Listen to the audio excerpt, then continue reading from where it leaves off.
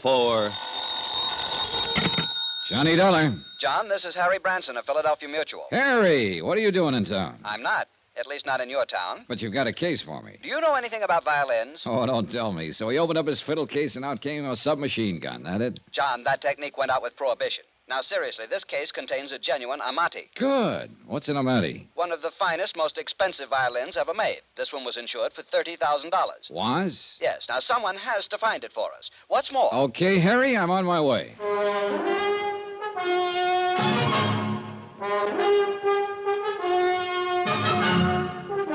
tonight and every weekday night, Bob Bailey in the transcribed adventures of the man with the action-packed expense account, America's fabulous freelance insurance investigator. Yours truly, Johnny Dollar.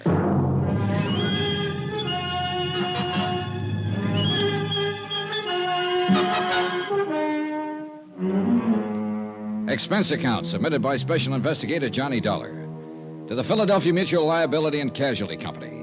The following is an accounting of expenditures incurred during my investigation of the Ricardo Amerigo matter. Expense account item 1, $12.40, train fare and incidentals to Philadelphia, Pennsylvania. I took the train because Harry Branson didn't seem to be in any particular hurry, and I kind of like a slow look at the countryside this time of year. When I got to Philadelphia, I checked in at the Bellevue Stratford, shaved and showered, then went over to Harry Branson's office in the Security First building on Walnut Street. You deceived me, John. I thought when we talked long distance that you'd be here right away. But instead of flying down, you Old took the Sobersides Branson Possibly hadn't a loss changed of a bit. valuable time. I don't Hair know. a little grayer than the last I hope time to I'd know seen him, as soon perhaps. as I hear further from Amerigo's But still the booking same agent. serious lad We'll see who what, if always anything, acted he as can though tell he us. was carrying the weight of the world on his shoulders. Now, I feel a deep personal concern over the whole matter because it was a man I put in this office myself who issued the policies, both of them. 2 policies on this fiddle you were talking about? No, John, one on the Amati violin, $30,000. Yeah. And one on Ricardo Amerigo himself for $20,000. Who is Ricky? Who? Well, isn't that what you said his name is? I'm sure I didn't mention anyone by the... Ricardo Amerigo, yes. Well, where's he playing? The Purple Cat or maybe Wee Willie's joint over on John, Fifth Street? this man is a concert violinist, or was. He's disappeared. Now, please, no more levity. Sorry, Harold. It's Harrison. Sorry, Harry. All right. I'm quite all right. Now, I realize that you have quite a sense of humor, John, but in a matter as important as this... Yeah, sure. Now, let's have the story. Very well. A few years ago, Ricardo Amerigo was one of the world's leading concert violinists, as famous in London, Paris, Rome, as in the concert halls of this country. Uh-huh. Such virtuosity, almost unbelievable. I shall never forget one evening here in our Academy of Music. He had just finished a perfectly brilliant Wieniawski. Amazing technical performance. Yeah, well... And for an encore, he played Sarasate Sapateado. Even more brilliantly. Harry... But the audience wouldn't let him leave the stage. Ricardo Amerigo... has disappeared. Oh, yes. And you're in a hurry to get on with the case. I'm sorry. Now, thinking of his superlative performance that night carried me away. Yes, he's dead, disappeared. And the violin, no trace. Dead. You didn't say that before. I know. You see, there's no proof of death. No body. Disappeared. Well, don't let me shock your finer sensibilities, Harry. Murder? We have thought of that, of course. Who's we? The Port Morris police. Port Morris, New Jersey, that is. Oh. Yes, you see, since Amerigo's car went through the bridge rail, crashed right through it, and plunged into the river, stream... Trying to creek. tie Harry down to pertinent Port facts Morris that would police help me in came my in. investigation was, futile. At least 3 times during the next half hour, he went off on glowing descriptions of violin recitals he had known. Heifetz, Selman, Chrysler, and so on. But he did come up with 1 or 2 things I wanted. First, Amerigo and his fiddle had been driving down from Philadelphia to some spot on the South Jersey seashore. Crossing an old wooden bridge over a little stream, an inlet from the ocean, the car had smashed through the guardrail and gone to the bottom of the inlet. The car, of course, was found. Amerigo and his violin, no. Second, and just as important, the name of the beneficiary of Amerigo's policies. Item 2 on expense account, $1 even. Taxi to the Harnell building, also on Walnut Street, in the office of Peter Corbin, Amerigo's booking agent. The building was plush, but Corbin's office was about as bare as I'd ever seen. An old beat-up desk, a battered filing cabinet, and a couple of straight chairs. That was it. Come in, Dollar. Come in. Sit down. Corbin was chewing the stub of a cigar that he'd forgotten to relight for at least a couple of days. We made with the usual howdy-do's. Well, your man Branson told you exactly right, Dollar. I'm Ricardo Amerigo's sole and only beneficiary. Well, isn't that a bit unusual for a man's agent to be his heir? Or, was it because you were old personal friends? I'm going to give it to you straight. I brought Amerigo over to this country. Myself, my own sole expense. I actually gave him the build-up. I started his whole entire career. I kept him on top, all at my own expense. Well, didn't you collect a regular agent's commission on his earnings? Oh, sure. Plenty more. Why kid about it? Sure, while he was working. What's that supposed to mean? Bottle. What? Yeah, started hitting the bottle. Bad, not good. And believe me, the word gets around fast. Instead of making me money, himself, too, of course, he started costing me money. But you see, he never saved anything, even when he was earning big. You know how these artists are. Yeah, I've heard. Well, it's the same with all of them. He got in debt actually up to his ears. And nobody, no family, no relatives, nobody to pull him out. Nobody but me. Big-hearted Corbin. So you had him take out a lot of insurance and name you as beneficiary? Well, that was his idea, actually. Of course, he always did have the Amati insured. That's his violin. So I've learned. Oh, you know about violins? No. Oh. Well, but the life insurance, that was his own idea. Double indemnity, all that sort of stuff. Double indemnity? Oh, yeah. But guess who had to dig up the moolah for the last couple premiums? Big-hearted Corbin. You're right. Not a bad investment, though, was it? What? Hey, Couple of wait thousand a in minute. premiums, and you stand to collect plenty. If we can find proof that he's dead, and if we can't Oh, recover I don't the... like that, Dollar. I don't either, Corbin. It doesn't smell good. Oh, you think me, his own agent, actually rigged something like that for one of my best friends? You think that... Listen, wise guy. Even if I did have any of a such idea, it'd be crazy. Anything actually as obvious as that. Well, sometimes the most obvious is the best cover-up. Oh, get out of here, Dollar. Unless you want somebody to start collecting on your insurance. Even if it isn't you, huh? Get out! So help me. Yeah, pretty obvious. And every time you open your mouth... Oh, no, you don't. Why is it that people who telegraph their punches are always the first to start swinging? I don't know. Anyhow, I left Corbin to pick himself up and start thinking about some alibis he might need. And in the cab back to my hotel, I did a lot of thinking myself. Sure, the obvious off times is the best cover-up, and yet it might be too obvious. Far too obvious. Branson here? Johnny Dollar here. Oh, John, good. Listen, at least there'll be no double indemnity to pay in the Amerigo matter.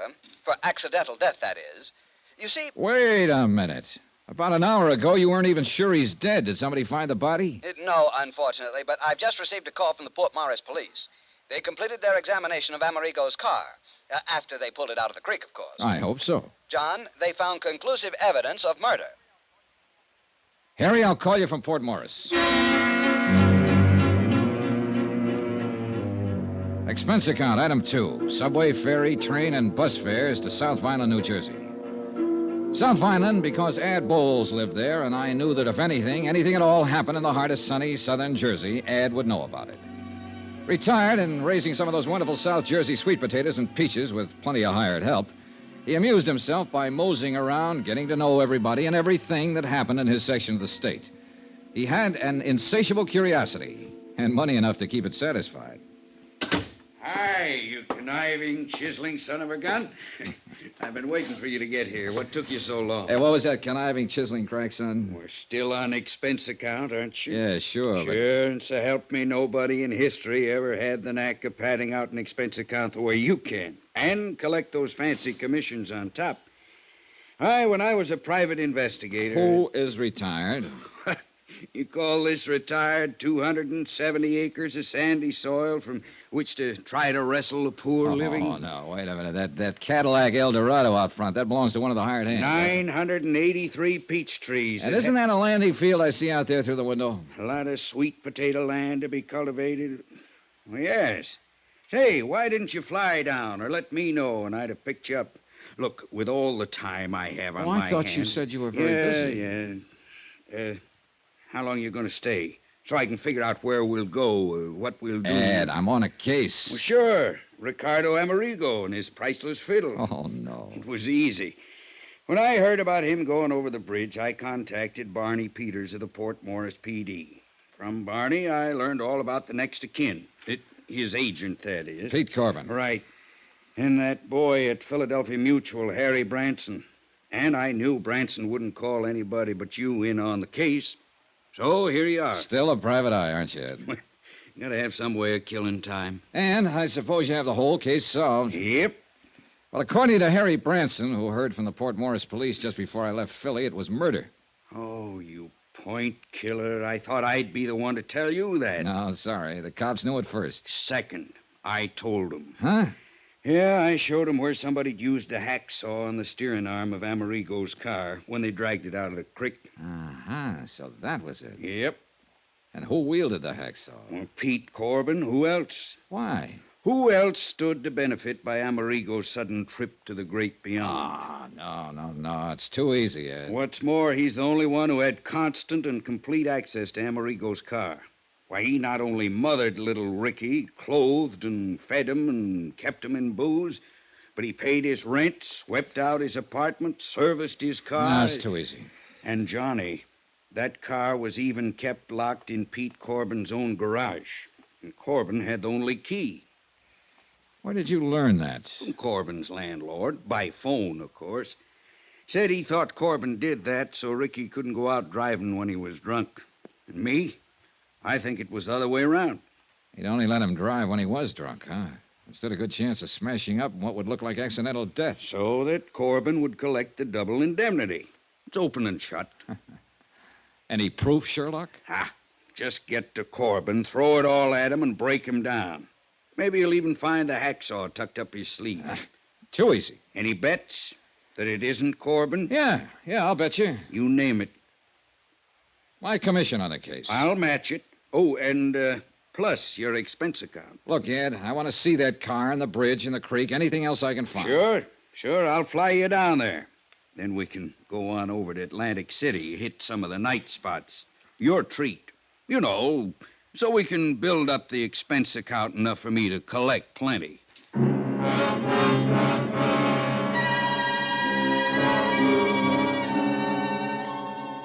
Ed Bowles had been a pretty good investigator in his day, seldom gone off half-cocked. Yet all his evidence was purely circumstantial. And where was the body? What's more, Pete Corbin acted anything but scared. Or so I thought until I put through a routine call to Harry Branson. He was worried. He had a right to be. Pete Corbin had packed a bag, jumped into his car, and disappeared.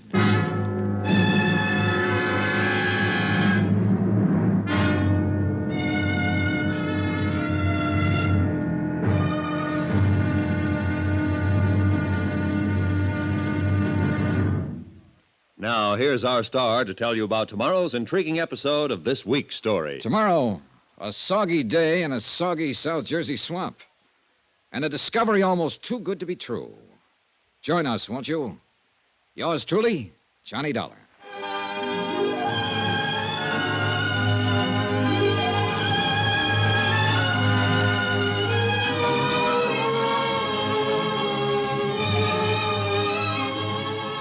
Yours truly, Johnny Dollar, starring Bob Bailey, is transcribed in Hollywood.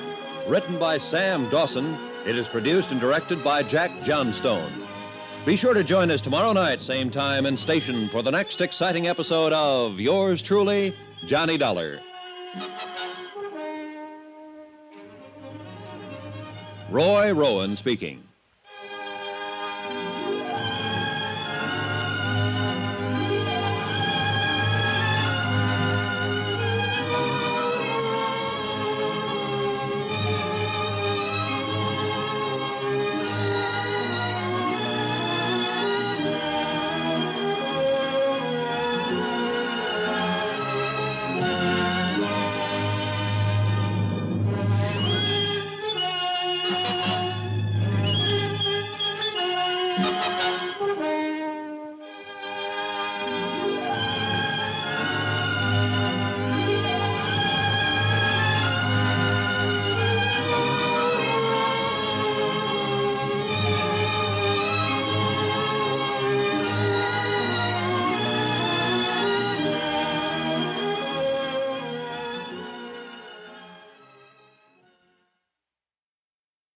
From Hollywood, it's time now for Johnny Dollar. Sergeant Barney Peters, Port Morris Police. Oh, hi, Sergeant. Thought you and Adam Bowles were coming over here to look at the evidence in the murder of Ricardo Amerigo. We are. Ed's out warming up his plane. That's why I answered his phone. We got a visitor here in Port Morris. Who? The guy Ed thinks did the job. Pete Corbin, Amerigo's booking agent? That's right. In Port Morris? That's right. Well, are you holding him? I can't. No legal reason to, in spite of Ed's suspicions. Well, what's Corbin doing there? I don't know unless Ed's right about him. Huh? And Pete knows you're on his trail. Oh, what's that mean? What could mean he's down here gunning for you.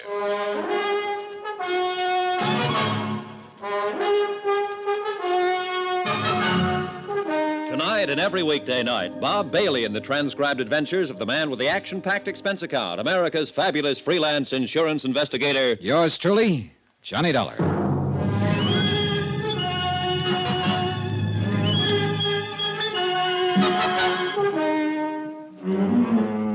Expense account submitted by Special Investigator Johnny Dollar. Location, Port Morris, New Jersey.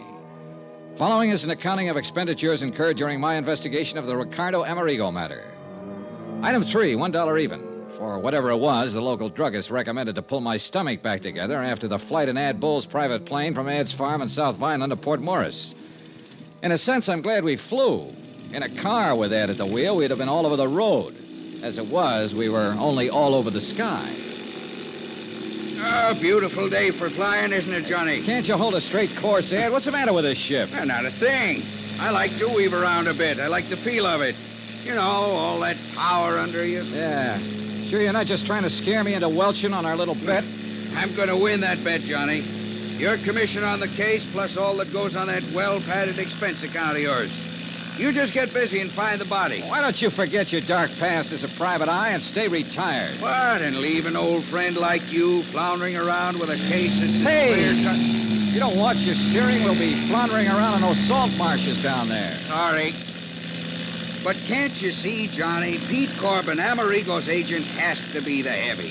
He's the beneficiary of Amerigo's policy. Amerigo owed him a lot of money. Too easy. And Pete's the only person we know of who was with Amerigo constantly. You got motive, opportunity. Too easy, I tell you.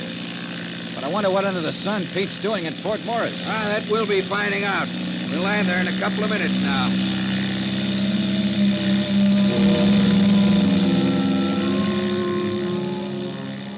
The little town of Port Morris was set on the edge of one of the wide salt marshes that border a lot of the South Jersey shore. Just a vast expanse of salt hay indented with little coves and inlets. Soggy, swampy country. Ideal breeding place for the famous Jersey mosquitoes. And I guess for me, the ideal breeding place for trouble. Sergeant Barney Peters met us at the mucky little landing strip just outside town. And we headed out on a narrow, muddy road across the marshes. Yes, sir, Mr. Dollar. If I were you, I'd try to pin down this Corbin. Well, where is he now? Back in town. Got Alf McCracken keeping an eye on him. Alf's the boy you saw Amerigo crash through the bridge that night, you know. Barney, I still wish you'd cooked up something to hold him. But what, Ed? Sure, Ed. Every bit of evidence you think you've got on Corbin is purely circumstantial. What else have you got to go on, John boy? Oh, we'll see. We'll see. After I have a look at the bridge Amerigo busted through in his car. It's just up ahead a bit. Crosses the Lucky Hoe Creek. I'd also like to know who could have... Well, I'd like to know what could have happened to his body. To that $30,000 Amati violin. You'll see. Just keep in mind that there's a mighty big flow of water in the creek from the tide coming in and going out. Tell me, Sergeant. Johnny, I checked it. Huh? Tide had just turned, was on its way out to the ocean at the time Amerigo's car went over the bridge. Right, Barney? That's correct, Ed. Right now, though, it's probably about as low as it'll... Whoa! What's the matter? Just pulling over to let this car that's coming past us. Otherwise, one of us might sheer off into the swamp. Yeah, these roads weren't meant for two-way traffic. Darn fool's coming pretty fast for a road like this. If he isn't careful... Hey, look, Pennsylvania plates. Huh? He's right. That's Corbin's car. Corbin, huh? Swing across the road. Block him. Quick! Son of a gun. Well, now, where's Corbin, all right? Well, then swing around. Go after him. On this road, he'd slide off into the swamp so fast, by the time we go on up to the bridge and turn, he'll be halfway back to Philadelphia, blasted. Well, we had the bird in hand and didn't know it. What are you going to do now, Johnny? Just exactly what we started out to do. You're losing valuable time. Now, if I were still in this Ed, racket... why don't you stay retired? We drove slowly on up to the bridge, stopped and got out. And although the tide was almost low now, it was easy to see how that rush of water would easily carry a violin or a body or most anything right out to sea. Or could it? The tide was running this same way when it happened. Out. Yeah. And the current was a lot stronger than it is now, so you can imagine what it would... Huh? Yeah. What's the matter, Johnny? Well, that big bird nest, whatever it is, down there at the side of the creek, 50, 60 feet. Oh, that's just where the reeds and hay got matted up. Does look like... Hey. Yeah. If that isn't a fiddle case propped up on top of it. Sure looks like one. Sure it is. Sure. The tide was higher then. The fiddle's stuck in those reeds. Wait here. Well, now, Johnny, don't you come back here. Dollar! Dollar, it's like quicksand. Stay out of it. Oh, you darn fool. It was Come like on back. quicksand, too. You'll never make it. Black, gluey muck. And I sank into it up to my knees. I almost had to swim through it, hanging onto it, pulling myself along by the reeds and bulrushes. But half of this case hung on that $30,000 Amati violin, and I wasn't going to let it slip out of my hands. A couple of times I dropped into soft holes, almost up to my shoulders, but somehow I kept going. Pulled the fiddle case off the pile of matted weeds and started back. But I'd used up most of my strength. With only one hand to pull myself along to... Ed! Johnny! Johnny, try and grab this rope. Here! Can't! Breach! Try it again, Ed. Drag it back. Try it again. Johnny, use the violin case. It'll keep you afloat. I'll try. You all right, Dollar? Dollar! Here, Johnny. The rope again. Johnny! Johnny!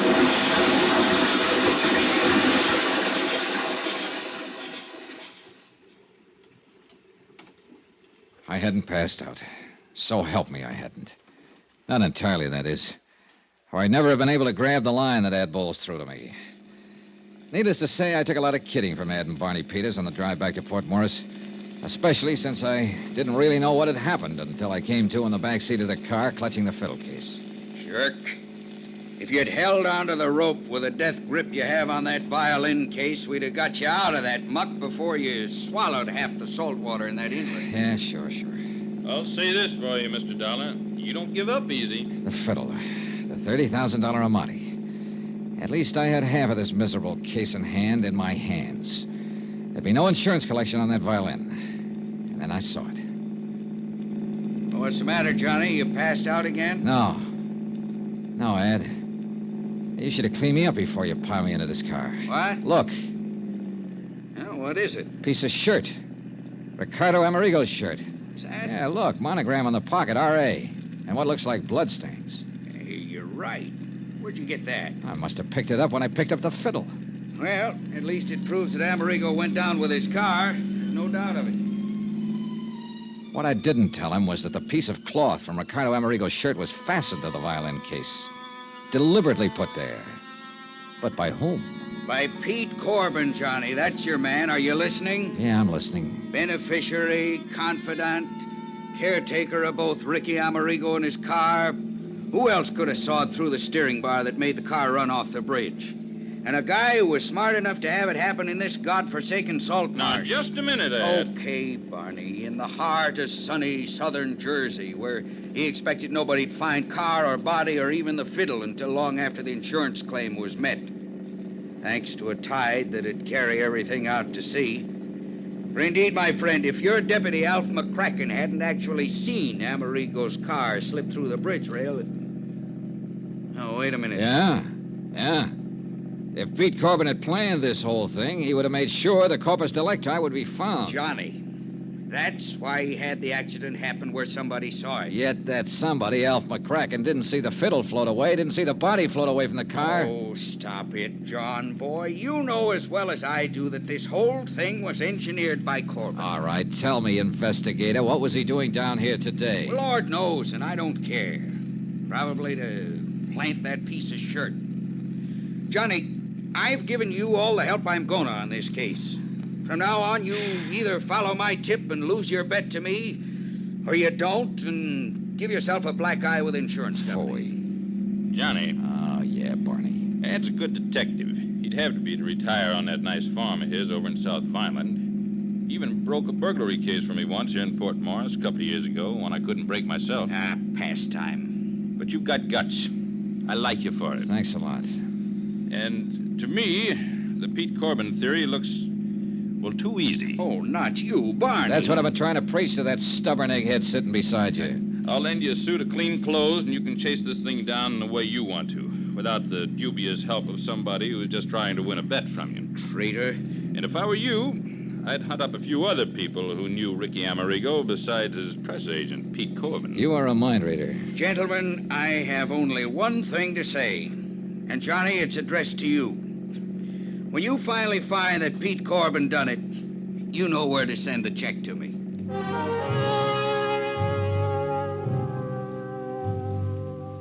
At Port Morris, we learned that Alf McCracken had lost track of Corbin when the former dropped in at Osborne's Oyster House for a dozen and a half shell. Hadn't even seen him take off in his car, much less leave in a hurry after spotting us on the road to Lucky Hole Creek. I took advantage of Barney's offer, borrowed a suit of his clothes, and accepted a ride from him to the crossroads of Woodvine where I could get a bus back to Philadelphia. Sure, half my job was done. I'd recovered the $30,000 Amati violin. But I could still hear the oh-so-pleasant voice of Ad Bowles, ex-investigator, not so retired. You know where to send the check to me, Johnny boy. Expense account item 5, $4.95. Bus fare from Woodvine to Philadelphia. And believe me, it's a long bus ride. As soon as I got to my hotel and changed into my own clothes, I called Harry Branson at the insurance company. Mr. Branson here? This is Mr. Dollar, Mr. Branson. Yes, Mr. John. Yeah, I'm back at my hotel, music lover. And I've just won the $30,000 Amati. What? Yeah, I got the fiddle for you. Well, thank heaven you recovered it. What of Ricardo Amerigo? Later.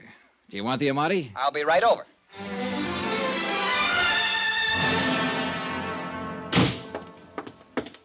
Where is it, John? Where is it? Right here, Harry, right here. Case, bow, and all. Oh, thank heaven.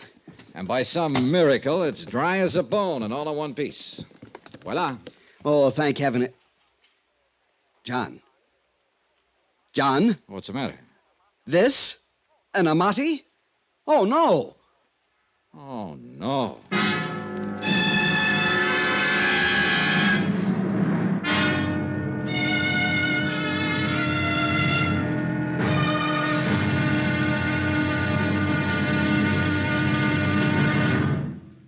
Now, here's our star to tell you about tomorrow's intriguing episode of this week's story. Tomorrow, the results of a poker game. And believe me, there are times when the cards can be really stacked against you. Join us, won't you? Yours truly, Johnny Dollar.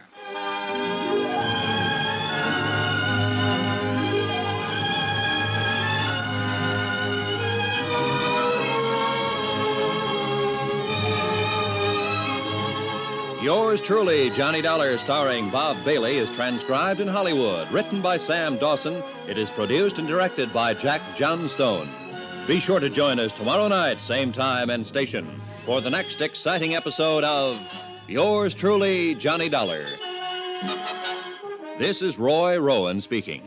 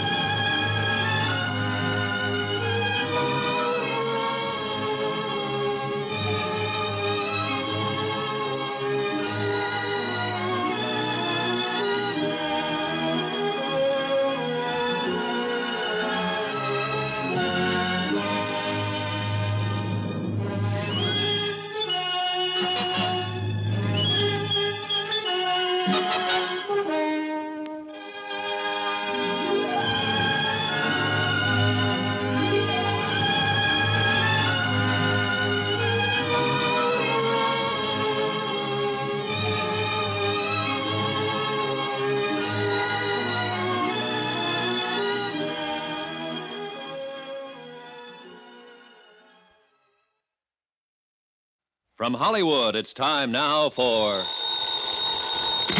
Johnny Dollar. Yeah, Pete Corbin, Dollar. I found your message when I got in, but I don't know why I'm returning your call after that lacing I took from you. Well, at least you haven't run out on us. Why should I? How would you like to explain what you were doing in Port Morris, New Jersey yesterday afternoon at the scene of the so-called accidental death of your client, Ricardo Amerigo? Oh, yeah, I thought that was you I saw in that car down there. It sure was. Are you in your office? Yeah, that's right. I thought you wanted Well, stay to know... there. I do want to know. That and a lot of other things. I'll see you in about an hour after I've made another call. Okay, I'll be here.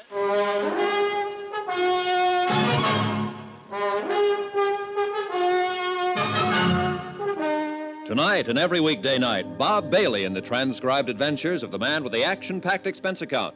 America's fabulous freelance insurance investigator. Yours truly, Johnny Dollar.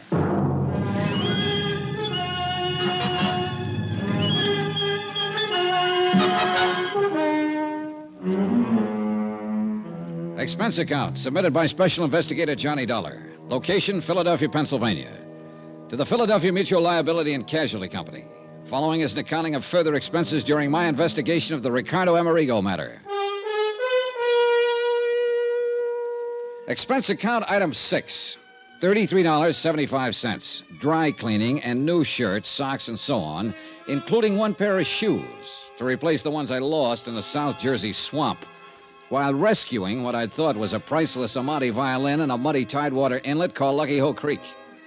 But when I showed it to Harry Branson at Philadelphia Mutual, well, at least he promised to have an expert look it over and pass final judgment. That's the reason for item 7, 85 cents. Taxi to Harry's office in the Security First building.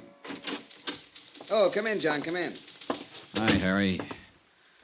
Well, what have you found out? Nothing yet, but I should hear from the violin man any minute. John, I do hope I was wrong. Sit down. Thanks. Harry, I could have committed mayhem when you told me that fiddle I picked up in the swamp isn't the Amati. To think you nearly drowned retrieving it. Oh, brother, that's putting it mildly. But I'm sure Foresto will know. Foresto? Foresto's Nigliario, however he pronounces it, the violin man. He really an expert? Well, he's the one who okayed the $30,000 policy on Amerigo's violin. Let's just hope this one's it. Did you learn anything in Port Morris? Only confirm what you'd already learned from Sergeant Peters down there. That someone had sawed through some steering connection on Amerigo's car before it crashed through the bridge. Yeah.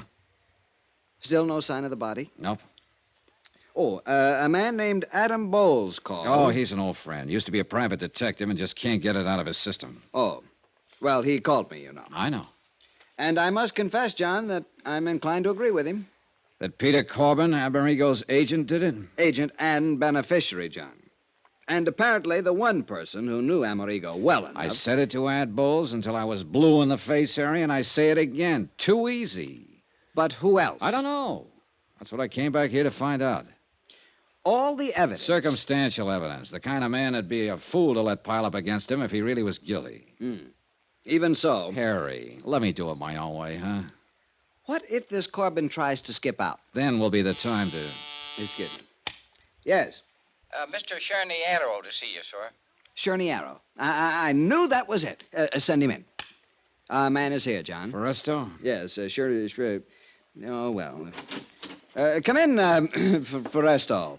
Meet Mr. Dollar. Yeah, how do you do, Mr. Dollar? You brought the fiddle? Yeah. Right here on the desk. Well? Thank you. I'll open up the case. Well, is it? Mr. Bronson, Mr. Dollar, I'm sure. Well, Mr. Cherniero? Cherniero. Look, you've only got to look now that I've cleaned away some of the mud and the salt from the swamp where it was found. We're lucky it did not do any real damage to change the appearance. But nobody could tell the way you gave it to me. Well, how about now that you've cleaned it up? Yes. You see here. The shape of the F holes, the curve to the belly. Yeah? The beautiful shape, the signs of age, and above all, here, you see, the label. Label? Through the F hole, you can see it. There, Niccolo Amati. Then it is Amerigo's. See? You're sure, Mr. Cherniero? The label says. And Foresto says. Well, look, I talked with a fiddle player in the orchestra at my hotel last night. He told me there are literally thousands of imitations of every important violin ever made. Shape, size, label, and all. Now, listen, Foresto. See? Tell me the truth. Do you really consider yourself an expert? Well, I'm a seller violins in my store. Violins, harmonicas, ocarinas, victrolas. How good are the violins you sell? Oh, so good ones. Some as high as $65.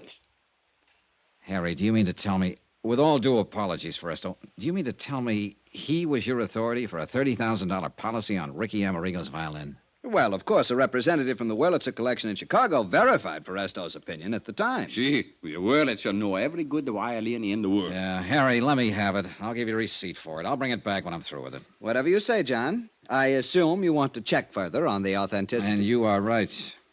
John, Yeah. to put it bluntly, you've still not accomplished very much insofar as Amerigo himself is concerned. With this fiddle under my arm, I think maybe I will. See you later.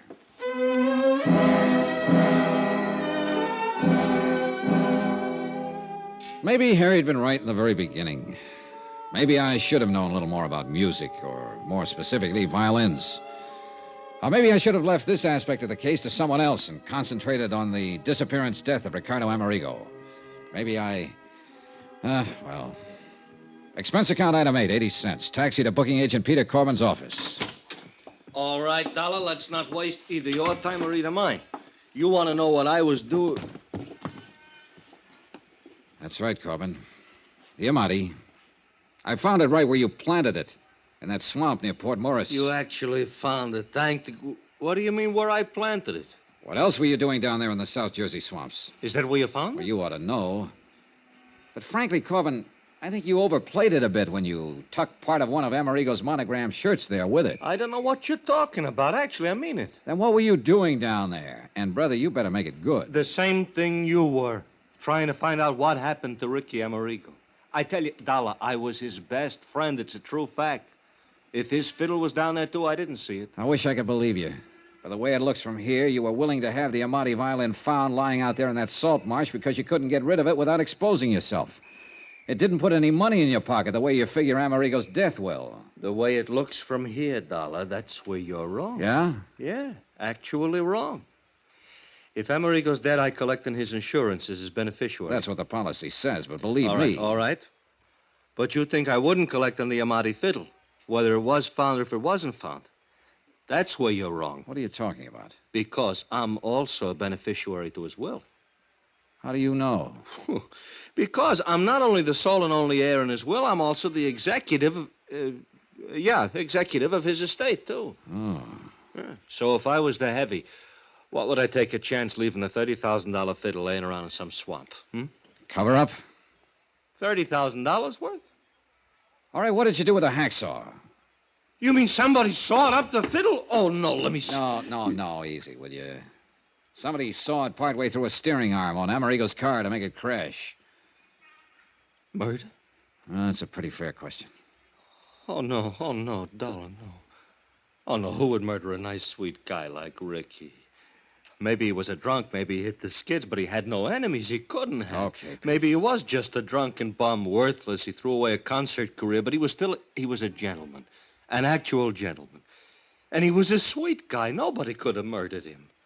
Oh, no, Dollar, not Ricky. Pete, will you? Who was it? Tell me, huh? Who was the lousy punk? I'll kill him. Okay, Pete, I believe you. I don't care whether you believe me or not. Will you tell me who done it? Pete. Ricky. Pete, will you listen to me? I'm listening. Now, look here. Look here and tell me. Is this Ricky's Amati violin? Yeah, that's it. Ah, poor Ricky. Poor drunk. You're sure? I'm sure. All right, Pete, I'm going to give it to you straight. All I ask is you Now, tell listen to me, will who... you? We don't know who killed Ricky Amerigo. We haven't even found his body. The Port Morris police are still trying, of course, but it could have been carried by the tide through that inlet, the Lucky Hole Creek, right on out to the sea. Or, of course, it may appear somewhere along the creek. It'll take weeks to search that swamp thoroughly. Dollar, Anyhow... if they do find him, I want to see he gets a decent burial. Will you promise me? Okay, I'll try, but listen, will you? Because of the sawed-through steering arm, his death was made to look accidental. Double indemnity. And you're the beneficiary. He not only wasn't making you any money because his drinking kept him off the concert stage, but he owed you money, plenty. Now, that's a motive.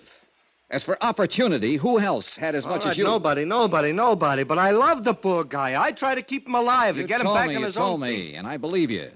But the fact remains that the insurance company, the police, even a pretty smart private detective I know, all figure you for number one suspect. And they hope to accumulate enough evidence to move in on you. And you're with them, huh? No. What? Yesterday right here you told me... Sure, I know I did. But I've had time to think it out. Now, pinning it on you is just too easy, much too easy. I'll say it to your face, Pete. You're no mental giant.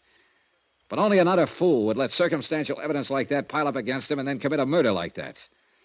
I may be wrong. Lord help you if I am and find out. But I think you're clean. I swear I am. And I'm going to play it that way unless I find solid reason to change my mind. Because, Pete, Yeah, Johnny. you're the one person who can help me in this case. I'll do anything. Actually, anything. Just ask me. All right. Now, first tell me where you were last Friday evening when Amerigo's car made that dive off that bridge. Alibi? That's right, brother, and you can be sure I'll check it. At Willie's. All right, who's Willie? Willie Elliott. He's a saxophone player. He's one of my clients. He was a friend of Ricky's, too. Well, where can I find him? What's his address? I'll write it down for you. We had a four-handed poker game. Who else in the game? Well, Jerry Goldsmith, 120. You know Ricardo, too? Oh, yeah. Composer, conductor, violin player. Fiddle player, huh? Who was the fourth? Eric Snowden. Who's he? He's a fiddle maker. He lives at his shop. I'll write that down. Fiddle maker, did you say? Yeah. Here you are. Yeah, he was the sole and only man Ricky would ever let touch his amati for repairs and fixing up, you understand? Who else were good friends of Ricardo's? While he was making it, plenty. Lately, nobody. You sure? Oh, nobody, Johnny, I know. Of course, he hung around a lot of bars. He was a regular. Give me a list. Well, let's see. There's a little place over on Pine Street called the Yellow Lamp. Expense account item 9, $370. A quick sandwich for Pete Corbin and myself and a flock of phone calls to Pete's poker pals. Just to make sure they were in and available when I could get around to see them. I had to phony up an excuse for seeing each of them. A friend of Pete's, just in from out of town, suggested I give you a call, that sort of thing. And apparently it didn't arouse any suspicion. At least it was a start. And for the first time, call it a hunch or whatever you like, I felt I was going to get somewhere in this case. As it turns out, I was. Believe me.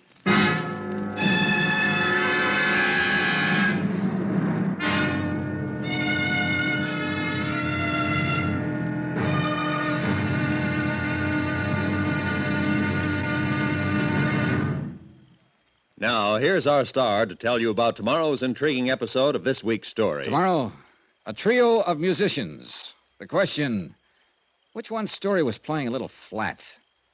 Join us, won't you? Yours truly, Johnny Dollar.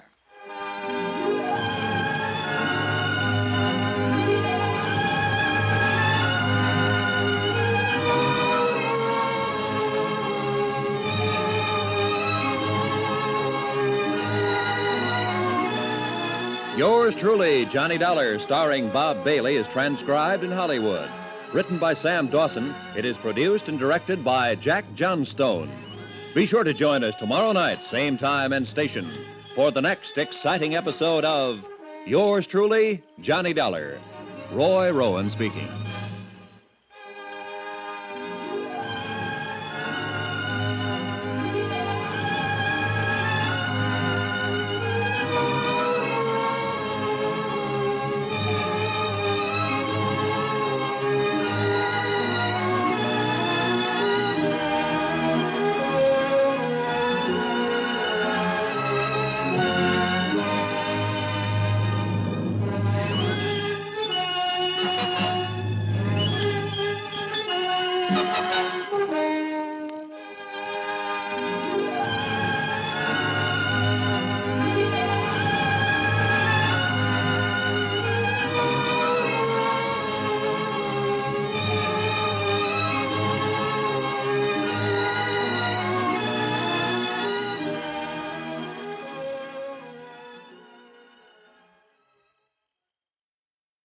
From Hollywood, it's time now for...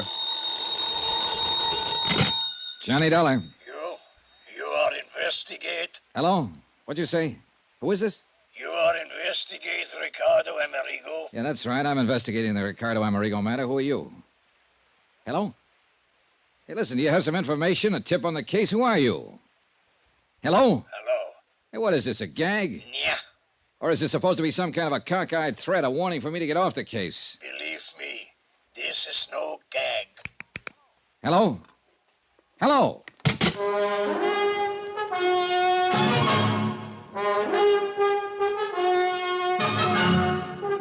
Tonight and every weekday night, Bob Bailey in the transcribed adventures of the man with the action-packed expense account, America's fabulous freelance insurance investigator. Yours truly, Johnny Dollar.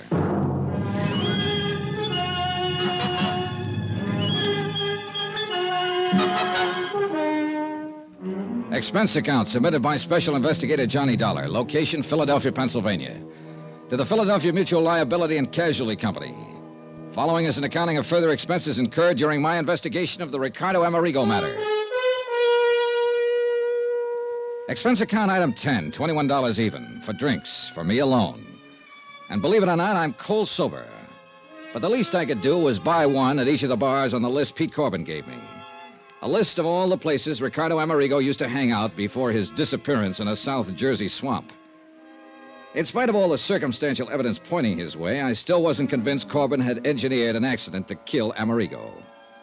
Pete had also given me a list of Amerigo's closest personal friends, 3 of them. I'd told them I'd see them later. Meanwhile, I hoped to learn something helpful from the places where he apparently spent most of his time during his last few months on this earth. But the result can pretty much be summed up by the last bar on the list, the Hangover Club. There you are. Cost you 80 cents. Here, keep the change. Oh, thanks. Yeah, it's just like I tell you, mister. You come in here, buy a few drinks, sit and drink them, leave. Well, didn't he ever talk to anybody? Not even me. Just sit here and get plastered until one of his friends would come in and drag him away. Who? Did you know any of them? Oh, sure. Willie Elliott, saxophone player at the Crystal Room. Oh. Who else? Jerry somebody, fiddle player. Jerry Goldsmith. Yeah, they're on my list. Huh? Anybody else? No. Oh, yeah, wait, sure. His agent, Pete Corbin. Yeah, that's... Hey, if you knew that, why'd you ask me? I've heard the same thing exactly 20 times so far today. Yeah, well, I'll say this for him. They must have loved Amerigo. They might have fought and argued with him when they caught him in here, but it was all for one thing, to try and straighten him out. But, mister, he was too far in. Yeah. Yeah, shame for a talent like him, concert violinist, to hit the skids the way he'd done, but nobody couldn't seem to help him. The story had been exactly the same in every bar on the list. Apparently, the only friends, the only associates that Ricardo Amerigo had were those Pete Corbin had named. Expense account item 11, 110, cab fare to the apartment of William Elliott over on Callowell Street. Same story. No new names of friends or even acquaintances. He and Corbin and Goldsmith and the old English violin maker, Eric Snowden, had known Amerigo for years, good times and bad. Had all tried to help him, straighten him out, were deeply grieved over his death. Item 12, 570, cab to a suburb called Lanark to see Jerry Goldsmith, where I'll admit I expected to get the same story, the same names, no more, no less. This time I took the Amati violin with me.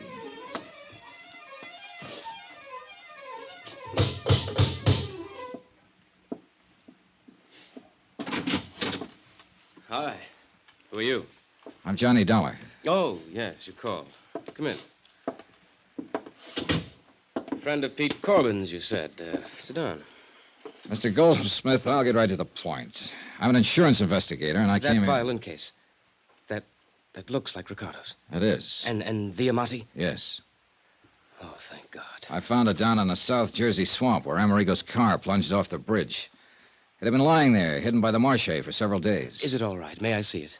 Well, one reason I brought it along was so you could substantiate identification. I make no bones about it, Mr. Dollar. I coveted this violin like nothing else in the world. I've played many fine instruments, Strads, Guarnieri, even this, my Stainer. I see. But Ricardo's Amati, there was something between that violin and myself that could exist for no one else. Not even Ricardo Amerigo when he was at his greatest. And when he started his terrible downfall. You, wanted it even more, huh? Yes, more than anything else in the world. Enough to kill for it?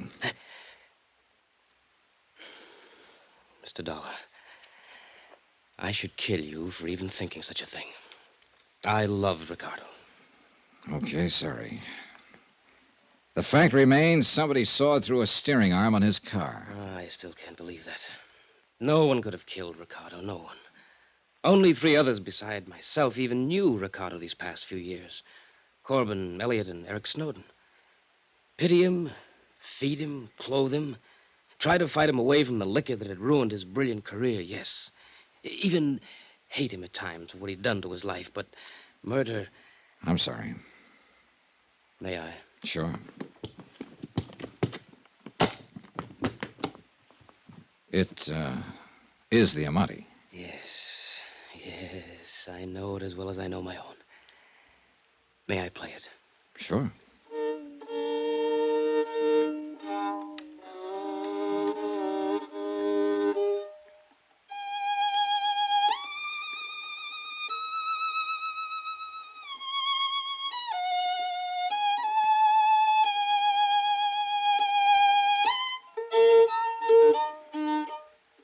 What's the matter?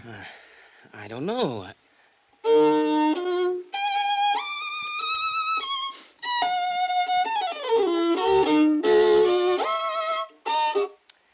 Mr. Dollar, it isn't here. The tone, the brilliance, the response, it isn't here. Something's wrong. You're sure this is the Amati? Oh, of course I'm sure, but something's wrong. Something's happened to it. It isn't the same. Well, you think the dampness of the swamp might have done... No, you can see. It's all right, but it isn't. Well, I don't know anything about violins. There are no cracks, no marks, no damage. Even the sound post. But you're sure it's Ricardo Amerigo's Amati? Yes, I told you so. I couldn't possibly be mistaken. But something is... Mr. Dollar. Well? I don't know. You know something? I don't either. I'm afraid I left Jerry Goldsmith rather abruptly and in a rather distressed condition. But I had plans, and the sooner I could carry them out, the better. Item 13 on expense account, $4.20 taxi fare back into town to the shop of Eric Snowden, violin maker. The only man who'd been allowed to touch Ricardo Amerigo's Amati, except, of course, for the music store owner who'd cleaned it up after I found it in the swamp. Yeah, it was possible he had done something to it that would destroy its tone. But for some reason or other, call it a hunch if you like, I hope not. Snowden's shop was located on a colorful little side street. Really not much more than an alley called Eisminger Street. Right in the middle of one of the busiest sections of the city, surrounded by skyscrapers, office stores, and all the traffic that goes with them. This one little alley. Except for Snowden's place, the tiny buildings packed side by side are all residences, left over from years gone by when this was a residential section, and still unspoiled by the bustling activity around it. Thank you, Mr. Romandi. And I'll be sure to hear you at the Academy of Music Saturday night. Sir! Mr. Snowden? Yes, I'm Eric Snowden, but that violin case... I'm Johnny Dollar. I phoned you. Oh, please come in. Mr. Dollar. That's right. It's Ricardo Amerigo's. It's been found. Please let me... Mr. Snowden, I'm an insurance investigator. Part of my job has been recovery of this violin. It's possible loss was the most heartbreaking thing I ever contemplated, but you found it. I think so. You think? I don't understand. Well, here, take it. Examine it. Yes, but not here. Come, we'll go up to my workroom on the second floor, where I can check it thoroughly. I'll lock this front door so we won't be disturbed. Now, come with me, please. I can't believe it. It's so wonderful you found it. It would have been a terrible loss to the world. Yeah, I guess so. You're not a violinist yourself? No. I'm afraid the only violin music I know is what I hear in... Now, here we are. Oh, quite a shop. Most of the finest violins in the world have been here, one time or another. The Stradivarius of Yasha. It was quite a shop. The violins of... The walls were lined with fiddles in the making and with tools. Some familiar and some that were... Wait a minute. Hacksaws. A couple of them small and delicate, but one a big one and dirty. As Eric Snowden turned away to open the violin case, I ran my fingers over the blades. And there was grease on one. Axle grease. Now here.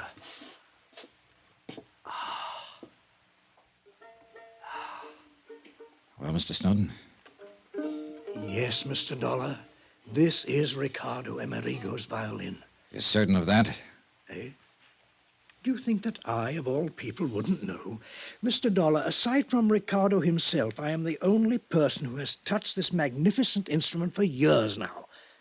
I must confess, I resent your least question of my judgment. All right, I'll be honest with you. I don't pretend to know much about violins, so I had somebody play it a while ago. Sacrilege. All right, be that as it may. It didn't sound to him or even to me like a $30,000 violin. And whom did you permit to lay hands on this priceless instrument? A friend. Should be horsewhipped. Only an artist, a great artist, should be permitted to handle a thing like this. But I suppose you understand that, Mr. Dollar. I don't suppose you... Well, go on. Mr. Dollar, someone has tampered with this. Oh? Of course it doesn't sound right. Did this friend of yours presume to be a violin maker, too? What do you mean? The sound post, the placement of the bridge. Of course it doesn't sound right. Now, Now, why does somebody have to... Do you want to answer that? No, let them wait. This is more important. No wonder you or your friend or anyone else question the validity of this instrument. Hey, whoever that is down there, he really wants you. Look here, a simple adjustment here and here. Oh, bother. Go ahead, I'll wait. All right, I shall be right back. It was a quick suspicion when I spotted the hacksaw on the wall, and I couldn't forget the warning over the phone. While Snowden waited on his customer, I poked around the shop some more, looking for goodness knows what. And I found exactly nothing. No doubt Snowden was telling the truth. Until I started to sit down to wait for him, and as I pulled over a stool, I knocked open the door of a cabinet next to his workbench. I started to close it again, and then I saw it. Hanging there on a hook was a violin. I grabbed it out of the cabinet and held it under the light beside the one in Amerigo's case. I held them up together. It was unbelievable. The shape, the color, the markings, nicks on the little pegs you tune them up with, a spot of stain on the scroll, even a tiny, almost indiscernible scratch on the back, an old pencil mark on the inside near the label. It was impossible, but it was true. These two violins were absolutely identical.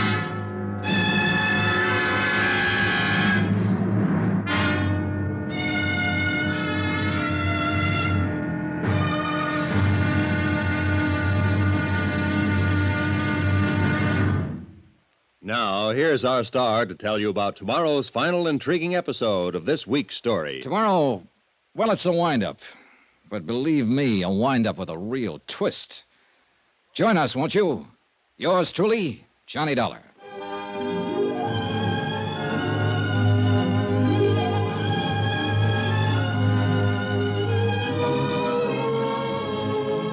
Yours truly, Johnny Dollar, starring Bob Bailey, is transcribed in Hollywood. Written by Sam Dawson, it is produced and directed by Jack Johnstone.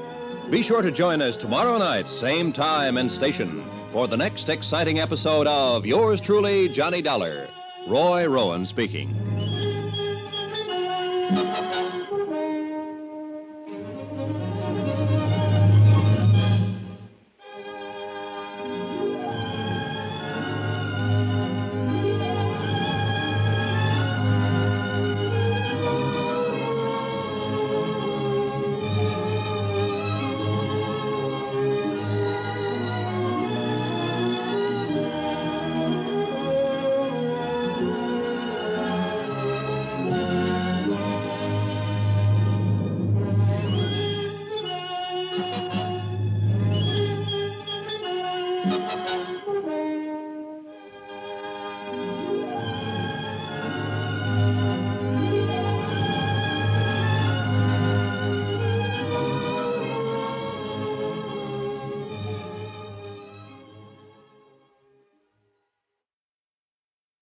From Hollywood, it's time now for...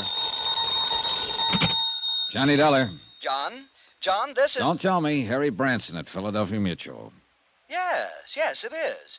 Listen, John, I know you found his Amati violin. Are you sure? But Ricardo Amerigo himself, nothing. And after all, there's not only the $20,000 policy on him, but... What do you mean, am I sure? Are you sure it was Amerigo's Amati violin I found? Why, of course... What do you mean? What if it wasn't? What if it was just an imitation? John, stop it. That's What do you mean? That $30,000 well-insured fiddle I picked up in the South Jersey swamps may be a phony. Oh, no. For heaven's sakes, come over here to the office and tell me... Oh, take it easy, Harold boy, until I've had time to find out a few things. John? See ya.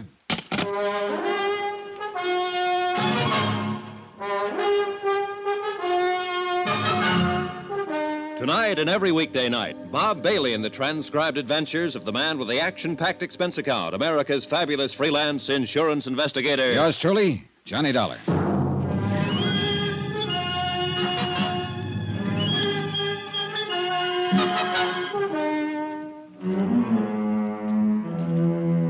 Expense account submitted by Special Investigator Johnny Dollar, location Philadelphia, Pennsylvania, to the Philadelphia Mutual Liability and Casualty Company.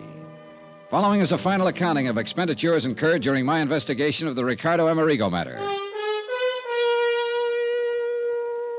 When Ricardo Amerigo's car was hauled out of a swamp somewhere near Port Morris, New Jersey, there was no sign of his body. Only a sawed-through steering arm on the car that indicated somebody had done him dirt. However, I did find the fiddle, the $30,000 Amati that had helped him become one of the world's top concert violinists. Anyhow, with a fiddle under my arm, I ended up at the shop of violin maker Eric Snowden for final confirmation that it was the genuine Amati that I'd found. This Eric confirmed. However, while we were in the second-floor workroom of his shop on Eisminger Street talking about the fiddle, somebody pounded on the street door downstairs. Oh, bother. I'll be back in a moment, Mr. Dollar. And that's when I accidentally, and so help me it was accidental, I knocked open the door of a cabinet and discovered another violin, identical in every respect with the one I'd found in the swamp at the scene of Amerigo's accidental death. Okay, so I did exactly what you would have done. I put the one in the cabinet into Amerigo's case and the one from the case into the cabinet. One of them was the genuine Amati. But which one? I'm sorry, Mr. Dollar, but he was so insistent. I thought he was one of my, shall we say, better clients. As it turned out, it was just a youngster who wanted to see one of the new G-strings. A youngster? Oh, I see you're joking. But now, let me take this magnificent instrument, readjust the sound post and bridge so that it... No, wait, Mr. Snowden. Eh? It's later than I thought. There are some things I must do immediately. Suppose I come back here later. Very well. Meantime, I shall make the adjustments on the Amati to restore its tone. No, I've got to take it with me. But I don't understand. There are a few things in this case I don't understand right this minute, but I hope to before very long. Mr. Dollar, you talk in riddles. Why don't you leave the violin? No, thanks. I'll see you later. But please be careful with it. If anything should happen to that priceless... Don't worry. Nothing will happen to it. I found that I'd almost spoken too soon, for I pounded down the stairs, across the floor of the store, and out of the door without the caution the book says one should exercise when leaving a suspect in a case. I'd no sooner got out on the street... It was a flower pot big enough to have killed a horse in its fall from the upper story window ledge. Oh, no. Good heavens, wait, Mr. Dollar. That was an accident. But I didn't wait. Expense account item 14, 10 cents. Phone call to Harry Branson at the insurance company to have the police put a man on Eric Snowden's shop immediately to make sure he wouldn't try to skip. Item 15, $7.50 for a cab to the house of fiddle-playing Jerry Goldsmith out in Lanark. Mr. Dollar. Hello, Goldsmith. I didn't expect it. But you left in rather a hurry earlier. Sorry, I had to keep a date. Hey, look, Jerry, when I was here before... You still have the violin? Yes, when I was here earlier and you played it, you didn't seem to think it was really Ricardo Amerigo's Amati. No, I didn't say that. At least at least it didn't sound like it when you played it. Yes, Mr. Dollar, that's right. Now, think a minute. You were a bit upset, excited, whatever you want to call it, when I brought it to you. Yes, that's true. Nevertheless... And I think you were also afraid I might have suspected you of Amerigo's murder when you admitted his violin was the one thing you wanted more than anything else in life. Except, of course, to have Ricardo straighten out. Become himself again. Become the artist again. Deserve to have this... Oh, I don't know. Whatever I say seems to make it sound like a... I don't know. All right, now, look, Jerry, calm down, will you? I'm not trying to pin a murder rap on you. Calm down and do something for me, will you? Why, yes, of course. What? Here. Have you had something done to it to restore the tone it used to have? It hasn't been touched by anyone else since I laid my hands on it. But I want you to play it again. Yes, of course I will. But didn't you say that some old fool with a music store cleaned it up? Jerry, it hasn't been touched by anyone else since I laid my hands on it. Now play it. All right. Go ahead, Jerry.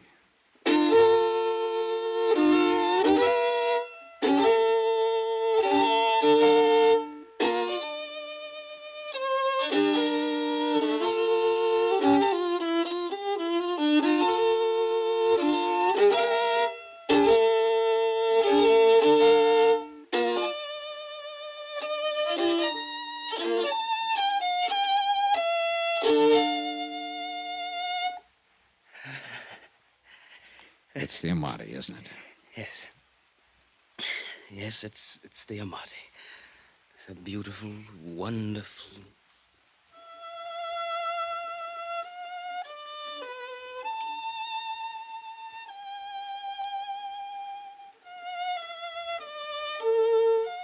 Funny. I never realized what a violin could. Can you hear me, Jerry? Yes. Yes. And to think it's taken something like this to lead me to a killer.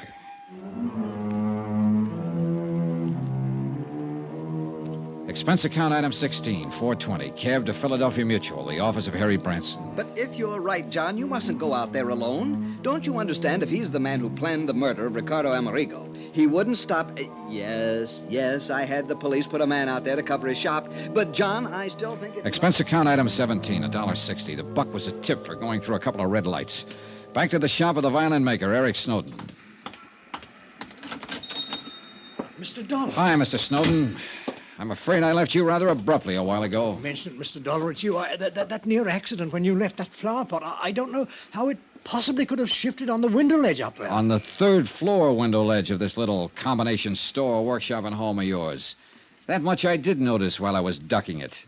If it had come off a second floor window, you know I might have suspected you of giving it a helpful shove. Oh, good heavens, Mr. Dollar, you can't possibly mean that. All right, forget it for the moment. But how can Let's go up to your workshop on the second floor. Come on. Well, yes, of course. But may I ask why? I want to show you something, and I think you know what. No, I certainly don't. Unless something has happened to the Amati. Oh, something certainly has. You damaged it since you were here. No such luck.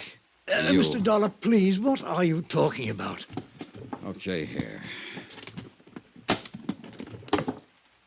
Now tell me the truth. Is this Ricardo Amerigo's Amati violin? Yes. I've told you so. You're sure?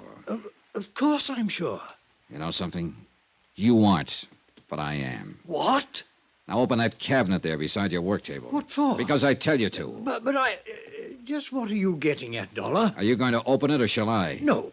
Get out of here. This is my shop, my place. You can't do this sort of thing to me. Would you rather the police did? They're on their way. The police? But I... Well? There's no need to open it. Ricardo Amerigo's Amati is in it. Well, that's where you're wrong. This is the Amati. In this case, the one in the cabinet is the identical copy of the Amati that you made.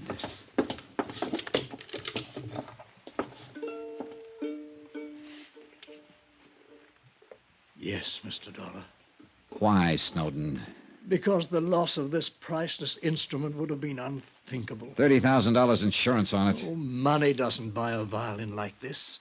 It must be played by an artist, by many artists, like the artist Ricardo was.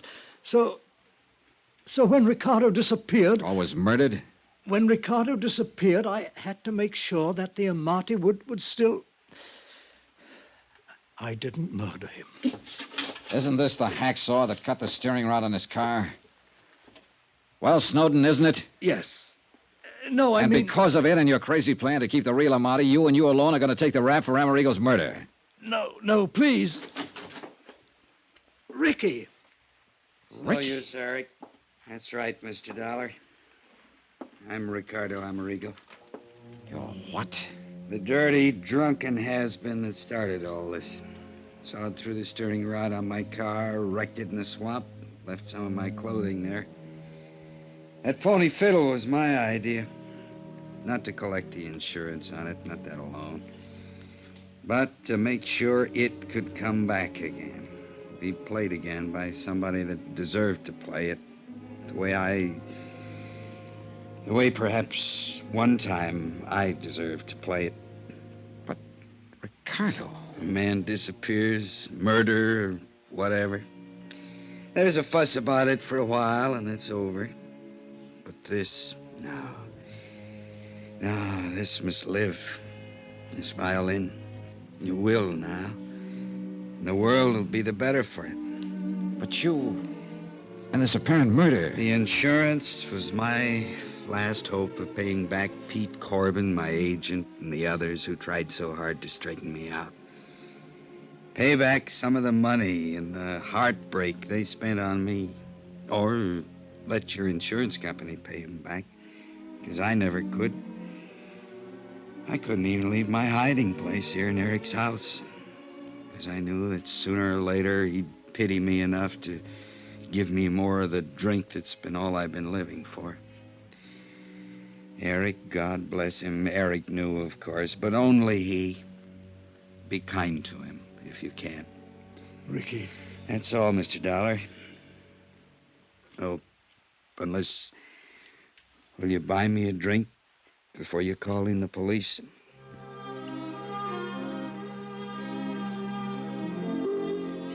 Expense account item 17, $8.50.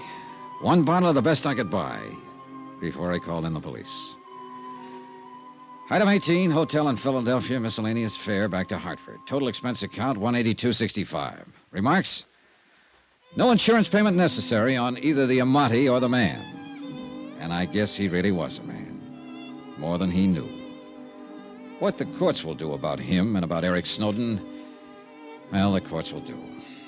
And I'm glad I have to have no part in it. You know, it's funny. Somehow I think I have a little better appreciation for music now than... Oh, well. Yours truly, Johnny Dollar.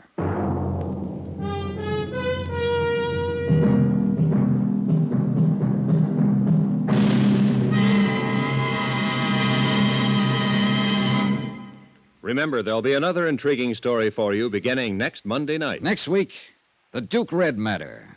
A racehorse that could only be stopped by a killer. And the killer didn't stop with horses. Join us, won't you? Yours truly, Johnny Dollar.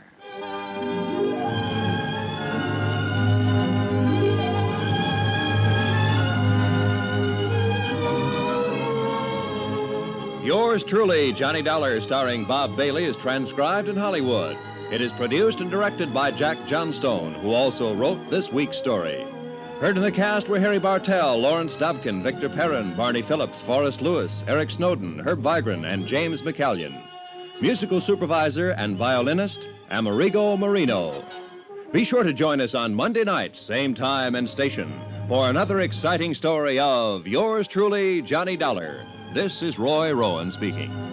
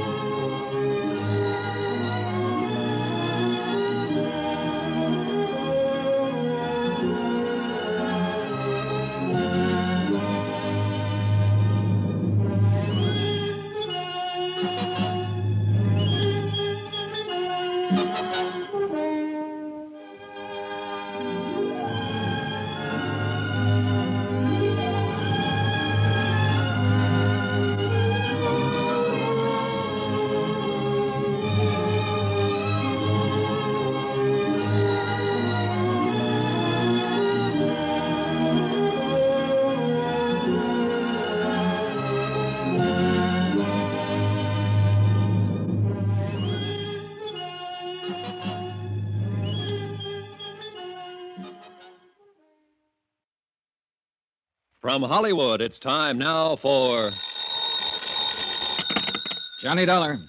Niles Pearson, Johnny, at Universal Adjustment Bureau. Oh, how are you, Niles? Worried at the moment. Can you help me out? I don't know. What's on your mind? $65,000 worth of horse flesh. Ever hear of Duke Red? Yeah, I think so. The Futurity last year? That's the horse. Johnny, Columbia Indemnity is going to have to settle a claim on him. Why? Duke Red was seriously injured and had to be destroyed. Did you say $65,000? Yeah. No wonder you're worried, Niles.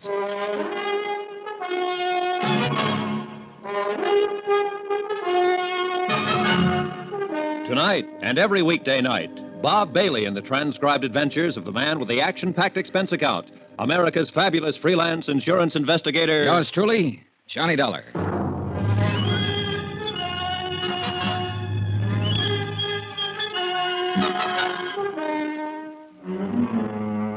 Expense account submitted by Special Investigator Johnny Dollar to the Universal Adjustment Bureau, Universal Building, Hartford, Connecticut. The following is an accounting of expenditures during my investigation of the Duke Red matter. Expense account item 1, $197.80. Airfare and incidentals getting me from Hartford to San Francisco and a town about 40 miles south of there called San Pietro. At the San Pietro Hotel, I learned that the Abbott Ranch was some 5 miles outside of town, but that the Abbott stables maintained offices in San Pietro.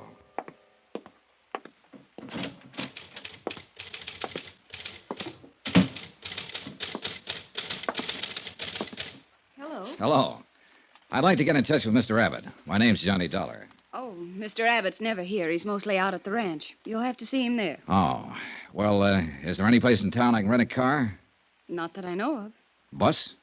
Afraid not. What's your business with Mr. Abbott? Insurance. I'm here to adjust a claim of his. Oh, yes, Duke Red. Could I see Mr. Abbott's business manager? Mr. Monroe. Mr. Monroe isn't with Mr. Abbott's office any longer. Well, now, that's funny. He was with Mr. Abbott's office 3 days ago when he notified us that a claim was being filed in this matter. I got it right here on paper. Oh. Well, you might as well know. Mr. Abbott and Mr. Monroe ended things. Mr. Abbott let him go. I see. Who's in charge now? No one at the moment. Maybe I can put you in touch with Mr. Abbott at the ranch. Good. 9433, please. Smoke? No, thanks. Hello, Cully? This is Judy at the office. Is Mr. Abbott there? When do you expect him? Thanks. Out for the day, Mr. Dollar. I'm not doing very well, am I? I wish I could be more helpful. Well, maybe you can.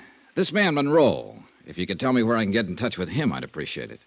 Didn't you understand? He doesn't work for Mr. Abbott any longer. Yeah, I know, but he did notify us about the claim.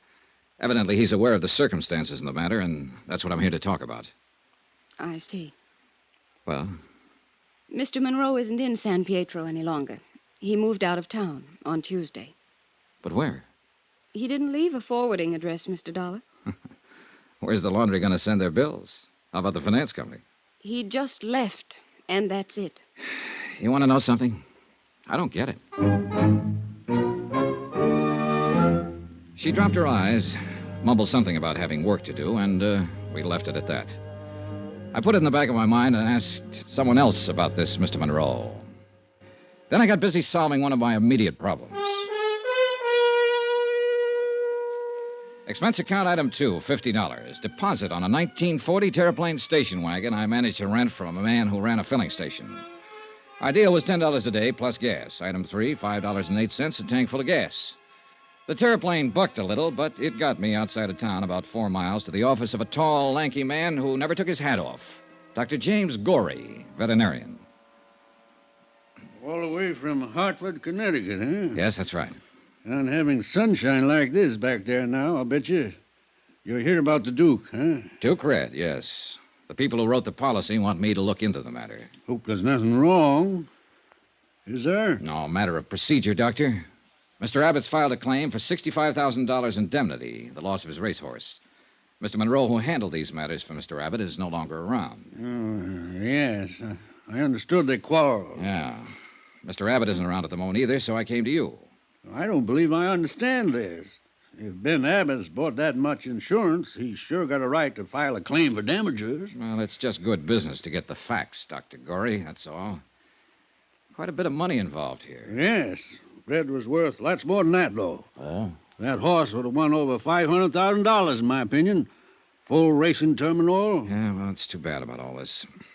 I understand from Mr. Monroe's correspondence that you treated the animal, Doctor. Yeah, yes. I take care of most of Ben's stock when they're here, when he's not on the road racing. Uh-huh. I'd like to know exactly how the accident happened, Doctor. There was something about a piece of machinery? A tractor with the blades up. Huh? Duke Red stumbled back into it hard. Cut through his right hamstring all the way to the bone. I see.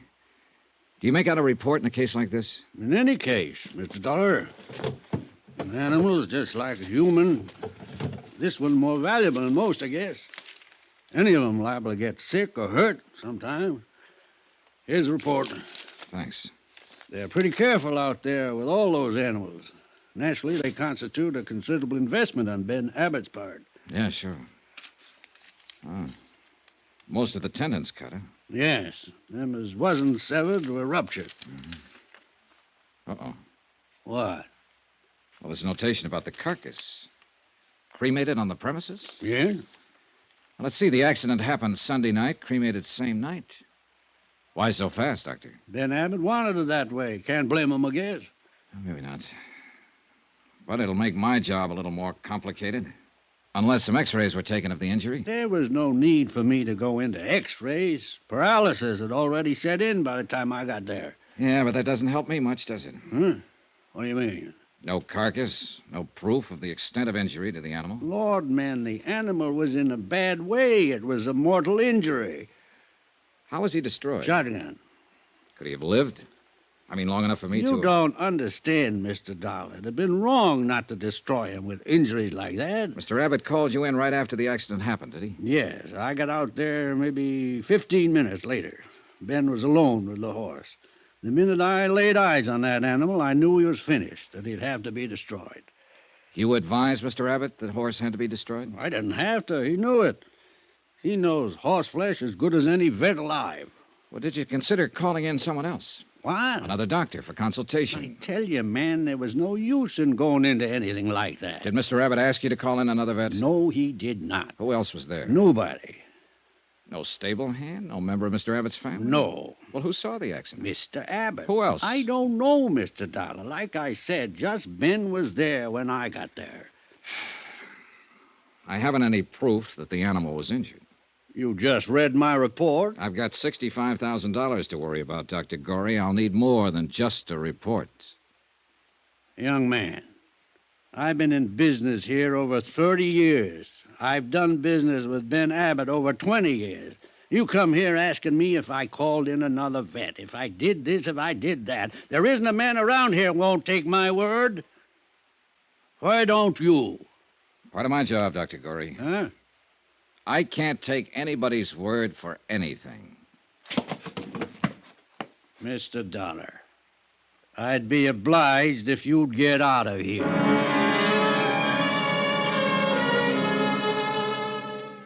I obliged, Dr. Gorey. I got out of there. Driving back to San Pietro in my terraplane, it struck me as odd that Gorey, certainly aware of the value of the injured horse, had not taken so much as a photograph to verify the story of the accident. For that reason, I decided to verify Dr. Gorey himself. Well, hello. Hi. How you doing? Oh, I don't know. Maybe you can help me. All right, try me. Well, this Dr. Gorey. Is he new around here? You're joking. No, I'm not. He's a fixture. He's been in this part of the country 30 or 40 years. They say he's the best vet this side of Lexington, Kentucky. That takes in quite a bit of real estate. Is he loaded? I think he could retire and give advice over the phone. These horse racing people make new parents look like indifferent vegetables. They do? You don't know. A horse sneezes once and they're ready to call the Mayo brothers. Dr. Gorey's practically the whole Mayo Clinic in horsey circles. Say, how did you know about him? The insurance report. Of course. Well, I suppose you'd want to talk to him. Look, I'm driving out that way. I'd be glad to give you a lift. Oh, that's mine out there. That? Yeah, rented it from a filling station man down the street. Oh. Well, you just drive right on past the filling station for about 3 miles, and you'll see Dr. Gorey's place. Oh, thanks, but I've already been there. Huh? Yeah, just left him. Well, then why are you asking me about him? Heavens. Just asking. You're a funny one. Hey, what's your name? Judy Brown. About finished here for the day? As a matter of fact, yes. Well, Judy Brown, let's you and I go get something to eat and drink.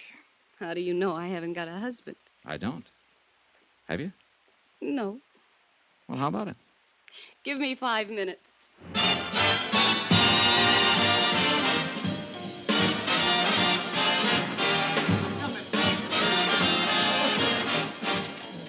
Judy, I'm going to get right to the point. How long have you worked for Mr. Abbott? A year and a half. Why? You're from San Pietro? No, San Francisco. I answered an ad. I wanted to get out in the country for a while, away from the city life. Mm-hmm. All right. What happened between Monroe and Abbott? They had a quarrel. A loud quarrel. Mr. Abbott's very good with a quarrel. Oh, is he? Yes. You know, even I've wondered about that. What? Mr. Monroe quarreling with Mr. Abbott and then just leaving all of a sudden. Probably went to San Francisco. I don't know where else he... Oh, What's the matter, Judy? that looks like Mr. Monroe now. Monroe? Yes, end of the bar. I thought he was away. It's him, all right. Well, I'd like to talk to him. You'll have to hurry. Looks like he's getting ready to leave. Yeah. Excuse me. Sure. Hey, just a minute. You calling me? Yes, Mr. Monroe? Yes? Johnny Dollar, Universal Adjustment Bureau. I'm in town about the claim on Duke Red. But I heard you'd left town. I had. You talked to Mr. Abbott about that claim. Well, you had power of attorney for him and signed the claim. I wonder if I could talk to you. I'm leaving town again. Right away. Well, look, can't I just have a minute of your time? It wasn't my horse. It belonged to Ben Abbott. Talk to him. Now get out of my way. Oh, hey, wait a minute. Let him handle his own dirty business. Look, Mr. Monroe. Get out of my way.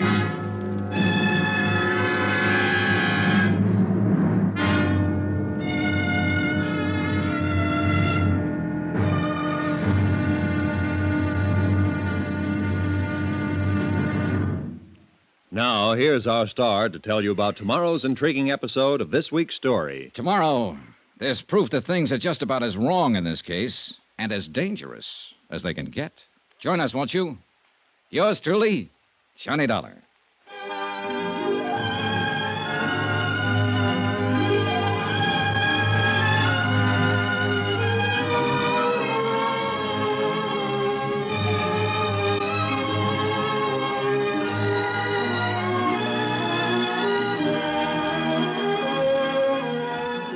Yours truly, Johnny Dollar, starring Bob Bailey, is transcribed in Hollywood. Written by John Dawson, it is produced and directed by Jack Johnstone. Be sure to join us tomorrow night, same time and station, for the next exciting episode of Yours truly, Johnny Dollar.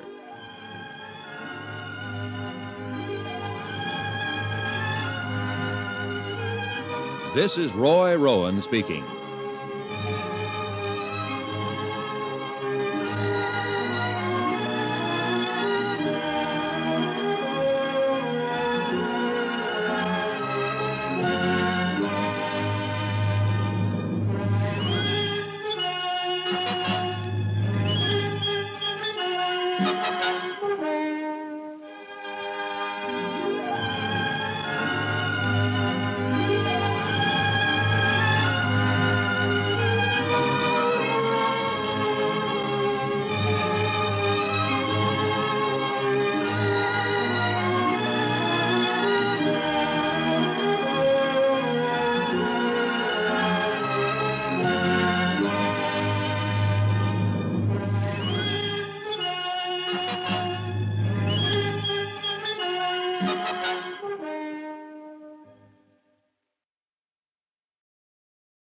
From Hollywood, it's time now for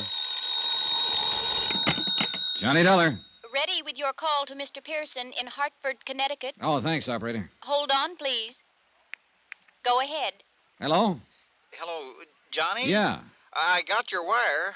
Hold up payment on the Abbott claim? that's right. Anything wrong? I haven't talked to Abbott yet. The people I have talked to are all wrong. The veterinarian who handled a horse, a secretary in Abbott's office, and an office manager he fired. There's something cockeyed around here. Any ideas? Not yet. Okay. We'll hold up the claim on your say-so, and if there was anything wrong about that horse's death, you better find out about it. No.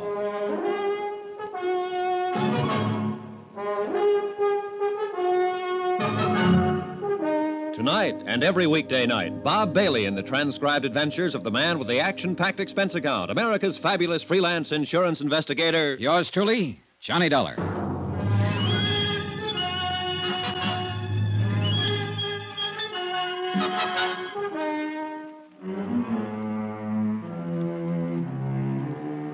Expense account submitted by Special Investigator Johnny Dollar to the Universal Adjustment Bureau, Universal Building, Hartford, Connecticut. The following is an accounting of expenditures during my investigation of the Duke Red matter in San Pietro, California.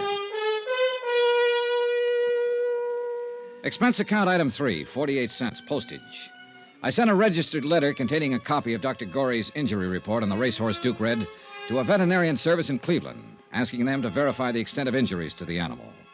Item 4, 25 cents, toll call to the Abbott ranch outside of San Pietro. Whoever answered the phone told me that Mr. Abbott was busy somewhere in the grounds. I didn't bother to leave my name. Instead, I drove right on out. The Abbott breeding farm was complete with white fences, rolling green hills, bluegrass, and a stately old colonial residence set at the end of a long roadway among towering trees. From the porch of the house, I was able to see the stables and a trainer working with a horse out on the ranch track.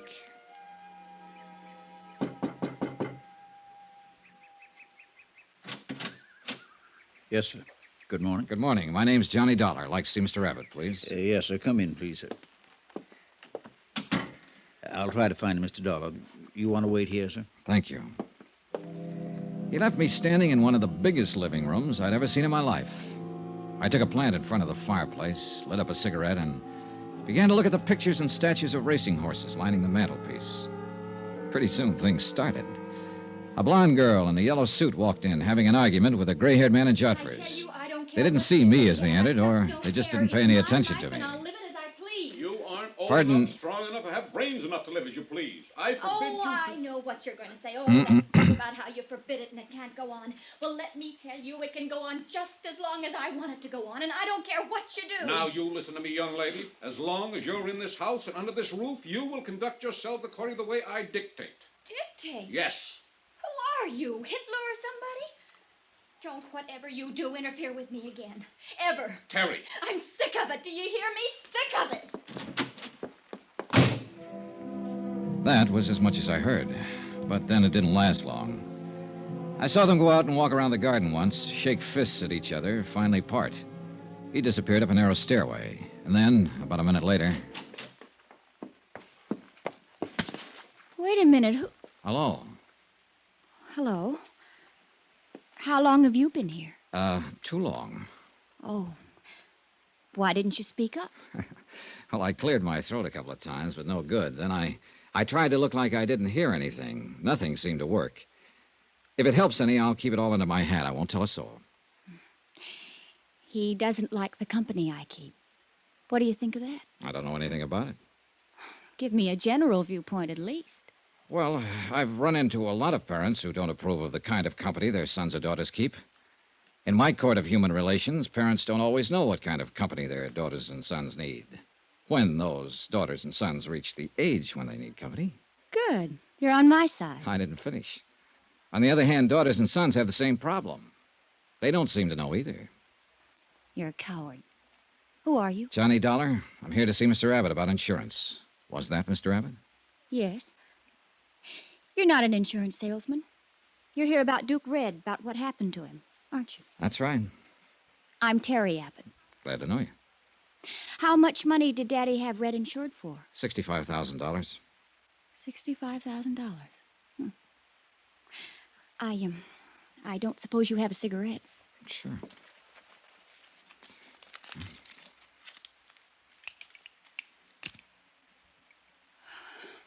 Thank you. Has the claim been paid yet? No, not yet. If Red had made the tracks this year, he would have doubled that. Tripled it, probably. There's not enough money in the world to replace that horse. He was a great running horse. I've heard that before. Dr. Gorey mentioned it. Look, I'm sorry all this happened. Dad shouldn't have shot Red. We understand he was injured beyond hope. That's a lie. That's a what? Dad shouldn't have shot him. He just shouldn't have done it. Red was the only horse in the whole stable's worth anything. The only thing around here worth anything. Wasn't the horse injured? Injured? Oh, that's what you'll hear. They'll all tell you that. But I can tell you something else. Terry, what are you talking about anyhow? He's an insurance man, Dad, and I can tell him the whole thing, and I will. Go to your room, Terry. It was a terrible thing to do, shooting Red. It was just like murder, and you know it. Be quiet and go to your room. It was murder. Murder. Murder. Stop it!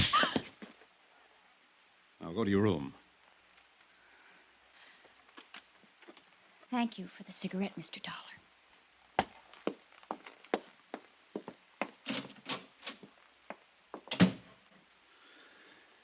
Oh, she's been terrible about all this. Very upset. Any time I've had to destroy an animal around here, she gets like that. Been that way ever since she was a little girl. I see. I knew I'd have to put up with her acting like this, but I'm reluctant to apologize to you for her actions or for mine. Jim Gorey told me you were in to see him yesterday afternoon. I wish Dr. Gorey hadn't told you that. I intended to tell you myself, Mr. Abbott. If I've offended you, I'm sorry for it. Makes me look I'm doing something shady. You could have come right to me instead of going to Dr. Gorey. I tried to. You were out. Then you could have waited till I came in. If this is the way that insurance company operates, I might have to find a different one. Look, Mr. Abbott, there's quite a bit of money at stake here. We have to go to everybody during an investigation. Dr. Gorey ordered the horse destroyed. It seemed very reasonable to go to him and ask why he took that action. We want to know all the circumstances. If you talk to Gorey, you know them. Why are you bothering me? What do you want? I want all the information you can give me about the accident. The time, date, people who saw it, exactly what happened, where it happened. Do you always handle a case this way? It's the way I'm handling this one. I don't like it very much, sneaking around behind my back. No matter what you think of me or my methods, Mr. Abbott, I'm the man assigned to handle this claim. My report has to be completed before the matter can be settled. They don't know what they're doing, sending a man like you out here. You filed a claim. What did you expect? A little decency and respect and courtesy. That's what I expected. That fool Monroe filed the claim. I understand he had power of attorney as your office manager to do that. Well, he did it too soon. I would have waited until things calmed down around here a bit. What do you mean? Well, you saw how my daughter acts. Losing a fine racing animal like Red can have a bad moral effect on the entire ranch. That's what I mean.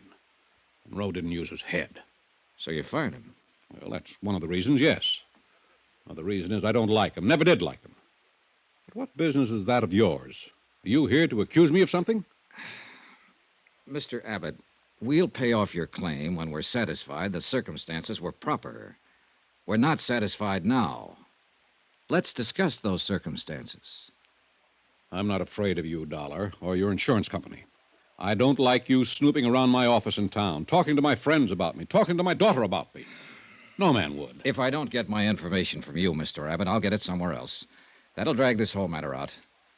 What I've seen of you so far and what information I do have isn't exactly in your favor. I don't like that kind of talk. You don't seem to like anything about this. Now, how about it? Do we keep this up or do we get down to business? The trainer was bringing Red back from his afternoon exercise. Outside the stall, Red got scared. A mouse or something. He reared back and jammed into the blade of the tractor we use out on the track. It cut into his Achilles tendon, hamstrung him.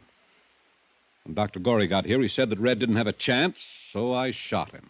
I'd like to talk to the trainer. What's his name? Tom Warner. Where can I find him? He isn't around anymore. I fired him right then and there. Told him to get off my property and stay off. Where'd he go, Mr. Abbott? I don't know. He took his things and cleared out as fast as he could. He knew better than to hang around here. Well, what do you mean by that? What I said. He knew better. That's what I mean. Well, I'll have to find him and talk to him. Who else was there when it happened? No one. Just me. The rest of them were up at the house having dinner. No stable hand, chore boy? I just told you, no one. How about right afterwards? I went to the office in the stable and called Dr. Gorey. Before or after you fired Tom Warner? After I fired him. You were there alone with an injured horse? You didn't call up to the house for help, send for anyone up there? You went in and called Dr. Gorey? Yes, we handled it together. Any objections? It would have been better. Perhaps we could have avoided all this unpleasantness if you'd left the remains for us to examine. Dollar. I've got maybe 150 head on this farm. Now and then accidents happen. If one of my stock is dead, I get rid of it as fast as I can with as few people as involved as possible. I do that for a number of reasons. That's the way I operate. Nevertheless, you were aware the insurance company would ask you for proof of loss in this matter, and if you... The insurance company does not run my farm. I run a Dollar, and I take orders from no one. Look, I'm trying to tell you the problem we face. We have no carcass to examine. Therefore, we have to ascertain the facts from other sources. Did your daughter see any of this? The accident or destroying the horse? Terry. Yeah. Of course not. You mean those crazy things she was saying when I walked into the room? Well, in view of the crazy circumstances, what she was saying might be worth listening to, Mr. Abbott. I had the impression that she saw the accident. Pipe dreams. She wasn't even around. I'd like to talk to her just the same. Cully! Cully! You talk to anybody you like, Dollar. I don't care. But I hope you made notes today because you've already got all the information you're going to get from me. Yes, sir, Mr. Abbott. Yes, sir. Cully, I want you to look at this man. Yes, sir. His name's Johnny Dollar. Yes, sir. If he comes knocking at this door again, if he even comes to the front gate, if you see him on the grounds ever again, throw him out. I don't want him around here. Yes, sir, Mr. Abbott. And right now, Cully, you can just show him out. You're being foolish about this, Mr. Abbott. Show him out, Cully. This way, Mr. Dollar, sir. Never mind. I can find my own way.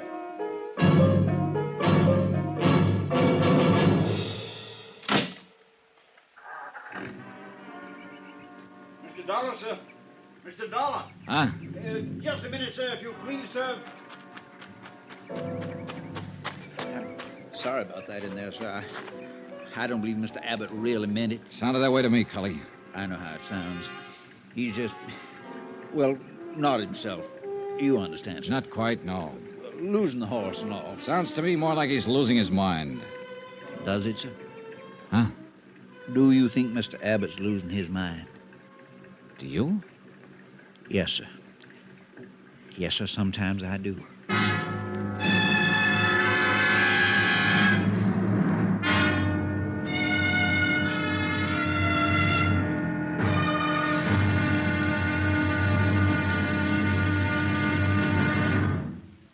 Now, here's our star to tell you about tomorrow's intriguing episode of this week's story. Tomorrow, the whole case starts to fall apart like a man full of bullet wounds, which is just about the case. Join us, won't you? Yours truly, Johnny Dollar.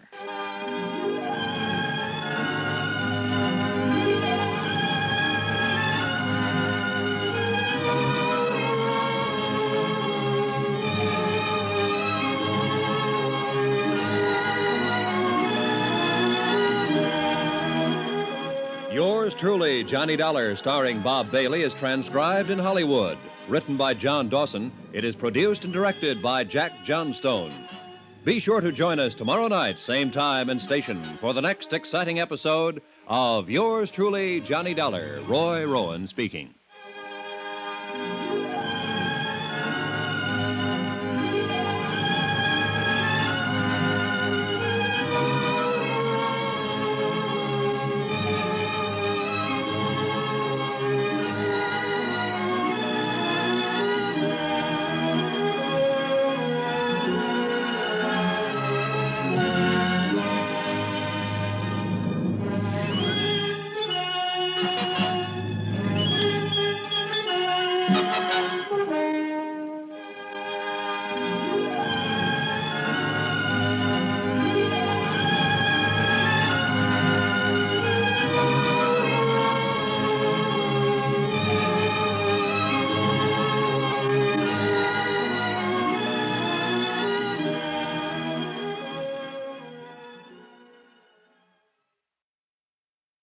From Hollywood, it's time now for... Johnny Dollar. Who? Johnny Dollar, the insurance investigator. This is Miss Abbott, isn't it? Yes. What are you doing in the stable office? Waiting for you to call me. Your father threw me off the farm a few minutes ago. A man named Cully who works for your dad said he really didn't mean it. Said he'd fix it up for me to talk to you. Cully. I guess that's why he asked me to phone the stable office. You told me the horse wasn't injured, shouldn't have been destroyed. Oh, I hope you didn't believe all that, Mr. Dollar. Well, now look, I've got to settle a $65,000 claim on the death of a racehorse. The carcass was cremated, and I have no evidence that the horse was destroyed or even injured. I don't know what to believe yet, but I can tell you this. Don't ever talk to an insurance investigator the way you did earlier today, not unless you can back it up. My, you sound grim. You sound like it's a laughing matter. Hardly anything's a laughing matter. I'll be right down.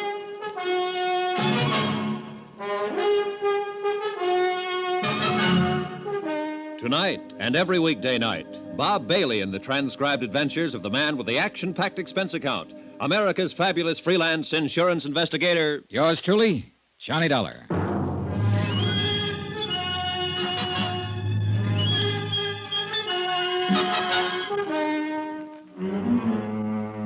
Expense account submitted by Special Investigator Johnny Dollar. Location, San Pietro, California. To the Universal Adjustment Bureau, Universal Building, Hartford, Connecticut.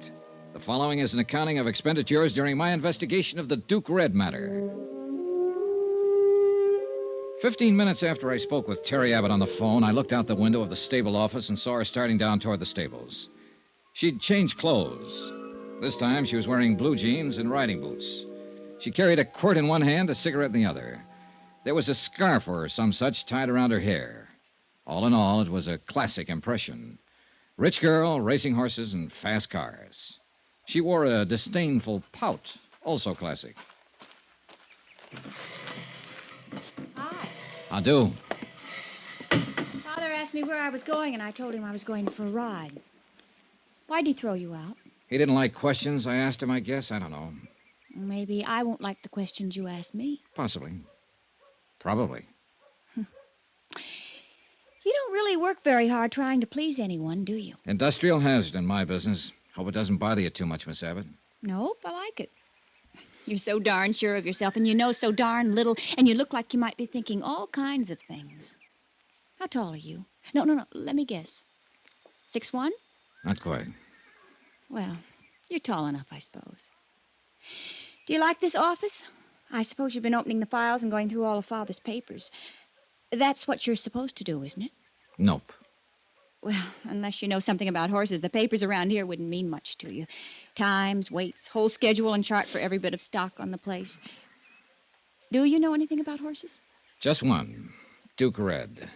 Oh. He was insured for $65,000. And he's dead now. You know, I didn't think I'd ever see you again. I wanted to talk to you before I left. What about? I didn't insure Duke Red. My father insured him. Your business is with my dad, not me, Mr. Dollar. Pardon me if I seem a little confused, but earlier today you were very anxious to tell me something about all that. Was I? Yes, you were. Hey, what is this anyway? I wish we hadn't met. But we did, and you mentioned there was no need to destroy Duke Red after he'd been injured. Now, did you say something like that to me because you were angry at your father, or did you say it because there was some truth to it? Well, now, what's that supposed to mean? Do you just stand around and pout when people ask you questions? Did you mean that horse wasn't injured, or that he was injured, but that he could have been saved? Well, did you have any reason at all for saying the things you did? I've been very upset lately. All of us around here have been very upset. Yeah, I'm getting that way myself. Duke Red was the best horse we've had around these stables in 5 years. His father was a real champion, Earl Red, and maybe you've heard of him. He earned $190,000. We've all been counting on Duke Red since he was a colt. He had it then. This was going to be his big year. When this stupid accident happened, it just turned all of us upside down. Uh-huh. Is that your explanation for the things you said to me? Yes, for the moment. Now, please, don't ask me any more questions right now. One more. What? Your father fired a couple of people I wanted to talk with. One of them was a Howard Monroe. Dad's office manager. Yes, I met him a couple of nights ago. He wouldn't talk. He was too mad. Said something about letting your father handle his own dirty business. What? Now, I don't know what that meant, and I don't think I care just now. But the other man who was fired was a horse trainer named Warner, Tom Warner. According to your father, it was Warner's neglect that caused the horse to stumble and back into the tractor blades. What? Warner isn't around here now, but he must be somewhere, and I want to talk to him. Now, where can I find out his address? He's from Baltimore, Maryland. Baltimore. What about his address? Well, it'd be in the personnel files. You can get those at the office in town, in San Pietro. Okay. Do you think he went there? I don't know. And what's more, I don't care.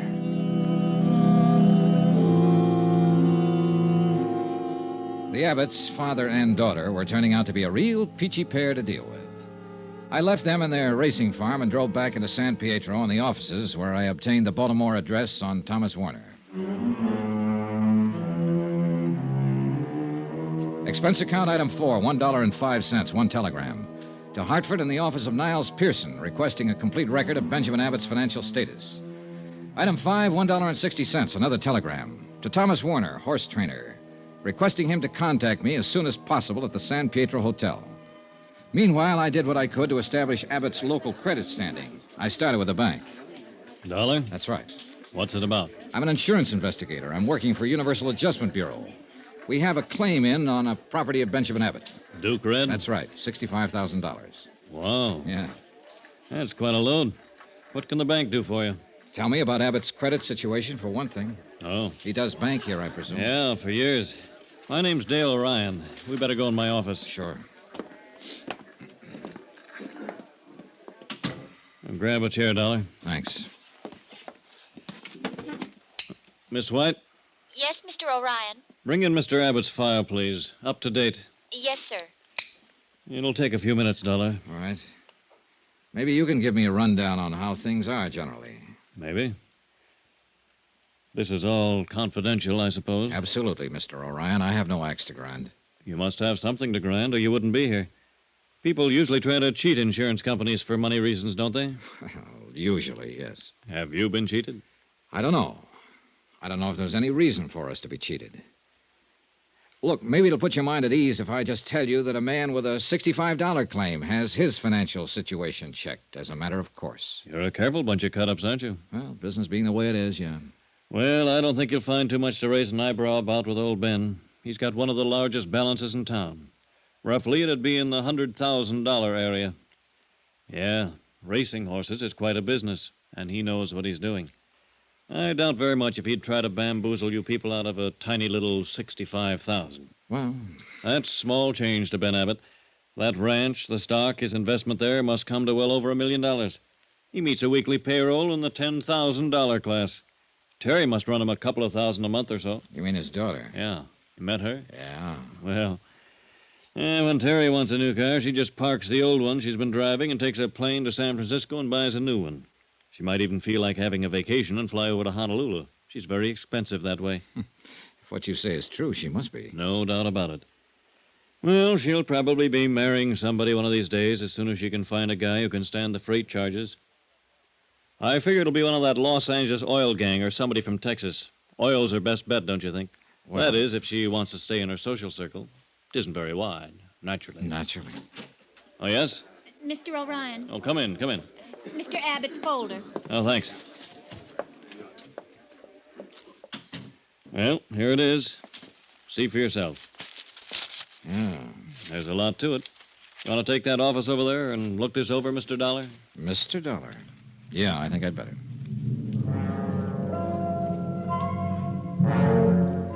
I spent the rest of the afternoon going over Benjamin Abbott's local bank standing.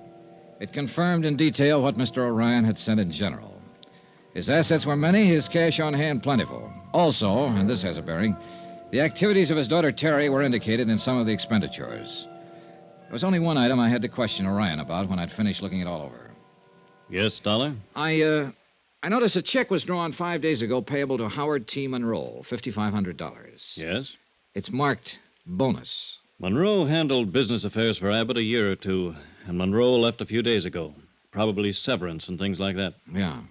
Anything wrong? I don't know. For all I can gather, they didn't part company under the best of terms. As a matter of fact, they had kind of a row. Seems strange he'd pay Monroe a balance after he kicked him out. He's a strange guy. Check cleared all right. No question on it. Oh, yeah, I noticed. Something else, then. Monroe was fired last Tuesday. Monday, a man named Thomas Warner was fired, too. Tom Warner, the trainer? Yeah. Abbott told me Warner was responsible for the accident with Duke Red. Funny. What?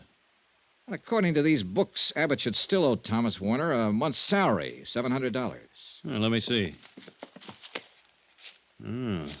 Yes. No bonus, no salary, no severance. Seems to me Tom Warner's got a kick coming.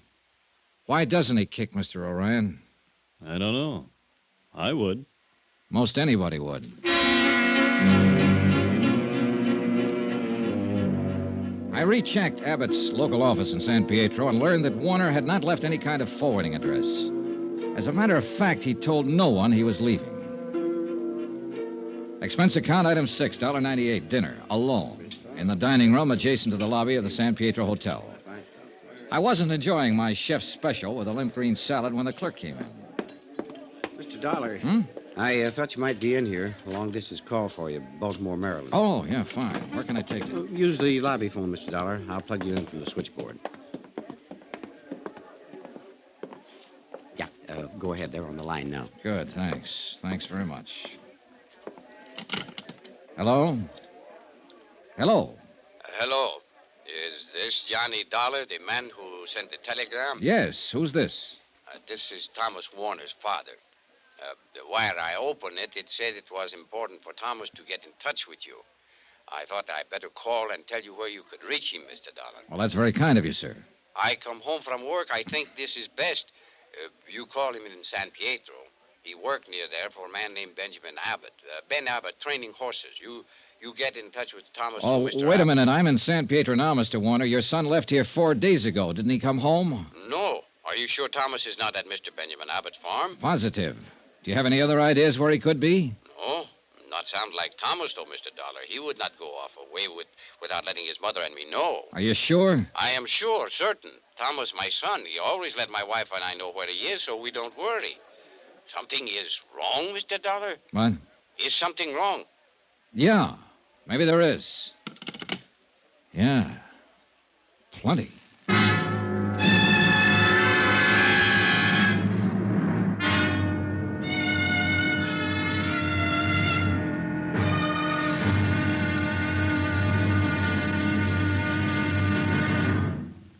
Now, here's our star to tell you about tomorrow's intriguing episode of this week's story. Tomorrow? Well, sometimes a dead man can answer a lot of questions. Join us, won't you? Yours truly, Johnny Dollar.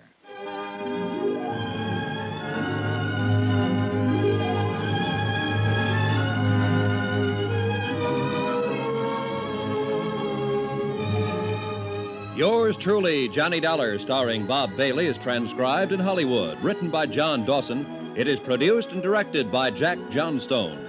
Be sure to join us tomorrow night, same time and station, for the next exciting episode of Yours truly, Johnny Dollar.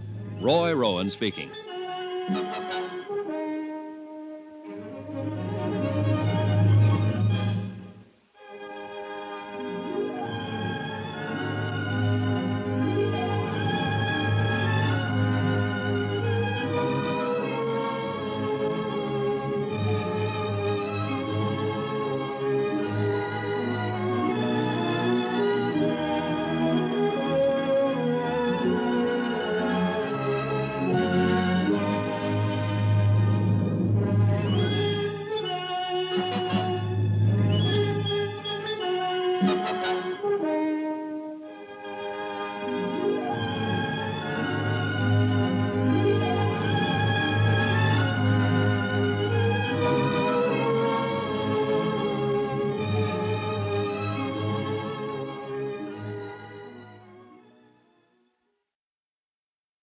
From Hollywood, it's time now for Johnny Dollar. You placed a call to the Universal Adjustment Bureau in Hartford, Connecticut? Yes, I did. We have Mr. Pearson on the line now. Go ahead, please. Thank you. Hello? Johnny? Niles. Ben Abbott's rating with Dun & Bradstreet is very good. He doesn't need any money. I still haven't determined if there was really an accident. Oh, and no one seems to know what happened to Thomas Warner. Who's that? The trainer who was supposed to be with the horse when Abbott destroyed it. One his father called me from Baltimore. He doesn't know where he is either. Is that so? Something just occurred to me, Niles. What? Abbott's claim was filed over a week ago, yet he hasn't threatened to sue us or go to the insurance commission. I know. And that's usually pretty standard procedure with a man like Abbott. It is, if he has a just claim.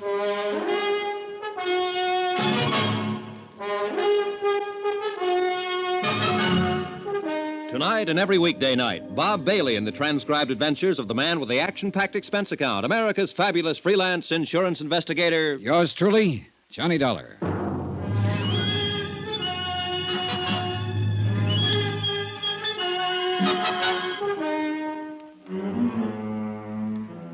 Expense account submitted by Special Investigator Johnny Dollar. Location, San Pietro, California.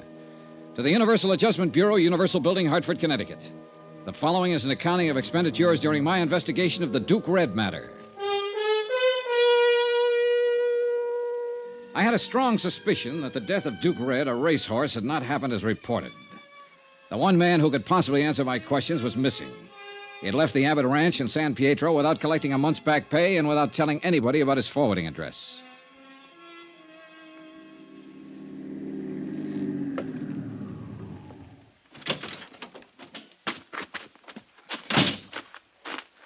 Just a minute there, sir. Hi. Mr. Dollar. Hello, Kelly. Mr. Dollar, you can make this pretty hard for me. Mr. Abbott told me I shouldn't let you on the ground. Well, now, you didn't strike me as the kind of fellow who took that order too seriously. What do you want, sir? I want Thomas Warner, wherever he is. Well, he isn't here. I know that, Kelly. I want to find out where he is. Probably went home. I talked to his father in Baltimore. His father hasn't heard from him. Oh. Wouldn't you like to know where he is? Men come and go, Mr. Dollar. You're friends with them for a little while, and you never hear from them again. I reckon that's the way we have to look at it. Now, maybe you better go now, Mr. Dollar. Suppose he didn't want to go without saying goodbye. Suppose he didn't have a choice. What do you mean? I mean, a man doesn't pass up a month's pay just to make a fancy exit. We can't talk here, sir. Where did Thomas Warner stay? He had a room off the stables, his own place. How about there? All right, Mr. Dollar. You wait for me, sir. I walked on down to the stables again and found the little apartment Thomas Warner had used for living quarters. The door was locked, and I waited outside, looking over the workout tracks and the acres of rolling green turf that made Abbott Farms. A little while, Cully appeared. I shouldn't be doing this, Mr. Dollar. Mr. Abbott would skin me alive if he knew I was having any truck with you after that big row you had with him yesterday. Well, I'm not about to tell Mr. Abbott, Cully. I appreciate your help. This is where Mr. Warner stayed all the time he worked for Mr. Abbott. Uh-huh. You can see for yourself. It's all cleaned out, not a stitch left. Yeah. Did you happen to see Warner leave here that night? Right after the accident, he was gone. Mr. Abbott came up to the house about 9 o'clock. He told us all that Duke Red had been hurt, he had to shoot him, and that he had taken care of the rest. You mean destroying the carcass? Yes, sir. That's a pretty big job for one man. Well, I believe Dr. Gorey helped him with it, sir. He was with Mr. Abbott. Oh. Then Mr. Abbott told us that Mr. Warner was to blame for the accident and that Mr. Warner wasn't with us anymore. I wonder if any of the others saw him actually leave the premises.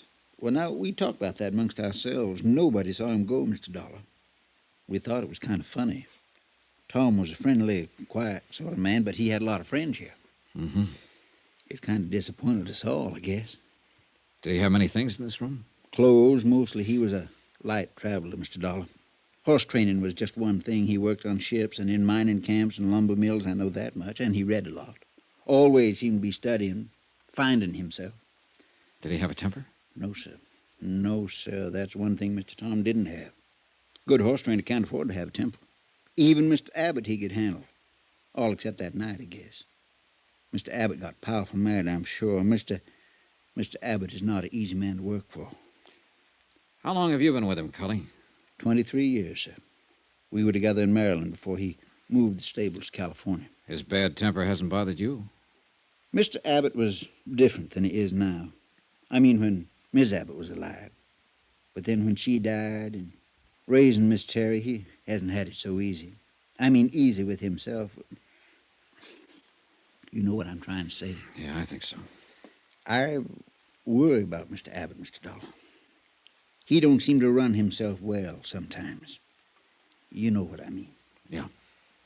Maybe Duke Red being gone now will help. Mr. Abbott counted on that animal a lot. Counting on a racehorse is not just being anxious overnight or for a week, but being anxious for years, from the time they're colts to when they first step out. Now, he don't have that worry at all. Maybe it'll do him some good. What about his other horses? Them? Well, none of them like Duke Red. Not the same at all. They'll race and make money, but nothing like Duke Red. Yeah. Mr. Warner said he was a fine horse. Tell me, what kind of a car did Mr. Warner drive? Well, he didn't have a car, Mr. Dollar. How do you suppose he left here? He must have been carrying luggage. I reckon so. He could have lugged him out the highway and flagged himself a ride or waited for the bus. They come by all the time. Think he might have called a cab in town? Didn't use a house for one. Maybe the one down in the stable office. Maybe someone drove him in, Cully. Miss Terry might have, sir. Huh? Miss Terry drove Mr. Warner around now and then. Did Mr. Abbott approve of that? No, sir. He did not. After my talk with Cully, I took a chance and hung around the stables trying to get a line on Thomas Warner. Ben Abbott's belligerent attitude seemed to permeate the whole farm. The horse handlers I talked with were grumbling and complaining. I was able to learn nothing from them. I decided to tackle Abbott himself again. He wasn't in, but his daughter was. Well, you came around just the right time, Mr. Dollar. We haven't had too much excitement around here all day long. I think they're supposed to toss you out on your ear when you show up. That should be interesting. Would you like a drink? No, not right now, thanks. Not right now, thanks. Now, isn't that the end, the bitter end? So precise, so efficient, so determined, so anxious to do a good job. To be a sober, steady, substantial, expert bore. Now, what is it? Who are you mad at, Terry? Tom Warner? Why should I be mad at him? Horse trainer. Because he left and didn't say goodbye? Maybe. You know, when I first came in this house 2 days ago, you were arguing with your father. I couldn't help overhearing it.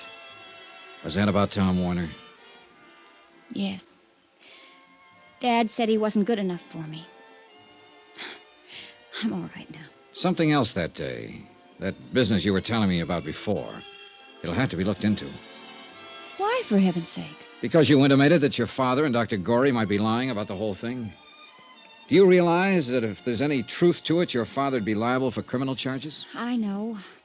I was just trying to put Dad in a bad light with you.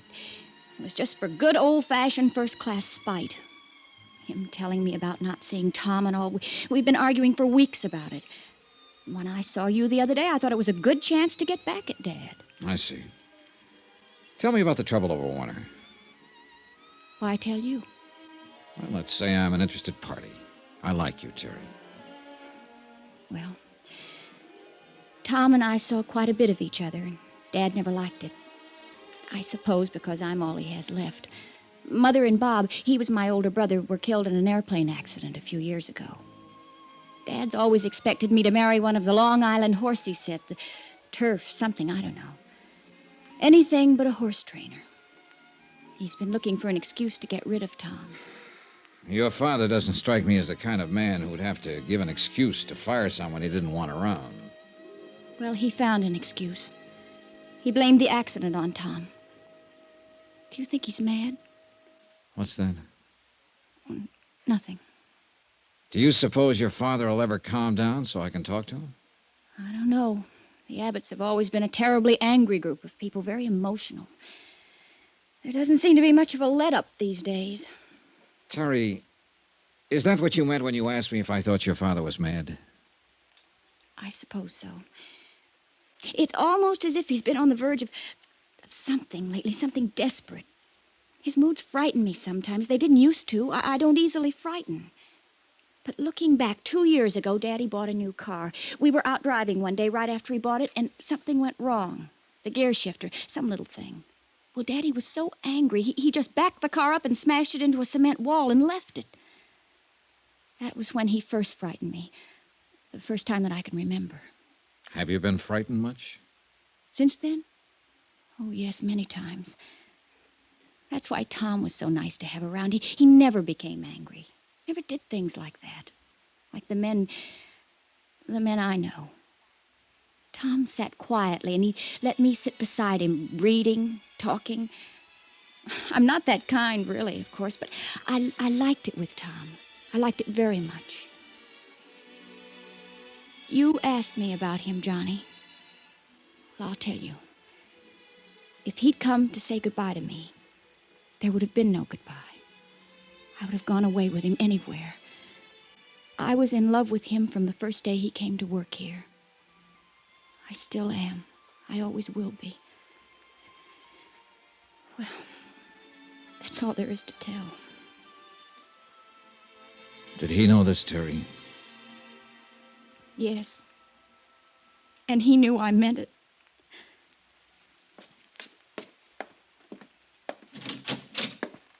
I do. Hi. What can I do for you? Constable in? I'm in. I'm the constable, Tad Polk. My name's Johnny Dollar. I'm from Hartford. Mm-hmm. What's your trouble, Mr. Dollar?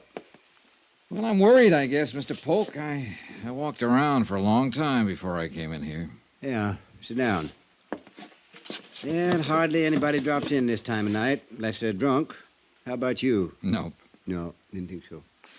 Mr. Polk, I'm an insurance investigator. I've been in San Pietro 3 days now trying to get the facts about a claim filed by Benjamin Abbott. Mm-hmm. I suppose about his horse, Duke Red. That's right, Mr. Polk. I can't seem to locate a man named Warner, Thomas Warner.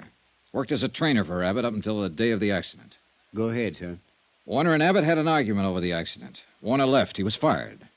His folks in Baltimore haven't heard from him, and they're worried. I can't seem to get a line on him myself, and I need to talk to him. Yes, well, what exactly do you want me to do for you, son? Help me find him. You sure he's missing? He isn't around.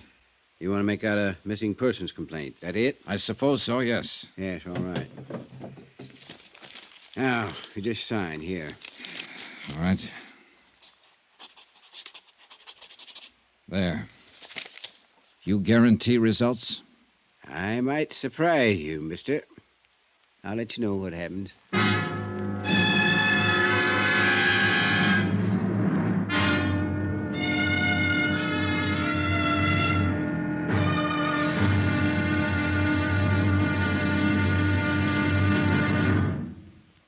Now, here's our star to tell you about the final intriguing episode of this week's story. Tomorrow, well, it all hinges on a decent man who knows he's loved and never said goodbye. Join us, won't you? Yours truly, Johnny Dollar.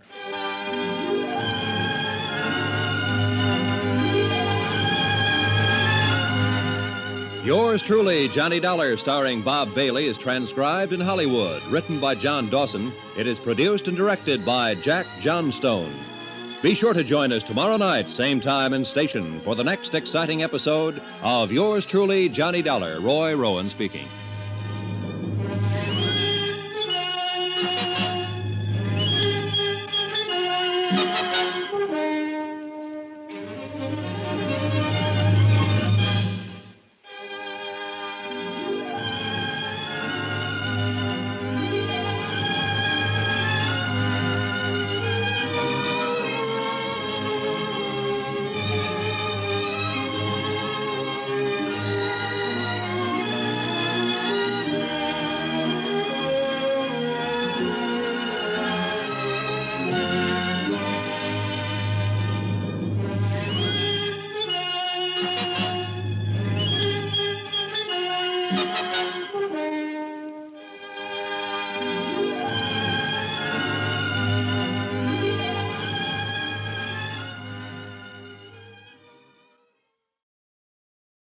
From Hollywood, it's time now for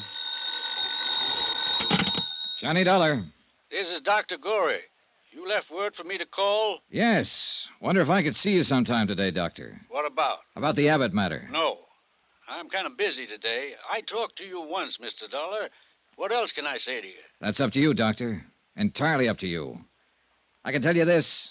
I have reason not to believe what you said before. Now, look here, young man. I have reason to believe that Duke Red wasn't destroyed exactly the way it was reported. I'm not going to listen to any tall tales about a horse. Then maybe you'll listen to one about a man. What? Thomas Warner, Duke Red's trainer, is missing. I've turned the matter over to the police. Oh. Yeah. How about it, Dr. Gorey? Do we talk? All right, Mr. Dollar.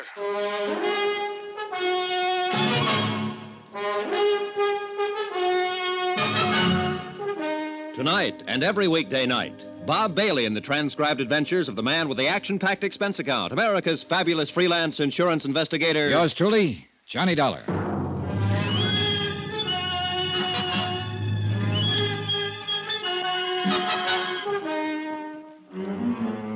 Expense account submitted by Special Investigator Johnny Dollar. Location, San Pietro, California. To the Universal Adjustment Bureau, Universal Building, Hartford, Connecticut.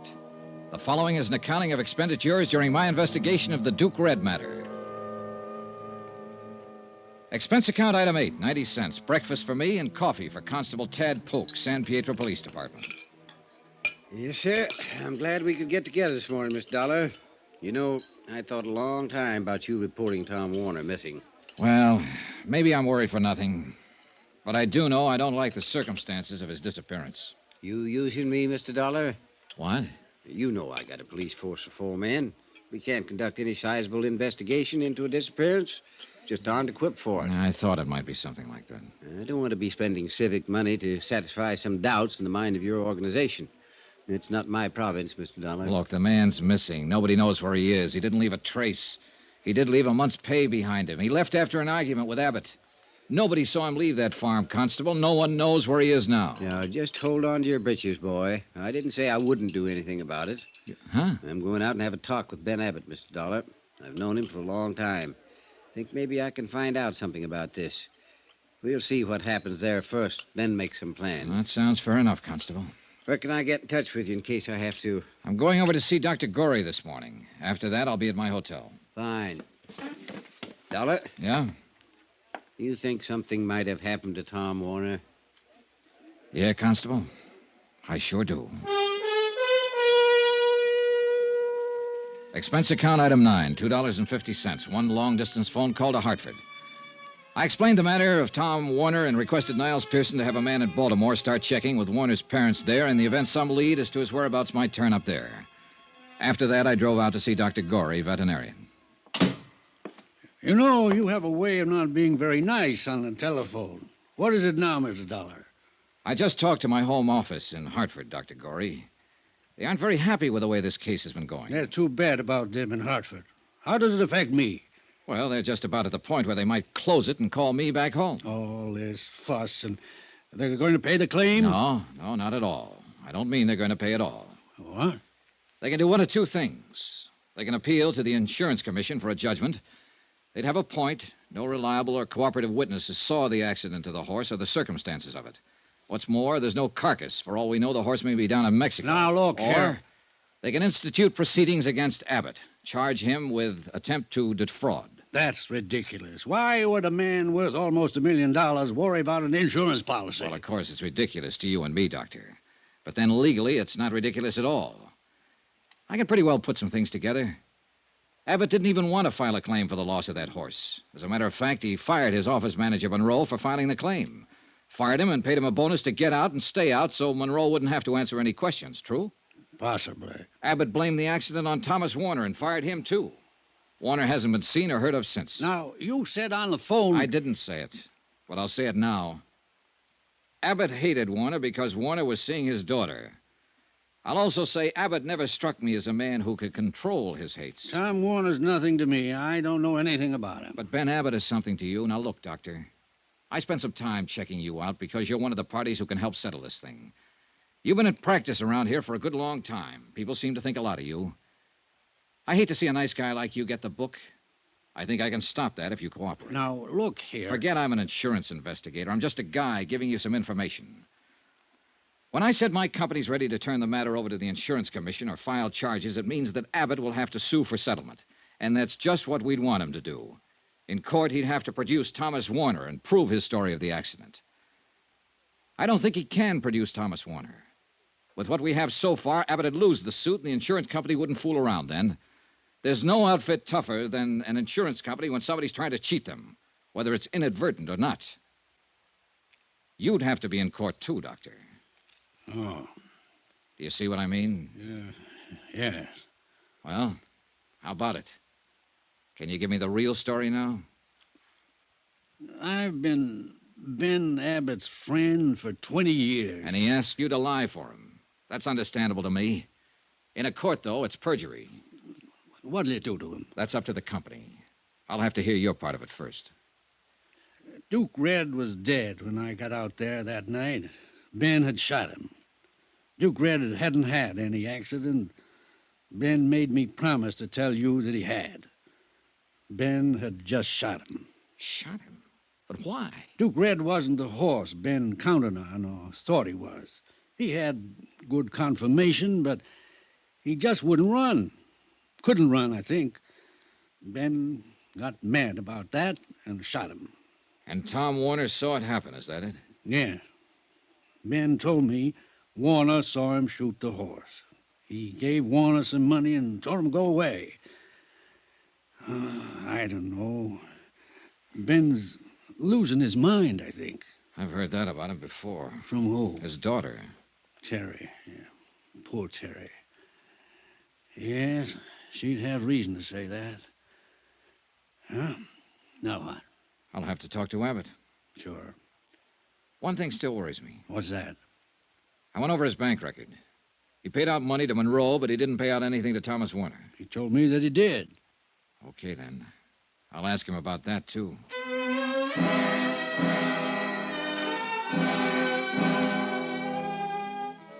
Expense account item 10, 35 cents. I lost it in a payphone trying to get in touch with Ben Abbott. No one answered, so I drove on out to the farm. The short winter day was over when I got there. Darkness had already come over the fields. Darkness and loneliness. Hey. Hey in there, open up. Open up. Open up, somebody. Open up.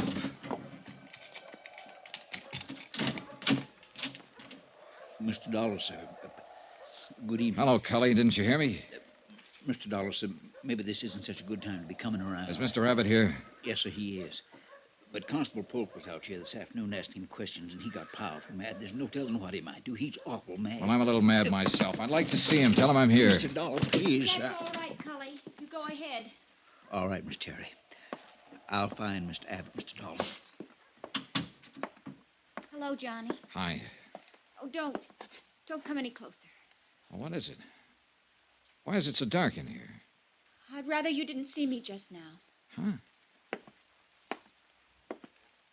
Terry. Vanity. A woman always has that first, they say. Oh, John. Who did this to you? Dad. He's crazy. I just don't seem to do anything to please him. Here now. Oh, Johnny, I think it's the end. Take your hands off her. What? I said take your hands off her. I'll kill you with this. Johnny, be careful. Wait a minute. I'll show you. I'll show you. I killed a man with that kind of thing. Eddie, stop it! Stop it! Terry, baby. No, don't touch me. Oh, Johnny. Oh, that's a pretty heavy cane he uses. Oh, lie still. I'll phone a doctor. No. Where'd he go? I don't know. Out that way. Johnny, did you hear? About killing someone else? He was talking about Tom Warner. Johnny, I know it.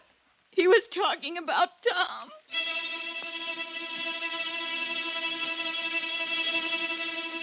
I placed a call to Constable Polk's office, told him what happened. He said he'd start right away. After that, I took a look around the grounds. All the cars were still in the garages. Then I heard some sort of disturbance down by the stables. Down there! Don't come any closer. I've got a shotgun this time. I have a gun, too, Mr. Abbott. Go away from here. Get in your car and go away from here. The police will be here in a few minutes. Look, this won't do you any good. Abbott, did you hear me? It'll be better for you if you're in the house ready to make a statement for them when they come. I know that Dr. Corey lied for you, Abbott. I know that you killed that horse deliberately. Abbott! I told you to get away from here. You said you'd kill someone. You were talking about Tom Warner, weren't you? You killed him because of Terry. Last warning. Go away. I won't go away. But you'd better throw that gun away and come on out here. I'm not afraid of you, the whole bunch of you. You're just being foolish, Abbott. Like you were the day you smashed up a new car because some little thing on it didn't work. The way you killed that valuable horse because you didn't like his running. The way you killed Tom Warner without reason. You're smashing your whole life now this way. Put down that gun and come out. Abbott! That's enough.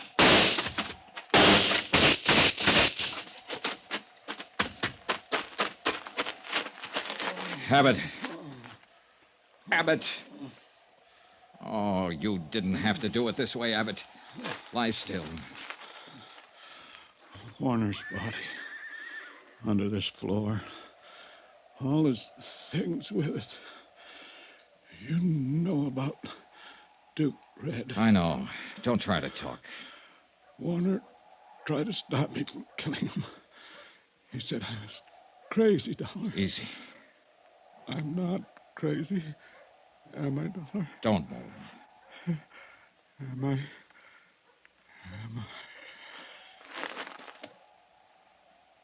No. You're not crazy. Not anymore.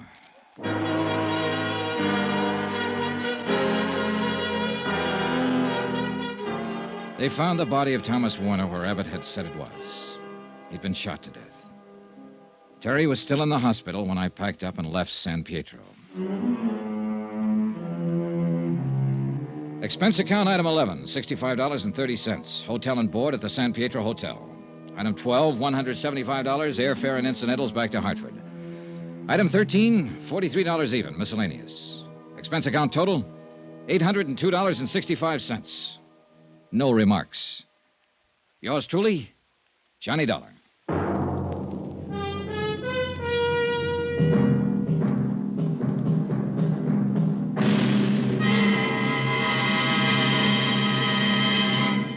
Remember, there'll be another intriguing story for you beginning next Monday night. Next week, the Flight 6 matter. A story involving a girl so beautiful that men were willing to kill for her. Join us, won't you? Yours truly, Johnny Dollar. Yours truly, Johnny Dollar, starring Bob Bailey, is transcribed in Hollywood. Written by John Dawson, it is produced and directed by Jack Johnstone. Heard in this week's cast were Barbara Fuller, Barbara Eiler, Herb Butterfield, John Stevenson, Parley Bear, Will Wright, Robert Bruce, and Forrest Lewis. Musical supervision by Amerigo Marino. Be sure to join us on Monday night, same time and station, for another exciting story of yours truly, Johnny Dollar. Roy Rowan speaking.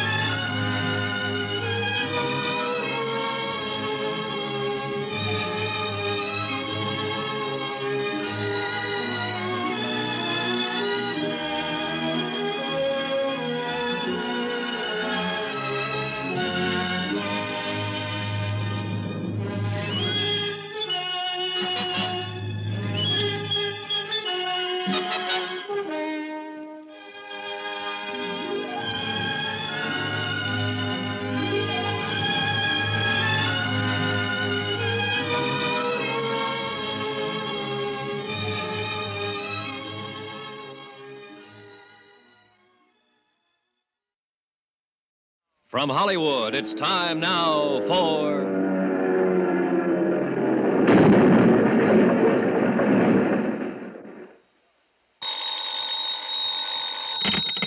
Johnny Dollar. Pete Codley, Johnny. Guaranteed transport. Oh, hiya, Pete. Seen the papers? No, I just got up. Why? What's happened? Air crash, for one thing. Air crash? Where? Mexico.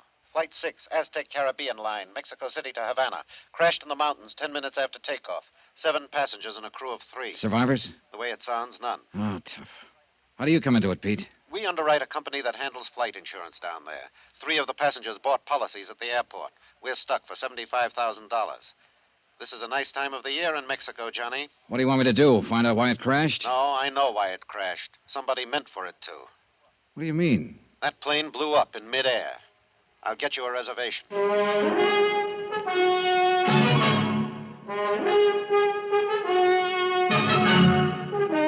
Tonight and every weekday night, Bob Bailey in the transcribed adventures of the man with the action-packed expense account, America's fabulous freelance insurance investigator. Yours truly, Johnny Dollar.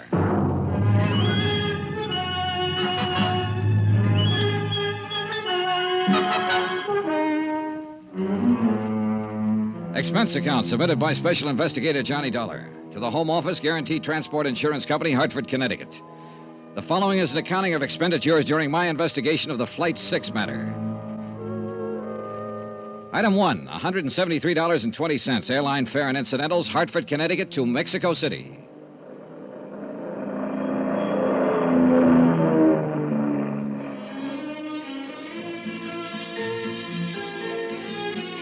I checked my baggage through customs and started making inquiries, and more inquiries, and then some more. And after the 14th Quien Sabe, maybe is better you ask Kim, I found the office I was looking for. Or at least I thought I'd found it. The flowery Spanish title on the door translated roughly into Inspector General of the Department of Civil Air Transport. But when I opened the door, I wasn't so sure. Come in, Jack. Make yourself to home. Oh, I'm sorry. I was looking for You found him. That's me. Don't let the big words on the door fool you. I'm all there is. There ain't no more. So come in. Shut the door. All right, thanks. Is your name Dollar? That's right, Johnny Dollar. Macklin here. Macklin. One-time mongrel from the south side of Chicago. I got a wire from your office. Said you'd be in on Pan Am Flight 12. Pull up a chair and squat, will you? All right. Or what were you expecting? Spanish grandee with a white silk shirt, a black silk tie, and a second cousin on the cabinet? Well, maybe. At least I wasn't figuring on a Southside Mick with a 17th century desk and a cotton sweatshirt. Well, now, here's what little dope we've got on the crash. Most of it you probably know already. I left on 20-minute notice. All I've seen is one newspaper item. I can use a lot more. Well, you won't get much more out of that report. We got a crew over at the wreckage around 2 hours ago. Survivors? No, he didn't have a chance. That crate is scattered over 10 acres of mountainside. Didn't catch fire, though, so we might turn up something or other. Oh, I got a good man in charge up there, Juno Romero. You'll meet him later. I'm sending another jeep up there in a few minutes, and you can go along if you want. Thanks, I will. My company figures sabotage. Any chance they're wrong? Could it have been accidental? Equipment failure, personnel failure, something like that? Well, if I thought so, I'd be up there at the wreck myself. That'd be my kind of job. But this one's different. You know, it's detective work, your kind of job. And Gino Romero's. Now, he talks as soft as a girl out of finishing school. Looks a little like one, in fact. But underneath it, he's as sharp as a tack and tougher than an old boot full of nails. What actually happened when the plane went down? All I've heard is that it blew up in midair. That's right. Well, a few Indians were the only ones who saw it. They were burning charcoal up on a slope at about 9,000 feet. They were watching the plane circle, gaining altitude. Then one big flash, the tail blew off. Pilot didn't have a chance. He rode it straight into the side of the mountain. The tail? That sounds like the baggage compartment. That's the way I figure it. An explosive of some kind, a time bomb smuggled on board before the takeoff. I'm covering that angle from this end. I'm rounding up every one of the baggage gang, the maintenance crew, anybody who had a chance to get near that plane before it left the field out there. And what have you found out? Well, so far, nothing. We're trying to check back, too, on the individual passengers, the plane crew, trying to find out who might benefit by having any one of them dead. Well, I guess that'll be your angle, too. Yeah. Yeah, at least as far as insurance is concerned. Well, there were 3 flight policies issued, and the names are in the reports here. Yeah, I know. I've got them. The Home Office gave them to me, along with the names of the beneficiaries. I haven't talked to any of them yet. I figured that you know how to go about it better than I would. And there's another possible insurance angle, and that's the cargo. Do you know if there was anything valuable on board? Worth destroying for the insurance, you mean? No, it was done by somebody who deliberately set out to kill one of the 10 people on board that plane. And who didn't mind killing 9 others to get that one. It was premeditated, cold-blooded. Now, you get him, Johnny. Get him for me, and then just leave me alone with him for about... Come in. One of you is Senor McLean, Inspector General de Departamento Yes, Civil. that's me. What can I do for you, Jack? They will not give to me any information, Senor McLean. Not the police, nor the airline office, nor Oh, any. who are you, and what information do you want? I am Ramon de Lagos, Senor, and I am here... De Lagos? Wait a minute. That's the name of one of the... Yes. Look, are you related to Maria de Lagos? My wife. She was on the plane. Now tell me, please, what news do you have? Have you reached the scene of the crash? Yes, we have. 2 hours ago. And what did you... Is there any chance? I'm sorry, there were no survivors. No. Oh, no. I'm sorry, Senor de Lagos. It is too terrible. I didn't know you were here in the city, or I'd have let you know right away. I sent word to your office in Havana. I have been here for 6 weeks. Maria came for a visit only a few days ago. Now... I know, it's a rough deal. I'm sorry. Oh, this is Johnny Dollar from the States. Senor. Later, sir. He's here to investigate the cause of this thing. What is the use, Senor? It will not return life to the dead. No, but I don't like to see a murderer get away with it. A murderer? Then the rumors are true. The plane was destroyed deliberately. It is hard to believe that anyone would... Senor McLean, what arrangements are being made? The bodies will be brought down to the Federal District Hospital, and I'll see that you're notified. Gracias, Senor. No, let's see. I believe your wife's brother, Don Serrano, is staying at the Hotel Regis. Yes, he is, but I am at the Monte Casino. Don Serrano and I are not friendly. I see. All right, Senor, then I'll contact you at the Monte Casino as soon as I have word. You are very kind. And again, I'm sorry. Yes, that is all one can say. Adios, senores. Know anything about him, Mac? Well, only what his wife filled out on the flight form. He's Cuban, residence and business address Havana, in the export game. And you know, of course, that his wife was one of the 3 people who took out accident policies. But naming her brother, Don Serrano, as beneficiary, I wonder why. Well, that's one of the 6 dozen questions you can ask when you start prowling. Look, I hate to rush you, Johnny, but I ought to start that jeep up the mountain. I'm ready anytime. I'll let Gino know you're coming. And you check with me if you want anything. You'll have full cooperation from the federal police and the government. And to repeat just one thing, Johnny. Yeah, I know. Whoever did it, get him. Check.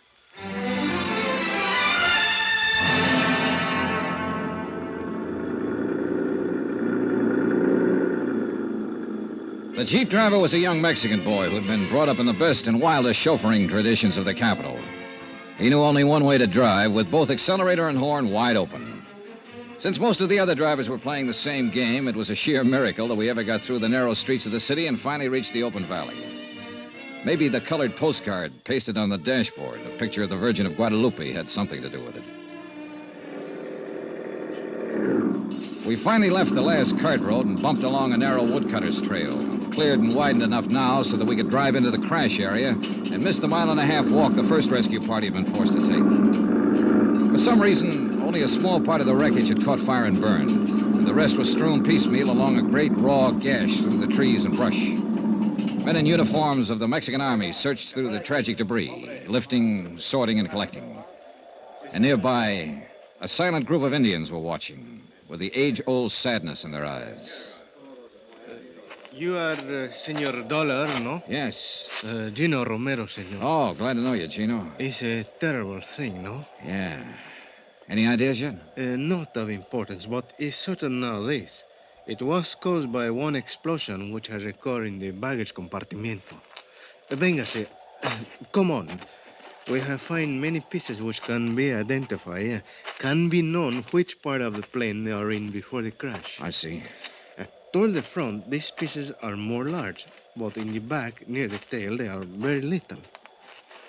Here, you look. These are pieces of the baggage, muy pequeño, very tiny. Oh, yeah. The crash itself wouldn't have done this. It had to be an explosion. Seguro. Look, it's burnt a little, each one of these pieces, but these more big ones from the seats of the plane, they are not burnt. Here, you smell these ones. Hmm? Yeah, I see what you mean. Either dynamite or nitroglycerin. Was dynamite. We have found little tiny pieces of red paper from the wrappings on the sticks. Was dynamite. Any idea how much? How big a charge? One of the soldados, Pascual, who have used much explosive, is think maybe 30 or 40 pounds. Light enough to be put on board in a piece of luggage. It's going to be tough, Gino. Plenty tough to. They're bringing out the bodies. The Indians set up a low, wailing dirge, and one of them tapped softly on a native drum. A wordless terror before the ancient mystery, death. One by one, the bodies passed us, borne by the silent soldiers. Madre de Dios, may they find peace. Then, for the first time, I noticed the girl, standing alone some distance away, watching without expression as the stretchers passed her. She was young, blonde, and beautiful. Not conventionally so, but beautiful as a young animal is beautiful. And she looked very much out of place. You are observing the señorita, no? What's she doing up here? ¿Quién sabe? She's strange, that one. Always she's look for danger. She's what you say, the daredevil. But it's like she's always have the charm. Death has never find her. So perhaps she has come here to look on his face. Do you know who she is? Pues sí. She's American. Her name is Marvel Terrence. Marvel Terrence? You have heard of her, senor? I'd heard of her, all right. And I'd wondered what kind of a girl would have a first name like Marvel. And now I knew, partly at least. And I planned to find out a whole lot more. 3 of the people who died on that plane had taken out flight policies. Maria de Lagos was one of them. The other 2 were men, both of whom had named as beneficiary Marvel Terrence.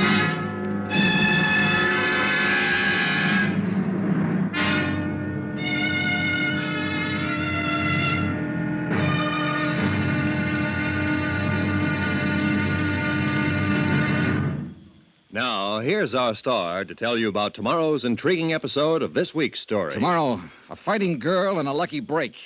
And then murder cancels the score. Join us, won't you? Yours truly, Johnny Dollar.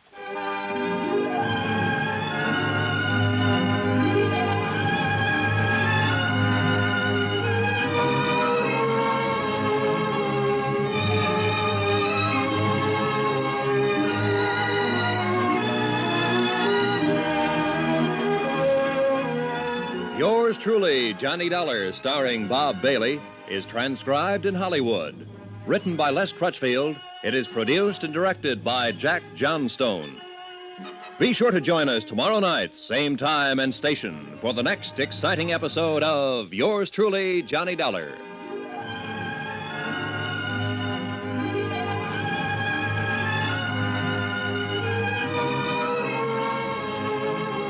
This is Roy Rowan speaking.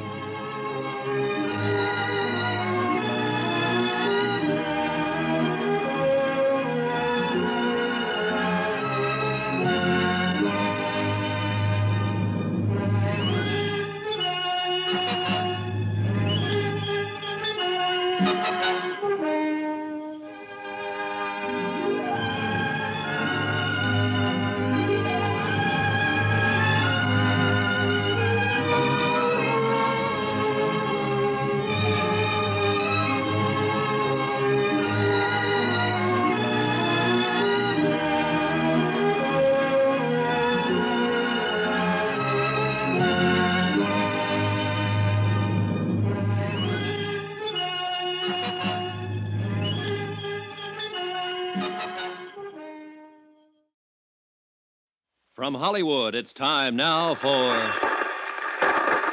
Johnny Dollar here. Go ahead. Macklin, Johnny. Is Gino around? Yeah, he's over across the slope at the moment. They're getting the bodies out of what's left of the plane. Well, how does it look? Anything new? Nothing we hadn't already guessed. It was an explosion, all right. Dynamite in the baggage compartment. Probably put on board in a piece of luggage. Well, that figures. I've run into something down here in the city along those same lines. What do you mean? The ground crew remembers one of the baggage handlers acting strange before Flight 6 took off last night. A man named Ramirez. What do you mean, strange? They say he had one suitcase that he wouldn't let any of the other handlers touch.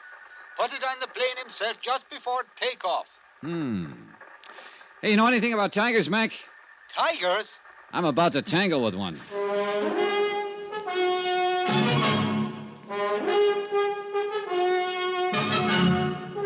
Tonight and every weekday night, Bob Bailey in the transcribed adventures of the man with the action-packed expense account, America's fabulous freelance insurance investigator. Yours truly, Johnny Dollar.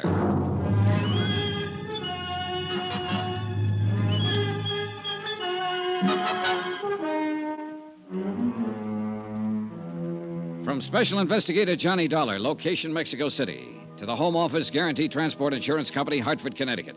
Assignment, the Flight 6 matter. Expense account continued. I was taking Gino Romero's word for it that the girl was a tiger. His word and my own instincts. At first glance, she seemed soft, shy, and lovely. Then you sensed a wildness about her, a kind of suppressed violence that brought you up short and made you stop and reappraise her. She leaned against a tree, watching the bodies of the plane crash victims being carried down the slope and placed in the Army Jeep, with no sign of emotion on her face. Cool, detached. She had no reason to be here, and I wondered why she was. The only way I knew of finding out was to ask her. Yes, what is it?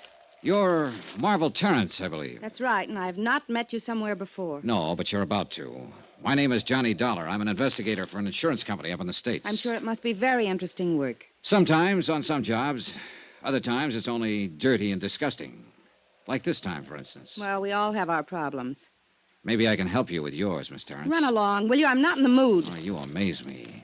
I think that seeing 10 bodies picked up and hauled away ought to put anyone in a gay, carefree mood. Look, beat it. You came out here sightseeing, didn't you? 20 miles from town? So you must like this kind of thing. I had friends on that plane, Mr. Dollar. So did a lot of other people. But maybe not as good friends as you had. I don't know what you're talking about, and I don't care. E.H. Palmer and Jim Rourke? Were those your friends, Miss Terrence? Now, let's get this straight. I'm not interested in playing footsies or any other game you have in mind. You're wasting your time, Buster. Now get going. Oh, well, wait a minute. Maybe you've got the wrong idea. This isn't just a social chat. No, you want to help me with my problem. Just one problem. I'm wondering how you're going to spend that $50,000. What? Yeah, that's a fair-sized chunk of money to drop right out of the sky. What are you talking about? What $50,000? The money you'll get from the deaths of your two friends, Palmer and Rourke. What do you mean?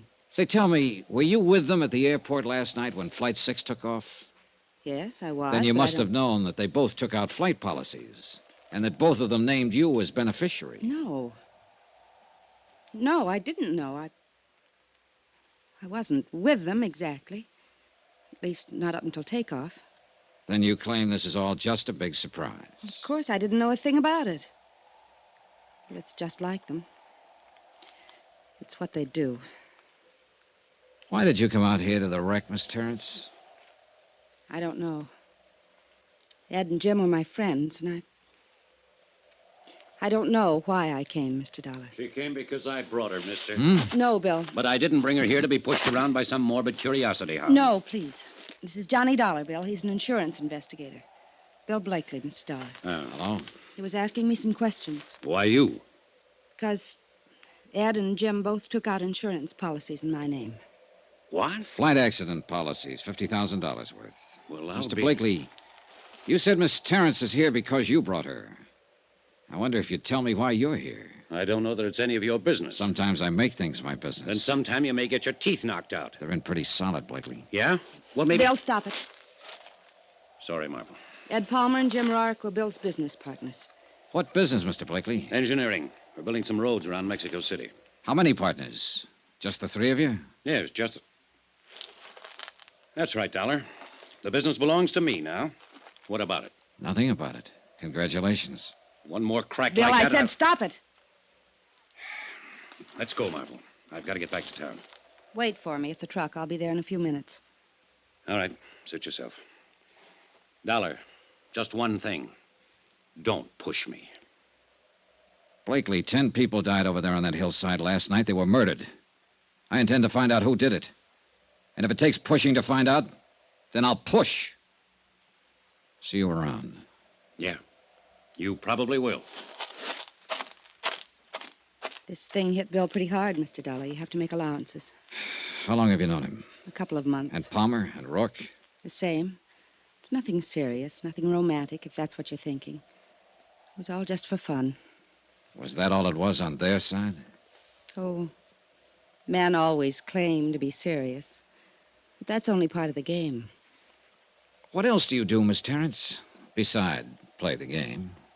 That's all. I'm a wealthy orphan, Mr. Dollar, and my only career is drifting around the world playing the game. I'm ornamental, irresponsible, and rather useless. Maybe not entirely useless. Just being ornamental has some importance in this world. So you play too, huh? No, I meant it. I guess I was pretty obnoxious when you spoke to me a while ago. Well, I suppose I asked for it. I'm staying at the Hotel Monte Cassino. Are you? I'd like to see you again. I could teach you the game, Johnny. Well, that's a very attractive offer. Outside of business hours. But you think I'm mixed up in this? No, I'm not sure. Well, think about it, Johnny. You can call me at my hotel. The Monte Cassino. That's where DeLagos is staying. Happen to know him? Ramon? Well, yes, of course. Why? Well, one of the passengers killed in that plane was his wife. Didn't you know? I saw the name DeLagos, but I didn't even know he had a wife. Another, just for fun? I think you've got some wrong ideas about me, Johnny. Come see me and I'll straighten them out for you. All right. I will. And something else. You'll find it out anyway, so I may as well tell you. Tell me what? I had reservations on Flight 6, too. I was going over to Havana for the weekend. I canceled out at the last minute. I see. Maybe that's why I came out here. To see for myself. I'm not afraid of death. I've tempted it too many times to be. But it does fascinate me. I stood there watching and thinking. Could have been me being carried down that slope. Except for luck. Why did you cancel out at the last minute? I was talked out of making the trip. By whom? Bill Blakely. I watched her swing down the slope, lithe, erect, and lovely. A strange girl, with an air of aloneness about her. An air that I felt would be with her even in a crowd. Strange, but also compelling. Exciting. She might be involved, or she might not. I didn't know. But I was sure of one thing. In either case, I was going to see her again.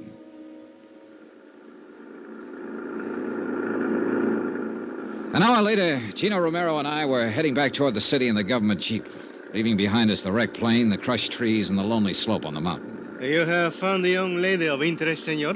Yeah, I found her of interest. Always she's doing the crazy things. Daredevil, flirting with the eyes, looking for danger. Playing the game, she calls it. Si, senor. Playing the game. Que lástima. It is too sad that 10 persons are not be playing the game now anymore. Oh, it's all right, Chino. I'm not that much under her spell. ¿Qué dice? If she's guilty in any way, I'll pin it on her just as quick as the next one. Oh, but I did It's not all right, mean that... forget it. No, I do not think she's guilty. It is not the thing she would do, and she does not need the money. She's very rich. Do you know that? Everybody says so. Well, that's what I mean. It's worth checking into. Es posible, but I still do not think she would do such a thing. It is too terrible. And she's too beautiful. Maybe I ought to give you the advice, Chino. Before the beauty of a woman, senor, we are all as brothers, like Senor Blakely. I see he was look very disturbed. Yeah, he did get a little hot under the collar. What do you know about him, Chino? Almost nothing. He's come here for 3 months now, making the road. And his partners, Palmer and Rourke, were killed in the plane crash. What do you know about them? The same. Nothing. They all arrive together. Always they work together, play together. Then along came Marvel Terrence. True. They were all rivals for the senorita. And there is one thing. What's that? They have the building for the machinery outside the city, the warehouse, you call it. What about it? In this warehouse, they keep much dynamite.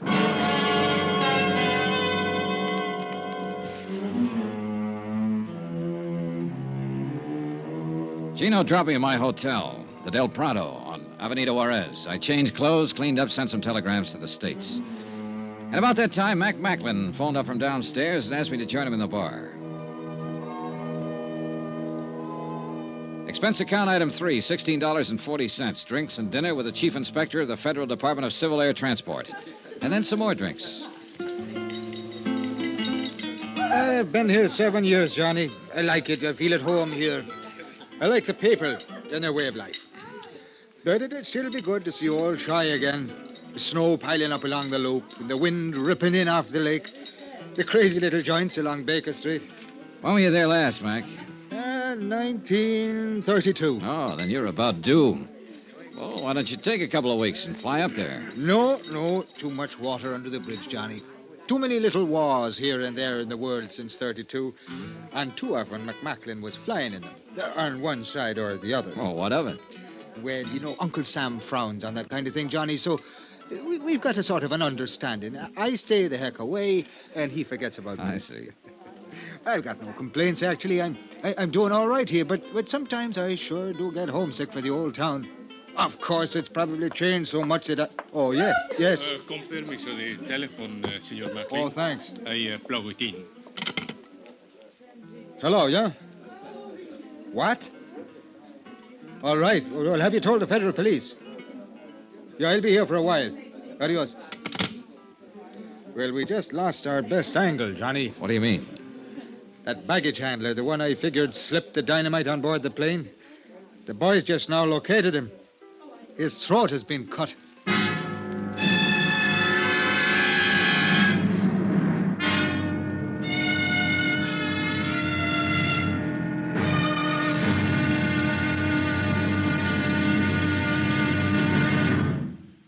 Now, here's our star to tell you about tomorrow's intriguing episode of this week's story. Tomorrow, a bereaved relative lies.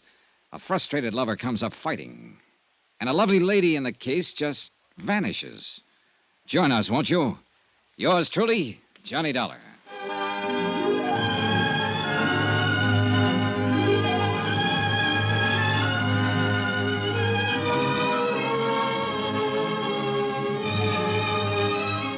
Yours truly, Johnny Dollar, starring Bob Bailey, is transcribed in Hollywood. Written by Les Crutchfield, it is produced and directed by Jack Johnstone. Be sure to join us tomorrow night, same time and station, for the next exciting episode of Yours truly, Johnny Dollar. Roy Rowan speaking.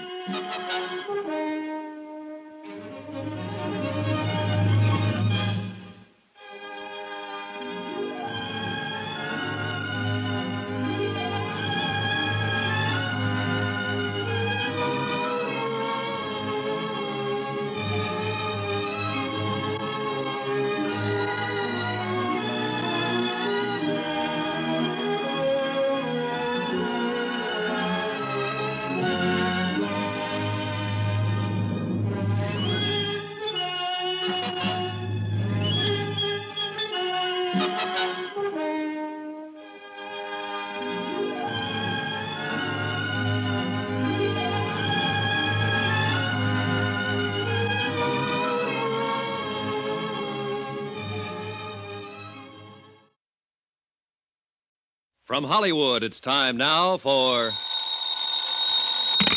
Johnny Dollar. This is Don Serrano de Almeida y Pico. Oh? We have not met, Senor Dollar. No, all right. I've been sure to remember the name. Don Serrano. Oh, wait a minute. You're Maria Delago's brother. That is correct. I was planning to call on you this morning, Don Serrano. That will not be necessary, Senor, since I am taking the liberty of calling on you. I am downstairs in your hotel at this moment. Oh, I see. I believe I may be able to cast some light on the unfortunate tragedy which overtook my poor sister and the other passengers of that ill-fated airplane. Do you know something that hasn't come out? Rather a great deal, Senor. I know the crash which resulted in the deaths of 10 innocent people was the evil work of a diabolical maniac. Yes, well... A product of the warped mind of a scheming, worthless, unspeakable dog, a sneaking, money-hungry snake, a scurrilous, unprincipled... Don Serrano. Si, Senor. Come on up.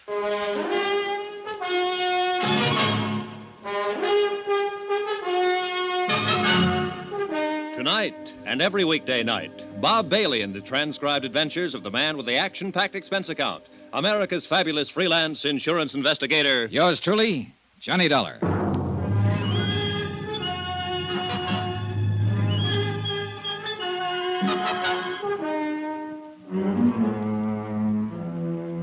From Special Investigator Johnny Dollar, location Mexico City, to the Home Office Guaranteed Transport Insurance Company, Hartford, Connecticut.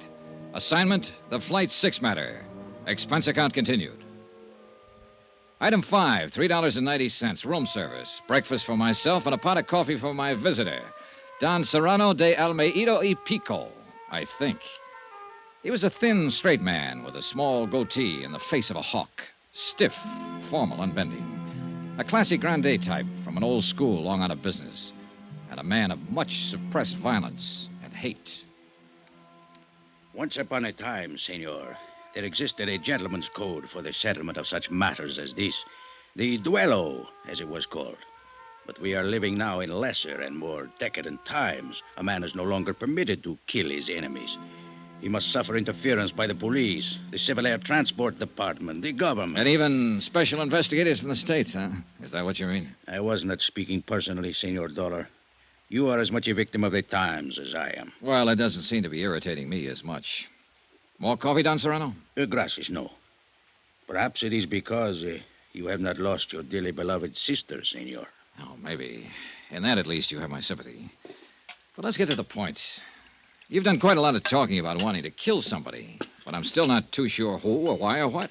It is very simple, senor. Not to me. Suppose we start at the beginning. As you like. But who can ever say what is the beginning of anything? All right, then let's be arbitrary about it. Let's start 3 weeks ago when your sister Maria came here from Havana to join her husband, Ramon de Lagos. I believe you said Ramon had been here for a month at that time on some kind of a business deal. A business deal? Do I look like a fool, senor? Oh, now, let's stick to the point. Women. That is his business, senor. Women with money. Then a week ago, Maria wired you, said she was terribly unhappy, and asked you to come at once. And when you got here, she told you what was the matter. She said Ramon was carrying on with an American girl named Marvel Terrence. A Jezebel, senor. So you took over. You got Maria an airline reservation back to Havana on Flight 6, the one that crashed, and told her you'd handle Ramon. Oh, she was putty in his hands. He lied to her every day since they were married.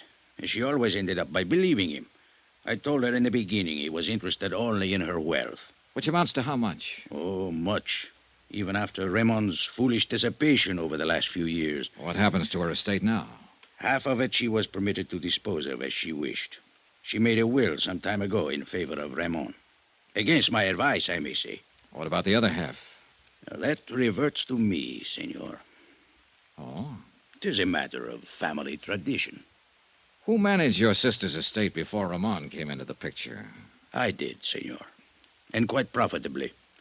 I did not waste my energies on illicit follies and ludicrous intrigue. All right. Night before last, then, you took Maria to the airport and saw her off on the plane. Si. What was she planning to do when she got back to Havana? Was she going to divorce Ramon? My sister was a very pious woman. May she rest in peace. Her religion would never permit such an act. I see. And, of course, there was the matter of family tradition. Oh, naturally. Did Ramon go to the airport with you? I had not seen Ramon since the night before, nor had Maria. We had quarreled violently over his disgraceful conduct. Did Ramon know that his wife was taking Flight 6? I informed him the night before. Did you or Maria see him at the airport? Oh, no, senor. He was much too clever. He managed to keep out of sight. Then how can you be sure he was there? Senor Dollar, who else would be so vile as to place an explosive on board the plane? Oh, well, now I can follow your reasoning, but... The matter is self-evident. Well, look, I'm afraid we need more than self-evidence, Don Serrano. The problem of evidence is your responsibility, senor. I have told you who committed the deed. No, you've told me who you suspect. Do you doubt my word? Not as far as it goes. Sure you won't have some more coffee? No, gracias. Do you happen to know this girl, Marvel Terrence? By sight, I mean. She has been pointed out to me. Mm-hmm. Did you see her at the airport? Si, I did. I was under the impression she was going to leave on the plane, but after it departed, she was still in the terminal. Did you notice her talking to anyone before the takeoff? Yes, to some American, I believe. Red hair, stocky build, about 35? See, he would fit that description. Blakely. Did you see her talking to anyone else? Any of the baggage handlers or the ground crew? I'm afraid I did not notice. Is it important? It could be. Well, thanks for your information, Don Serrano. My only concern is to see justice done. I'm sure it will be. And now suppose we take a look at what you didn't tell me. Senor? The fact that Maria took out a flight accident policy for $25,000 and named you as her beneficiary. Well, I considered it a mere whim of my sister's. But the way things turned out, it was a pretty valuable whim, wasn't it, Don Serrano? For you, I mean. Senor, are you implying... I'm implying that Ramon wasn't the only one with a motive. Wasn't the only one who'll profit by Maria's death. You'll do pretty well yourself. Half her estate and $25,000 cash. That's not a bad deal. I should kill you for such an insult. You'd like to, wouldn't you? You're very big on this killing business. That's how you planned to handle things with Ramon, wasn't it, as soon as Maria went back to Havana? It is only what he deserves. And now you're trying to use me to do it. That's why you came here. You don't care about justice. All you want to do is get Ramon. He is guilty. If he is, Don Serrano, I'll find it out and I'll pin it on him. But if he isn't, I'm not going to be pushed into framing him. So you can take these dirty, underhanded insinuations of yours and you can... Get out, Don Serrano. Expense account item 6, $12.60. Taxi fares in and around Mexico City. I checked with the federal police first. They had their best men working on the murder of the baggage handler at the airport. And so far, they'd turned up nothing. They didn't have a single lead. I went through their files on the other 7 people who died on the plane. Nothing. The 2 pilots and the stewardess were Cuban and apparently had no close friends or enemies in Mexico City. 2 of the passengers were Brazilians and were only traveling through en route from the States. And as far as the other 2 were concerned, there seemed to be no motive. So it came right back again to the 3 I was already working on. Maria de Lagos and the 2 business partners, Ed Palmer and Jim Rourke. The 3 people who'd bought flight insurance policies. And that left me with 4 possible suspects. Ramon de Lagos, Maria's husband, Don Serrano, her brother, Marvel Terrence, and Bill Blakely, the partner of Palmer and Rourke. I checked with Inspector Mocklin, but he'd made no progress. With Gina Romero, no progress. I tried to reach Blakely, but he hadn't shown up at his office. I phoned Marvel Terrence and got a reluctant agreement from her to meet me for lunch. I waited for her at the Vendôme for an hour. She didn't show up. Finally, at 1 o'clock, I went to her hotel. Oiga, mozo, traiga el equipaje del cuarto número 85. Ahorita vaya. Ándale, pues. Si, senor. What can I do for you? I'd like to see Miss Marvel Terrence. I wonder if you... Miss Terrence. Que señorita tan bonita, tan hermosa. Yeah, well, if you'll... She's the most beautiful woman where I ever stay at this hotel. Yeah, she's pretty gorgeous, all right. Would you mind Sometimes telling... I think everybody in the world is in love with this señorita. All day long, it is one man after another which call up to talk to Miss Terrence. Well, would you ring her and tell her I'm 2 waiting... times so many calls we get on the switchboard while the señorita is live here. That's very interesting. And now would you You must please- forgive me, amigo. When I think of Miss Terrence, I lose all sense in my head. All right. You're forgiven. Now, if you... What is it you wish, senor? Will you ring Miss Terrence and tell her I'm waiting down here in the lobby? Immediately, senor. Your name, please? Johnny Dollar. Johnny... D-O-L-D-O... How do you spell it, please? D-O-L-L-A-R. L-A-R. Gracias. I will tell her at once that you... Sacre nombre. I had forgot. Forgot what? She's not here no more, senor. What? She has checked out of hotel at 11 o'clock of this morning. Expense account item 7, $2.10. Lunch at the Monte Casino Hotel, alone. I was sorry she'd skipped. I guess I was secretly hoping Marvel would turn out to be in the clear. But if she were, then why run out? It didn't add up. I paid my check and started to leave the dining room. And at the entrance, I ran square into a man I was planning to see later in the day. He didn't seem very happy about it. Senor Dollar. How are you, Ramon? It is a pleasure to see you again, senor. And I'd now, like to if talk you'll to you a excuse couple of minutes. Come on, let's step into the bar. But I have a most important engagement, senor. Oh, this is important, too. I understand you're a friend of Marvel Terrence's. See, it is my honor and pleasure. Well, she's checked out of the hotel here. Do you know where she went? Senor, I do not discuss the private affairs of my friends. Oh, knock it off, Ramon. This isn't a tea party. 10 people have been murdered by an explosion aboard a plane. One of them was your wife, remember? I cannot help you. I know nothing of Miss Terrence's plans. And now... I talked to your brother-in-law this morning, Ramon, Don Serrano. He tells me you're the one who put the explosive on board the What? plane. It is a lie. He seemed pretty certain of it. He tells me you stand to inherit half of your wife's estate. Then he is better informed as to the details of the matter than I am. I do not know what happens to the estate, senor. He seems to think you wanted to get your wife out of the way in order to have a free hand with Miss Terrence. Don Serrano, as you may have noticed, is a bigoted and jealous old fool who thinks only of money. He knows better than that. What do you mean? Maria was different from the women of your country, senor. She understood such matters as my friendship with Miss Terrence. And accepted them? Except such times as Don Serrano goaded her into being foolish, yes. It is a difference of the Latin temperament, senor. I see. Then there was no trouble between you and Maria. None of importance. The trouble was Don Serrano. He has hated me from the day of our marriage, because from that moment on, he no longer had any control over Maria's fortune. If you wish to discuss this further, senor, I will be happy to do so later, but I must leave now. Con su permiso. I watched him hurry out of the hotel. I had no real reason to stop him and no authority to.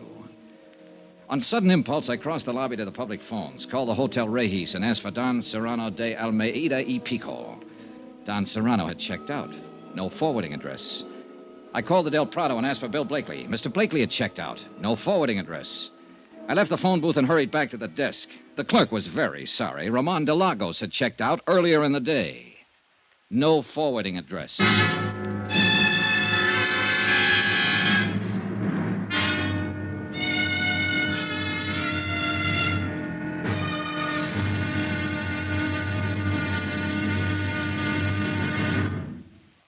Now, here's our star to tell you about tomorrow's intriguing episode of this week's story. Tomorrow, a rendezvous in a tropic port.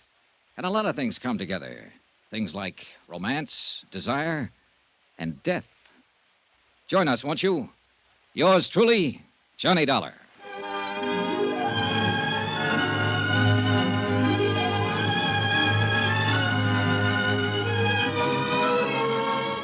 Yours truly, Johnny Dollar, starring Bob Bailey, is transcribed in Hollywood. Written by Les Crutchfield, it is produced and directed by Jack Johnstone. Be sure to join us tomorrow night, same time and station, for the next exciting episode of Yours truly, Johnny Dollar. Roy Rowan speaking.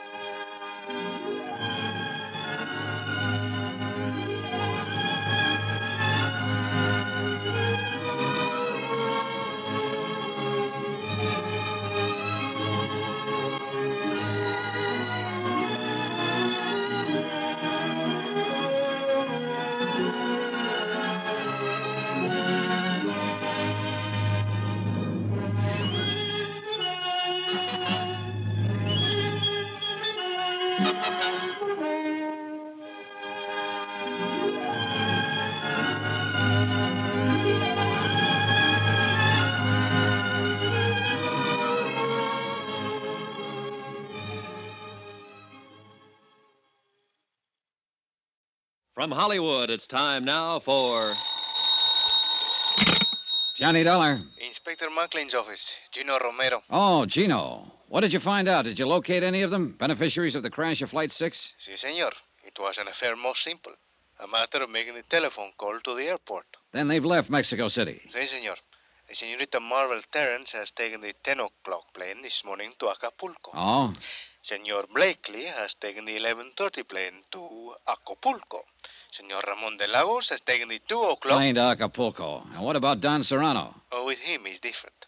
At 2:45, he's depart from Mexico City in a special charter plane. Look, Gino, is there another flight to Acapulco this afternoon? But, of course, at 4:30. Already I have 2 reservations. Good. I'll meet you at the airport. What's the flight number? Gino. I'm scared to think of it. This one is also called Flight 6.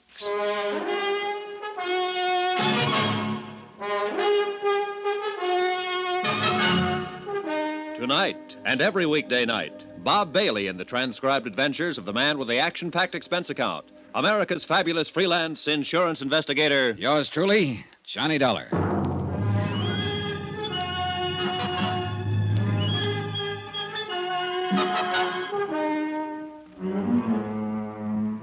From Special Investigator Johnny Dollar, location Mexico City. To the Home Office, Guaranty Transport Insurance Company, Hartford, Connecticut. Assignment, the Flight 6 matter. Expense account continued. Item 9, $63.45. Incidentals in Mexico City and plane fare to Acapulco. One more of the sharp contrasts of Mexico. We left the stiff formality of the city behind us, the cool, thin air of the high plateau, and 50 minutes later, we stepped off the plane and into the steaming heat of the tropics. Barefoot tourists in shorts and barefoot natives in white cotton dungarees. Soft brown skins and flashing teeth. Mangoes, papayas, and the heady scent of tropical flowers. Blue sky, blue Pacific, and a burning sun. And a bay so bright and beautiful it breaks your heart. Acapulco.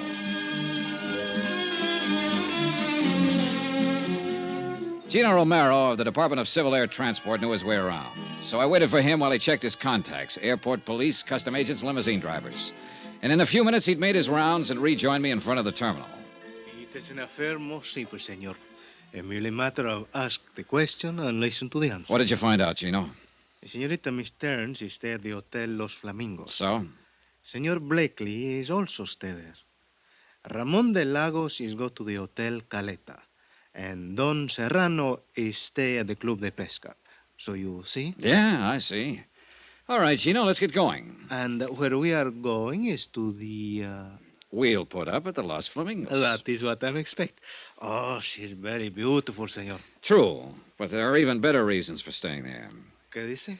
Well, in some way, and I'm not yet sure how, I think this whole thing centers right around Marble Terrace. You think it's possible she's guilty of the crash of the Flight 6 to collect the insurance? Maybe. Or she might have been used. Or maybe...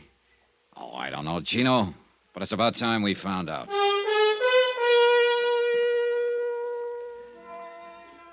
Expense account, item 10, $1.50. Limousine fare from the airport to the hotel. The Flamingos is built on a point near the far end of the peninsula, set on a headland high above the white smother of surf below. And there, just before dusk, with the western sky a yellow blaze of glory beyond the far rim of the Pacific, I found her. She was sitting on the open terrace by the edge of the cliff. And once again, she was alone. Sit down, Johnny. Thanks. I suppose I should be surprised, but I'm not, really. I guess I rather expected you. Well, then wasn't it a waste of time to run away from Mexico City? I've always run away, I guess. And most of the time, I imagine you've been followed. Or maybe I wanted to face you here, where it's so beautiful. Where perhaps you'd be able to understand me a little better. Is that what you want, Marble? To be understood? Doesn't every woman? I thought it was more often the man. And usually it's his wife who doesn't understand him, isn't it? I see this isn't going to be just a social chat. Oh, I doubt if it could ever be just a social chat. Not with you. Now, you got too much impact for that. A compliment? That's a fact. There's no place else in the world with sunsets like the ones here. Every evening. It's like there's another land way off there in the west. It's a strange, bright, golden land. And it keeps calling, coaxing. Only in a little while, it'll disappear. And everything will be dark off there in the west. Maybe you do understand me, Johnny. Maybe that's why I'm half afraid of you. Another reason I ran, maybe. I can be a fool, easy. Sort of hereditary defect, you might say. Oh, that's a common affliction. Rarely fatal. Rarely doesn't help. Once is enough. You know something? When I die, I want to be buried up there in the middle of a sunset. It'd be kind of lonely, wouldn't it? I think I've always been lonely. Do you know I haven't a single living relative in the world? Not one. I was 14 when my parents were killed in an auto accident. I stayed in a boarding school, and the bank handled the estate. When I was 21, they turned it over to me. And since then, I guess that's not what you want to know, though, is it? Not exactly. Want to tell me about it, Marvel? No. As a matter of fact, I don't. I don't even want to think about it. It would be better if you would. For whom? For me? I doubt it. I feel dirty, Johnny. Telling wouldn't change that. It might. Anything I'd tell you would be only suspicion, not fact. Wouldn't? Unless, of course, you're expecting a confession. Do you have one to make? No. But you know who caused Flight 6 to blow up and why, don't you? No. I can make a guess, that's all. Like to tell me that guess? You'll find out soon enough, Johnny, and I'd rather it didn't come from me. 11 people have died, Marvel. I know. 10 on the plane that crashed, and the baggage handler who was murdered later, and You whoever... don't have to remind me of it. I couldn't forget it if I wanted to. I told you how I felt, now drop it, Johnny. All right. I didn't know. That's all I can claim. I just didn't know. What do you mean? Nothing. Look. It's dark out there now. And sunset's gone. There's always another one. I wonder. Have you ever met Don Serrano, brother-in-law of Ramon de Lagos? No, but he was pointed out to me. Did you see him at the airport the night Flight 6 was blown up? I don't remember. I don't think so. Did you see Ramon? No. Did he know you'd canceled your reservation that night? He didn't even know I had one. Have Ramon and Bill Blakely ever met? Yes, they met. And detested each other on sight. Well, that's understandable in view of the circumstances. Oh, I guess, but why are people like they are? Did you arrange for Blakely to follow you here? I didn't tell anybody I was coming. He was a good guesser. So was Ramon and Don Serrano. I know. They're all here. Why? They don't even know me. They don't want to know me. Not in any real way, but they're here. Oh, yeah, they're here. And I think you ought to tell me what you know, Marvel. Tomorrow, maybe. Not tonight. Let me have just one night, Johnny. All right. Take me to dinner. Dance with me. Laugh with me. Give me just one evening. Will you, Johnny? Sure. And thank my lucky star for the chance. You're sweet. I'm saying it now. Without any strings. No matter how things work out. I'll still mean it. You're a sweet guy, Johnny. Give me time to change.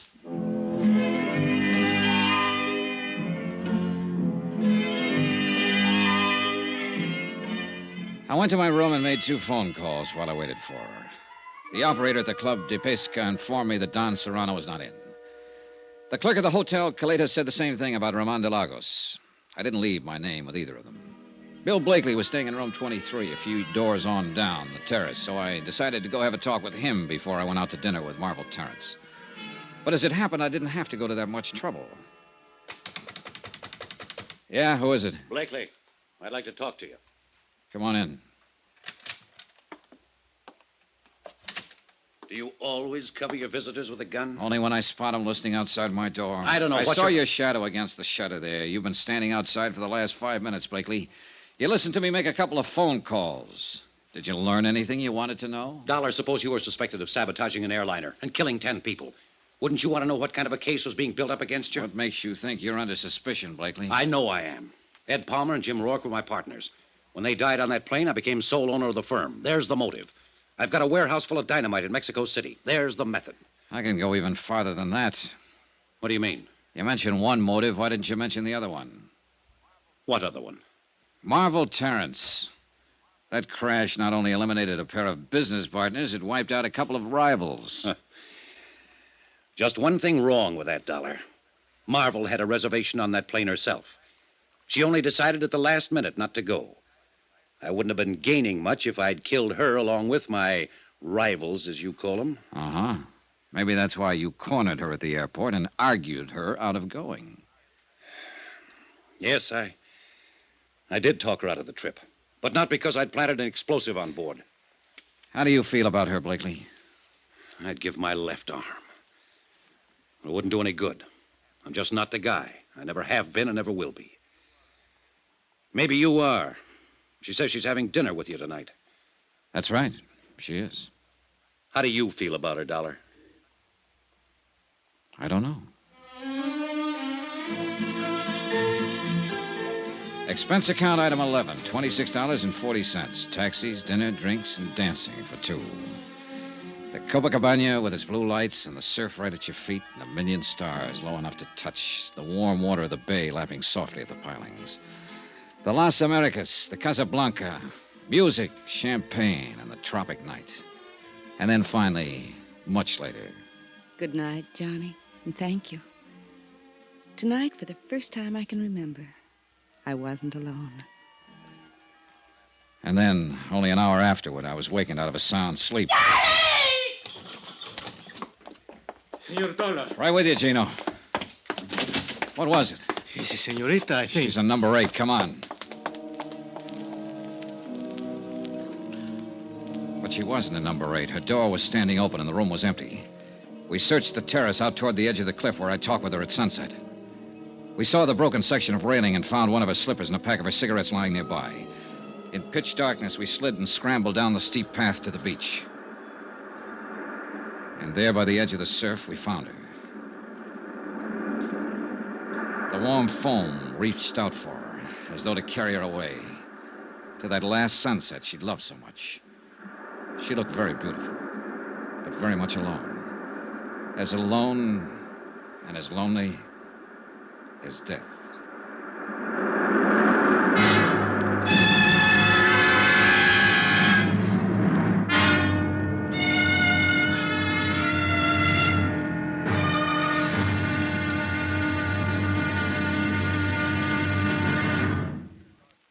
Now, here's our star to tell you about the final intriguing episode of this week's story.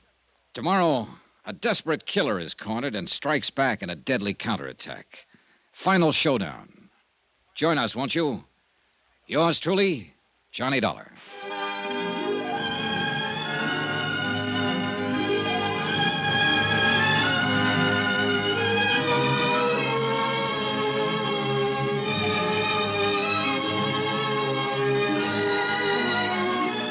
Yours truly, Johnny Dollar, starring Bob Bailey, is transcribed in Hollywood.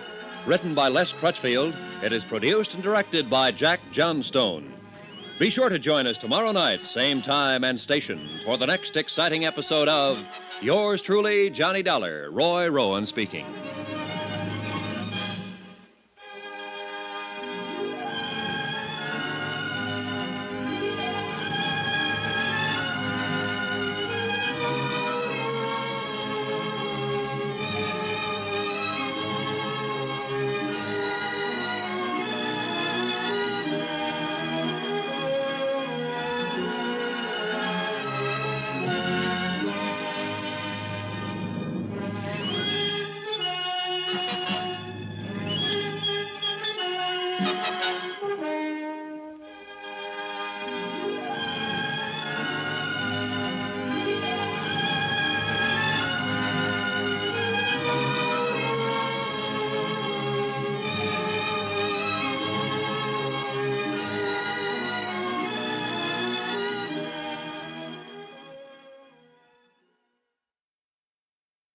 From Hollywood, it's time now for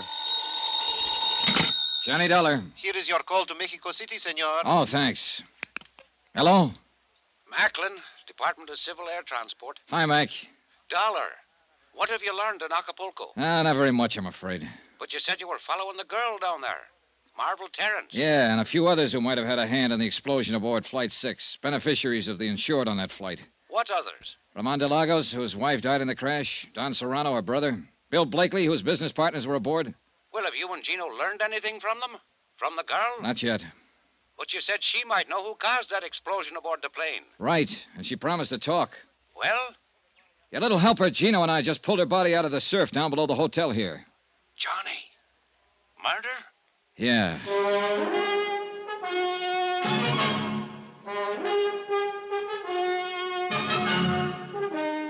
Tonight and every weekday night, Bob Bailey in the transcribed adventures of the man with the action-packed expense account, America's fabulous freelance insurance investigator. Yours truly, Johnny Dollar.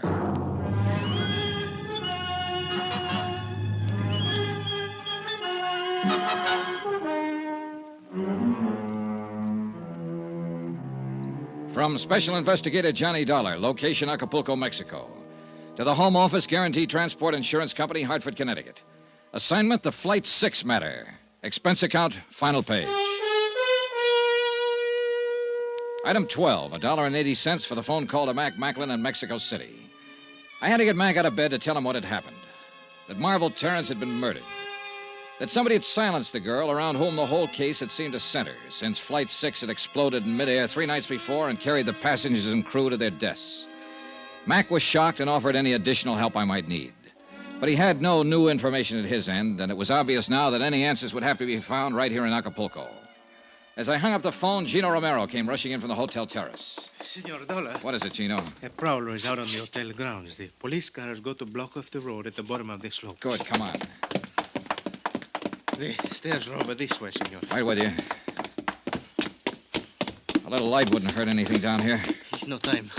This way, into the brush, is a footpath. All right, lead the way. Over there is only 100 feet to the cliff. The other side is the road for the hotel. Here is the only place anybody can go. It's down this slope. Yeah, but there are plenty of places to hide. Si, senor, but it's a matter... Oh, wait. Huh? Listen. We could hear someone moving through the jungle growth a few yards away, moving swiftly but cautiously. Then a sudden silence. Whoever it was had also stopped and was listening for Gino and me. We waited for the fugitive to move again, straining our ears, trying to tag the location. Seconds passed. Then a slight rustle ahead of us. Gino nudged me, and we slipped quietly toward the sound.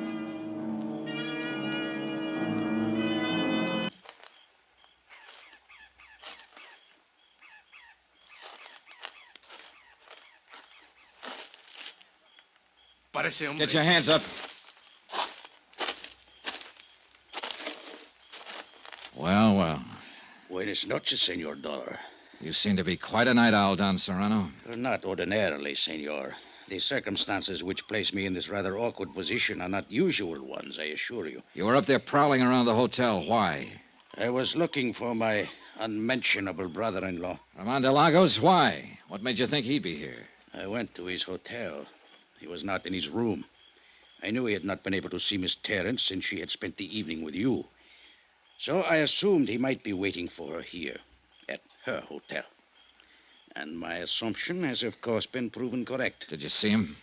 No, but I heard the police discussing the murder of Miss Terrence. It was obviously Ramon's handiwork. Still after him, huh? My feeling about Ramon is not a secret, Senor. Nor his about you. So why did you go to his hotel? To kill him. Why else? Time was running out, so we took Don Serrano back to the hotel to the police.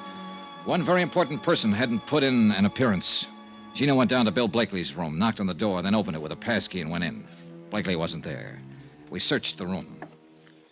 The bed has been sleeping, senor. Yeah, I notice. But for how long, that's the question. It's possible he was wake up when the senorita screams before she is killed. He might have been. He must have dressed. His pajamas are there on the floor. I wonder. Quien sabe if it was a quarrel of lovers, the jealousy. He did not like it when the senorita was go with you tonight. I don't think it's that simple, Gino. Let's get this bag open, have a look inside. Maybe we can... It's not even locked. He seems to have been traveling light. There on the top, senor. Yeah, I see. What is it? Box of .38 caliber cartridges spilled open. And that piece of oilcloth. He had a gun packed in here. No, it's gone. He got up, loaded a gun, and left. Took the gun with him. If it was before the scream, that's one thing. But if it was afterward, then... What are you thinking, senor?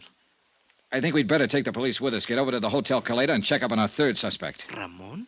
But Don Serrano said he is not there. Don Serrano could say anything. I think we'd better get over there, Gino, and do it fast.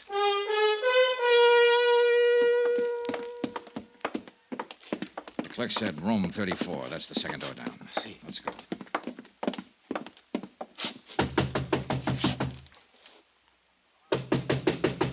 Ramon. Ramon. Who is it? Johnny Dollar, open up. Watch yourself, Gino. See. Come on in, Dollar. You're Blakely. Yeah. Better hand over the gun, Blakely. You won't get a chance to use it now. The police are out in the lobby. Okay. All right, thanks. Ramon didn't show up, huh? I wish he had. That's all I was asking. Just one clear shot at him. Are you sure he's the one who killed her? Sure enough. Did you see him? No, but he's the one. She was scared of him, Dollar. She told me earlier in the afternoon, before you got down here to Acapulco. Told you what? She said Ramon had followed her here from Mexico City, that he'd been acting strange. She said she was glad I was staying at the same hotel, and that she didn't want to see him or talk to him. Yeah, it figures all right. It checks with what she said to me last night. If she'd only given me a little more to go on. She was a real great kid, Dollar. The greatest as far as I was concerned. Yeah. As soon as I realized what had happened, I loaded my gun and came here to wait for him. I figured he'd try to get back to his room. But he didn't show. It's too bad. She was a real great kid. And I'd have died for her if she asked me to. I loved her. She was the... Mira, ahí está, there he is. Come on, Chino. Si, senor. Ramon had been spotted.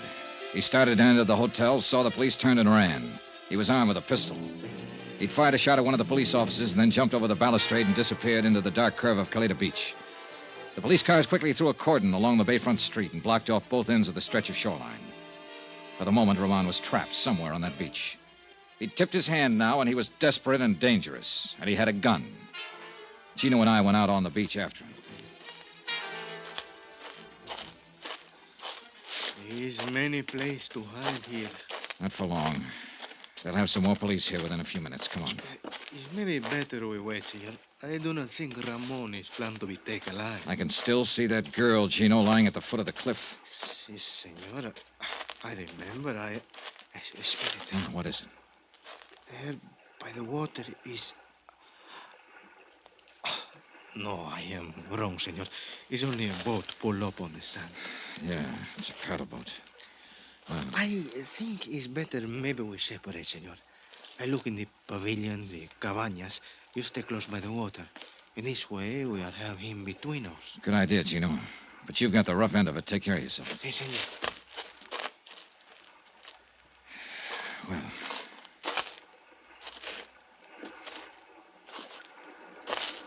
Not much cover along the shoreline here. Do not move, senor. Do not make a sound. Well, Roman. So you were hiding behind that boat. I have nothing to lose now, senor. If you make one move, try to call out, I will kill you. Yeah, I think you would. All right, then, what comes next? This boat, you will push it into the water. But be very careful. If you make any noise, even by accident, I will kill you. Quickly now. Hurry. Relax, Ramon. You don't have a chance anyway. We will see. Careful now. Be quiet. Good. Now get in, quickly. Sure. Take the paddle, head out across the bay, and be very quiet, or I will kill you. All right, Ramon. You're just wasting your time. They'll have a police launch out here within 10 minutes. I do not think so. They will not know. Quiet! Quiet! One more sound from that paddle and I will shoot. Marvel Terrence. Why did you kill her, Ramon? She made me crazy. So beautiful. And with so very much money. I thought she would be most easy once Maria, my wife, was dead. Then it was you who blew up the airliner in order to kill your wife and have a clear field to go after Marvel. Marvel did not know I was married, and Maria was going to tell her. So you sabotaged a plane and killed her, along with 10 other innocent people. And what happened tonight? Did Marvel turn you down? She said she was suspicious of me, and she was going to tell you about it in the morning. And she said she was falling in love with you. She made me crazy. I wish you had got back into that hotel, Ramon. I wish you'd got there before I did, while Bill Blakely was still waiting for you with a loaded gun in his hand. Be quiet and paddle faster. We must get farther up the coast in order... What is that? Police launch. What did you think? I told you didn't have a chance. No, they could not get here so soon. Well, I forgot to mention the fact that they'd already phoned for one. And then they do not know yet we are out here. Good. Keep paddling. Quickly. He half turned his head to look back toward the launch. I took a chance and swung the paddle. His shot went wild, and he didn't get a second try. I caught him back of the air, and he dropped like a log.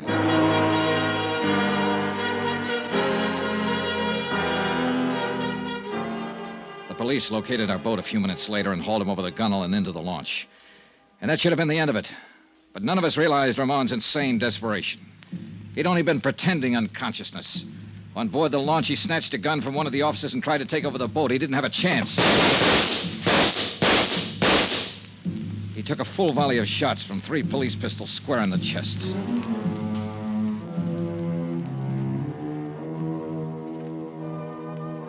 Expense account item 13, $312.20. Hotel and incidentals in Acapulco and Mexico City and plane fare back to the States. Expense account total, $608.10. End of expense account, end of report. Remarks? I'll never see another sunset now without thinking of her somewhere out beyond it. I hope she doesn't feel alone anymore. Yours truly, Johnny Dollar.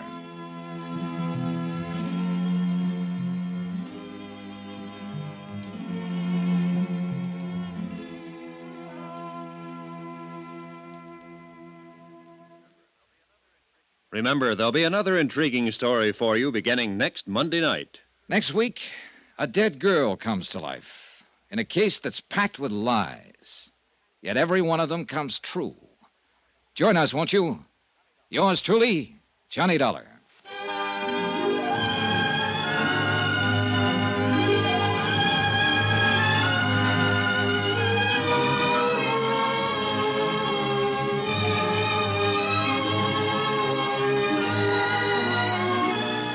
Yours truly, Johnny Dollar, starring Bob Bailey, is transcribed in Hollywood. Written by Les Crutchfield, it is produced and directed by Jack Johnstone. Heard in this week's cast were Virginia Gregg, Ben Wright, Edgar Barrier, Don Diamond, Russ Thorson, and Jack Moyles. Musical supervision by Amerigo Marino. Be sure to join us on Monday night, same time and station, for another exciting story of Yours truly, Johnny Dollar. This is Roy Rowan speaking.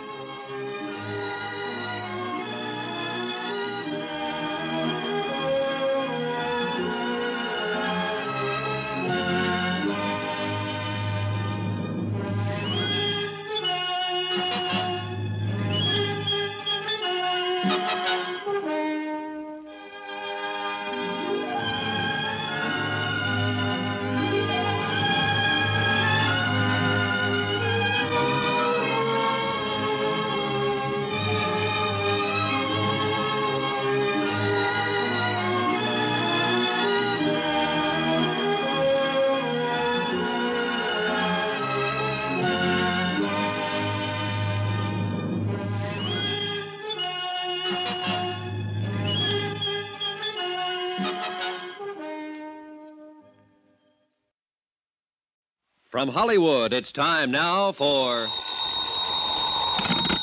Johnny Dollar. This is Don Taylor down at Tri-State, Johnny. Hello, Don. Happy New Year. Belated, of course. Same to you, Johnny. Listen, would you like to come over to my office and meet a pretty girl? Sure. Is she interesting? Very. As a matter of fact, she just told me the most interesting thing I've ever heard. Oh, what's that? She just told me that she was dead.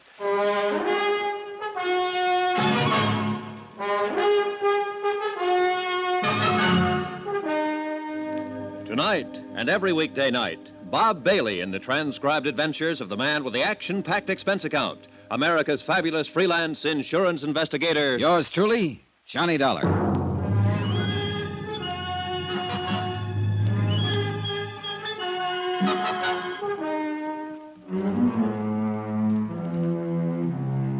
Expense account submitted by Special Investigator Johnny Dollar to Tri-State Insurance Underwriters, International Building, Hartford, Connecticut.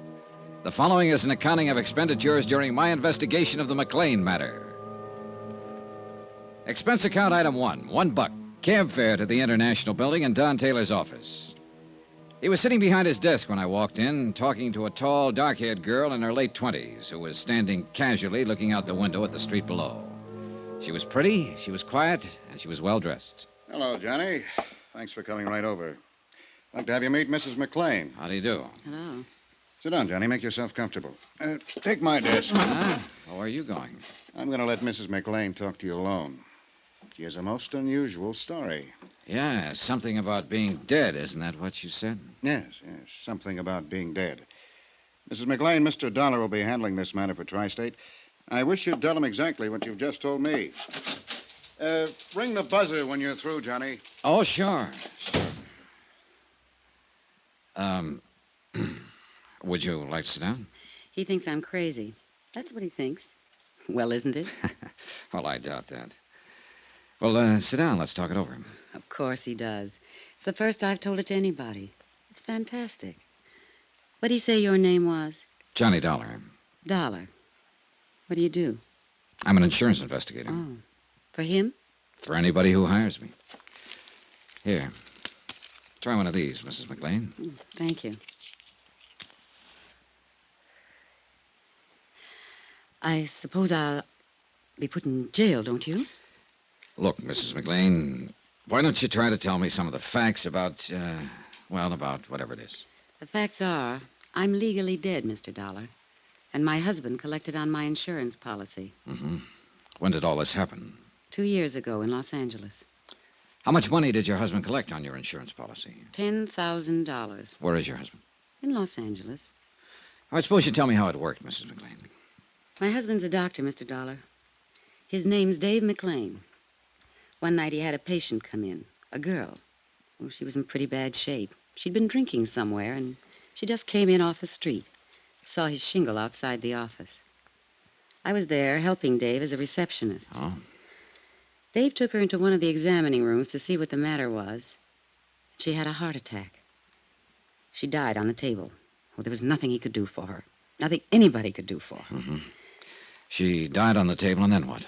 Well, Dave came out and told me what had happened. We looked in her purse to find out who she was and where she lived. There wasn't anything but an address in Jersey City. No Los Angeles address? No. Her name was Teresa Corbett. She was from Jersey City, and that's all. Then what? Well, Dave called long distance to the place in Jersey City. It was an apartment. He talked to the manager there. I see. Go on. Well, Dave didn't say anything about Teresa Corbett being dead. He didn't have a chance, really. The manager was very upset. He told Dave that Teresa's mother had died very suddenly 2 days before. He said he'd been trying to locate her there in Los Angeles. Oh, he was very frantic. Well, go on. It was just one of those crazy things. The apartment house manager was just about out of his mind. Teresa's mother had died in one of his apartments on his premises. He himself had assumed responsibility for the body. He didn't know what to do about a funeral or anything else. He told Dave that Teresa was all the old woman had in the world. Nobody else. And Teresa Corbett was dead in your office at the time? Yes. Well, Dave hung up. I didn't know what he was thinking at first, and then he said to me, "We're in luck." I asked him what he meant by that, and he said that the girl who had died in our office didn't have anyone in the world and no one would know the difference. Then he told me we'd use her body. Just like that, huh? Yeah, just like that. He said it was the chance of a lifetime. Well, go on. Well, Dave called up Dr. Reed. He had an office across the hall from Dave. We waited a while, and then I hid when Dr. Reed came in. Dave told him that I had had a heart attack. He took him back in the examining room and showed him the body of Teresa Corbett and told Dr. Reed it was me. Oh, it was awful. How do you mean? Well, I mean, I hid there in the back office and listened to them talk. They tried oxygen on the girl and shots and everything else. But it was too late. Dave knew it was too late. But, well, Dr. Reed signed my death certificate. 2 days later, they buried Teresa Corbett under my name. And then what did you do? Well, I took a hotel room that first night, and then I went down to Palm Springs. Dave said he'd meet me there. Oh, wait a minute. Dr. Reed had the office across from your husband's? Yes. Well, didn't this Dr. Reed know you? Hadn't he seen you around? You said you were acting as a receptionist for your husband. I'd never met Dr. Reed. He was just new. Okay. So you went to Palm Springs? Yes. After the funeral, Dave came down, and he said I'd have to disappear for a while to give him the time to collect the insurance money and straighten out some things. He collected the money? Yes. Yes, he did. All of it. Then what happened? I came to New York to live. Dave was going to close his practice in Los Angeles and come to New York, and we'd be together again.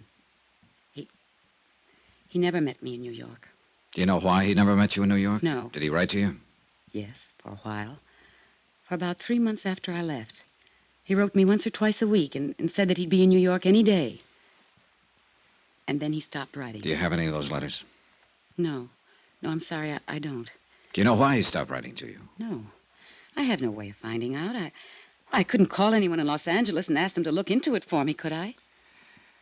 Tell me, what is it you feel now, Mrs. McLean? What? Well, just what is it you want us to do?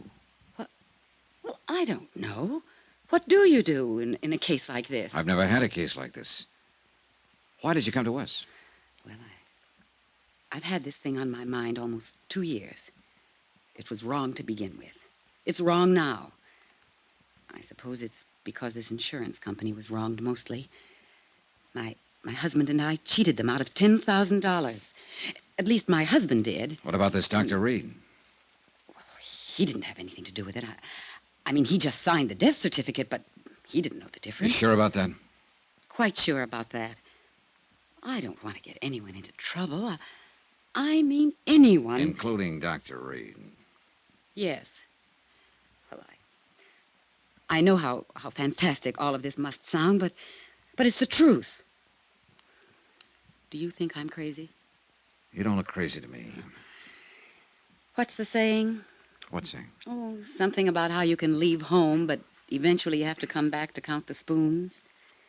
I guess that's what I'm doing now, telling you all this. Mm-hmm. It's good to tell it to someone after all this time. Did you get any of the insurance money, Mrs. McLean? Not a dime. Were you supposed to? I suppose so, yes. If Dave had met me... Would you say the whole thing was his idea? Yes. Yes, I would. I didn't know what he had in mind that night after he hung up the phone. You've been living in New York for the last couple of years since it happened, is that right? Yes. 2257th Street. Apartment 23. What have you been doing? How do you live? I've been working. I took a job in a medical lab. Under your own name? No. I used the name of Patricia Kennedy. Is there any way you can prove you're actually Doris McLean? I could in Los Angeles. How? Well, people there know me. Friends I've had all my life. Were you ever fingerprinted there?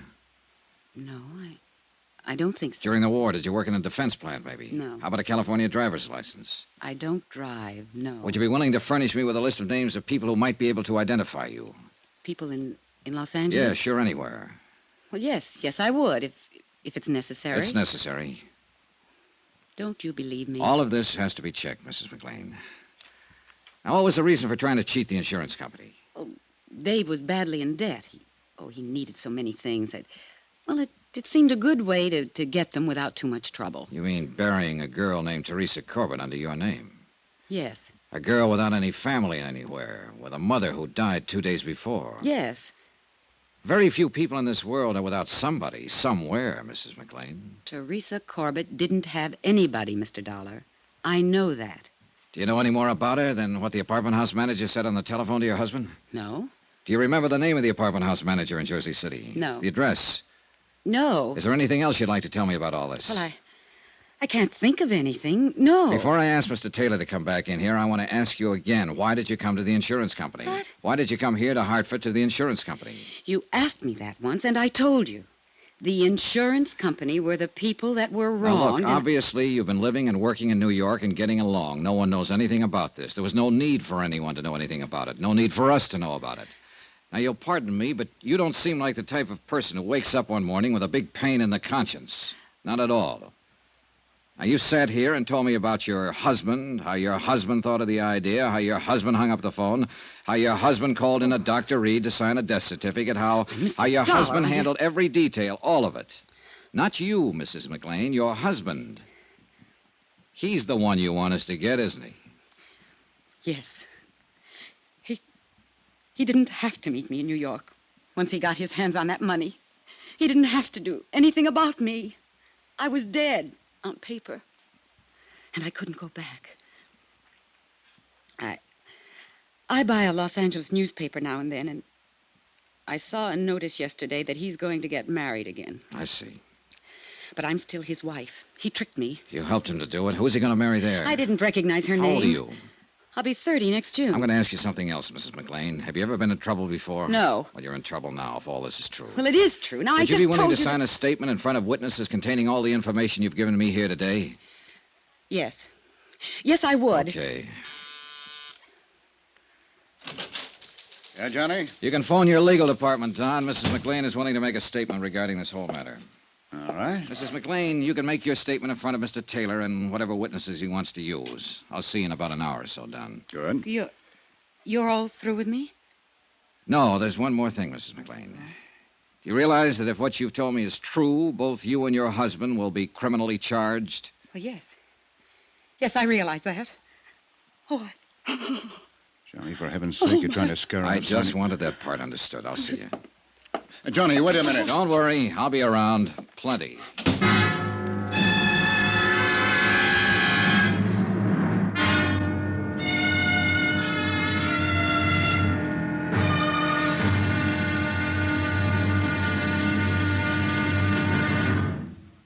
Now, here's our star to tell you about tomorrow's intriguing episode of this week's story. Tomorrow, some well-thought-out lies, well, believe it or not, they come true. Join us, won't you? Yours truly, Johnny Dollar.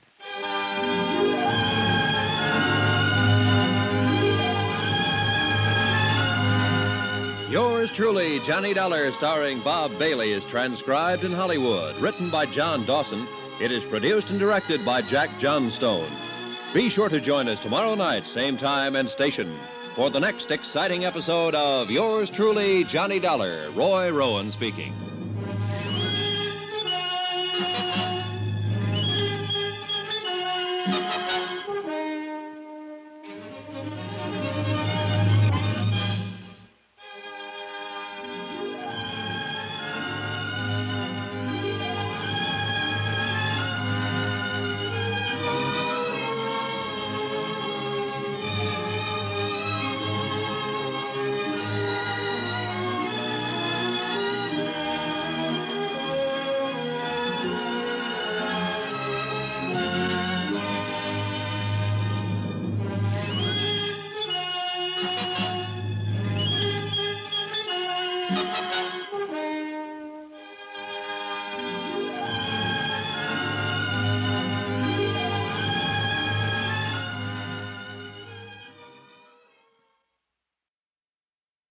From Hollywood, it's time now for Johnny Dollar. Don Taylor, what do we do about Doris McLean? Find out if she's telling the truth about being legally dead and having her husband collect her insurance, Don? No, Johnny. I mean right now. You can't press any charges against her or him until we get some facts. Well, she gave us a statement admitting everything. Can't we file charges on that? I'd rather not. Huh? Why? Oh, just a feeling. Call it a hunch if you like. Now, wait a minute. Don, I don't think she's told us the truth.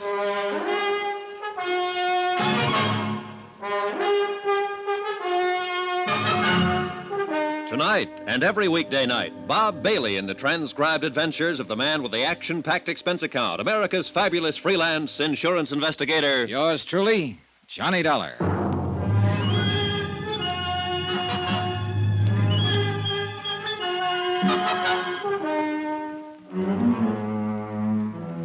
Expense account submitted by Special Investigator Johnny Dollar to Tri-State Insurance Underwriters International Building, Hartford, Connecticut. The following is an accounting of expenditures during my investigation of the McLean matter. A dead girl who was very much alive. Expense account, item 2, $5. Lunch at a little place called the Copper Kettle for myself and Don Taylor. I think we should act, Johnny. Yeah, well, I don't. Not yet. Look, I listened to her whole story. You listened only a part of it, so get this. She was married to a doctor in Los Angeles, Dr. David McLean. Yeah. One night, 2 years ago, a girl named Teresa Corbett walked into his office, a little drunk and a little sick. She had a heart attack. She died. The doctor found a name and a Jersey City address in the girl's purse. He called up the New Jersey address, and an apartment house manager told him the girl's mother, her only living relative, died 2 days before. Dr. McLean hangs up and tells his wife he'll bury the other girl under her name and collect the insurance. No sense in going into all this, Johnny. Now, wait a minute. Doris McLean agreed to this. Her husband calls in another doctor and has the death certified. Doris McLean goes to New York. Her husband collects the insurance. But didn't meet her in New York, as he said he would. 2 years ago this happened, Don. Today she comes in and says, I'm tired of waiting for him. We cheated you. Do something to us. She also said she'd read a notice that her husband's going to marry some other girl. Makes sense to me. Yeah, well, not to me, Don. At least not all of it. Why? Why not? What are you looking for? The holes, and there are plenty of them, Don. Look, for one reason, she told it the same way both times. For the second reason, if all this happened on the spur of the moment in Los Angeles, that is, the girl came into the doctor's office off the street and died suddenly, why would the doctor bother to call New Jersey? Why wouldn't he call the Los Angeles police, for instance? Because he had the insurance thing in mind? Well, what do you think? Now, look, Johnny, I think you're pushing too hard in here. I'm trying to tell you what we're up against. All we have to do is verify her story. Yeah, well, there's something cockeyed in the way it comes out. According to Mrs. McLean's statement, the doctor thought of the insurance trick as he went along. That is, after he called Jersey City and found out the dead girl in his office had no one else in the world because her mother had died a couple of days before. After he saw he had a good chance. Yeah? He wouldn't have known he had a chance to pull the trick if he'd done what he was supposed to do and called the Los Angeles police. Yes, but... Now, that's important. And look, here's another thing. Mrs. McLean says she was acting as a receptionist in his office when this strange girl came in. Now, I don't know about you, but every receptionist I've ever seen in a doctor's office will ask you your name and address before you see the doctor. Mrs. McLean didn't do that at all. But... They'll get your name and address unless they already know it. Where's Mrs. McLean now? Over at the New Hartford Hotel. I asked Sam Benson to keep an eye on her until we file charges and take her into custody. Well, you can call him off. Now, look here, Johnny. Every word she has told us will have to be verified before we can take any action like that. Every word. I don't know whether I want you to handle this or not. It's okay with me, either way. And now, wait, Johnny. You want some more coffee? No, thanks. Let's not argue anymore. Okay, let's not. Mrs. McLean admitted she helped her husband cheat us out of $10,000. We've got that on paper. Look here. I made a check on the policy. We issued a straight life policy endorsed Mary McLean in Los Angeles, April 23rd, 1945. According to our records, Mrs. McLean passed away February 1st, 1954. Yeah. Claim was filed by the beneficiary, husband, David Earl McLean, M.D., February 4th, and paid off on the 10th. $10,000 full claim. Here you are. Uh-huh. That's a photostat of the death certificate attached. Yeah. Cause, coronary thrombosis. Now look at that signature.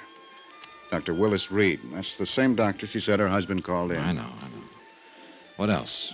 Business about her living and working in New York in a medical lab. This is the name of the place. Mm-hmm. She said she'd used the name of Patricia Kennedy. Well, I put in a call to their personnel manager. I described Mrs. McLean to him, and he said that sounded like her. Checked out. He'd been with them almost 2 years. Yeah, that's about it. Well, I called the airport, and they'll get me out to Los Angeles by tomorrow morning. Thought it'd take a few hours in New York to check some other things out. Sure. That looks pretty definite to me, especially with her statement and all the things she said. So what have you got to worry about, Johnny? All the things she didn't say. Expense account item 3, $38.14. Transportation, Hartford, Connecticut to New York, New York. I checked my bag at Idlewild and took the limousine in as far as the Waldorf. Expense account item 4, $3, cab fare and tip. Number 22, 57th Street. Doris McLean's residence, where she'd lived as Patricia Kennedy, apartment 23. I talked to the manager. This is her apartment, Mr. Dollar. I see. How long has she lived here? Moved in, 2 years ago next month, March 1954. Good tenant? Very quiet. Ever talk to her? Not much. Christmas time, we had a drink together down in my apartment with my wife. First time I knew she worked in a medical laboratory. Mm-hmm. Does she have any friends in the building that I could talk to? Not that I know about. She keeps to herself, minds her own business. May I ask where she is now? In Hartford, Connecticut, at the New Hartford Hotel, if you want to talk to her about anything. I might want to talk to her about you. So? You knock on my door and say you're an insurance investigator and you want to look at her apartment. I saw your credentials and all that, but I don't know about you now. She asked me to investigate a matter. This is part of the investigation. Well, if you feel any better, why don't you telephone her long distance, tell her I'm here. I'll pay the charges. Oh, that's okay. Do you mind if I look around? I'll have to stay with you, Mr. Dollar.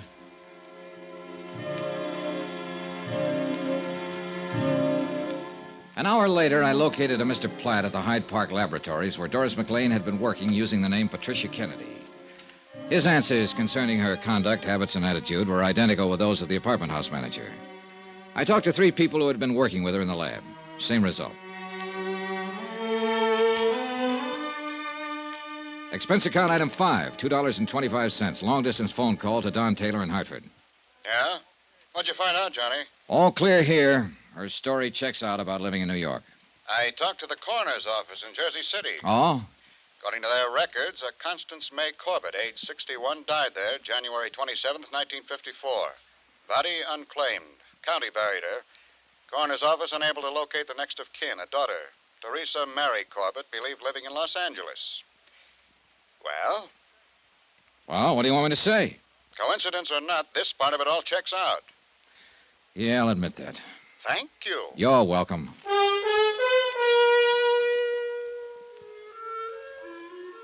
Expense account item 6, $113.65. Transportation, New York to Los Angeles. We landed at International Airport in a heavy fog at 8:35 in the morning. By 9:35, I was in my room at the Statler Hotel sleeping. At 4 o'clock in the afternoon, I got up and showered and shaved and had something to eat. There was a special delivery airmail folder for me at the desk from Don Taylor. It contained a flash picture of Doris McLean, a sample of her fingerprints and handwriting, along with the names and addresses of several people in Los Angeles Mrs. McLean thought might be able to identify her. Expense account item 7, $50. Deposit on a rented car to get around Los Angeles. The first 3 addresses furnished by Mrs. McLean were blanks. No one home or whoever had been there had moved a long time ago. It was beginning to get dark by the time I got to the 4th one, an address on Berendo Street in Hollywood.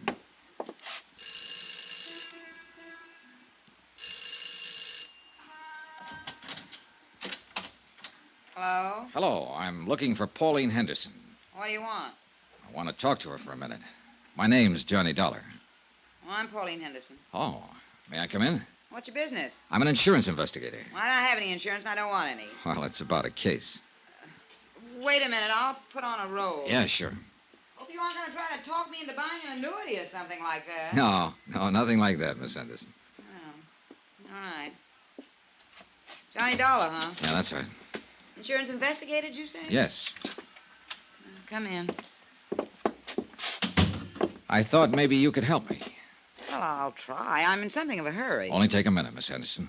I'd like to have you look at this.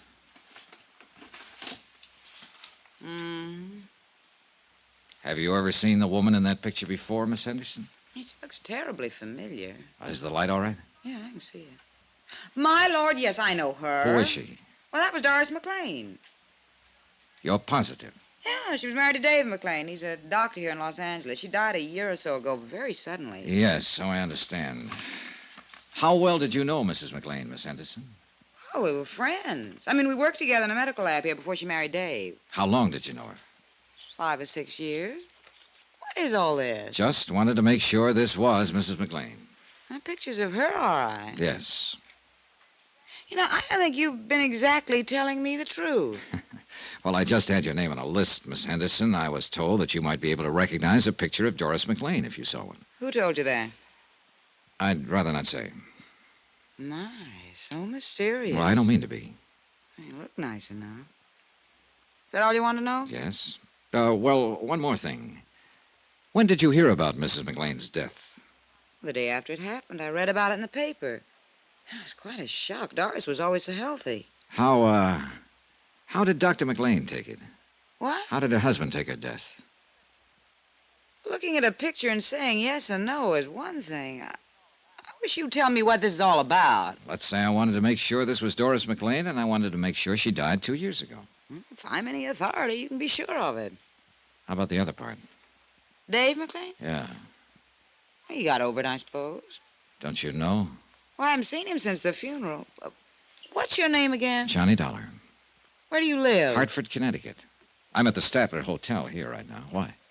It just occurred to me. If you wanted someone to look at the picture and identify it, you'd go to Dave McLean and ask him. After all, he was married to her. You'd go to him. I would. Yeah. You go to him before anybody else. I think I'll call him and tell him about you. What do you think of that? That's all right with me, Miss Henderson. Expense account item 8, $3.15. Long distance phone call, Los Angeles to Hartford. Don Taylor. Hi, Johnny Dollar. Doris McLean still at the New Hartford Hotel? Yeah, why? Better call your private eye pal, Sam Benson, and tell him to keep an eye on her 24 hours a day. Huh? What are you talking about? The cat's getting out of the bag here. What? I could be wrong, Don. But if I'm right, somebody might want to kill her.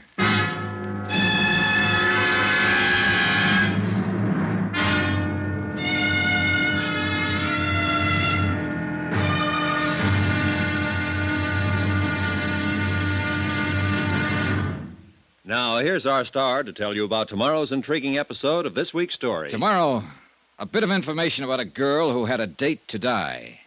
That's right. Join us, won't you? Yours truly, Johnny Dollar.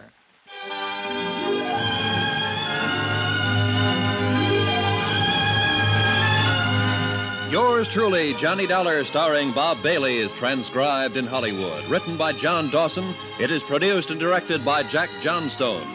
Be sure to join us tomorrow night, same time and station, for the next exciting episode of Yours truly, Johnny Dollar. Roy Rowan speaking.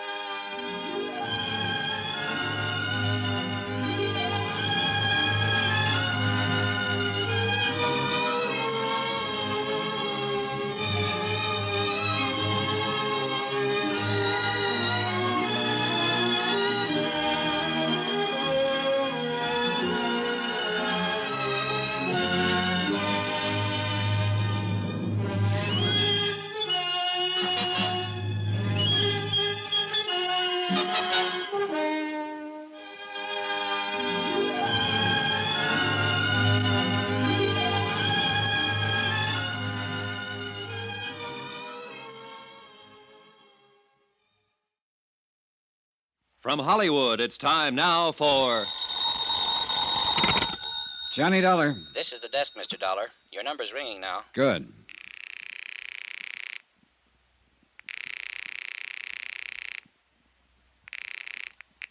Hello. Hello. I want to talk to Dr. McLean. Who's calling, please? I'm not a patient. I just want to talk to him. This is Dr. McLean. I'm Johnny Dollar. I'm from Hartford, Connecticut. I want to see you. What about? About life and death, Doctor. You must be drunk, whoever you are. Do I come to your office or do I meet you? You come to my office, I'll call the police. Get busy then. I'm on my way.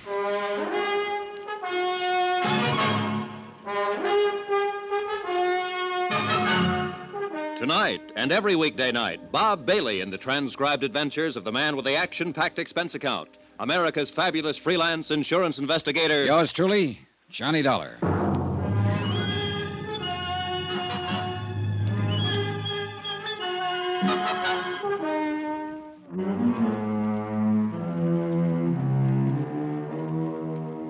Expense account submitted by Special Investigator Johnny Dollar to Tri-State Insurance Underwriters International Building, Hartford, Connecticut. The following is an accounting of expenditures during my investigation of the McLean matter. Expense account item 10, $4, gasoline for my rented car. I was in the filling station at the Statler Hotel having it filled up when George Riley stepped out from the lobby entrance. Hey, Dollar. Huh, Riley? I came down here to see you. What about? What do you think, what about? All right, get in.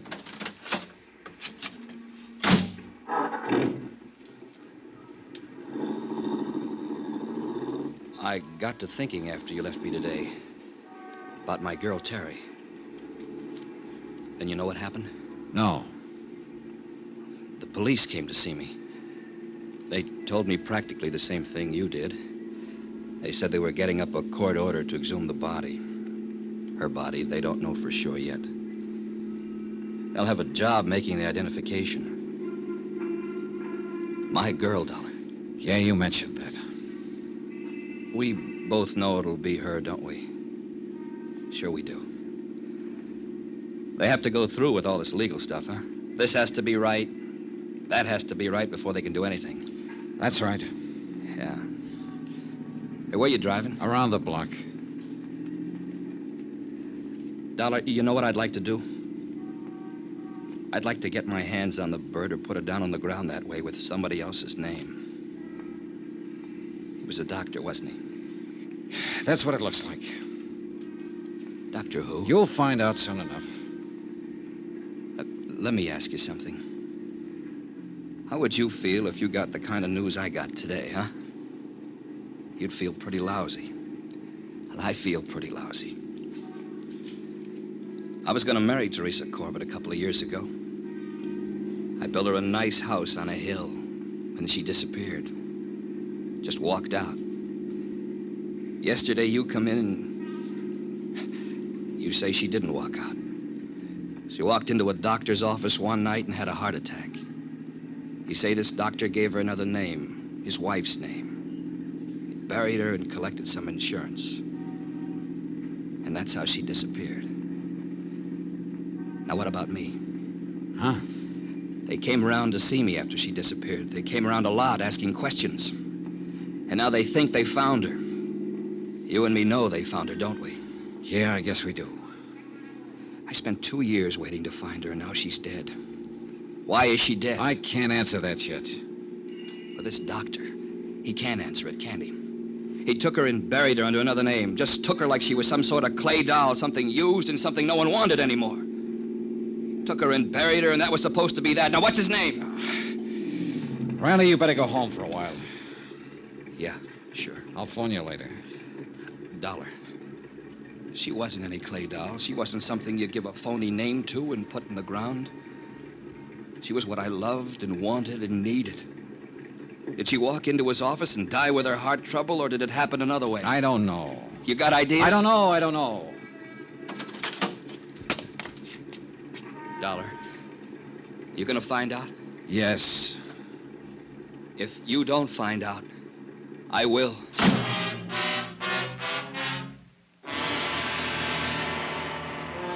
I stayed right there and watched George Riley lurch across the street and hail a cab. Then I turned back and found the freeway, rode it out to Sunset and all the way to the Pacific Palisades in the office of David E. McLean, M.D. Come in, Mr. Dollar. Sit down. He was a tall, broad-shouldered man in his early 30s. I shook hands with him and sat down. Well, that was a pretty startling telephone call, Mr. Dollar. I confess I was intrigued by it. You said you'd call the police. Well, I didn't. I don't know why I said that, really. But tell me, what is on your mind? I'm an insurance investigator, Doctor. Or didn't a woman named Pauline Henderson call you and tell you I was in town? Pauline Henderson? Pauline Henderson. I don't believe that. A friend of your wife's, Doctor, an old friend who worked with her once. The kind of a woman who would recognize a picture if she saw it. I don't believe I remember her. Then she didn't call you and tell you I was in town. Well, that's all right, too. She said she might do that, though. Don't you want to know why, Doctor? Well, I suppose so. Yes. Why? Because I went over to see this Pauline Henderson the night I got in. She was one on a list of names of people who might know your wife on sight. Oh? She got kind of upset about my going there and asking her questions. I don't blame her. I'm a stranger to her. She finally said she'd tell you about it. I said, go ahead and tell you. And so? You just don't have any questions about anything, do you? I'm completely baffled by this whole thing. What's your point? Don't you really know why I'm here, Dr. McLean? I haven't the least idea, but I can't tell you we're wasting a lot of time. This is a nice office, Doctor. How long have you been here? A year or so. Why? Starting out, it costs quite a bit of money for equipment like this. Rental in a building like this, doesn't it? I don't think that's any concern of yours, Mr. Dollar. I do wish that you'd say what you have to say or do what you have to do and get it over with. I don't know whether you're so anxious at that. Try me. I've been pretty patient with you. You come here and talk about a lot of vague things that I have no connection with at all. You make a strange phone call. You appear as though you're trying to intimidate me. You mention an old friend of my wife's. Pauline Henderson. Yes. What has she got to do with it? Nothing, really, except possibly as a witness. Oh? Witness to what? To an identification. She said she might call you. She was worried about an investigation I'm handling. What investigation is that? I understand you once treated a patient named Teresa Corbin. Teresa Corbin? Last treatment 2 years ago, February 1954. I had offices over in Hollywood in 1954. Are you quite sure that you have the right doctor? I am. Well, I don't remember a patient by that name. What did I treat her for? A heart condition. Oh? Well, we'll soon find out. Corbett, eh? Teresa Corbett. When was this now? February 1954. Well, I don't have anyone by that name in my files, Mr. Dollar, but it must be important if you came all the way to Hartford to ask about it. It's pretty important. Well, she might have come in for some little thing, and in that case, I wouldn't necessarily have a history on her. I understand she came to see you quite a few times. Could it have been another Dr. McLean? It was you. That's funny. Oh, now, wait a minute. 2 years ago. My wife was my receptionist then. She wasn't too good at keeping records. Do you suppose I could talk to her and ask her? My wife is dead, Mr. Dollar. Oh. Sorry I can't be of more help. I thought every doctor kept a record of all his patients if they just came in with a nosebleed. Well, now you see that you're wrong. Now that we've gone through all this, let's get down to business. What do you mean by that? I'll come right out and say it, Doctor. You should have kept a file on Teresa Corbett. You should have kept that one above all things. The fact that you don't have one is going to make me believe a lot of things I haven't really believed up until now. What things? What are you talking about? I'm talking to you about your wife, who isn't dead at all. What? 4 days ago, she came to me in Hartford, Connecticut. She said that Teresa Corbett died in your office one night and that you identified the body as your wife's. What? And what's more, you collected $10,000 worth of life insurance on her. Here's a picture of the woman who gave me that statement. Is this your wife? Well? All right, I'll tell you. It is your wife, Doris McLean. And she's still very much alive. And the story she told me in Hartford is pretty much the truth. I've never seen the woman in that picture in my life. I ran into one person here in Los Angeles who recognized her right away. I've got a list of 8 more people who'd probably recognize her. I can go to every one of them and get their statements to that effect, but I don't think I need to. I've got a pretty long statement from Doris McLean herself. It tells the whole story. Would you like to read it? No. Then maybe you'd like to make a statement yourself. I have nothing to say, Mr. Dollar. I didn't think you would, Doctor.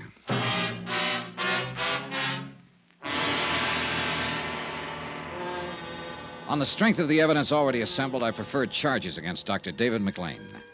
He was taken into custody and arraigned for defrauding an insurance company. He refused to talk at the arraignment and afterwards when he was held in the city jail. Expense account item 11, $2.20, telegram. I wired Hartford advising Don Taylor of the events in Los Angeles. The following morning, I received an answer from him to the effect that he was bringing Doris McLean to Los Angeles. That should have made the case complete. That and the fact that the coroner's office had exhumed the body and it had been identified as Teresa Corbett.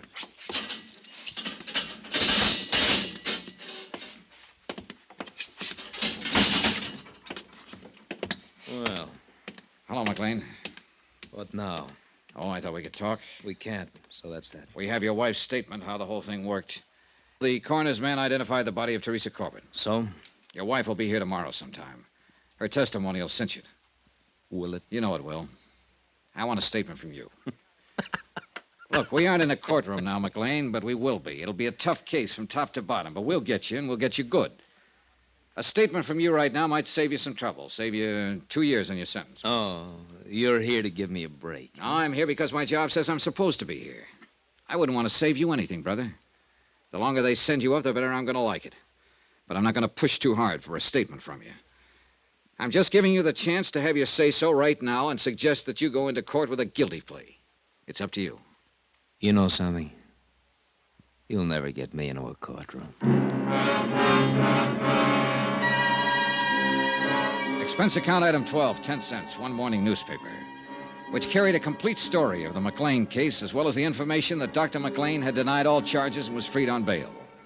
That, along with his remark about not appearing in court, worried me. An hour later, I was out in the Palisades looking for his San Vincent home address. It happened to be a 2-story building, but I didn't get up to his apartment soon enough. Hold it! Stop!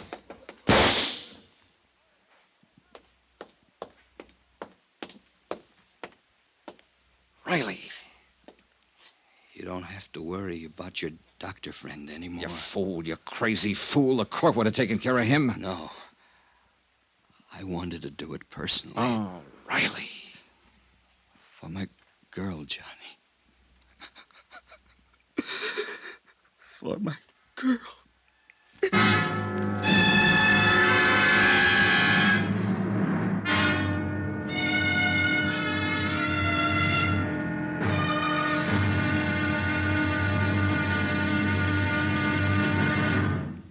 Now, here's our star to tell you about the final intriguing episode of this week's story. Tomorrow, a brand new, a rather startling statement from Mrs. McLean, without lies.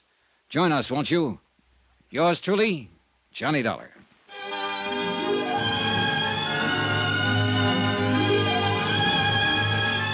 Yours truly, Johnny Dollar, starring Bob Bailey, is transcribed in Hollywood. Written by John Dawson, it is produced and directed by Jack Johnstone. Be sure to join us tomorrow night, same time and station, for the next exciting episode of Yours truly, Johnny Dollar. Roy Rowan speaking.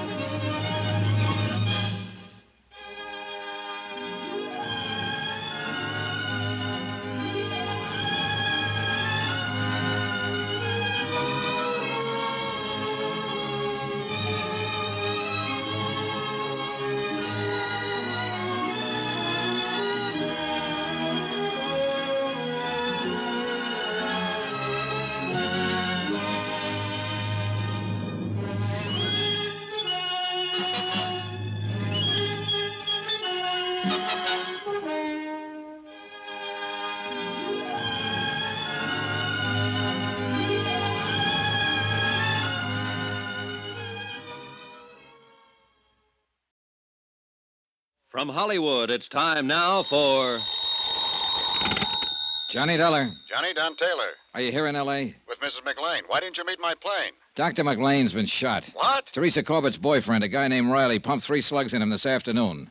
He was afraid McLean might get off. McLean's still alive? He's hanging on, but they don't give him much of a chance. I'm on my way to the hospital right now, L.A. General. Meet you there.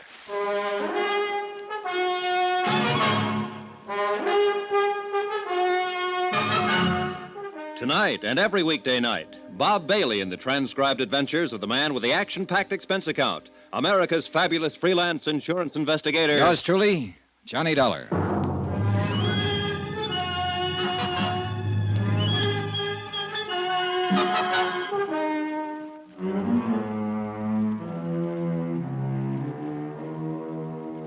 Expense account submitted by Special Investigator Johnny Dollar to Tri-State Insurance Underwriters International Building, Hartford, Connecticut.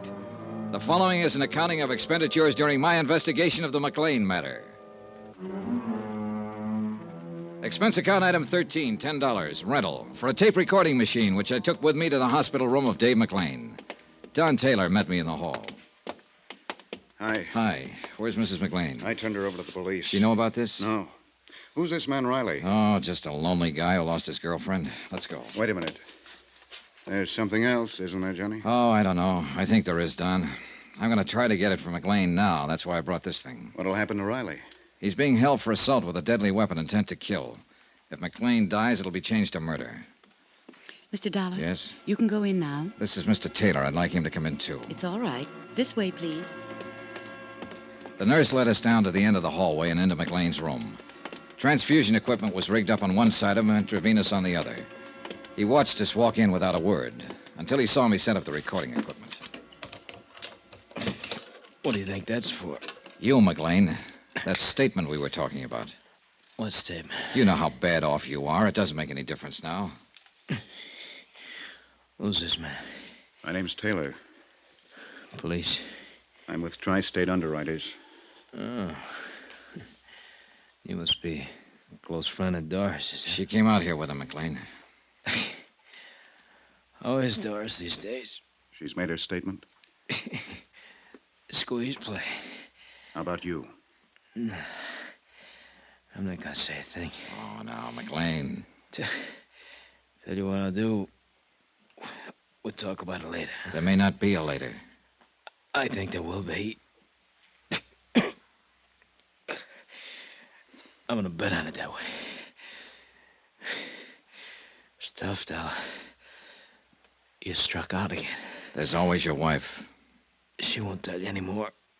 She's got her own troubles. I think you'd better leave now, Mr. Dollar. Yeah.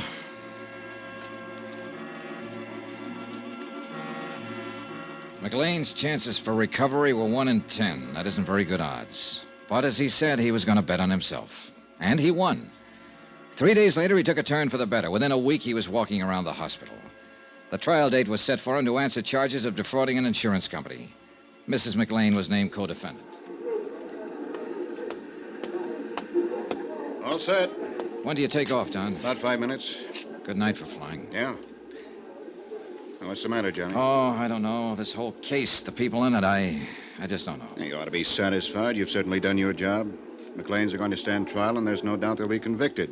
You testify in court, and that's about it. I know. Don. Yeah?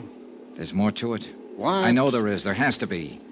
McLean's slick enough not to open his mouth. He hasn't admitted anything. His wife's done all the talking. Sure, that's true, but what she said was enough for us. Was it? Well, wasn't it? Not for me, Don. Johnny, what is it? Riley, I suppose, and that poor girl, Teresa Corbett. A couple of little people who walked into it. Riley's suffering worse than the McLeans, than they'll suffer. He lost somebody he loved. She died naturally. He would have lost her sooner or later. The McLeans had nothing to do with that. Didn't they? No. Well, I've been thinking about it. Just go in and testify in court and come home and try to forget about it, will you? Maybe you're right. Flight 913, Chicago, New York, and Well, Boston, now boarding. See you in a few days, Johnny. Okay. Bye. One thing, Don. Yeah? Suppose Teresa Corbett had been my girl. So long, kid.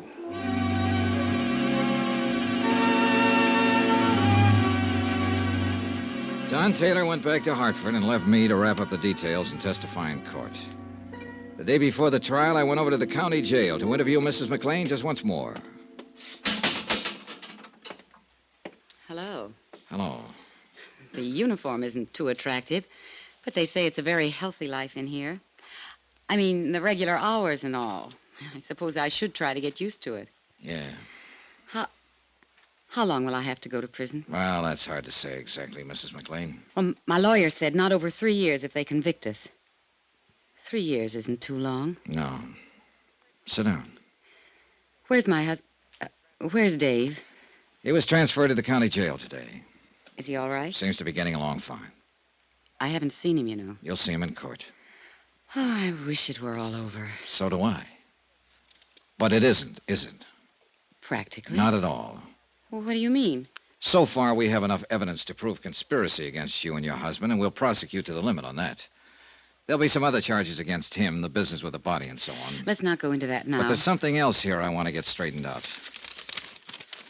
This is your statement. Yes. Let me read you this. A girl, whom we later found out to be Teresa Corbett, walked into the office on the night of February 1st, 1954, and complained of feeling ill. She had been drinking. My husband took her into the examining room where she died a few minutes later of a heart condition. Those are your own words on this sworn statement, Mrs. McLean. Yes. Let me go on. I had never seen or heard of Teresa Corbett until that night. I was with my husband when he placed a call to her residence in Jersey City. He spoke with a man there who managed an apartment house and so on.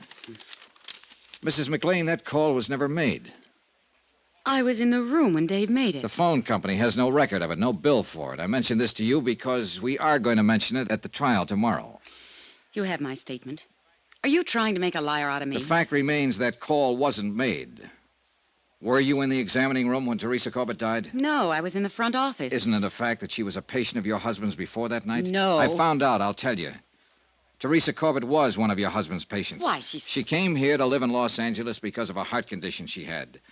He was the doctor she went to see. She just didn't walk in that night and drop dead. If that's true, I didn't know it. That night, you said you were acting as a receptionist in your husband's office.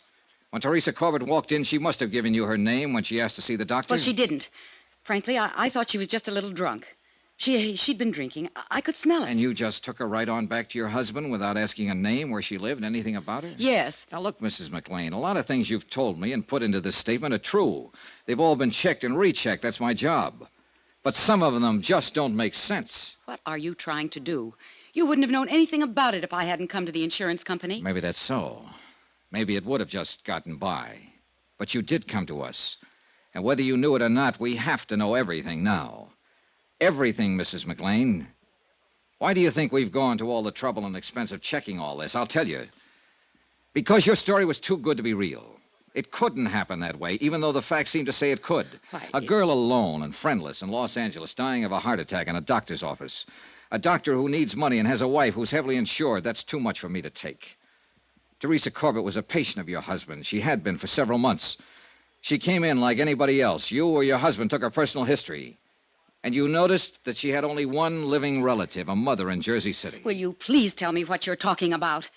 I'm talking about premeditated, carefully planned murder. That's what I'm talking about.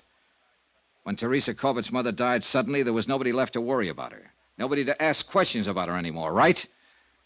That's what you thought, anyhow. But there was a man, George Riley. But he didn't know where to go or who to ask. You didn't know about him. All right. Teresa came in several times, and you and your husband got to know more about her. She was the patsy right from the beginning. Wasn't she? Wasn't she? Yes. Do you want to tell me about it? She had been in to see Dave several times. He knew all about her, where she was from, what family she had. That night, when she came in the office, she wasn't drunk. She hadn't even been drinking. She'd had a telegram. She'd just received word that her mother had died suddenly. She was terribly upset about it. She asked Dave for something to help her sleep. Go on. Well, he took her in the examination room, and he came out a few minutes later to get some drugs, and he said something about her case being a terminal. Terminal? You mean it was hopeless? Well, that's what he said. He said he didn't give her more than 6 months. It wasn't true, Mr. Dollar. She wasn't that sick. Then what? Well, Dave went back to the examination room. I just sat there and waited. I guess I knew what he had in mind. Had you talked about it? Well, we talked... Oh, no, not about what happened then. A few minutes later, he buzzed me to come back to the room. I went back there, and Teresa was lying on the table. She was dead. I knew it when I walked in there. Dave looked very strange. He said that she had had a sudden heart attack and died before he could do anything to help her. You know it wasn't so. Well, there was a hypodermic on the stand. He'd given her something. I just didn't think he'd go that far. Are you sure you hadn't discussed this before? No. I swear he hadn't said a word to me before that night. But he had it all planned. That is, what to do and everything, when I came back to the room. He called Dr. Reed. Dave showed him Teresa and said it was me. Reed signed the death certificates. Yes. When did you leave town? The same night Dave made me. He said he'd handle everything. I accused him of killing her, and he said that she just died there. Well, I guess I was kind of hysterical, but then he said, all right, I did kill her. She didn't have long anyhow. I killed her, and you helped me kill her. Now get out of here and stay out of here. If you ever open your mouth about it, you'll go to the gas chamber with me. Do you want a cigarette? Yes, please. Here you go. Thanks.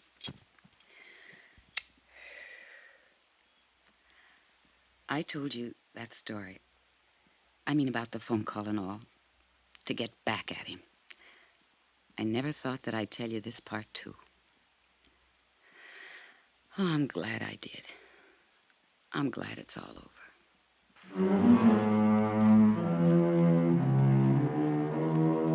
Expense account item 14, $85.40, hotel and board while in Los Angeles. Item 15, $205, plane fare back to Hartford. Expense account total, $798.60. Remarks? Murder charges have been filed against the McLeans, and they stand trial next month. George Riley received 3 years and a suspended sentence for assault with a deadly weapon. I was wrong about practically everything in this case. All the lies came true, but so did the facts. Yours truly, Johnny Dollar.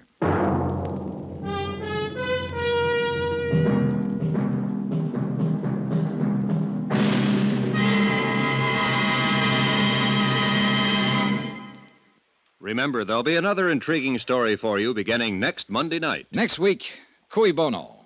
That's Latin for who benefits. And believe me, it isn't the killer in the case. Join us, won't you? Yours truly, Johnny Dollar.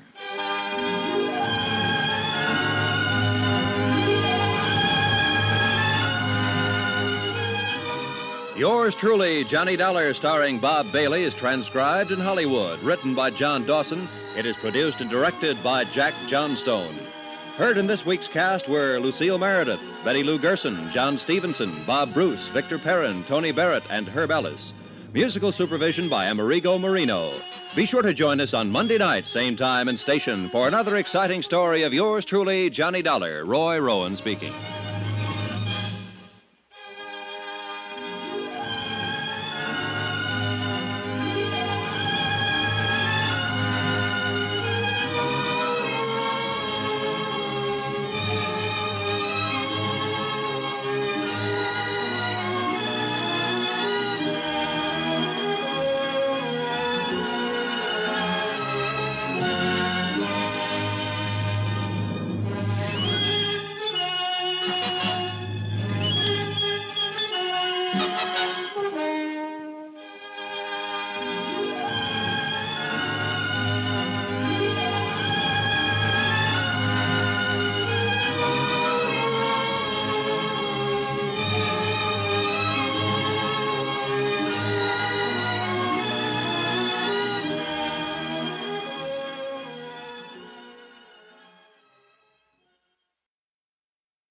From Hollywood, it's time now for Johnny Dollar. Don Hancock, Johnny, Surety Mutual. Hi, Don. What's on your mind? Cui bono. Qui who? It's Latin, kiddo. Cui bono. Who benefits? All right, I'll bite. Who does? A little doll named Luann Parker down in Green Pass, Virginia. $100,000 worth, Johnny. Double indemnity. Wow, what did she do? Answer the question? She sure did, with a 38. 2 bullseyes right in her foster papa's heart. Well, then if it's an open and shut case, you don't need... Oh, it's that all right. She's the gal what done it. She admits it. But the coroner is about to call it an unavoidable accident. Seems little old Magnolia Blossom thought Papa was a prowler. And what do you think? Just what I said. Cui bono. So? I think you'd better put yourself on the payroll.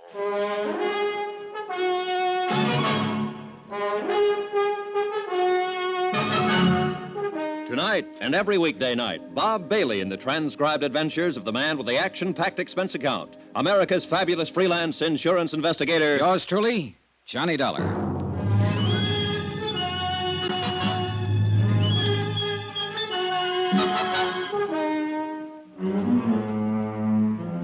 Expense account submitted by Special Investigator Johnny Dollar to the Home Office, Surety Mutual Insurance Limited, Hartford, Connecticut. The following is an accounting of expenditures during my investigation of the Cui Bono matter. Item 1, $78.45. Transportation and incidentals, Hartford to Green Pass, which was a village of some 12,000 people, hidden among quiet wooded hills, and located, as I discovered on arrival, some 3 miles from the railroad station.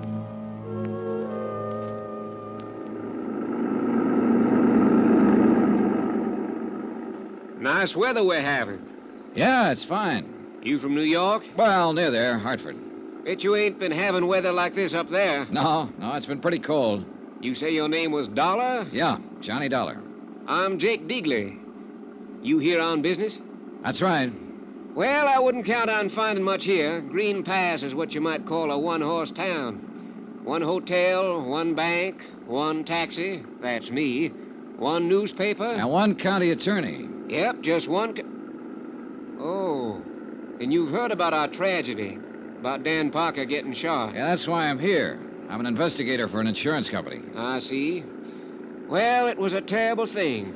It was... Oh, doggone it, doggone it. If old man Hawley don't fix up them fences, he's going to be short a cow one of these days. That's the 3rd time this week they've been out the road. How did people around here feel about Dan Parker? Was he well-liked? Well, he'd been re-elected for 5 straight terms. No personal enemies? Not a one. There ain't a man in Green Pass that... Hey, what difference does it make whether he was well-liked? You know how he was killed, don't you? Yeah, I understand he was shot accidentally by his stepdaughter. That's right. And what difference does it make whether he had any enemies? Well, none, probably. But when an insurance company holds a policy as large as the one they carried on Dan Parker, they want to know the full circumstances surrounding the death. Well, there ain't no mystery about it, Mr. Dollar. That poor girl took him for a burglar and shot him, that's all. And it might have near broke her up. Say, what about her, Jake? Is she well-liked? Well, let me put it this way. I'm 52 years old. I got a grandson, 17. And we're both in love with Luann Parker. I see. And there's 5,000 other males in Green Pass that feel the same way. She get along all right with her stepfather? They worshipped each other. She was all Dan had since Mrs. Parker died 9 years ago. They was thicker than thieves, them two. Rode horseback together, went fishing, took trips together. Well, then it's understandable that she'd be pretty broken up. It was terrible for her. She went clean out of her mind when she realized what she'd done. So tell me, was Dan Parker a wealthy man? No, fairly well-to-do for these parts, but no ways wealthy, the way you'd think of it in New York, for instance. Then I imagine the Parker girl would think of $100,000 as being a pretty sizable fortune. Mr. Dollar, let me give you a little advice. Oh? You got a job to do, fine. But if I was you, I'd be mighty careful how I went about doing it. Why so? Well, people up here in the hills are kind of standoffish at best. And if you go around hitting what you seem to be hitting at, you're going to get yourself a mess of trouble. I don't deal in hints, Jake. All I'm trying to do is dig up all the information possible. Let the company know exactly what happened. That sounds fair enough, Mr. Dollar. But you take my advice. Dig easy.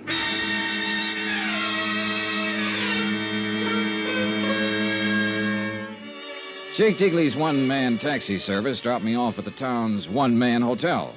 I signed in, left my bags, and did a quick resume of the case which Don Hancock had given me in New York. I tried pumping the hotel proprietor, but when he found out who I was, he frosted up like a mid-julep on a sultry day. But he did tell me I could find the sheriff across the square at the town's one pool room. It turned out to be a one-man place, too. And at the moment, Sheriff Jim Peterson was the one man.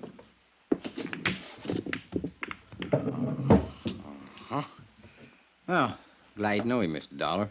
Just a second now. Watch me get that there 3-ball down there. Good shot. No, that was a setup. You couldn't miss one like that if you wanted to. Got something on your mind, sir? Yes, I'm an insurance investigator. I'm here in connection with the Parker case. I'll see. Doggone it. Well, I don't think I'd call it a case exactly. It was an accident. Ain't no mystery about it, far as I can see. I didn't mean to imply that there was, Sheriff. As it stands now, this is a routine investigation, nothing more. I just like to get the facts, find out exactly what happened, in order to furnish my company with the report they need to pay the claim. I'd appreciate your cooperation if you've got the time. Oh, I got the time all right, sir. Yeah, how much you know about it? Well, not much. Dan Parker, as I understand it, was your county attorney here. His stepdaughter, Luann Parker, who is the beneficiary under our policy, mistook him for a prowler, shot him, and killed him.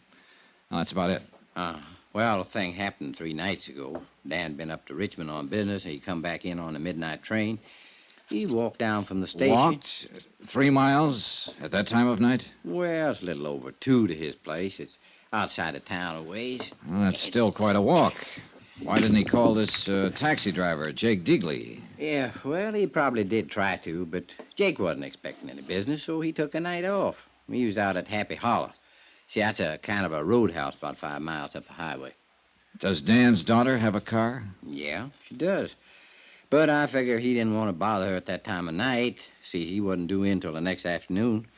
But it appears like he finished up his business and decided to come on back at night without letting Luann know or anybody else. Now, let me see here. Was he in the habit of coming back unexpectedly from trips? No, I wouldn't say he was. Well, go on. Huh? Oh, well, Dan didn't take many trips. And when he did, he most always made arrangements with Jake or Luann to meet him at the station. I see. So, anyway, walked home that night, and he took a shortcut through the lane and come on in the back way across the terrace. And right there was his fatal act. Oh, what do you mean? He bumped against the lawn chair. And the sound woke up Luann. And then she heard him fumbling with the lock of the back door and heard him come on in the house. She took a .38 pistol from a drawer of her night table and went to the head of the stairs. When she heard him start up, she fired twice and killed him. Mm-hmm. Were there any lights on in the house? No, she was afraid to turn on any light. And I reckon Dan was trying to keep from waking her up. 2 shots, 2 bullets in the heart, firing down a stairway in pitch darkness. That's pretty good shooting, Sheriff. Oh, Well, she can outshoot me, Mr. Dollar. And I'm known as one of the best in these here parts. Who taught her? Well, Dan taught her himself. He figured a girl ought to be able to protect herself. So tell me something, Sheriff. Did she have any reason to think it might be a prowler? Have you had any trouble of that kind around town? Oh, 3 weeks ago, there was a house broke into over on the south side, and twice since then, Dan called me in the night to come out and take a look around his place. Oh, why? Well, seems Luann thought she heard somebody trying to break in. And did you find anybody? Nope. Was Luann alone in the house the night of the shooting? Well, Mary Jackson was there. Who, Well, she'd been housekeeper for the Parkers for the last 15 years. What's her version? Same as I told you. She heard the shots, saw the lights in the hall come on, and heard Luann scream, "Father." How did the girl and her father get along? Well, it couldn't have been any closer. She pretty broke up about it. You talked to her yet, Miss Dollar? No, not yet. No, I didn't think so. What's that supposed to mean? Well, I mean, if you had, you wouldn't be asking a lot of these questions. Or at least you wouldn't be asking them in the way that you are. What way, Sheriff? Well, like you figured the Parker girl was actually guilty of something. Well, she did pull the trigger, didn't she? And with sufficient reason. She was nervous. She'd heard prowlers around before, or at least thought she did, which adds up to the same thing. She thought she heard somebody break in. She knew she couldn't count on Mary for any help. She had a gun, knew how to use it, so she got up her courage and done a natural and normal thing. She used it. And she'll regret her mistake the rest of her life. Yeah, that's the way the picture seems to work out. At the moment, at least. You got any reason to doubt it?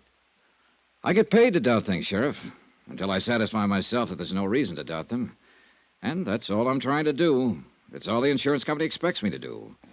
I'm not out to pin anything on this girl or to get out of paying her claim, provided it's legitimate. It is. Well, then she's got nothing to worry about. If the thing happened as you just told me it did, then I have as much sympathy for her as you do.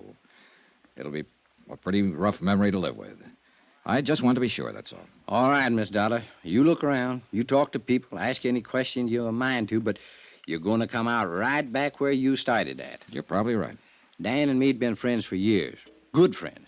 Now, if I thought there was the slightest doubt about this, I would be the first one to kick up a fuss and go after the truth. Even if the evidence pointed toward Luann Parker? No matter where it pointed to. Well, now, look, I want to talk to the housekeeper and to Miss Parker herself, and I'd like to attend the coroner's inquest if you don't mind. No, I don't mind, but you're a little late. Huh? It was held this morning. What was the verdict? Death by misadventure, unavoidable accident, with no recommendation for prosecution. I see. Would it be possible for me to see a copy of the transcript? It would. I'll ring the coroner and tell him to expect you. But let me give you a little piece of advice, Mr. Dollar. All right. Folks in these here parts love that girl. So when you start walking around asking questions, walk easy.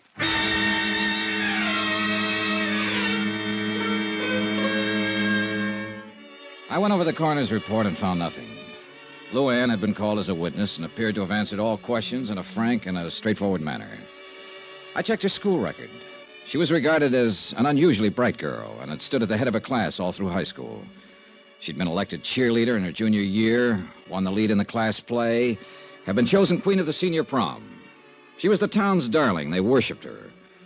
And I could see that casting any aspersions on her would be like an attack on the crown jewels. I began to feel like a peeping Tom, like a louse, like I was wrong. And yet, cui bono? Who benefits?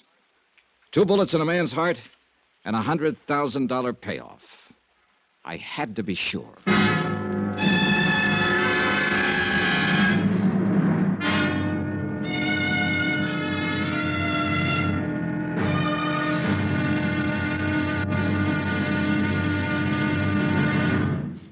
Now, here's our star to tell you about tomorrow's intriguing episode of this week's story. Tomorrow, beauty is as beauty does, and an idol is found to be made of flesh and blood. Join us, won't you? Yours truly, Johnny Dollar. Yours truly, Johnny Dollar, starring Bob Bailey, is transcribed in Hollywood. Written by Les Crutchfield, it is produced and directed by Jack Johnstone. Be sure to join us tomorrow night, same time and station, for the next exciting episode of Yours truly, Johnny Dollar. Roy Rowan speaking.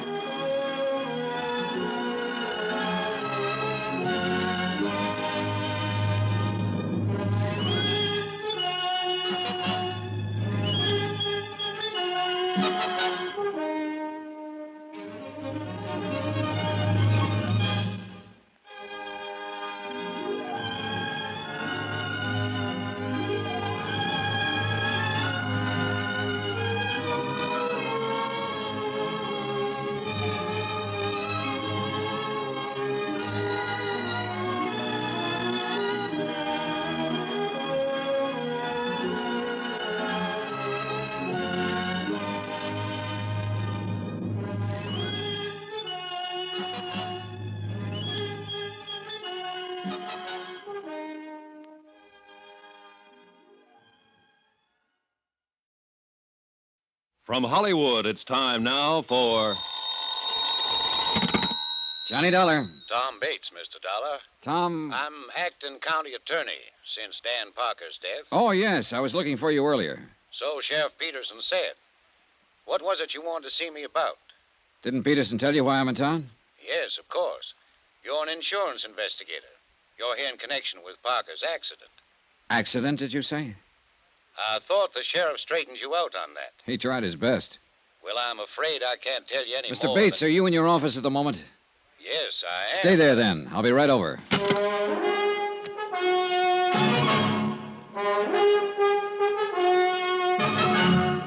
Tonight and every weekday night, Bob Bailey in the transcribed adventures of the man with the action-packed expense account, America's fabulous freelance insurance investigator. Yours truly, Johnny Dollar.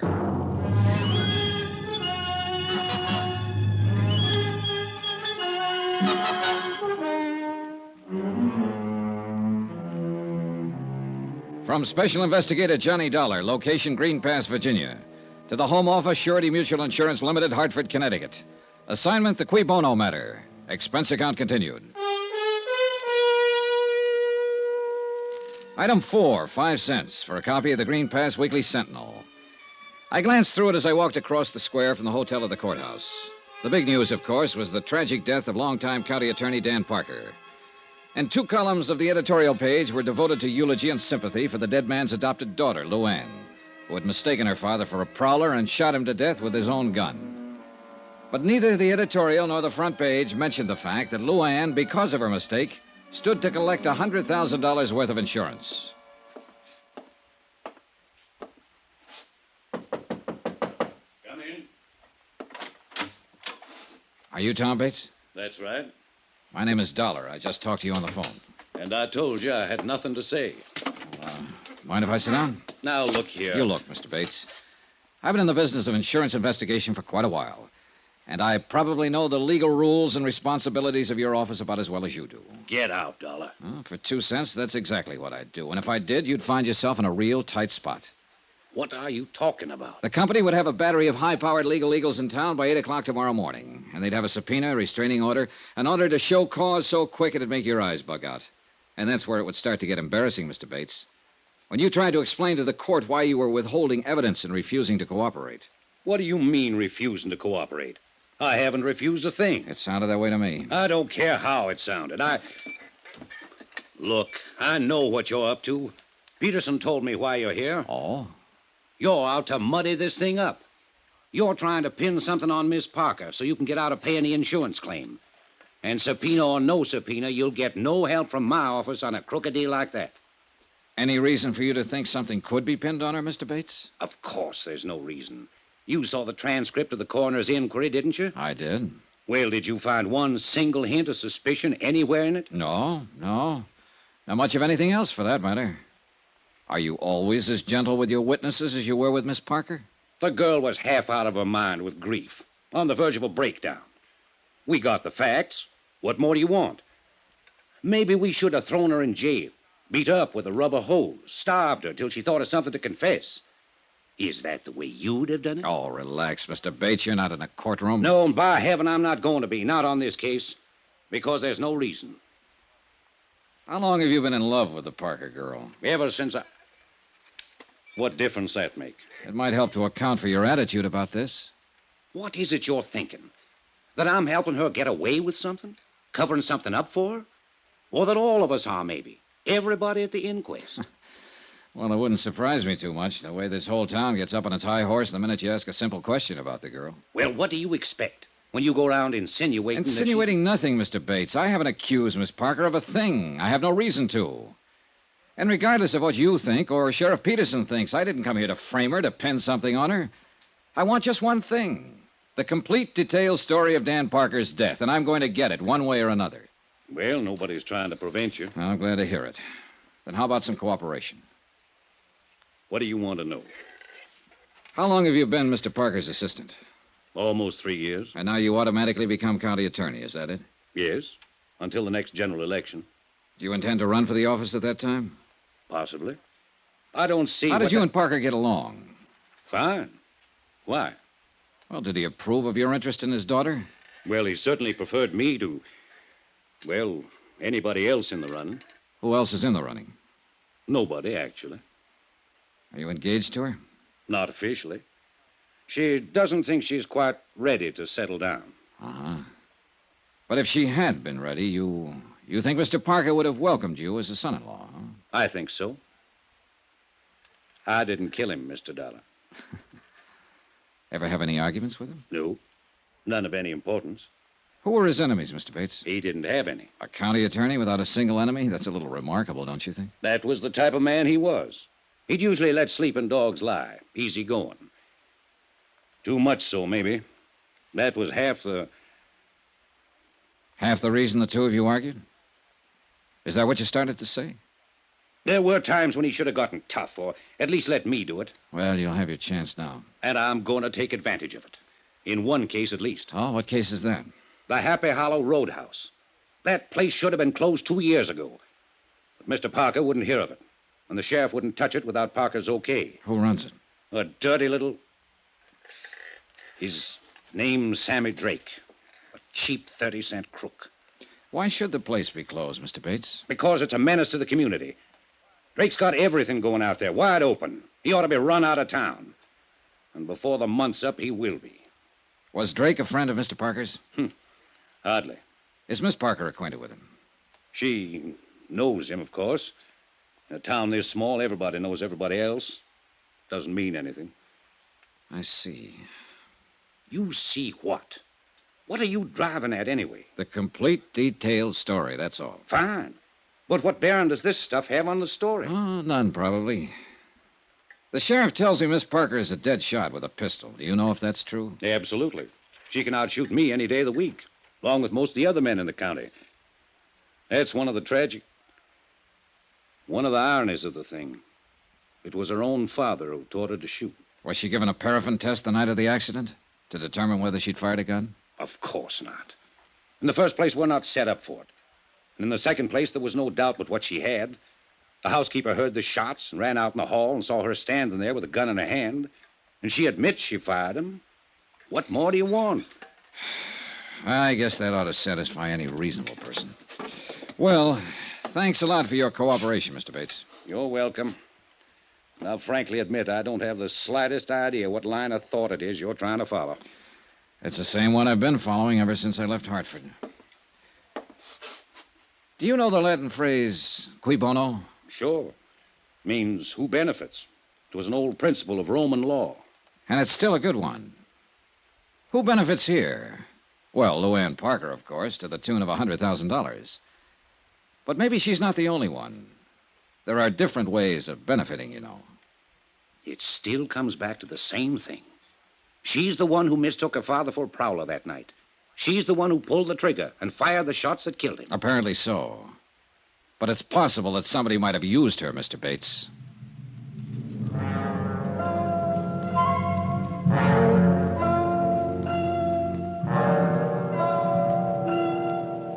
Expense account, item 5, $6 even. Flat rate payment to Jake Deagley for a couple of hours' use of his battered old taxi. I stopped at the telephone office and I talked with the supervisor. I talked with the editor of the local paper and with a waitress who'd gone to school with Luann Parker, with a boy in a service station who dated her in high school. And all of their remarks fit the same picture. A sweet, fresh, all-American girl with an adored father who'd showered her with gifts and attention. And now her own personal tragedy was the town's public one, and they all wept for her. Not a fact out of line. So finally I decided I'd filled in the background enough for the moment, and it was high time I met the little princess face to face.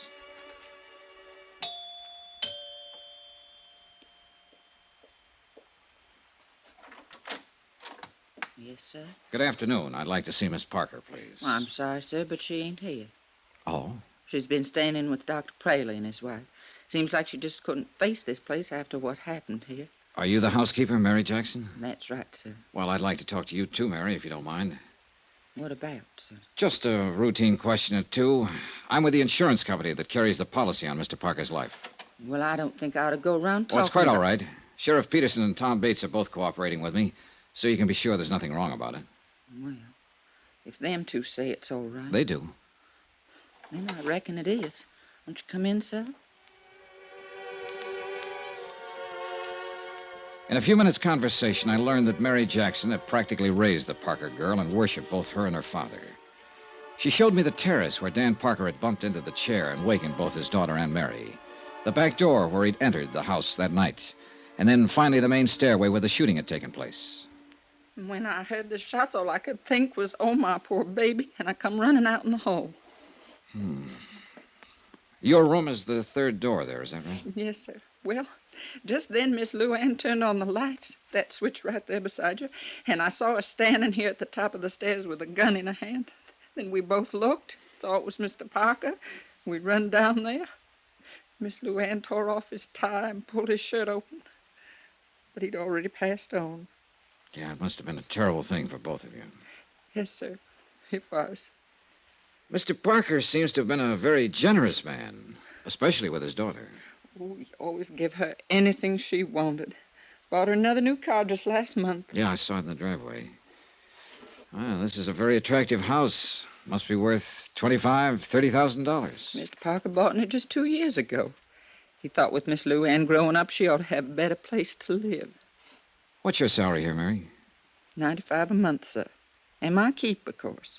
I wonder how he did it. Sir? Well, Dan Parker made $5,000 a year as county attorney. There's less than $600 in his bank account. The manager said it's never been much higher. And yet, this house, new cars, those clothes of Miss Parker's that you showed me, a $50,000 life insurance policy. How about that, Mary? I don't know nothing about it, sir. And still, with all this, they were always quarreling. How'd you find that out? Why, Mary? What did they quarrel about? Well, it's only been the last 6 months, and it wasn't her fault. It wasn't like her. It was that Sammy that put those ideas in her head. Sammy Drake, the fellow who owns the Happy Hollow? And she was a restless one with nothing to do, and he took advantage of it. Filled her head full of crazy notions. I know it was him. What crazy notions, Mary? Oh, going off to New York, getting on the stage, or dancing in some nightclub. It's the only thing Mr. Parker ever refused her. But he sure put his foot down on that. He said the only way she'd do it'd be over his dead body. Oh, sir. Thanks, Mary. You've been a lot of help.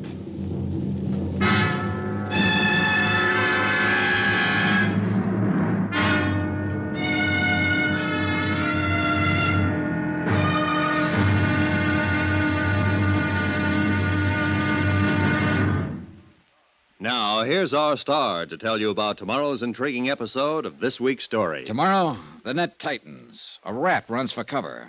Then the whole thing blows wide open. Join us, won't you? Yours truly, Johnny Dollar.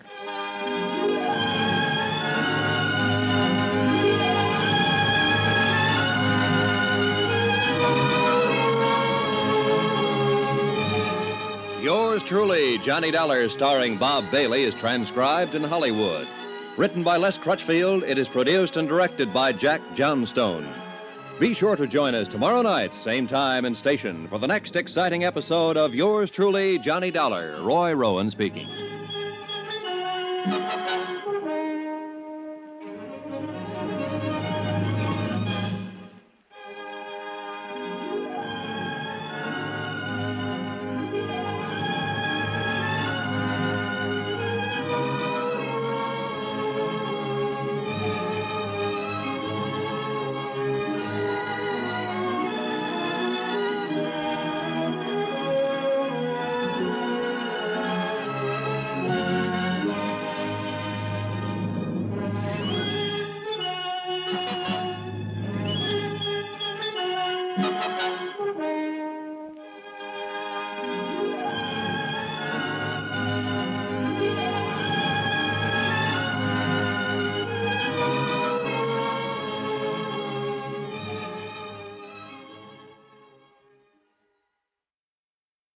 From Hollywood, it's time now for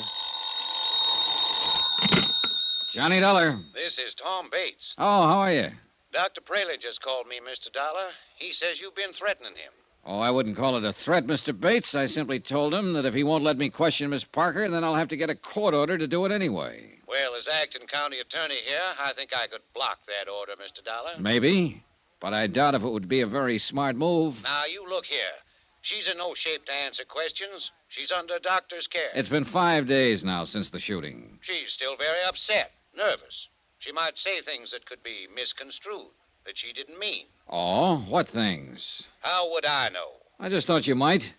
Since you've already questioned her once, right after she killed her father. Wasn't she upset then?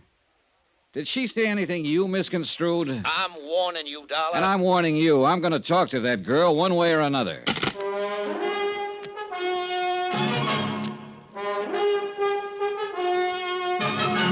Tonight and every weekday night, Bob Bailey in the transcribed adventures of the man with the action-packed expense account, America's fabulous freelance insurance investigator. Yours truly, Johnny Dollar.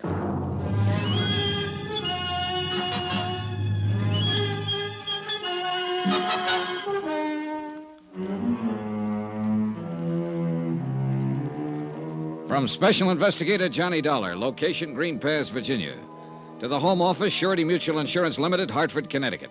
Assignment, the Cui Bono matter. Cui Bono, Latin for who benefits. Item 8, $1. Transportation out to Sammy Drake's Happy Hollow Roadhouse on the highway north of town. On the way there, I thought over what I'd learned so far, and I realized it wasn't much. On the face of it, the thing was simple enough, no mystery at all. 5 nights ago, Dan Parker, the local county attorney, had returned from a business trip and entered his sleeping house. His adopted daughter, Luann, mistaking him for a prowler, had shot him to death in the darkness. There it was, an accident, pure and simple. The coroner said so, the sheriff agreed, and the whole town was determined to keep it that way. But I still couldn't buy it quite that easily. Not when there was a $100,000 life insurance policy payable to Luann Parker, the girl who'd pulled the trigger. Maybe I'd find some answers at the roadhouse.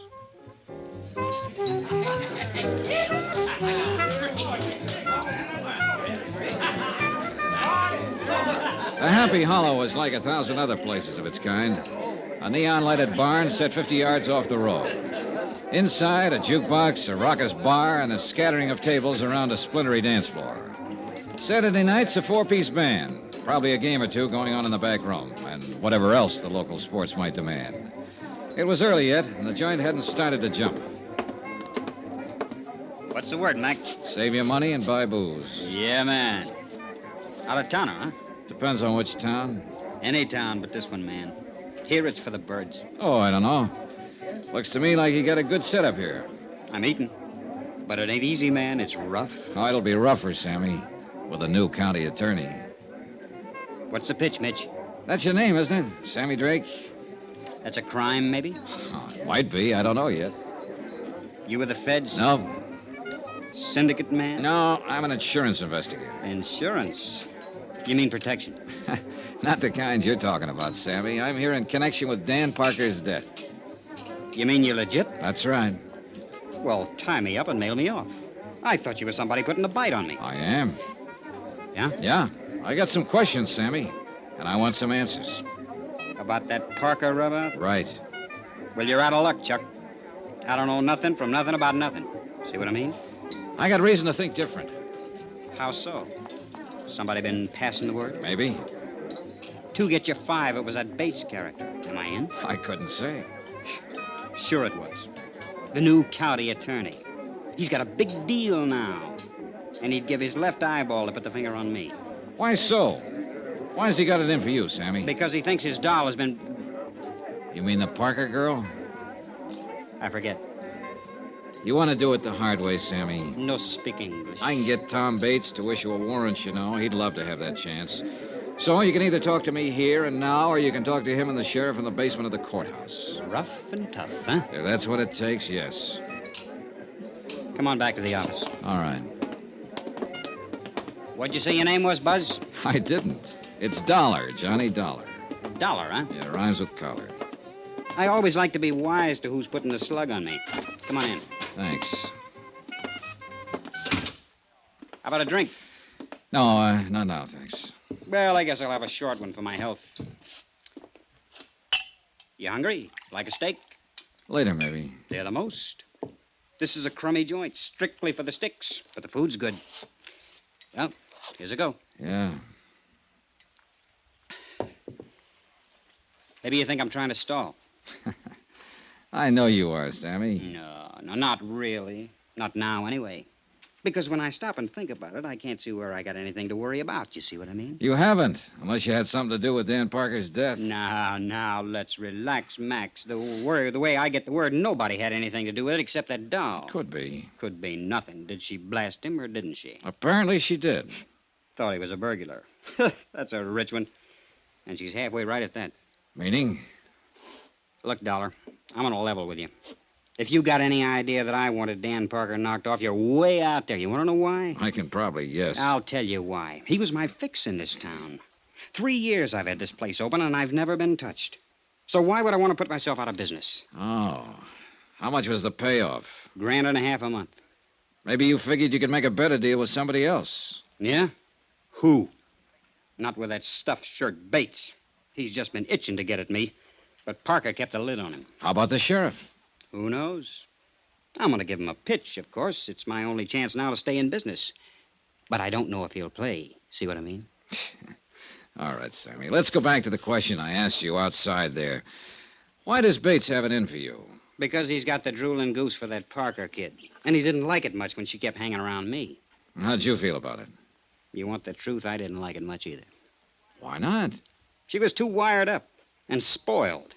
Used to getting her own way. Oh, this town's treated her like a queen or something. She figured she could do as she pleased. Well, that don't go in a joint like this. What do you mean? Well, these lads come in here, get a few shots under their belt. Dame like that starts to mean trouble. I didn't want her hanging around. I had a good thing going here, and I wasn't about to get it lost up. But it was no use. I couldn't keep her out. What did her father think about it? He didn't like the idea, but he couldn't do much about it. She got her own way with him, the same as with everybody else. Except when she wanted to go to New York. Well, nobody can win them all. I understand you put that idea in her head, Sammy. Then you better take a different understanding. Yeah? Yeah. She was bugged up on that idea before I ever met her. That's why she started coming in here. She wanted me to put her hep on how it was in the big, wild city. She wanted to know how to get in. What was the names of all the spots, including the rough ones? How the rackets worked. How would I know how the rackets worked? I didn't say a word, Sammy. You know something? In some ways, that kid's as smart as a mink. But underneath, she's a regular hick, just like the rest of them around here. She thinks that stuff is glamour, the big time, hot stuff. And she was busting her braces to get at it. Even this place, this crummy clip joint. To her, it was wicked and exciting. Oh, man, how square can you get? I suppose you tried to talk her out of going to New York. Do I look crazy or something? I was all for it, anywhere. As long as it got her off my neck. A beautiful girl like Lou Ann Parker on your neck, and you were trying to shake her off? Oh, Sammy, I'm losing you. Oh, look, Dollar, when it comes to dames, I've got as fast an eye as the next guy, but with that chick, man, I unpack my toothbrush and I stay home. Why? Why? She's got this whole town fooled. Everybody but me. A sweet little thing in ruffled rompers, bucking for a halo. Well, I got news for you, brother. She ain't. And you're the only one who really knows her. Is that what you're claiming, Sammy? Sure. It's a big laugh. But that kid's smart. And inside, she's colder than a fish. I'm a fairly tough baby, Dollar, but I'll tell you something straight. I'm scared of that girl. Expense account item 9, $6.90. Steak and incidentals at the Happy Hollow Roadhouse. And Sammy Drake was right. The steak was good. Item 10, $1.75. Transportation out to the Green Pass Railroad Depot, 3 miles east of town. I tried to see that night station agent earlier in the day, but he was sleeping then. But it was nearly midnight now, and I figured he'd be on duty. He was. Good evening, sir. Hold it, son. Got a message come in here. Yes, sirree. Old number 8's going to be right on time. I'm glad to hear it. I want to... Hold it, son. Got to answer it, you know. Mighty important business getting these here trains through. Yes, I imagine it is. Hold it! Yes, sir. Right on time. Be here in about 2 minutes now. Well, son, what's on your mind? I wondered if you were on duty the night Dan Parker got back in from Richmond. The night he was killed. Oh, yes, indeedy. You must be that fella Sheriff Jim Peterson was telling me about. That fella from the insurance company. Yes, that's right. Well, then I guess it's all right to talk to you. Leastwise, that's what Jim said. Nice of him. It's a mighty terrible thing. A downright tragedy for that poor motherless girl. Making a mistake like that, shooting her own father. Yeah, rough deal. Did you notice Mr. Parker when he got off the train that night? Why, of course I did. I always notice anybody getting off. It's part of my job, son. Yeah, well, It was right about this same time of night. He come in on number 8, the same one that's due in now. Did you talk with him? Of course I talked with him. I know Dan Parker since we was both pups. he said, "Hi, Willie." I said, "Fine." And he said, "How's the family?" And I said, "Fine." And he said, "Well, you know, we talked. We had to talk more, too, but there's some fellow with him." Oh, well, I didn't know that. I reckon it was just some passenger he'd struck up the time of day with. Dan was all... There. You hear that, son? She's a-coming across the Briar Creek Bridge right now, right on time, Well, too. look, what happened to this stranger? Did he and Dan Parker leave the station together? Oh, no. No, they just talked while the engine was taking on water.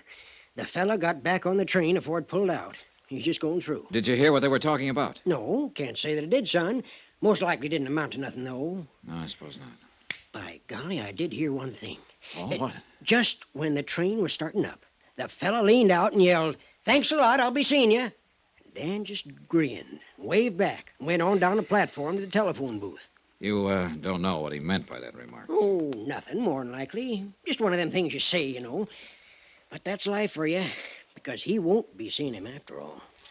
See, she's coming around the bend there, son. I gotta get the mail sack out. You got any more questions, you're gonna have to ask him on a run. The mail's got to get through. Oh, I wouldn't think of stopping it. Hey, look, you said Dan Parker made a call from that telephone booth over there. You know who he talked to? Nobody, son. What do you mean? Why, he come back and said he had a busy signal. I guess he'd have to walk home. And that's what he done. That was his mistake. That was one of them anyway. You got any more questions? I reckon they'll have to wait. I haven't got any more. How's that, son? I said thanks a lot. What for? Well, there you got me. I don't know.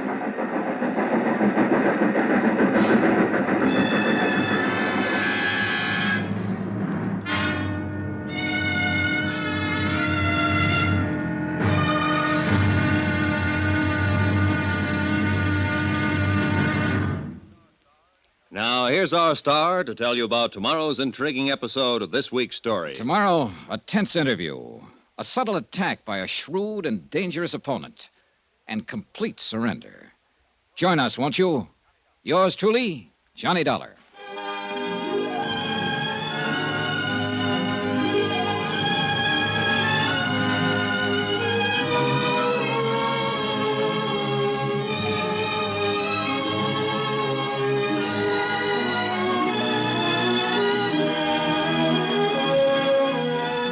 Yours truly, Johnny Dollar, starring Bob Bailey, is transcribed in Hollywood. Written by Les Crutchfield, it is produced and directed by Jack Johnstone. Be sure to join us tomorrow night, same time and station, for the next exciting episode of Yours truly, Johnny Dollar. Roy Rowan speaking.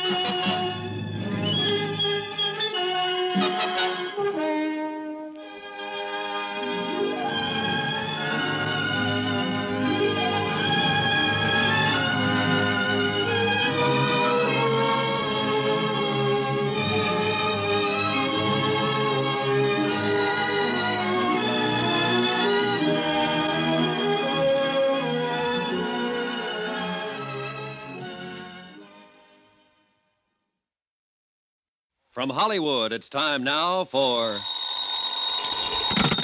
Johnny Dollar. Tom Bates, Mr. Dollar. Oh, good morning, Mr. Bates. There's nothing like starting the day with a good fight. That is not my intention at all. Good.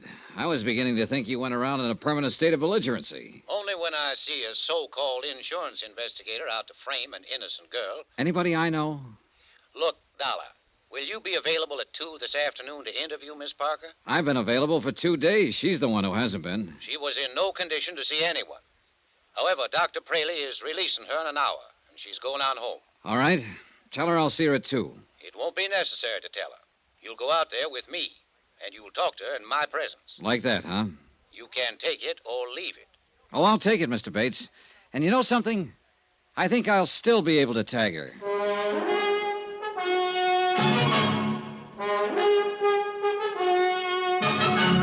Tonight and every weekday night, Bob Bailey in the transcribed adventures of the man with the action-packed expense account, America's fabulous freelance insurance investigator. Yours truly, Johnny Dollar.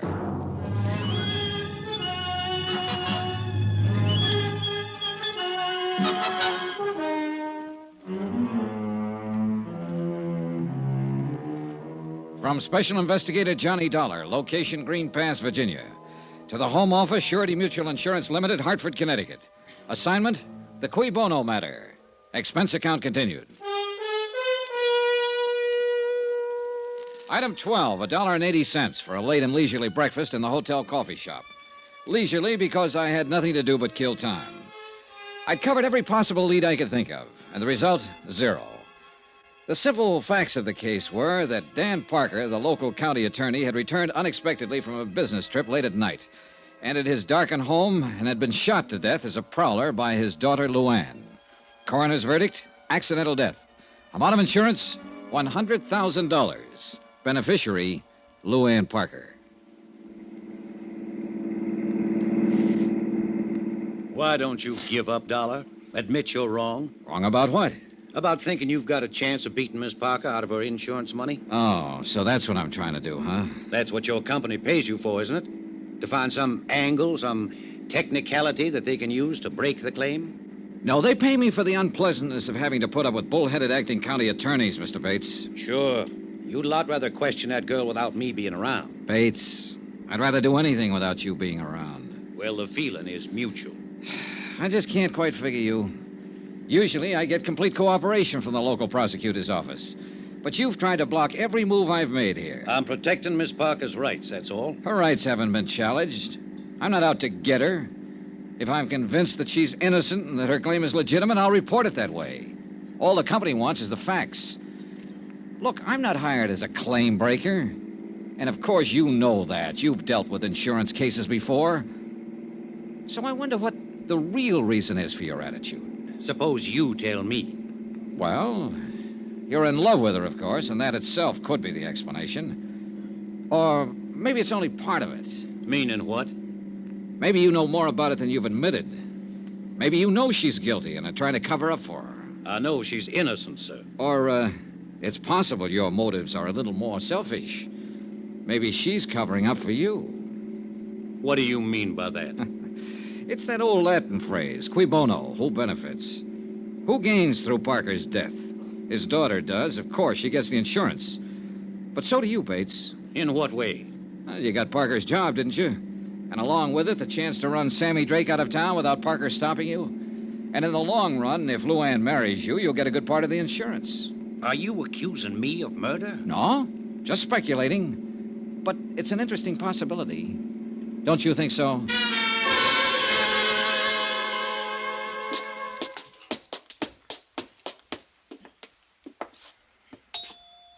Any particular subjects I should avoid, Mr. Bates? Ask anything you want, as long as I'm here to advise her. Oh, hello, Tom. Luann, this is Mr. Dollar from the insurance company. How do you do, Miss Parker? Mr. Dollar, won't you come in? Thank you. I guess we better go in the study. Mary's cleaning the living room. In here. Just sit down anywhere. How do you feel, Luann? Oh, I'm all right now. For a few days after it happened, I couldn't feel anything but horror, self-loathing. I wanted to kill myself. But the last 2 days, I've done a lot of thinking about what Daddy'd say if he was still here. He was a wonderful man, Mr. Dollar. Yes, the whole town seems to agree on that. I'd give my life gladly to change what happened. But it can't be changed. Daddy used to say, Luann, remorse is only self-pity in disguise. The future is a question mark. All you have is the present, so live it. He believed in those ideas, Mr. Dollar, and I'm going to try to live my life by those beliefs, because I loved him very much. Miss Parker, I have a few things I'd like to ask you in order to complete my report. Do you feel up to answering some questions? Yes, of course. Whatever you wish.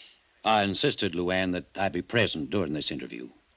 Why, Tom? His job is to save money for the insurance company. He'll try to trip you up, lead you into saying things you don't mean, things that could be misinterpreted. Tom, that's ridiculous. I've nothing to hide. Of course, hon.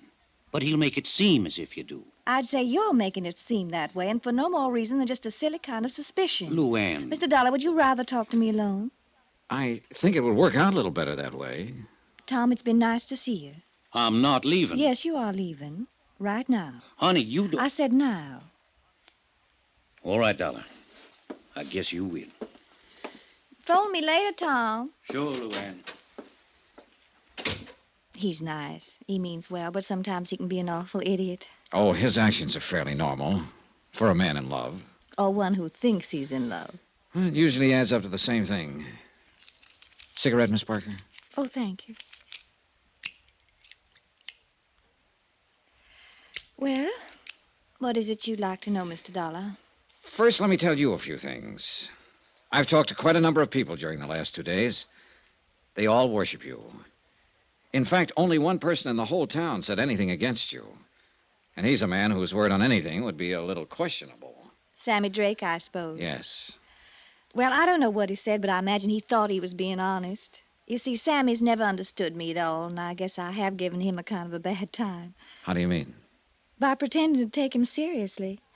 Most people seem to think of me as a child, Mr. Dollar, but actually in my attitudes and awareness, I'm quite a lot older than my age. Of course. And I saw right through Sammy the first time I met him. He's just a silly little would-be tough, but he likes to think of himself as a smooth, wicked mobster type. So I pretended to go along with it, even put on an act of my own in return. And what do you think happened? You had another Tom Bates situation on your hands. Sure. Sammy took me seriously. Well, I didn't want any part of that, so of course I ran for cover. And he has never forgiven me. Well, I guess you can stand having one detractor, Miss Parker. You got a big team on your side. I like people. I guess that's why they usually like me. I've had a wonderful life, Mr. Dollar. And I'm very grateful, especially to Daddy. He did everything possible to make me happy. I think if I'd asked for the moon, he'd have tried to get it for me. There was one thing, though, that I understand you disagreed on. You mean my wanting to go to New York? That's right. I guess the only arguments we ever had was over that. If I'd only known how short a time he was going to be with me, well, it didn't matter that much.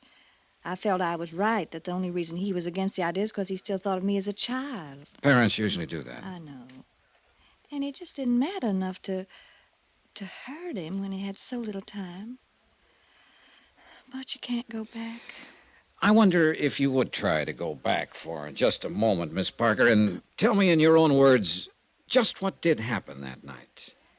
Well, Daddy had gone to Richmond on business. None of us expected him back that night. All right, go on. Well, Mary, she's our housekeeper. She went to bed early. I read till about 11, and then I went to bed. And shortly after midnight, something woke me, a noise down on the terrace. I looked down from my window, and I saw sort of a dark shape slip across the terrace toward the back of the house. I was scared stiff. I'd heard prowlers outside twice before during the past month. Yes, the sheriff told me you didn't. Yes, well, I realized it was up to me because Mary would have just gone to pieces if I'd waked her. All I could think of was getting to the phone down at the bottom of the stairs. When I started out of my room, I could hear somebody fooling with the lock on the back door. And that's when I thought of the gun. Where was it? In the drawer of the night table beside my bed. Daddy'd put it there himself after the night I heard the prowler, but I'd almost forgotten it. All right. Then what did you do? Well, I took the gun. I went back out into the upstairs hall. All I had in mind even then was to go downstairs and get that phone. But when I reached the stairway, I heard someone moving down below, and I realized that whoever it was had already got in the house, that they were starting up the stairs. And I could see just a vague blur, dark shape against the shadows. I was petrified. I remember thinking he's probably got a gun. And without even stopping to consider, I fired twice down the stairway. Yes, Miss Parker? I heard him fall. I knew I'd hit him. Mary screamed and came running out of her room.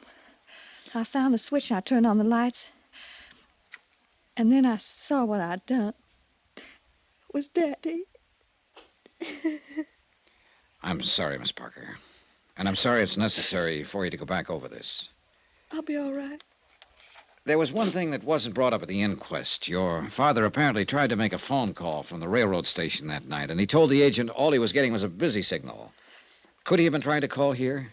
I don't know. I didn't know about it. Would he be likely to call you, coming in unexpectedly that way? Oh, he'd be more likely to call Jake Digley. Jake runs a taxi service here. Yes, I met him. Well, he might have tried that. But Jake was out at Sammy's place that night. Well, the reason I say that is because Daddy would have known that our phone is usually off the hook at night. Was it off that night? Well, I don't remember. Maybe Mary knows. One or the other of us was always taking it off because we had to go clear downstairs to answer it. Yes, Miss Luann? Oh, Mary, the night Daddy was killed, do you remember whether the phone was off the hook or not? Yes, Miss Luann, it was. I remember when I picked it up to phone the doctor. Well, I ain't sure if you left it off that night or I did, but it was off all right. Thank you, Mary. Yes, ma'am. Well, Mr. Dollar, what other questions do you have? None, as a matter of fact. I did have several more, but you've already answered them indirectly. Thanks for cooperating. You're quite a girl, Miss Parker. Oh, yes, I'm quite a girl. A girl who killed her own father. Goodbye, Mr. Dollar. I meant exactly what I said to her. One way or another, she was quite a girl. Either she was one of the sweetest, bravest, and most honest kids I'd ever met, or she was one of the smartest, coolest little murderesses who ever walked the face of the earth. And I was very much afraid that I'd never be quite sure which.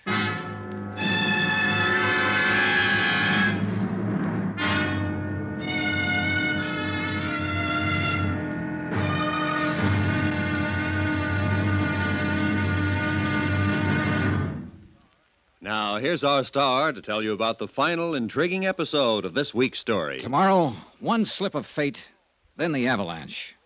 And a wind-up that'll raise the hair on the back of your neck. Join us, won't you? Yours truly, Johnny Dollar.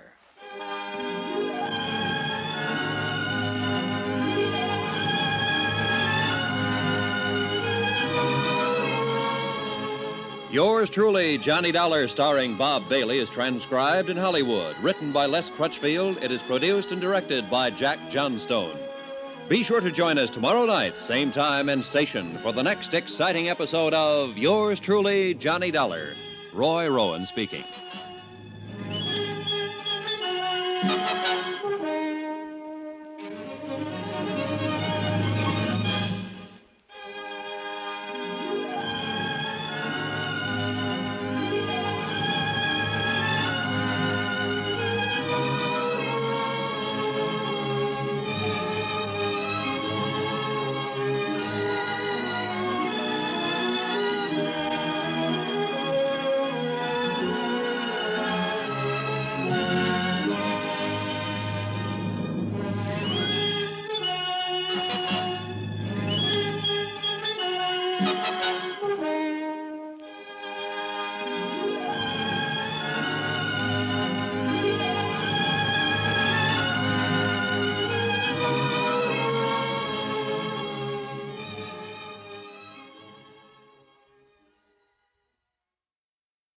From Hollywood, it's time now for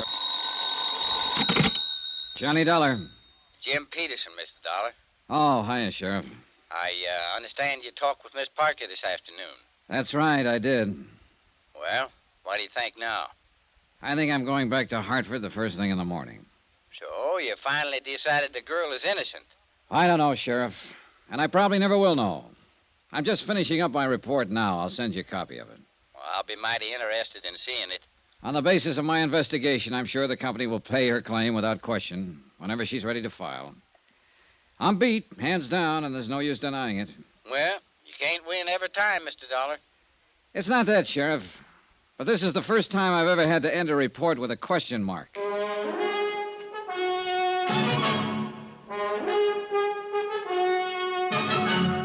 Tonight and every weekday night, Bob Bailey in the transcribed adventures of the man with the action-packed expense account, America's fabulous freelance insurance investigator. Yours truly, Johnny Dollar.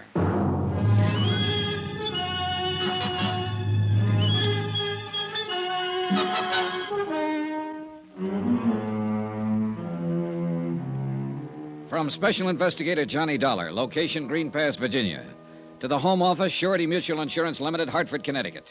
Assignment, the Cui Bono matter. Expense account, final page.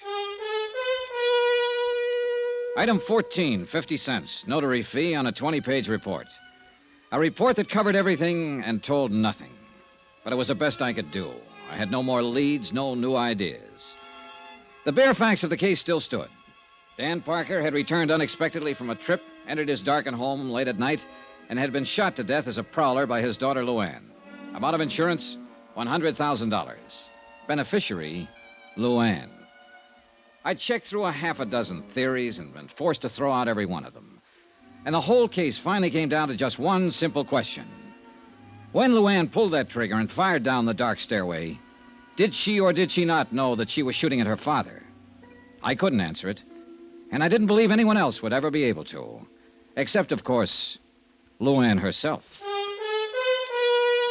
Item 15, $1 even. Transportation out to the Happy Hollow Roadhouse, where the steaks were good, the drinks were good, and a beaten-down guy could kill an evening. Well, wrap me up and nail me south.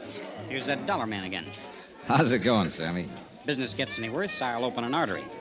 You here for kicks tonight, or are you going to put the arm on me again? Let joy reign unsuppressed. That's the word, man. That's the word. Come on over. I'll let you buy me a drink. You're riding on a swindle sheet. Or better yet, I'll let you buy me one. You own the joint. Okay. Set us up, Joe. Make mine the usual fusel. What'll you have, sir? Scotch on the rocks. You ever get through to that Parker chick? Yeah, I talked to her this afternoon. Well, what do you think, man? Was I right or was I right? About what? Is she a cool fool or not? I don't know, Sammy. She's a tough one to figure. She's just a tough one, period. Well, here's to the housekeeper's daughter. Yep. Whew. Ah, this stuff is murder. I don't know why the customers stand for it. So what comes next, Tex? I'm going back to Hartford in the morning. And little Cookie gets her payoff. 100 G's. Man, it's really going for broke. If she is on the level, it's not enough to pay for the way she'll probably feel for the rest of her life. Feel? That one? I'm telling you, man, I know that little fluff. She's got a heart about as big and warm as the olive in a martini. You could be right. I know I'm right. She's took you, man. She's took you good. Bang, bang, and the little lady wins a prize. Maybe so. A big, fat 100 G's. And bad old Papa in the cold, cold ground. Man, she was really shooting for new shoes that night. Well, if she was, she's got 'em, Sammy. There's nothing more I can do about it. So that's life. What isn't? You win a little, lose a little, and taxes take the rest. Why, Parker's got it made, man. Safe and cozy in his little box. No more worries. Oh, sure. But we can't all be lucky. Sometimes it... Well. Brace yourself, Sammy. It looks like you're raided. What? Oh, it's the sheriff. Right on time. On time? Relax, Max. He's just come to tell the tale and do the deal. Protection? Well, sure. Same setup I had with Parker. And the sheriff says he'll keep Bully Boy Bates in line.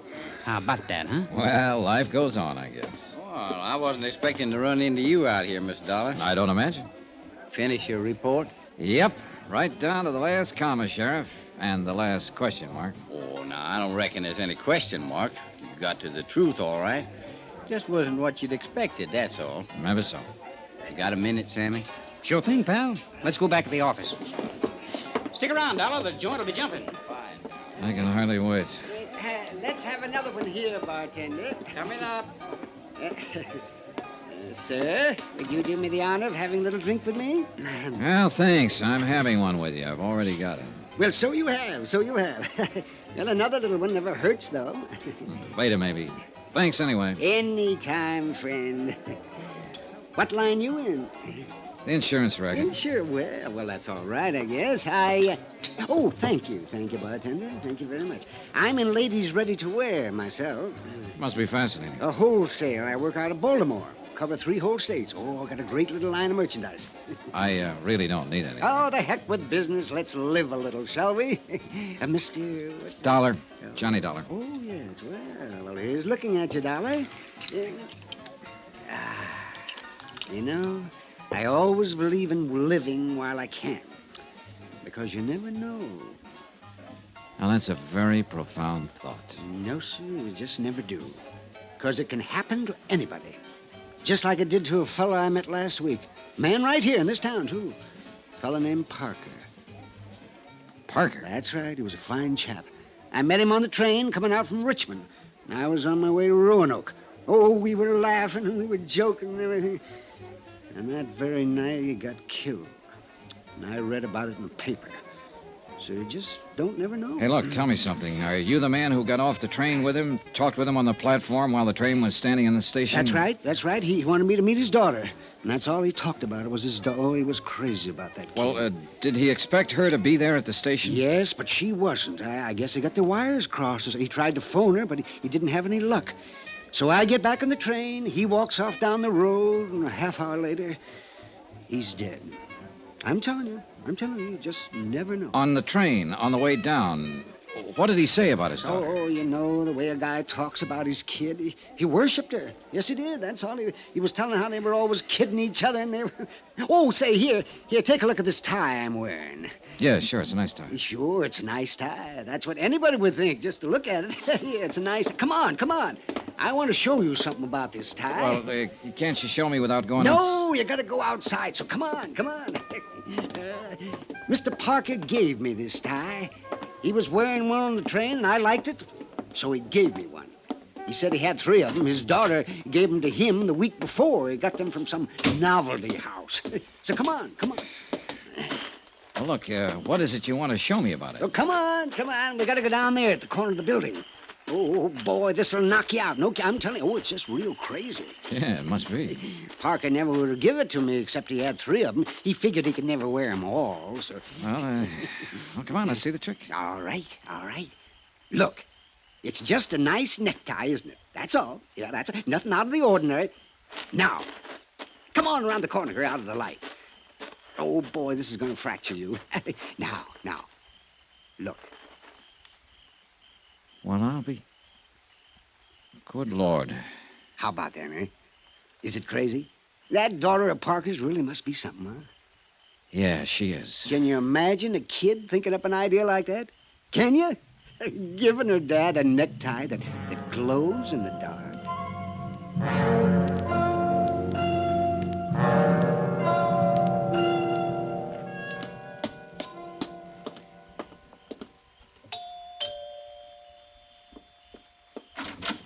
Good evening, Miss Parker. Why, Mr. Dollar, what are you doing out here this time of night? Mind if I come in? Please do. Thanks. Oh, I brought your gun back. The sheriff was finished with it. I never want to see it again. And how you feel? I'll put it here on the table. You'd better not leave it there, though. It's loaded. I wish Sheriff Peterson had kept it. Oh, it may come in handy sometime. Again. Mr. Dollar. I was planning to leave town in the morning, Miss Parker. I'd already made out my report and given you a clean bill of health. Well, I didn't even realize I was under suspicion. What was I supposed to have done, Mr. Dollar? Deliberately murdered your father in order to collect $100,000 in life insurance. You've got a pretty horrible mind, haven't you? Maybe, but I wouldn't trade it for yours. Haven't you noticed my necktie, Miss Parker? I thought you'd tag it the first thing. Why should I? Because it belonged to your father. A special gift from his loving daughter. He gave it to a man he met on the train, and I bought it for $10 this evening. So now you know what happened to the third tie. That's probably been bothering you. Because I imagine you carefully destroyed the other 2. I think you're a little more than slightly insane. Oh, it was a neat plan. Simple and sweet. You got the idea a month ago when the sheriff caught a prowler over on the south side of town. And suddenly you began to hear prowlers at night. You bought your father a set of ties that glow in the dark. And then you waited. And when he came back from that trip, you got your chance. You've got quite an imagination. Oh, it was a great setup. A dark house and him wearing a tie that glowed in the dark, just like this one, Miss Parker. It was a perfect target. You couldn't miss. It's almost a shame that you were beaten by one unforeseen accident. Your father talked to a stranger and gave him a tie. And that tie is going to hang you. No, I don't think so, Mr. Dollar. Turn on those lights. You were right, you know. It is a perfect target. You were very clever, Mr. Dollar, but not quite clever enough, or you'd have known. Sheriff. Yeah, I've been standing out there on the terrace. You... No, Luann. You better give me the gun. No use pointing it, honey. It's loaded with blanks. You all right, Miss Dollar? Yeah, I'm all right, Sheriff. A little sick, that's all. That anybody so beautiful could be so rotten. You faked it. You tricked up the whole thing just to frame me, you filth, you dirty evil. That's enough, Luann. That's enough. Nobody tricked you except yourself. That's hard for me to believe. Dan and me used to take you fishing with us when you wasn't no higher than that. You was the prettiest little thing I think I'd ever Oh, seen. shut up, you old fool. Now I got to take you someplace again. Wish I hadn't ever lived to see this day. And I'm mighty glad that Dan ain't here to see it. Come on, honey. We better get started.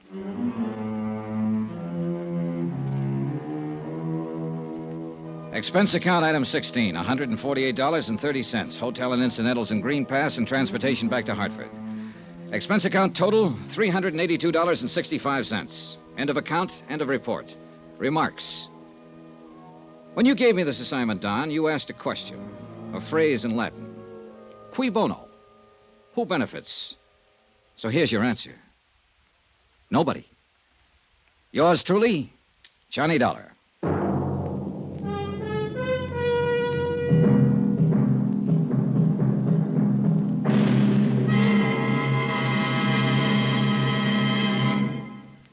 Remember, there'll be another intriguing story for you beginning next Monday night. Next week, a study in entomology. You know, bugs. And this one's the deadly variety, a firebug. Join us, won't you? Yours truly, Johnny Dollar.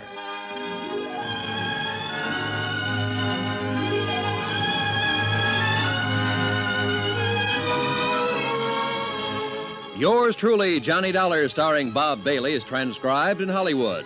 Written by Les Crutchfield, it is produced and directed by Jack Johnstone. Heard in this week's cast were D.J. Thompson, Mary Jane Croft, Forrest Lewis, Byron Kane, Russell Thorson, Sam Edwards, Dal McKennon, and Howard McNear. Musical supervision by Amerigo Marino. Be sure to join us on Monday night, same time and station, for another exciting story of yours truly, Johnny Dollar. This is Roy Rowan speaking.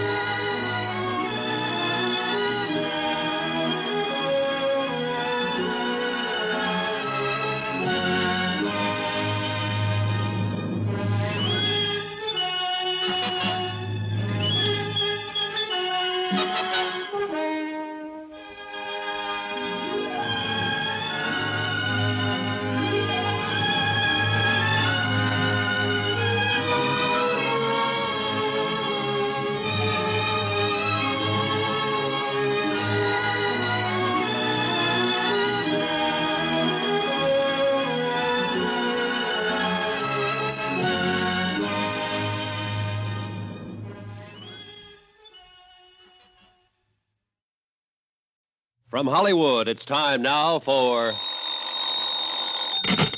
Johnny Dollar. Andrew Cord, Johnny. How'd you like to go to San Francisco? What's up, Andy? Well, we've written a lot of insurance for an independent contractor out there, a man named Arnold Bennett. Uh-huh. Last night, his latest project went up in smoke. An office building he completed a month ago. How much is the policy worth? There were 5 companies involved. They took it on at $100,000 apiece and turned it over to us. $500,000? Yep. I talked with the arson inspector for National Fire Underwriters in San Francisco. He said the fire looked phony. I'll pack my things.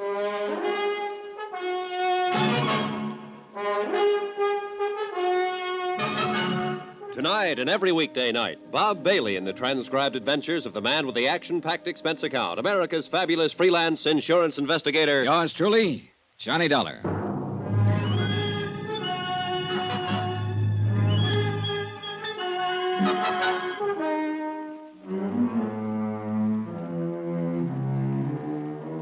Expense account submitted by Special Investigator Johnny Dollar to the 4-State Fire Insurance Corporation, 4065 Spear Boulevard, Hartford, Connecticut.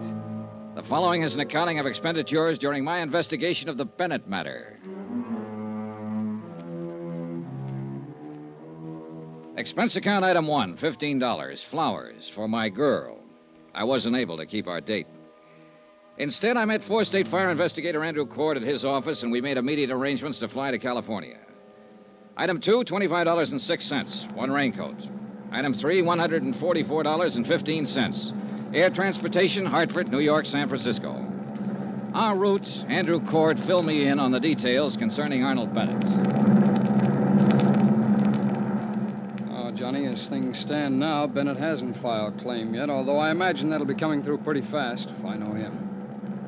I met him once when he was in New York getting money to finance one of his big subdivisions. Yeah, seems I've heard of him. Oh, he's made time and life a couple of times each. Oh, yeah. When I met him, I said to myself, Andy, look well on this man. He may be the last of his kind. Oh, how's that? Well, Arnold Bennett must be past 60 now. He's been everything in his lifetime. Sailor, soldier, lawyer, financier, bootlegger, gun runner, Lord knows what all. Talked fast, worked hard, and what he couldn't get one way, he got another. All in all, he's done pretty well. It shows all over him. I didn't like him, Johnny. Well, go on. Well, maybe I was just jealous of his aggressiveness, or maybe it's that I've just heard stories of how he ran roughshod over big and little. About this new building of Bennett's that burned down. Yeah. Well, the man in San Francisco is pretty sure the fire was of incendiary origin. Well, can he prove it? Well, that'll be up to him, and you, and me. 4 state and national fire underwriters are going to handle the investigation. Federal, Great Atlantic, and tri-state underwriters aren't going to send any men at all. They figure it's best not to clutter things up. Yeah, but proving the fire was incendiary may not be too easy, Andy. Well, we'll see when we get there. There's a standoff motive in the whole thing. We can start with that. What's that?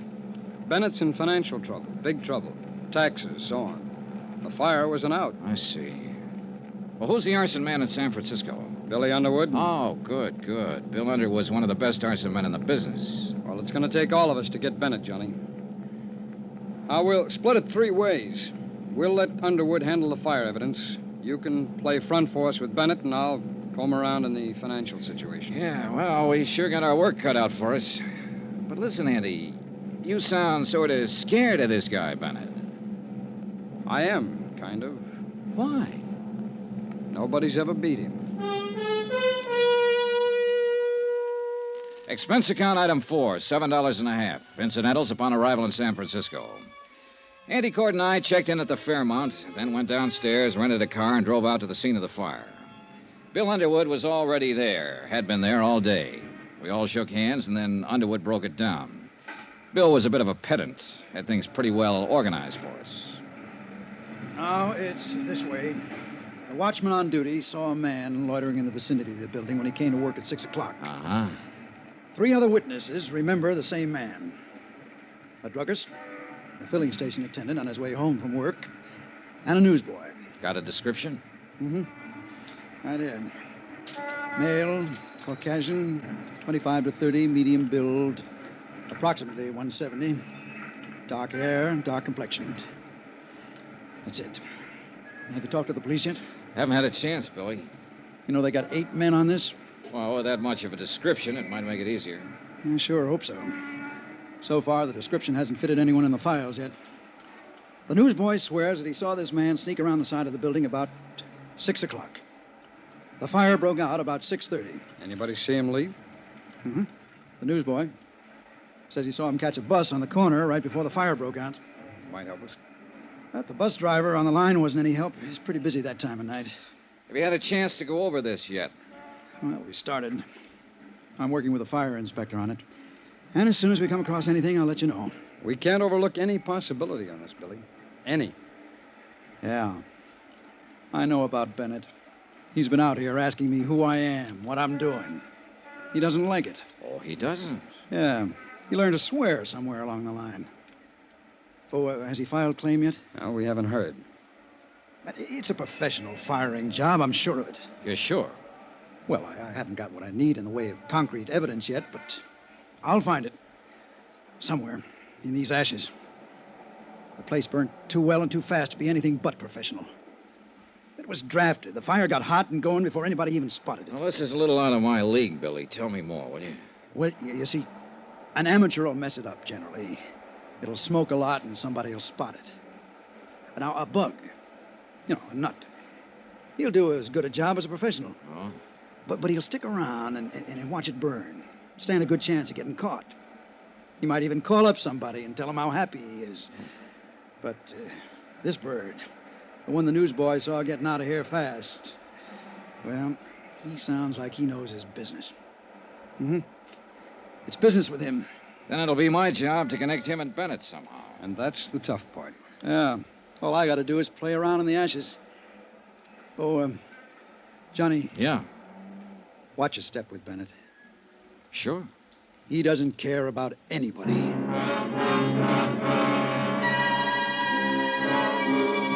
I spent another 2 hours with Cord and Underwood covering the ruins of the 10-story office building that had been gutted the day before. Underwood acquainted Cord and me with all of the necessary details, all he could. That night, we sat with the 3 witnesses at a special show-up in the Hall of Justice. 60-odd suspects were paraded out. There were no identifications. The next morning, while Cord and Underwood carried on with their part of the investigation, I went out to Arnold Bennett's real estate office near the Presidio. Remember that old saw, how a woman in love is always beautiful? When I walked in, I had no idea Elizabeth Bennett was in love and no idea that she was beautiful. Her sallow face without makeup, framed in a wisp of stringy blonde hair, wasn't flattered by the shapeless black dress and low-heeled shoes she was wearing. Certainly not the going idea of beauty. Now, did her conversation reveal anything to indicate love? Yes, sir. May I help you? Mr. Bennett, please. My name's Dollar. Dollar? D-O-L-L-A-R? He's not expecting me. Your business, Mr. Dollar. Four State Fire Insurance Corporation. It's about the fire that destroyed the office building. Oh, yes. Just a moment, please. Well, what is it, Liz? Mr. Dollar is here, Uncle Arnold. I don't want to see anybody today. I told you that, you idiot. Mr. Dollar's from Four State. It's about the fire. Oh. Well, send him in. And go out to lunch. Yes, sir. It's all right, Mr. Dollar. Straight ahead. He always like that? He's nice today. Thanks, Elizabeth. That's your name, isn't it? Yes. I'm Elizabeth Bennett. Go straight ahead. Dollar? That's right. Mr. Bennett? Come in, come in. I'm not going to ask you to sit down. I know why you're here. You have insurance investigator written all over your face. Well, in that case, we can get right down to the business at hand. What caused the fire? I don't know yet. It was deliberate. What? Somebody started that fire, that's what. And I know who. Get him and you'll save yourself some work. Tony Midas. Tony Midas? Who's that? The crackpot that set fire to my building. He's out of prison now, and he swore he'd get me. Well, now, look, maybe you'd better tell me just who he is and why he'd want to get you. Tony Midas worked for me once. I caught him stealing money, and I prosecuted him. He was sent to prison for 5 years, and he's the one you want. You seem pretty certain of that. Of course I'm certain of it. I know what enemies I have, what friends. Don't tell me I'm going to have to pussyfoot around with someone like you and get any place in this whole affair. Well, there are some witnesses who got a look at the man who started the fire, or at least it's a good bet he's the one we're after. So tell me, what does this Tony Midas look like? I don't remember. I hardly ever remember faces. But you remembered his threat. You bet your last nickel I remember his threat. And he's the kind of screwy punk to carry it out. Last week there was a small story in the newspaper that he was being released from prison. Well, then we'll certainly look him up and have a talk with him.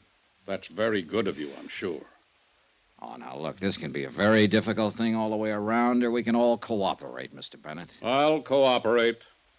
I know why you're in town. I know who you came with. I met that glorified fire inspector yesterday.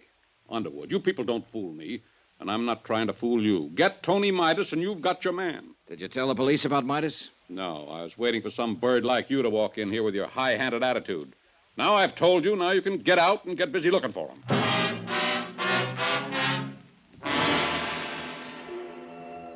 Arnold Bennett lived up to all of his advance notices, and then some.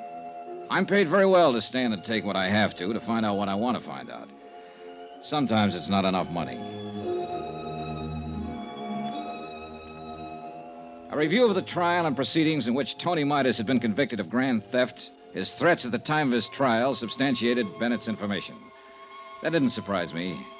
What did surprise me was that one of the 3 witnesses identified Tony Midas's mug picture as the man seen in the vicinity of the building the night of the fire. An APB went out for Midas. The San Francisco police began to turn the town upside down looking for him. By 5 o'clock in the afternoon, the other 2 witnesses had made up their minds that he was the man they had seen after all.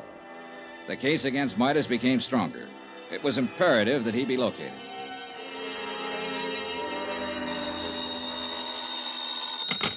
Johnny Dollar. This This is Elizabeth Bennett, Mr. Dollar. Remember in my uncle's office? I remember. Mr. Dollar, you're looking for Tony Midas, aren't you? You don't have to answer. I know you are. I think I can help you find him, but he's not the one you're looking for. Look, if you turn him in... Let me finish, and then we'll talk about him. I live at 1038 Murata Drive. I'll be home in an hour. We can talk there. 2 minutes later, when I was putting on my coat, I received another phone call. This one from Bennett's lawyer. He advised me that Arnold Bennett had filed claim and would bring suit if his claim was not honored in the prescribed length of time. I thanked him for the information and went downstairs and began to look around for a cab. A police car careened into the driveway, and a familiar hat on top of a familiar head leaned out. Hey, Johnny! Go! Yeah, Andy Cord. Hustle up, kiddo. Hop in. Okay. It's Inspector Truck and Inspector Kane. Hi, what's up? Somebody shot Arnold Bennett 10 minutes ago.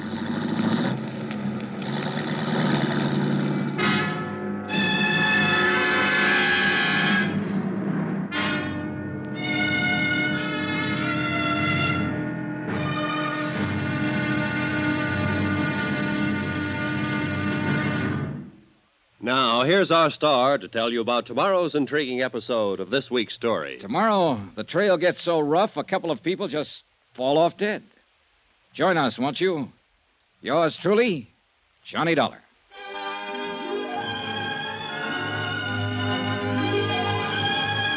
Yours truly, Johnny Dollar, starring Bob Bailey, is transcribed in Hollywood. Written by John Dawson, it is produced and directed by Jack Johnstone. Be sure to join us tomorrow night, same time and station, for the next exciting episode of Yours truly, Johnny Dollar. Roy Rowan speaking.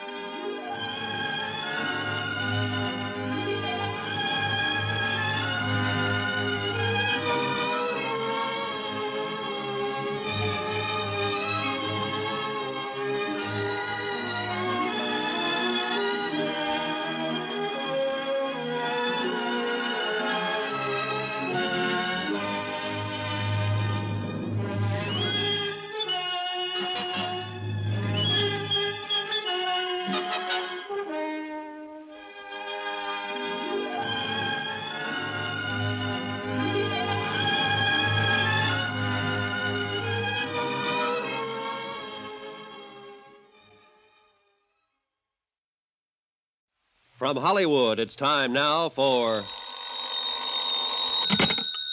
Johnny Dollar. Billy Underwood, Johnny. They're trying to get you all over town. The hotel said to call you at this Skyline number. I'm out at Arnold Bennett's house. He's been shot. What? That's right. Well, who shot him? Don't know yet. I think I'm a transfusion here before they take him to the hospital. Uh-huh. Look, Johnny, I got something to show you. Now, what? Some ashes we just analyzed. The Bennett building was fired by a pro. He used celluloid and a wick made out of paraffin. I can prove it. I hope Bennett lives to hear that.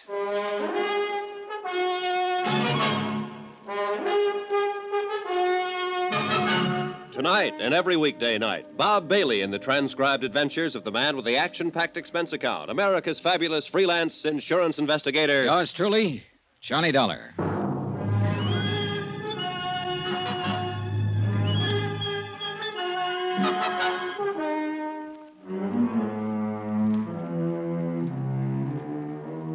Expense account submitted by Special Investigator Johnny Dollar to the 4th State Fire Insurance Corporation, 4065 Spear Boulevard, Hartford, Connecticut. The following is an accounting of expenditures during my investigation of the Bennett arson fraud. Arnold Bennett was removed to the hospital where he was given a 50-50 chance of recovering from a .38 slug that had entered his chest. There was no weapon lying about and no witnesses in the remote, hilly section of San Francisco where he lived to give any information concerning the attempted murder. The police were more anxious than ever to find Tony Midas, the man Bennett had put the finger on earlier. Their reasoning was that if he could burn down a building worth $500,000 to get back at Arnold Bennett, he also might shoot him. I told Andy Cord about Underwood's findings when the police car got us to the scene of the shooting. Celluloid and paraffin wick, did you say? Yeah, that's what Bill Underwood said on the phone. Well, then it would point away from Tony Midas. He was an embezzler, not an arsonist. Maybe. Who's that policeman over there?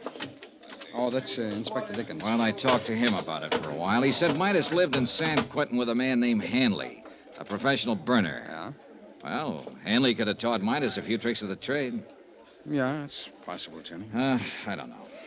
At least Underwood is sure that he can prove it had an incendiary origin. Well, that's the first hurdle. Maybe we can't tie it to Bennett at that, Johnny, if Midas did it. Now, let's wait and see what Bennett has to say when he can talk. I think I'll get on over to the hospital. Okay. Oh, here's something that came up. Yeah? Now, you said Bennett attributed everything to this Tony Midas. Mm-hmm. Well, there might have been something personal in it, too. Midas is married to Bennett's niece, Elizabeth. He's what? Yeah, she married him a month before he was convicted. Well, that might explain some things. Yeah, she called me tonight and said she had some information for me about Midas. I was on my way to see her when this happened. Oh, you haven't talked to her yet, huh? No, let's see.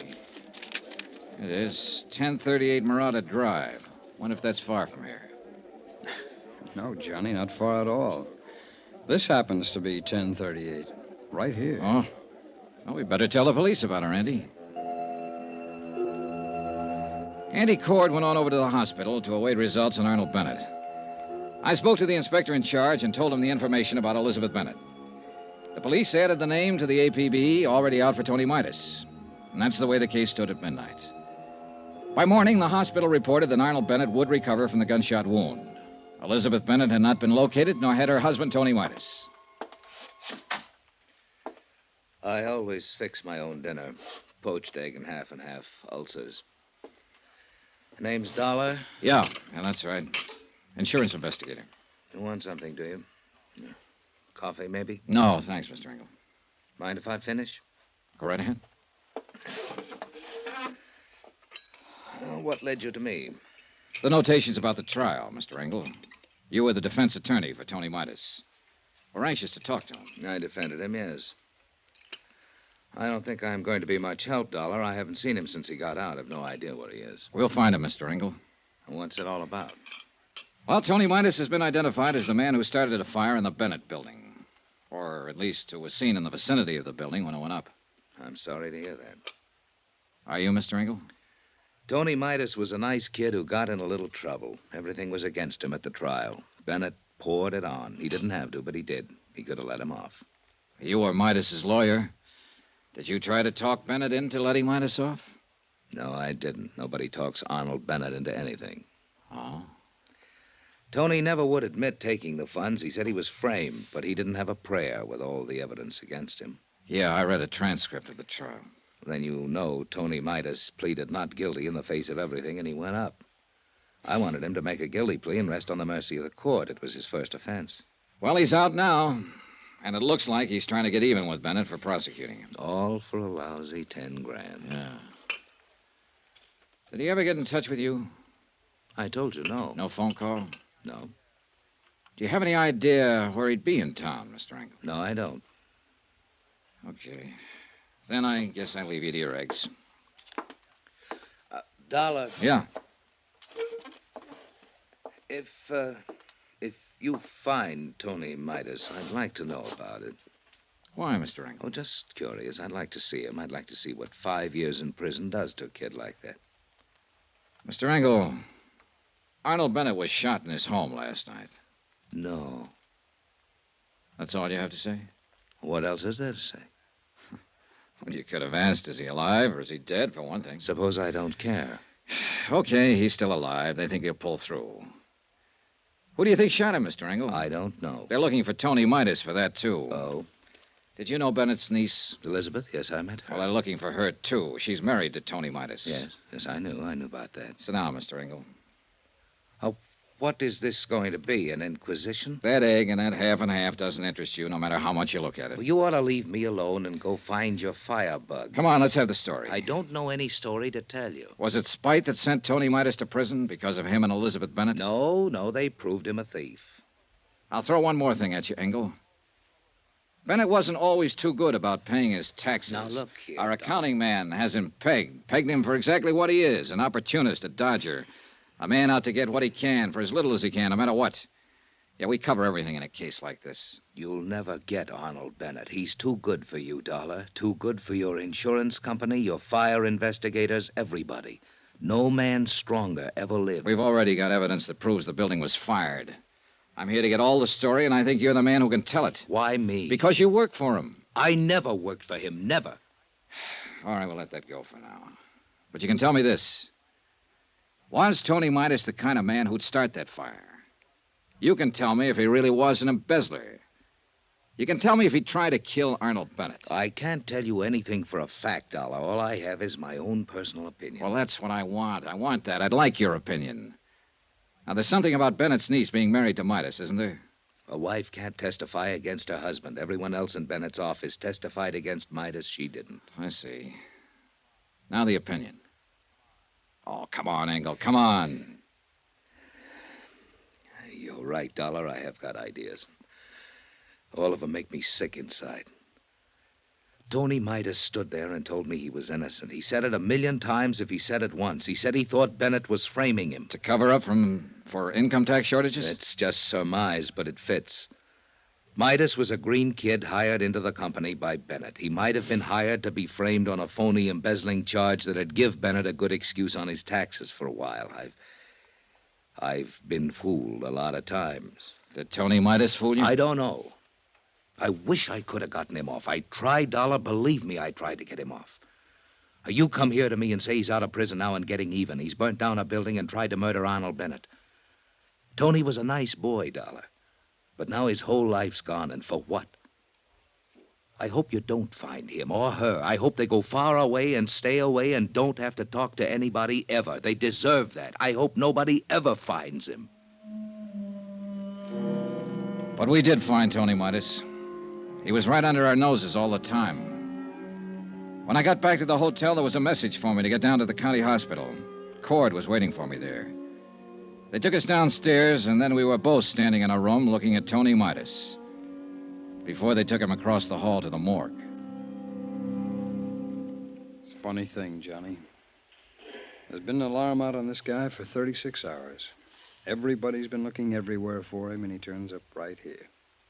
Only he's dead. Yeah. What killed him?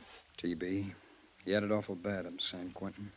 It's in the sick ward his last 2 years. When his time was up last week, he made them release him. But he wound up here and died in this hospital. It's rough. He's just a kid. Yeah.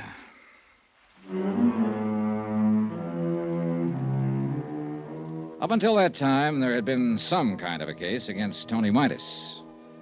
But obviously, since he had been dead almost 2 days, it was impossible to connect him with the attempt on Arnold Bennett's life and the firing of the building. So we were right back where we started from, trying to make a case against Arnold Bennett, who still lay in his hospital room and refused to talk to anybody who came near him. All right, Johnny, now what? Bennett's going to be hard. We'll have to work around him. His niece is the best opening I can think of. But where is she? Police haven't located her yet. No, not a trace. Andy, she had some information for me when she called last night. I still want to get it if Fuzz. I... Oh, hello, Bill. We got a break. George Foley's in town. Who's that? Best celluloid and wick man in the country. If you happen to want a building burnt down. One of the policemen at the hospital spotted him in the lobby trying to see Arnold Bennett. Not a tired, Johnny. Where is he now? They followed him to an address on Barengo Street. They aren't going to move in until we decide something. 12 minutes later, Andy Cord, Bill Underwood, and I were standing in front of a decrepit-looking boarding house on Barengo Street talking to the 3 policemen from the San Francisco Police Department.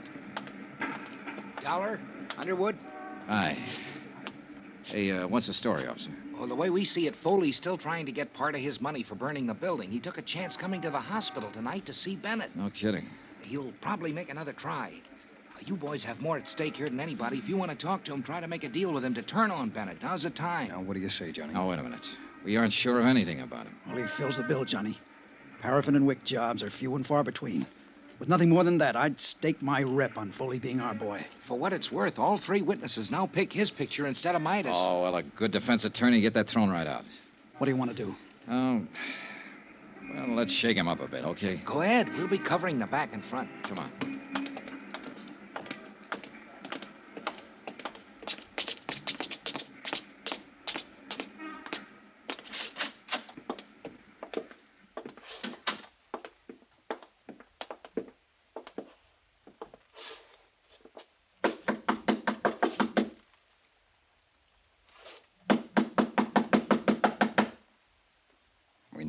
Johnny. Let's bust it. No, wait.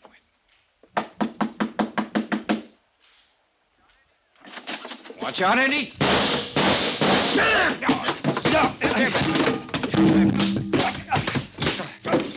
All right.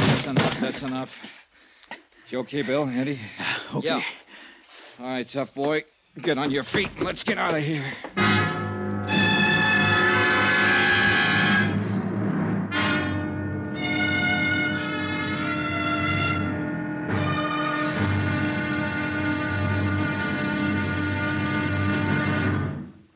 Now, here's our star to tell you about tomorrow's intriguing episode of this week's story. Tomorrow, we have an arsonist right in the palm of our hands with very surprising results. Join us, won't you? Yours truly, Johnny Dollar.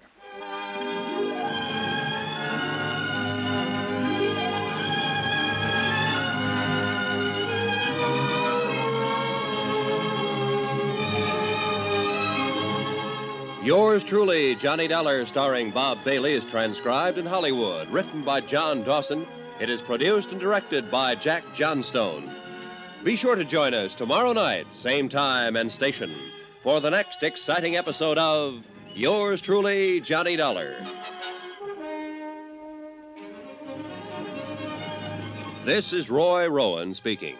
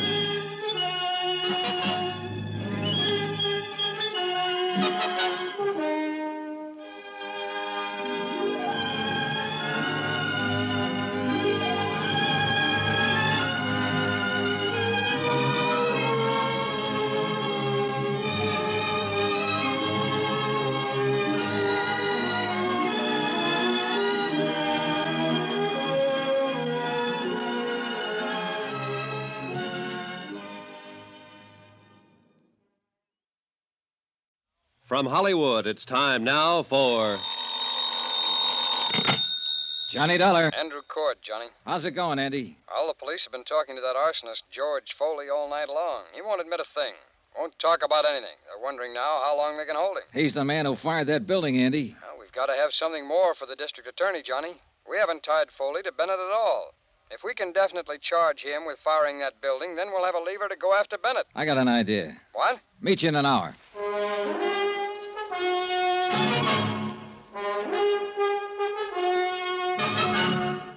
Tonight and every weekday night, Bob Bailey in the transcribed adventures of the man with the action-packed expense account, America's fabulous freelance insurance investigator. Yours truly, Johnny Dollar.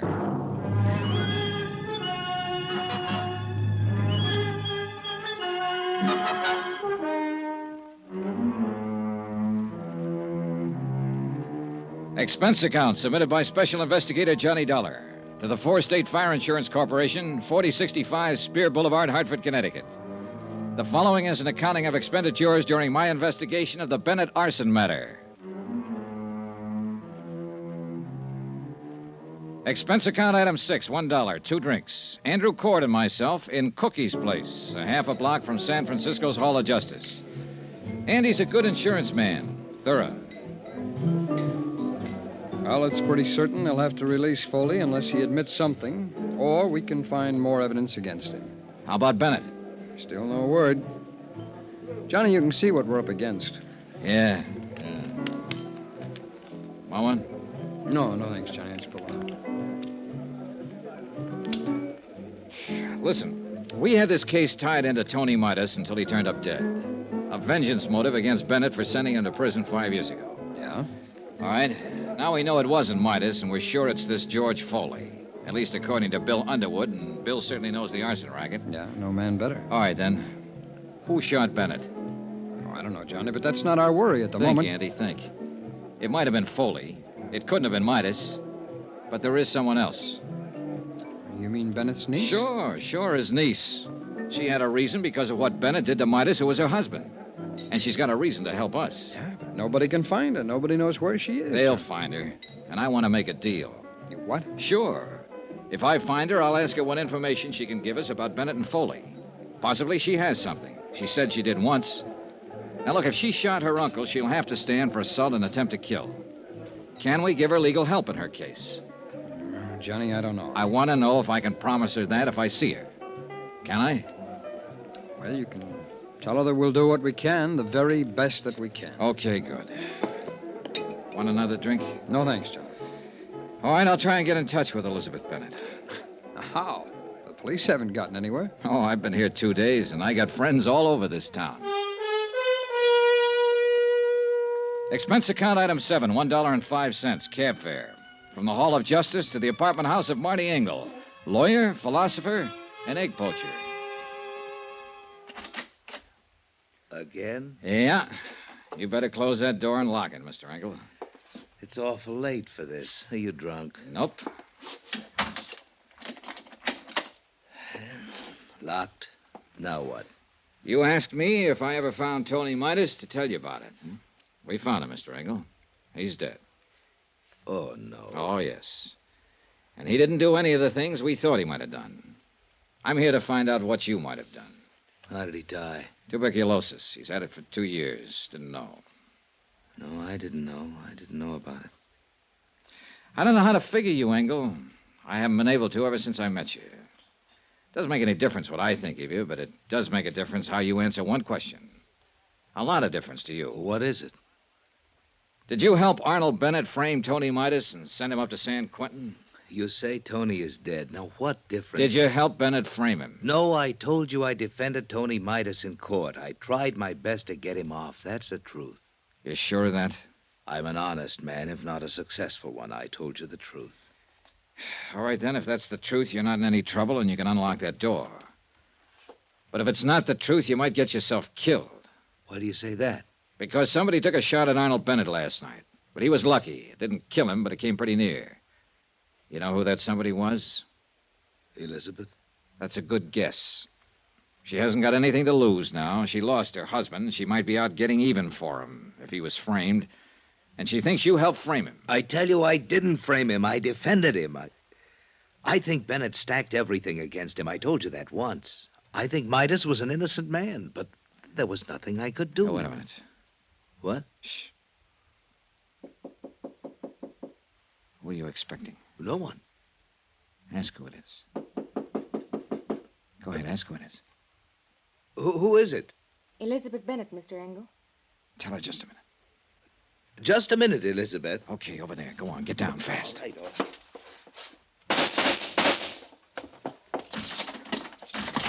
No, you don't! Engel, call the police. Hold it, Elizabeth, hold it up.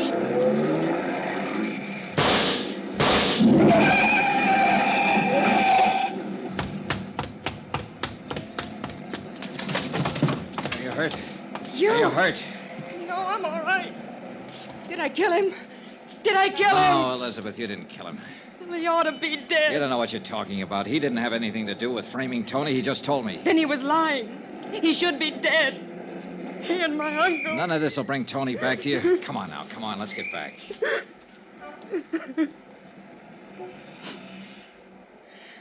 How many tramps have you met in your life, Mr. Dollar? A few. Come on. When you met my Uncle Arnold, you met a real one. He stole money from himself and made it look like Tony did it. And that one in there helped him. Why didn't you let me kill him? You're wrong about Engel. He didn't help your uncle. He tried to help Tony, honestly. Well, then I'm glad I didn't kill him. How's my uncle? He's getting better. Will he go to prison? We have to prove he hired somebody to fire the office building. He hired George Foley. I know that. Would you swear to Yes. it? Can you? Yes. He blamed it on Tony. When I went over to see Tony last month in the prison hospital, he was dying. Oh, I knew it. He had that look in his eyes. Helpless. And he knew what my uncle had done to him, and he couldn't do anything about it. But you figured you could. You shot your uncle when you found out Tony was dead. And you came here to kill Engel. I thought he helped Uncle Arnold send Tony to prison. I thought he helped kill Tony. They did kill him, you know, when they sent him to prison. They killed him as surely as if they'd shot him down. 5 years I waited for Tony to get out of that awful place. I waited to hold him in my arms and tell him it was all over. 5 years I waited to help him forget his hate and my hate. Loving him so much every day that...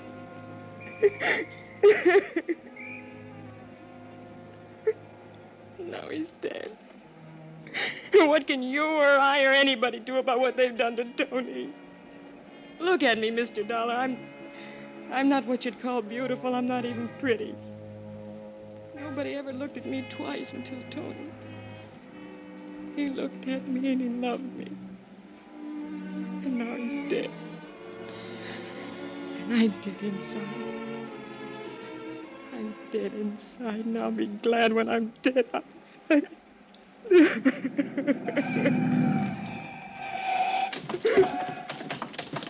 Shooting in this neighborhood? Wait a minute, officer. What's that? No one's hurt. Come on, Elizabeth.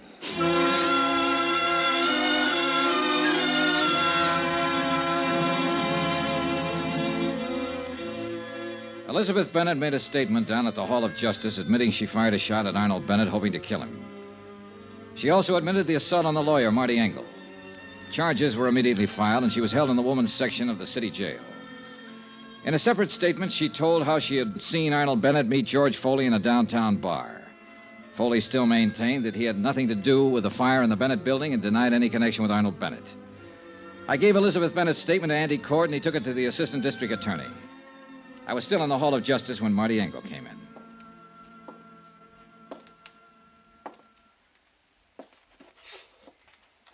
Dollar? Oh, hello, Mr. Engel. How is Elizabeth? They're holding her. I'm not going to press any charges. Well, it's pretty decent of you, Mr. Engel. She's a pretty unhappy girl. I'd like to help her. Her uncle will probably press charges against her. I'd like to defend her. What? She needs a lawyer. I didn't do very well for her husband. Maybe I can do better for her. I hope so. Funny world, isn't it? Not tonight, it isn't. No, I guess not. Yeah. Well, I'll see you, Mr. Dollar. Right. Johnny? Oh, Andy, hi. Well, kid, you ought to pat yourself on the back. They're going to go ahead against George Foley for the arson job. Enough for them now, huh? That's a pretty good case against him, whether he opens up and talks or not. A statement from him would still be better. Always. But he's been around, Johnny. He hasn't given anybody the time of day yet. Yeah. Oh, about Elizabeth Bennett. I can arrange counsel for her. She's already got a lawyer, Andy. Okay, then we'll pay his fee. He doesn't want any fee. What's the matter, kid? Boy, maybe all this has been a little too much. Hey, what time is it? 10:15. There's a plane out at midnight. If you don't need me anymore, I think I'll be getting back to Hartford. Sure, Johnny. Sure, I'll look after things here.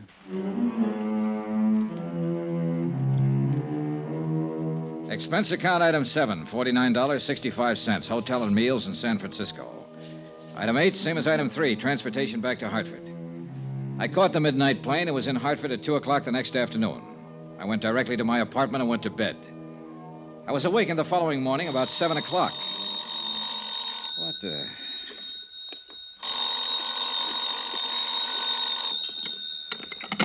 Johnny Dollar. San Francisco calling Mr. Dollar. Okay. Is this Mr. Dollar? Yes, yes. Mr. Andrew Cord is calling. One moment, please. Go ahead, please. Johnny, Hi. can you come back to San Francisco right away? Can I... Well, I just got home. We need you again. Jake Eggleston is going to defend Foley in court. Eggleston? He's already got him out on a writ. What? This case is worth $500,000 to us, Johnny. If anything happens that Foley gets off, we won't have a chance to get Bennett. You sound scared. I am. Somehow, Bennett's holding the best cards again. We got a good case against Foley. Once that's settled, we can get Bennett. I want to make sure. Okay. I'll get the first plane. Thanks, Johnny. Even as I hung up the phone, I was thinking of Marty Engel's words. You'll never get Arnold Bennett. He's too good for you, Dollar. Too good for your insurance company, your fire investigators, everybody. No stronger man ever lived, he said. And somebody had to prove Engel was wrong.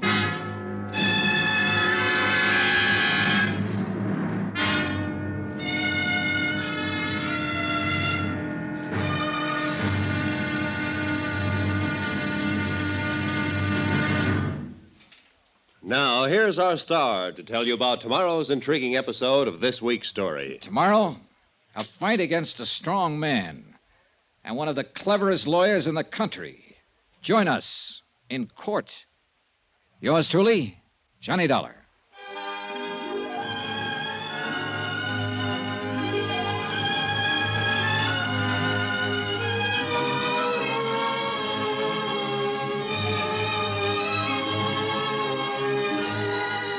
Yours truly, Johnny Dollar, starring Bob Bailey, is transcribed in Hollywood. Written by John Dawson, it is produced and directed by Jack Johnstone.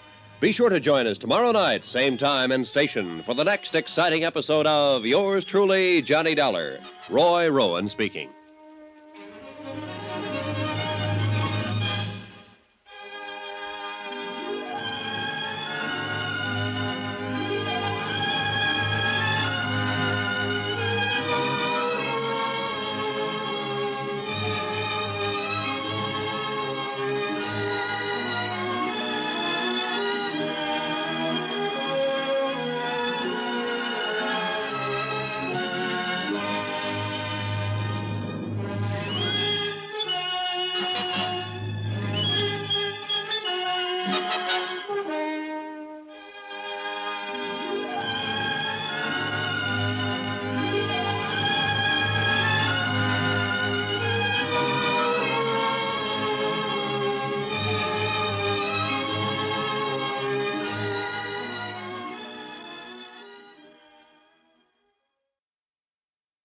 From Hollywood, it's time now for Johnny Dollar. Andrew Cord, Johnny. Did you have a nice trip back here to Frisco? I slept most of the way. How's it going? Good and bad, Johnny. Good that we've got George Foley on trial for setting fire to the building. Bad that we haven't connected him to Bennett yet. And Bennett's the guy we want. Well, once you get a conviction on Foley, you can go after Bennett. A lot of expert testimony's been thrown around here, and the jury's been sleeping through most of it. Besides that, Foley's got one of the best defense men in the business, Jake Eggleston. Yeah, I've heard of him. He's pretty slick. He's going to make us lose this case, Johnny. Not if I can help it.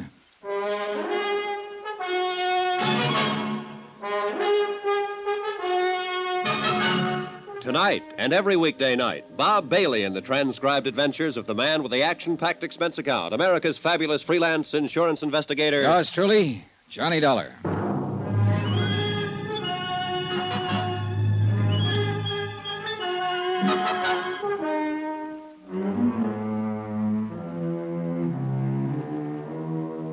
Expense account submitted by Special Investigator Johnny Dollar to the Four State Fire Insurance Corporation, 4065 Spear Boulevard, Hartford, Connecticut.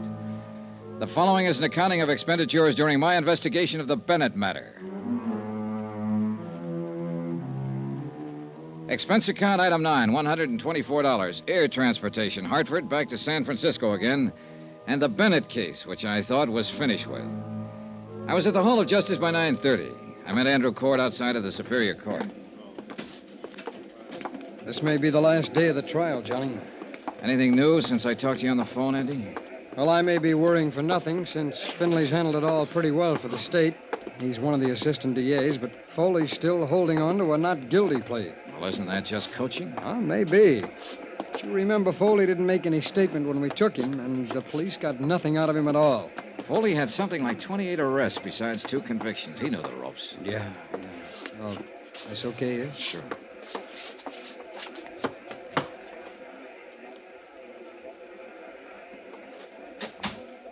Oh, just in time. Yeah, seems to be the clerk now. Yeah. Court is now in session. His Honor, Judge William J. Bainbridge presiding. Everybody stand.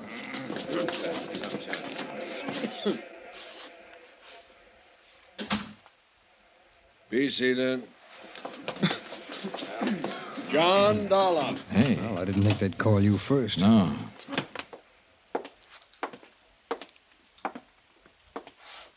Raise your right hand. You solemnly swear the testimony you're about to give is the truth, the whole truth, and nothing but the truth to help you God? I do. Be seated. As you know, I'm Charles Finley with the District Attorney's Office. State your name, please. Johnny Dollar. State your occupation, please. I'm an insurance investigator. How long have you been engaged in your profession as an insurance investigator? 10 years or more. Now, tell us, please, prior to that, what kind of work did you do? I was in the United States Marine Corps for 4 years. Before that, I was Detective Sergeant second grade with the New York Police Department. Do you have any papers or letters in your possession that verify your professional status, Mr. Dollar? Yes, I do. I have letters of reliability from 13 insurance companies and adjustment bureaus I've been associated with, and my record as police officer. Thank you. Will the court clerk please hand these papers to counsel for the defense so he may examine them? Yes, sir. Thank you. Now, tell us what your connection with this case is, Mr. Dollar. I was employed by the Four-State Fire Insurance Corporation of Hartford, Connecticut, to conduct an investigation in regard to one of their policyholders. Arnold Bennett. Yes, Arnold Bennett. Will you please tell the court what the results of that investigation were? The Bennett building was destroyed by fire. I worked with arson experts from my own organization and with the police here to determine the cause of the fire. Go on, please. At the scene of the fire, our expert, William Underwood, located certain items which we recognized as part of the paraphernalia generally used by professional arsonists. Will you please state what those items were? A scrap of celluloid and a paraffin wick. Anything else? Samples of the ashes, which were later analyzed and proved to be celluloid ashes. I wish to remind the ladies and gentlemen of the jury that the public fire adjuster, the gentleman from the Skyline Laboratories, and the 2 gentlemen from the Fire Inspection Department have previously testified as to the identity and uses of these items. Will you continue, Mr. Dollar? Well, these particular items suggested that the fire was of an incendiary origin. The next problem was to establish the exact method used in starting the fire. Were you able to determine that method? Yes, sir. In order to refresh the minds of the jury, would you mind describing what was established? A heavy woolen wick. This one, Mr. Dollar? That one, or one like it. Exhibit C. Please continue. This wick had been soaked in paraffin and then stuffed into a paper sack that was filled with celluloid. It's a simple method. The wick is lit and takes anywhere from 3 to 10 minutes to burn down to the celluloid. Now, once that happens, the celluloid flares up and fires anything combustible in the vicinity. And that is the method you determined caused the fire in the Bennett building? Yes.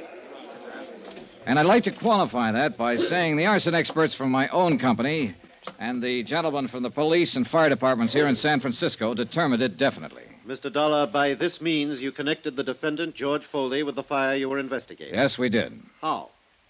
George Foley improvised the method I have just described. Improvised? You mean it is his method? I object, Your Honor. The prosecution is putting words into the mouth of the witness. I'll rephrase for Mr. Eggleston. Is this method identifiable with the defendant? Yes, sir. Will you explain the identification? The police files here show that Foley has been convicted of setting 2 other fires in this state.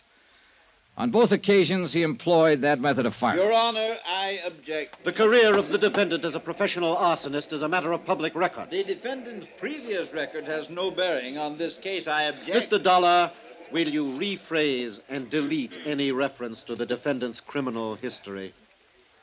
The procedure in locating an arsonist is to first establish the method of operation. In this case, where the wick celluloid method was used, the defendant's name came up immediately. The defendant made an attempt to call on Arnold Bennett in the hospital. The defendant was positively identified by 3 witnesses as the man they had seen near the Bennett building prior to the fire. I remind the jury of the testimony of those witnesses. Go on, Mr. Dollar. The police crime laboratory examined all of the clothing Foley was wearing at the time of his arrest and all of the clothing in his room. There was definite evidence that he had been in the Bennett building. Will you tell us what sort of evidence, please? Well, paint smudges on the soles of his shoes and metal filings in cuffs of his trousers, compared with samples that were still available in the building, where certain painting and metal work had been in progress. You connected him with the improvised method of firing. You proved that paint smudges and metal filings came from the Bennett building. The defendant attempted to contact Arnold Bennett. What else? Arnold Bennett's niece, Elizabeth Bennett, informed me that her uncle, Arnold Bennett, hired the defendant to fire the building to collect insurance.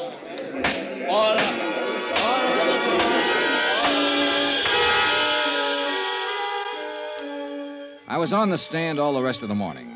When Finley ended his questioning, he turned me over to defense counsel Eggleston.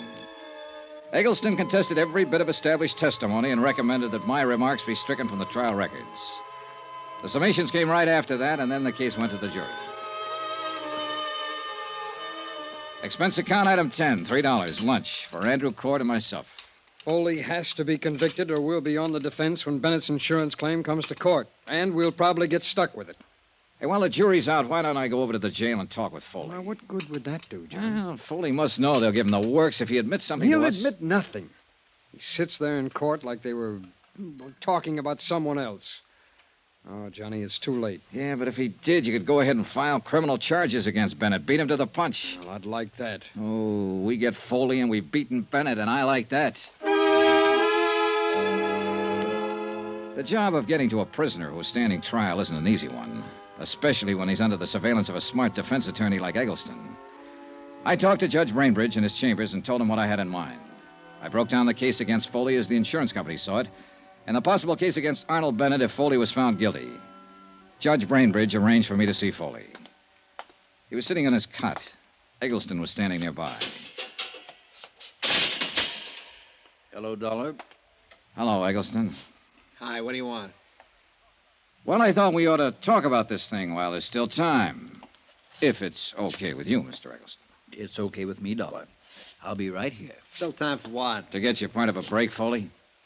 Oh, that's a real good one, that is.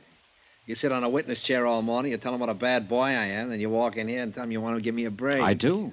Go away. Now, wait a minute, George. It won't hurt to listen to him. Oh, you're a great one, you. I'm the guy who's sitting in this cell. Both of you can walk out of here and have a good steak for dinner tonight. All right, George. Listen to him. This isn't a courtroom.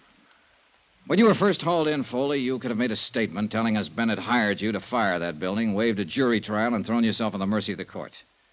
But you didn't do that. You made everybody work hard to give it to you. And that's exactly what they're going to do. That jury will come out pretty soon and throw the book at you. Hey, is that true? I'm not so sure of that, Dollar. Tell us precisely why you're here. You both know my company's after Arnold Bennett. He's filed claim against us for not paying off his fire policy. Foley, we know he hired you to fire that building. Yeah? And if you're smart, you'll send for the guard and make a request for the court to come back in session before the jury returns. You can tell them Bennett hired you. You can change your plea to guilty and throw yourself on the mercy of the court. It'll probably save you 5 years on your sentence. And so I turn hero and make everything nice for you to go after Bennett. Huh? If you do that, his claim will be thrown out to the insurance commission and we'll prefer charges against him. And he'd be right up there with me, huh? Making little ones out of big ones. That's right. You're overstepping your province here, Dollar. Oh, now, look, there isn't much time. Dollar, Foley, I think this you'd man better can advise you to wait until the jury comes in, and that won't be very long. But then it'll be too late for you to help yourself. I don't like this high-pressure stuff. I don't care what you like or dislike, Mr. Eggleston. Now, listen, Foley. They've got an 8-point case against you in there. Is he right, Eggleston? It doesn't make any difference. The jury You decides. say it'd save me 5 years on my sentence. Yes. George. What do you think? Up to you, George. I've told you what I think. Ah, swell spot, swell. Oh, come on. What is it? I'll risk it. You're crazy. There's a chance those 12 clunkheads will walk out and tell everybody I'm not guilty. Come on, get out. Those last 5 years will be pretty hard ones. Guard. Thank you for the offer just the same, Dollar. You don't use your head much, Foley. If it hadn't been for you, I wouldn't be in here. So don't worry too much about what happens to me. If it weren't for guys like you, I wouldn't be in business. And I'm not worried. Dollar. Yeah? Yeah, I hope they let me loose on this one. For your sake. Don't plan on it. On account of... I'd like to kill you or something.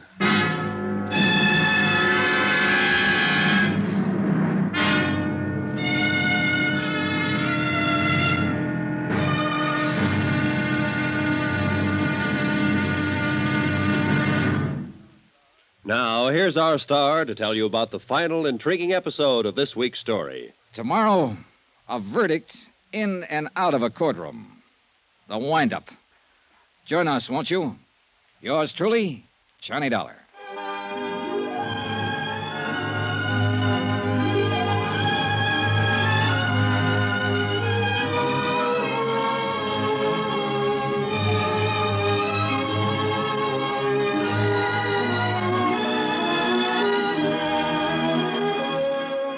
Yours truly, Johnny Dollar, starring Bob Bailey, is transcribed in Hollywood. Written by John Dawson, it is produced and directed by Jack Johnstone. Be sure to join us tomorrow night, same time and station, for the next exciting episode of Yours truly, Johnny Dollar.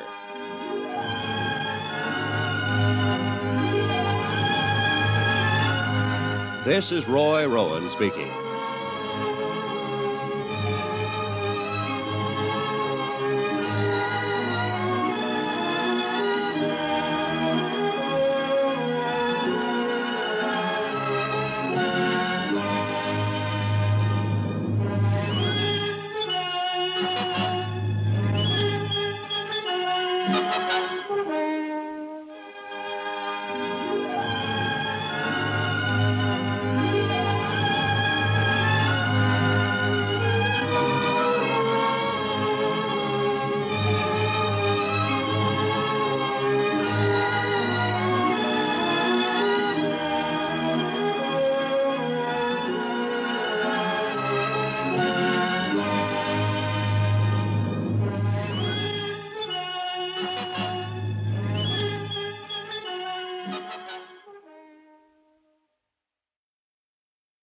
From Hollywood, it's time now for Johnny Dollar. Hi, Johnny. Andy, I saw George Foley. I wasn't able to make him change his plea. Well, it was a good try, Johnny. Jury's still out? Yeah, that means they're arguing all the technical evidence. I was just thinking. No one really believes we'll get Arnold Bennett. What do you think? I think we will. I know we will. Well, if we can get Foley, we can get Bennett. Hey, wait a minute. Hey, the jury foreman just sent for the bailiff. I'll be right there.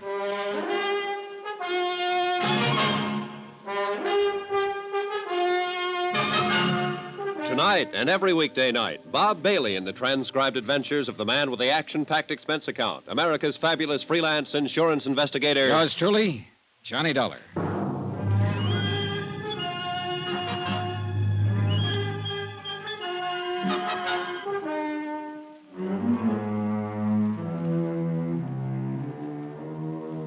Expense account submitted by Special Investigator Johnny Dollar to the 4 State Fire Insurance Corporation, 4065 Spear Boulevard, Hartford, Connecticut. The following is an accounting of expenditures during my investigation of the Bennett arson fraud. Expense account item 11, 10 cents, 1 phone call to the hospital. The report on Arnold Bennett substantiated the newspaper story that he was recovering from the gunshot wound inflicted by his niece. Well, one thing, Johnny, he'll be alive for us if we can go after him. Oh, I wish it'd work with Foley. I think I could have made it work if that lawyer Eggleston hadn't been there. Well, it's after 4. You know, if that jury doesn't come in with a verdict pretty soon, they'll have to adjourn for the night. Yeah. Want to smoke? Yeah, thanks, Johnny. I would like one. Here you go. Thanks. Hey, they're coming back in. Oh, yeah. Come on. It's stuffy in this courtroom. Yeah. Excuse me. Court is now in session. Be seated. Has the jury reached a verdict in the case of the state versus George Foley? We have, sir. Will you please read the verdict in this court? Wait. We, the jury, find the defendant, George Foley, guilty as charged. That does it. Dollar! Dollar! See me, Dollar? Come see me. I got some things to tell you now.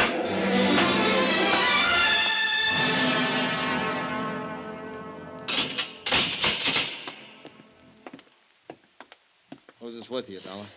Andy Cord with the insurance company. Now, look, I haven't got any deals to offer, Foley. You know that. Yeah, I know. So I took a chance. It's a lousy 5 more years. What about Arnold Bennett? You're a little anxious. I want some information first. They only gave us 10 minutes, Foley. Where's Bennett now? He's still in the hospital. He's going to be all right. He's out and I'm in. That's a break. Oh, come on, Foley. Let's have it if you have anything to say. Can you get Bennett? Can you really get him? I'll tell you frankly. We think we can get him with or without your help now. It doesn't make too much difference.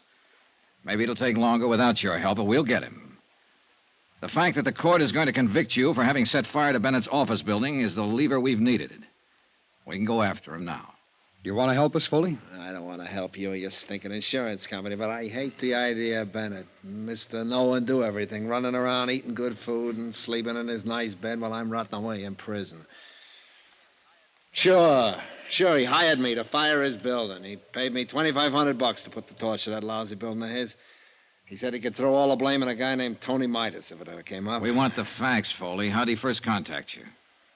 Well, I got a friend who knows things, see? And my friend told me to contact him. When? A couple of days before the job. Come on, Foley. Who's your friend? I'm not going to tell you everything. Did you talk to Bennett in person about firing the building? I talked to him on the phone after my friend told me about him. Bennett said he wanted the place to go down because he's having money trouble, taxes and all, and he offered me $1,000 for the job. Now, wait a minute, Foley. You just said you got $2,500. I did. I hung up on him when he offered me the $1,000.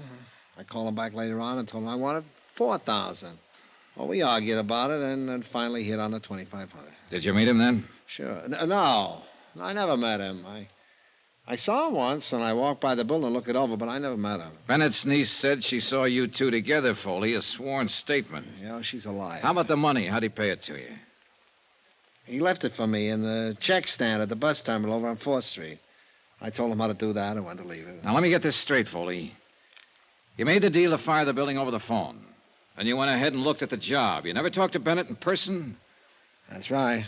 And you made arrangements for him to pay you $2,500 by leaving it in the check stand at the bus terminal? Yeah. When did you make these arrangements? The day before the job. How'd you work it? I just told you. I mean the money. Oh, half of it the first time, and after the job was over, he left the other half for me. And you got it all? Sure, in cash. Why were you trying to see him in the hospital after he was shot? Try and shake him down for another 5? Oh, brother. Come on, let's start over. Well, what do you mean? Oh, you're trying to sell us a bill of goods here. For what reason, I don't know, but I know this. You had to meet Bennett. You had to see him, Foley. You had to talk it over with him personally. I just told you I picked up the money in the bus terminal. I don't believe that. Bennett wouldn't have left the money for you to pick up. You could have just gone away with it. And after the building was burned, if it had been that way, Bennett didn't have to pay you the balance. Now, when did you see him? It's pretty important to know when and where and how many times you and Bennett got together. Thought you said you could get him whether I told you anything or We not. can, brother. Don't ever doubt that. But if you tell us some facts, we can get him faster. All right, now. Where did you first meet him? Was it in a restaurant? Someplace with people around? No. I met him in his car. He was parked on Market Street near 5th. That's the way we arranged to meet each other over the phones. Did anybody see you meet him? People on the street, I guess. When did this meeting happen? Night I torched his building? He paid you then? Yeah. The whole $2,500? Yeah, all of it. What'd you do with the money? Never mind. Do you still have it? Never mind. Oh, this is a waste of time. You aren't telling us anything. Well, why should I? Well, why'd you call us here if you didn't have anything to say? Well, I'm saying something. You guys aren't listening.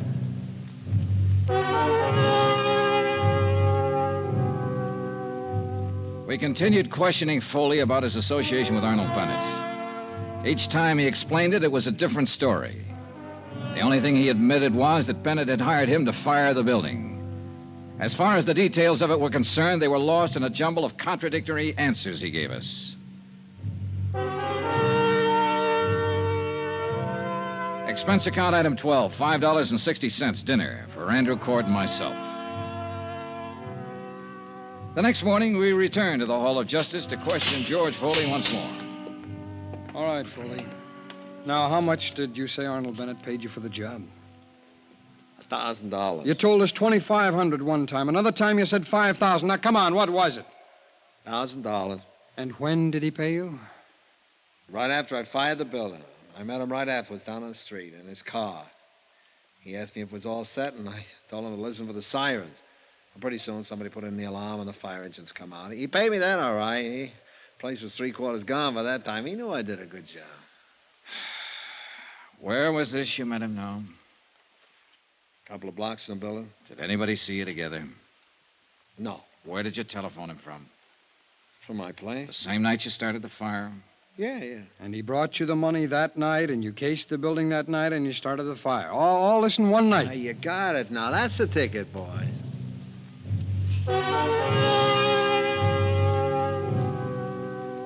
It became increasingly evident that Foley was attempting to convince us that he was mentally deranged.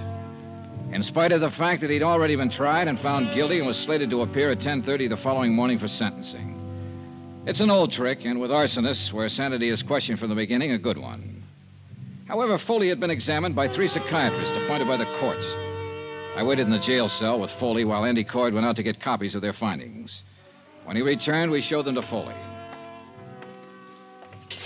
Okay, good. Here you are, John. Well, what do you show me these things for? To let you know there's no way to get out of it now, Foley. These are from psychiatrists. All of them had a good look at you. You're sane. You're all right. You remember when they looked at you? No. All right, look at the dates on the paper. You can read, can't you? Sure. January 15th, January 16th, January 21st. Witnesses were around for all the examinations. Well? Well? Are you through playing games now? Okay, Dolly, you guys win. Come on, give us the story. I met Arnold Bennett at the Hopkins bar about a month before the fire. I made sure I'd meet him there. Now, what do you mean, Foley? Well, I've been setting fires for a living for a long time now. I always have a list of people like Bennett who could use a fire. They get around. I knew he was in trouble 4 or 5 years ago with the income tax people. They sent a guy to prison for cover-up. Tony Midas. Yes, Tony Midas.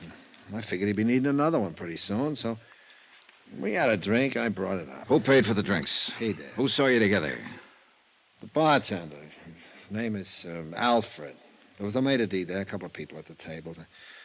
I put the proposition up to him. How'd he like to have his building burnt down and collect his $500,000 to get himself out of trouble? Well, he said he'd like that fine. I told him it cost him $5,000 in advance. He said he couldn't raise that much, but he did manage to get $3,500 together. I took it, and I did the job. What'd you do with the money? I still got it. Where? It's not going to do me any good now. I buried it in a gallon can in a vacant lot over by the tower. I could show you where. Okay. We'll get you to do that. Swell, I'll be glad to. Hey. What? I can send Bennett up the same way you're sending me up. Huh? I can testify against him at his trial.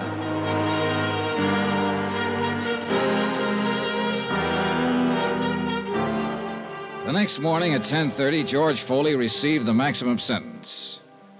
2 hours later, charges were filed against Arnold Bennett, naming him for conspiracy, arson, attempted defraud, and collusion. A warrant was issued for his immediate arrest, but it was never served. Arnold Bennett died in the hospital that night. In a way, you could still say that no one ever beat him. He beat himself.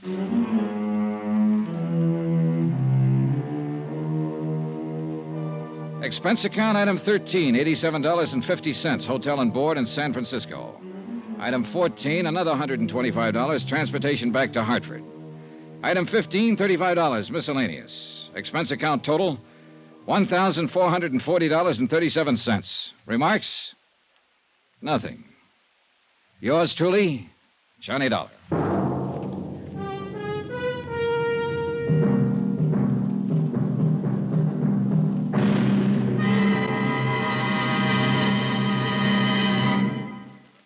Remember, there'll be another intriguing story for you beginning next Monday night. Next week, the Fathom 5 matter. Death on the high seas. Join us, won't you? Yours truly, Johnny Dollar.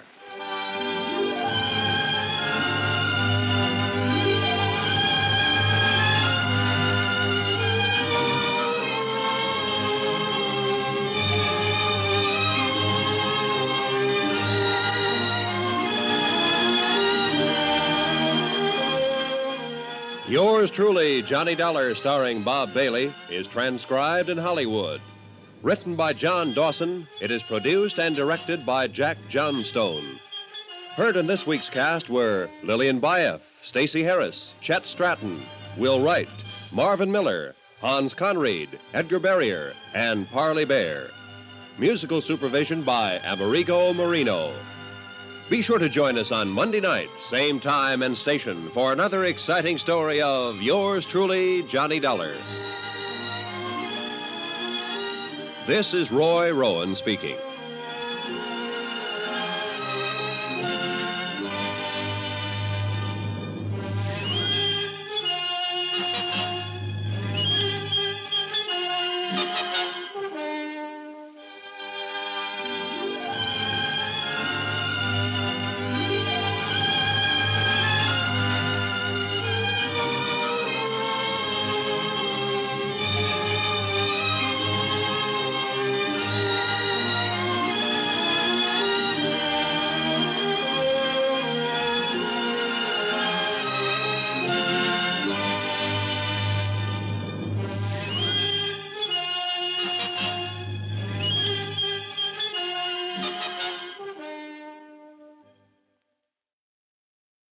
From Hollywood, it's time now for Johnny Dollar. Ralph Steedler, Johnny. Delta Liability. Oh, hiya, Ralph. What's on your mind? Poetry, you Philistine. The bard's immortal words. Which words? Full fathom 5 thy father lies. Of his bones are corals made. And those... Those are pearls that were his eyes. Yeah. What's the case, Ralph? Robbery? A pearl necklace? Life insurance. $75,000 worth of bones. Down on the bottom of the deep blue sea. Or so they say. So who say? The insured's wife. The insured's best friend. Oh, they're quite positive about it. But you're not, is that it? Johnny, if I'm going to be stuck for 75 G's, at least I ought to get the straight dope, shouldn't I? All right, I'll get it for you. Give me the who and where. It happened in Miami Beach. Check with the DA's office there. The insured was a man named William Markey. And the beneficiary? His wife, poor wretch. Oh, you're biased, Ralph. Sure, I'm paying alimony. So look it over, Johnny, and keep in touch.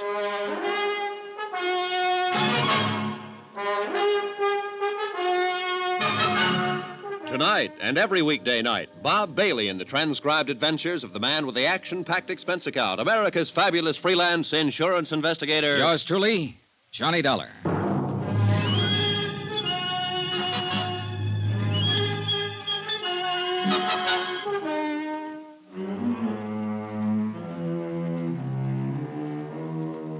From Special Investigator Johnny Dollar to the Home Office, Delta Liability, Hartford, Connecticut. The following is an accounting of expenditures during my investigation of the Fathom 5 matter. Item 1, $143.40. Transportation, tips, and incidentals, Hartford to Miami.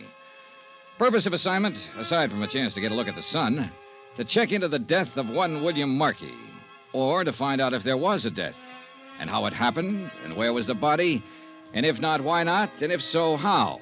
Or rather to determine... Well, anyway, the deputy investigator from the DA's office, a man named Barney Wilson, was at least as confused as I was, and he'd had a 2-day head start. Now, we're going on the assumption, of course, that the man is dead. But legally, you understand, the fact hasn't yet been established. Meaning exactly what, Mr. Wilson? Well, it's pretty strong evidence, but no corpus delicti. Not so far, anyway. Maybe you'd better start at the beginning. And that would be where, Mr. Dollar? How much do you know about the case? Well, very little. Mm-hmm. The dead man, if he is dead, was named William Markey. He was 46 years old, owner of a consulting engineering firm in New York. Mm-hmm. He'd been married to his present wife for 3 years. Her age is 30, and she's the beneficiary of his insurance. And, I might add, a charming and lovely young woman. They've been down here for about a month. And 3 days ago, Markey was killed, or allegedly killed, in an accident. That's right. Drowned, as I understand it, when a fishing launch sank a mile or two offshore. And then... Well, you can take it from there, Mr. Wilson. Now, your responsibility in the case is primarily to the insurance company. Is that right, Mr. Dollar? Entirely, not primarily. Why, what do you mean? And it would be to the company's advantage if Markey's death were not legally established, huh? They wouldn't have to pay the claim, if that's what you mean. Then it's reasonable to suppose, since the whole case is pretty vague at present, that your efforts will be devoted to creating doubts as to whether Markey is really dead. Mr. Wilson, I think it's reasonable to suppose that I can't very well answer your questions without knowing exactly what has happened. Well, all right, then. Briefly, this is it. Apparently, Markey came down here to bid on a construction job, a manufacturing plant. Well, he didn't get the job, but he stayed on, he and his wife and the young fellow that was with him.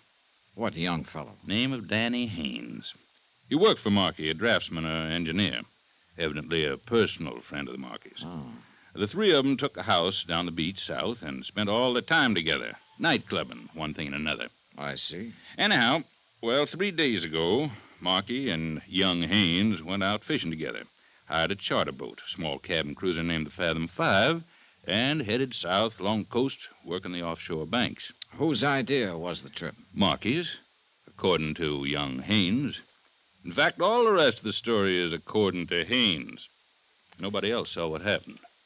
And what did happen? Well, Haynes says they anchored off the reef and both of them fished from the dinghy for a while. Then Markey decided he'd go back to the cruiser and fix some breakfast. Mm-hmm. Haynes put him aboard and took the dinghy out alone. He says he fished along the reef for about 30 minutes before he looked back and saw the cruiser was afire. It was nearly a mile away, according to his story, and by the time he got back, the boat was a pillar of flame. He didn't see any sign of Markey? No, he says not. He couldn't get aboard because of the flames, and a few minutes later, the cruiser sank. Mm-hmm. No one else saw it?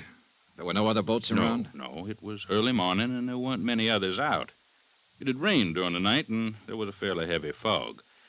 They were only a mile and a half or so offshore, so Haynes rowed in with the dinghy and reported it. Mm-hmm. Tell me, what was the depth of the ocean where the cruiser sank? Oh, it was only about 50 feet. I've got a salvage company working now to raise it. Get a diver down? Yes, but he didn't find out much. He couldn't get inside the hold. That's about the size of it, huh? Mm-hmm, it is. Until they get that cruiser raised so we can take a look at it. And, of course, it may not tell us a thing. Yeah. What about the currents along the reef where that boat went down? Oh, they're pretty bad. Strong and erratic. A body could be carried through the reefs and on out to sea and never be found. Well, I was thinking more of the possibility of a good swimmer getting into shore. You said they were anchored only a mile and a half out. Yes, well, it's possible, but not very probable. He'd have been seen by Haynes or somebody else. There was a heavy fog, wasn't there? Mm-hmm, fairly heavy. And, of course, Haynes could be lying. Maybe he did see him. I said it was possible. But that's not the line I'm planning to take, Mr. Dollar. So I gather. They'll bring that hull to the surface sometime tomorrow. Now, maybe we'll have some evidence then. Or maybe Markey's body will turn up in the next 48 hours. And if not? Then, Mr. Dollar, I will petition the probate court to declare him legally dead. I suppose you've got some reason for all this, Rush. Yes. I want the fact of death established in order to file a murder charge. Danny Haynes? Who else? It's the old story, isn't it? 2 men go out and only one comes back. Unwitnessed accident. Nothing new about it. No. And it's never been an easy one to prove. Well, it'll be a lot tougher a year from now if you people put up a fight and force the decision up to the Superior Court. Suppose Haynes himself fights it. I wish he'd try. Be the next thing to an admission of guilt. Oh, Mrs. Markey. She has legal status in the case. She could do it, but she won't. Yeah, you're probably right. She wouldn't be likely to throw away $75,000. Well, I can't tell you what we'll do yet, Mr. Wilson. I'll have to look around first, talk to the people involved, get my feet on the ground. Fine. Well, you just do that. Here, I'll give you the addresses. Oh, good. Mrs. Markey is still at the beach house. Young Haynes has moved into a hotel near there. All right, thanks. Say, how did the three of them get along during the month they've been here? Like peas in a pod, from all appearances. Of course, what was going on behind the scenes might have been another story. It usually is. I think that's where we'll find the motive. Not that Mrs. Markey encouraged Haynes at all. She's a fine woman. I know, and she's beautiful. And this is the South. How's that? So long, Mr. Wilson. I'll keep in touch.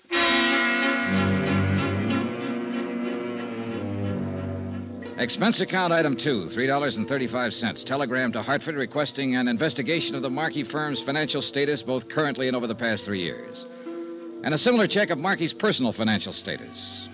Item 3, $4.10. Taxi to the Pompano Beach Hotel to talk with the DA's prime suspect, Danny Haynes. Look, Mr. Dollar, I've been over the whole thing with the police a half a dozen times. I'd still like to ask you a few questions, if you don't mind. They've got the whole story, all I know about it. They had a stenographer to take it down. Why don't you go to them with your questions? Maybe I got different questions. I told them everything I know about it. Look, Danny, you don't have to talk to me, but if you're smart, you will. Why so? Because the police already have their minds made up. Or at least Barney Wilson has. Sure. He's out to prove I killed Mr. Markey. Well, look, my mind isn't made up yet, so you can't lose anything by talking to me. Unless, of course, you did kill him. It happened exactly the way I told them. All right, what do you want to know? How long did you work for Markey? 2 years. You get along with him all right? Sure. It was a good job, no complaints. You got to be pretty close personal friends, I understand. Well, I used to go to their apartment in New York once or twice a week for dinner, drinks. And then the three of you came down here together on a vacation. It wasn't a vacation. Mr. Markey came down to bid on a job. Did he need you along for that? Well, he thought there might be some sketches or plans to draw up. And were there? Well, no.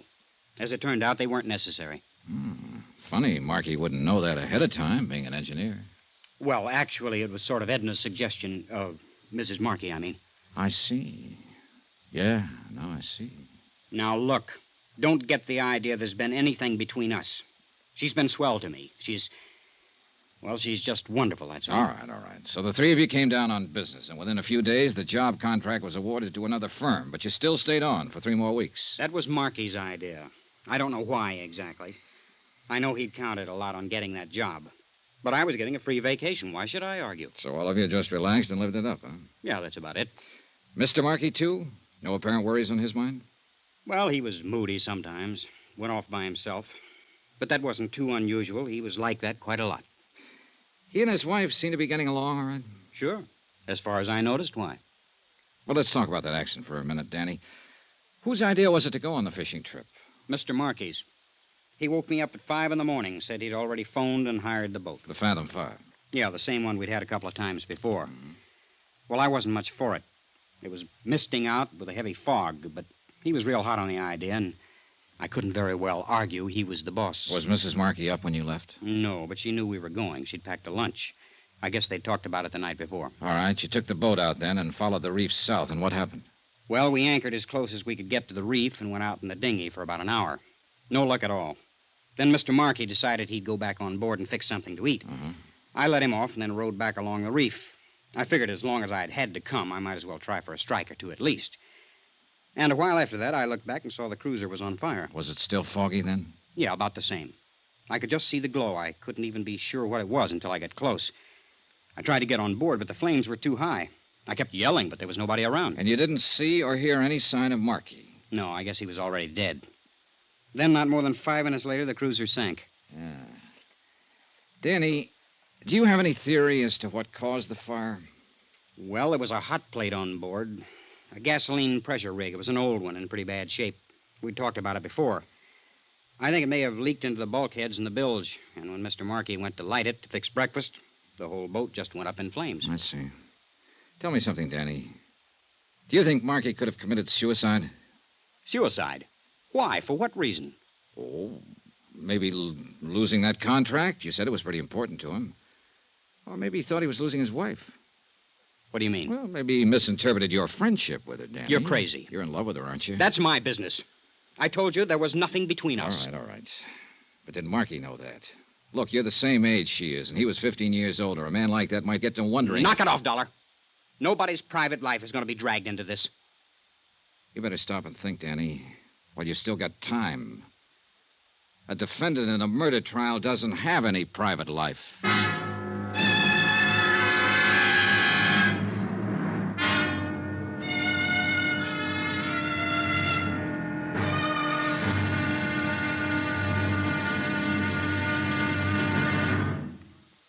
Now, here's our star to tell you about tomorrow's intriguing episode of this week's story. Tomorrow, a lady weeps, a lover curses, and a strange, grim relic is brought up from the sea. Join us, won't you? Yours truly, Johnny Dollar.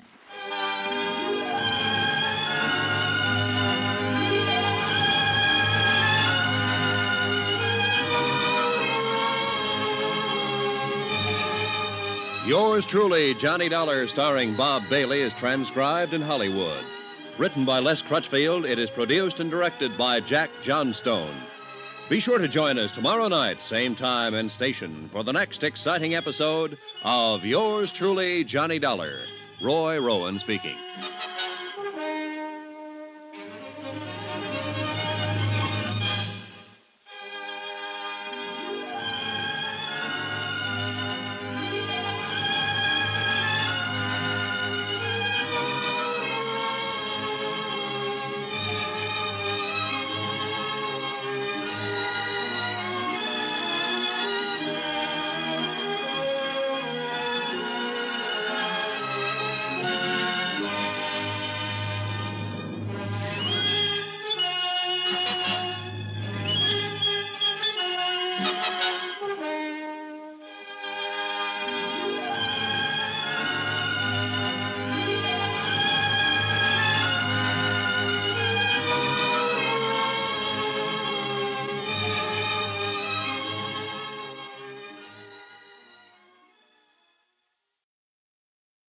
From Hollywood, it's time now for Johnny Dollar. Barney Wilson, Mr. Dollar, special deputy with the DA's office. I understand you talked to Danny Haynes. You've got a good grapevine, Mr. Wilson. Oh, tolerable. Well, what do you think? Well, I'll go about 6 to 5. He hasn't murdered anybody. Oh, well, that's close to even money. So you're not too sure, huh? No, I'm not too sure.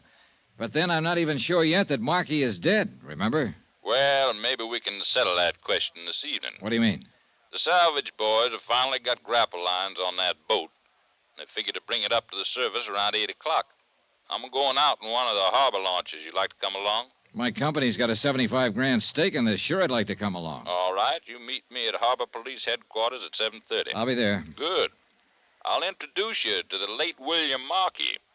Somehow, I sort of doubt that, Mr. Wilson.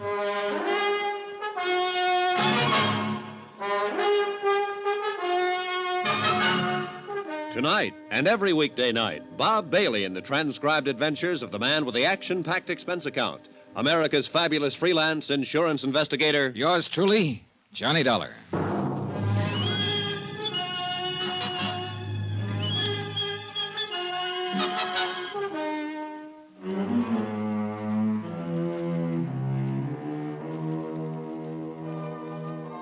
From Special Investigator Johnny Dollar to the Home Office, Delta Liability, Hartford, Connecticut. Assignment, the Phantom 5 matter. Location, Miami, Florida. Expense account continued. Item 6, $3.85. Taxi fare to the Markey Beach House, occupied for the past 3 days now by his wife since William Markey's accidental death. According to all reports, a very beautiful woman. The reports were correct. Won't you come in, Mr. Dollar? Thank you. Come this way. I've been practically living in here in the study since... I just haven't had the heart to even look at the rest of the house. Yes, I imagine it's been quite a shock for you, Mrs. Markey. Yes, terrible. No one knows. Sit down, Mr. Dollar. Thank you. I really don't know very much about these matters. If there are papers to sign, maybe I should have a lawyer or something. No, that won't be necessary. For the present, there's nothing to sign. But aren't you with the insurance company? I'm working for them at the moment as a special investigator. Oh. I'm to supply them with a full report of your husband's accident. They have to have that before they can do anything about paying off the policy. Well, couldn't the police give you all that? And there's a Mr. Wilson, I think his name is, who's with the district I've attorney's talked to Mr. Wilson. He's cooperating in every way possible. But some of the details I have to get from you. Have you talked with Danny Haynes? Yes. Well, didn't he tell you what happened? He gave me a statement, yes. But only covering the details he actually knew about. Well, I'm sure there's nothing I can add, Mr. Dollar. I wasn't even there, as you know, of course. I know, Mrs. Markey. I'll get all of those details elsewhere. But then I don't see why you've come out here. I'd like to know a few things about your husband. Things you know better than anybody else. His actions and behavior during the last few weeks. His mental attitude. I see.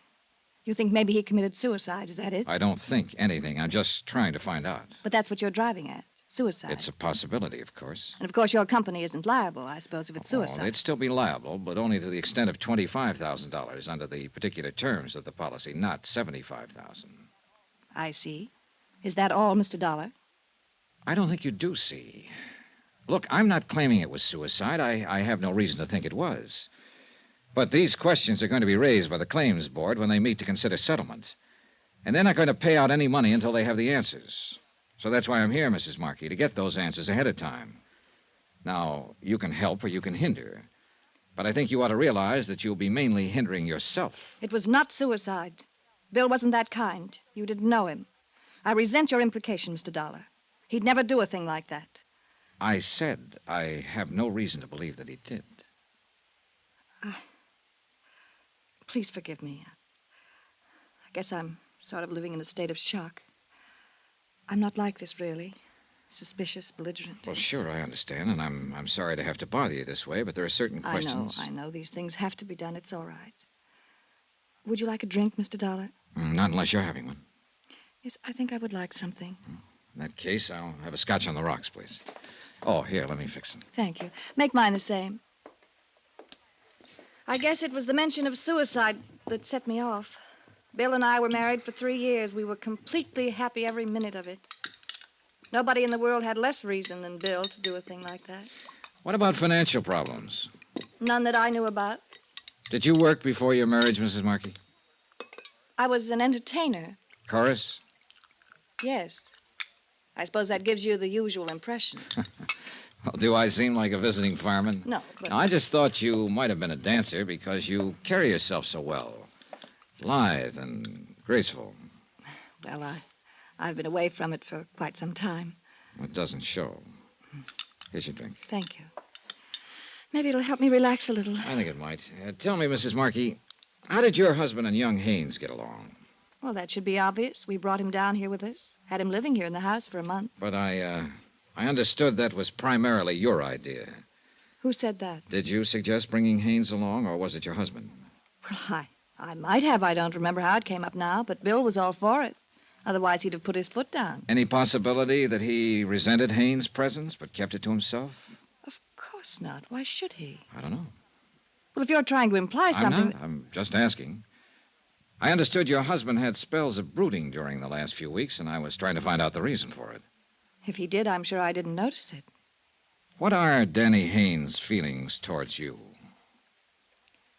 I think you're pretty insulting. I wasn't intending to be. Well, what would you call it? Just another routine question. I wasn't meaning to imply that you encouraged him in any way. I certainly didn't. But he's young, impetuous. You're very attractive.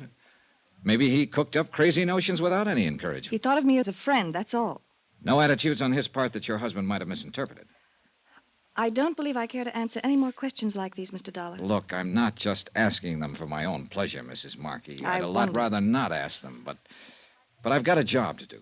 Well, I fail to see why it's necessary to probe into our private lives. All right, I'll tell you why. Your husband supposedly died out there beyond the surf when a cruiser burned and sank. What do you mean, supposedly? His body hasn't been recovered, so at present the evidence of his death is purely circumstantial. In fact, there isn't much evidence one way or another. But who could possibly doubt it? The insurance company will doubt it, Mrs. Markey. And they'll hold up processing any claim for payment until one of two things happens. Until I turn up sufficient proof of death to convince them, or until a court declares your husband legally dead. I didn't realize... Barney Wilson from the DA's office, for reasons of his own, is going to file for an immediate court decision. I'm pretty sure of that. But as things stand now, my company will fight it. And with no more evidence than Wilson has, they'll be able to fight it successfully. But all those questions, what was the point? What were you driving at? Your husband's death had to result from one of three possible causes. 1, an accident. 2, suicide. 3, murder. Murder? But there was no one with him except... Do you mean Danny? That's one possibility. 1 out of 3. Oh, no. I've no reason at the moment to give it any more weight than the other 2. But there is one thing certain, Mrs. Markey.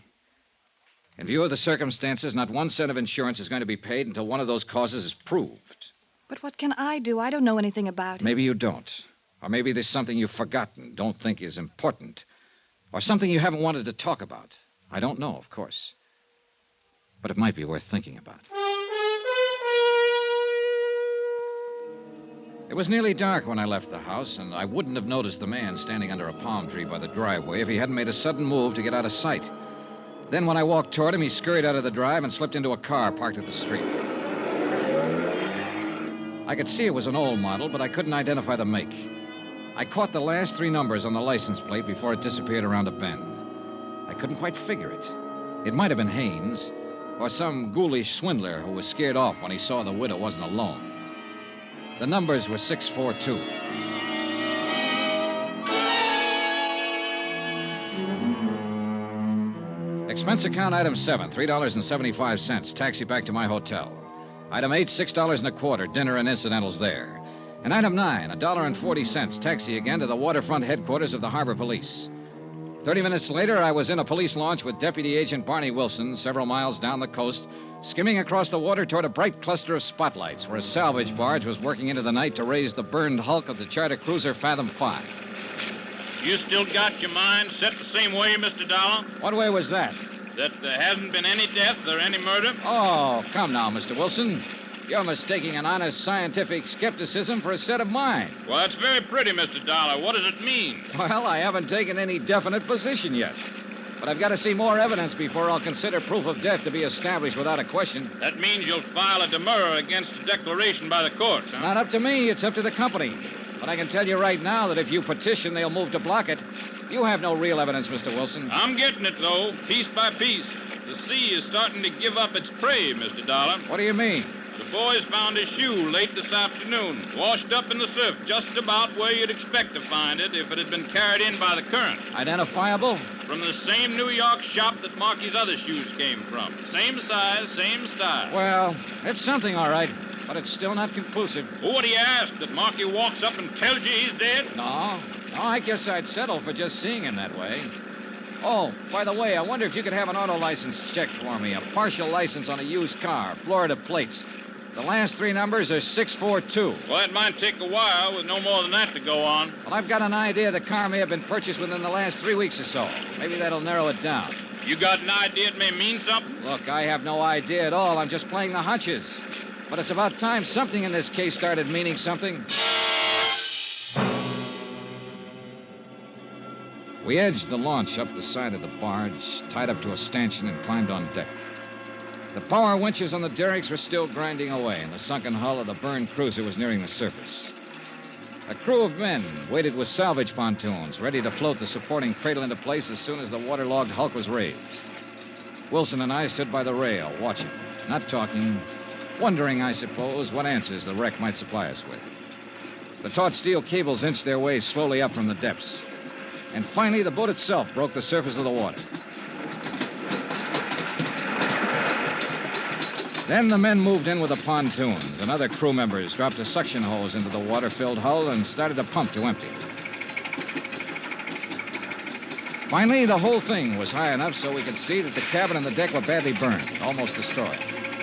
But strangely enough, the hull itself seemed to be undamaged. Then Wilson and I both noticed something at the same time, a solid column of water spouting from a round hole near the keel of the boat.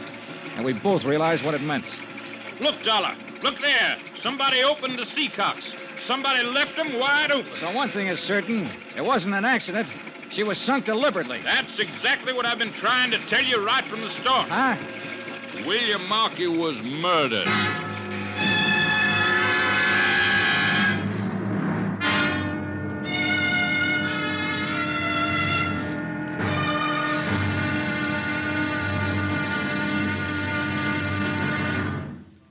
Now, here's our star to tell you about tomorrow's intriguing episode of this week's story. Tomorrow, a photograph, a silver cup, a harried widow, and the dead begin to stir with life. Join us, won't you? Yours truly, Johnny Dollar.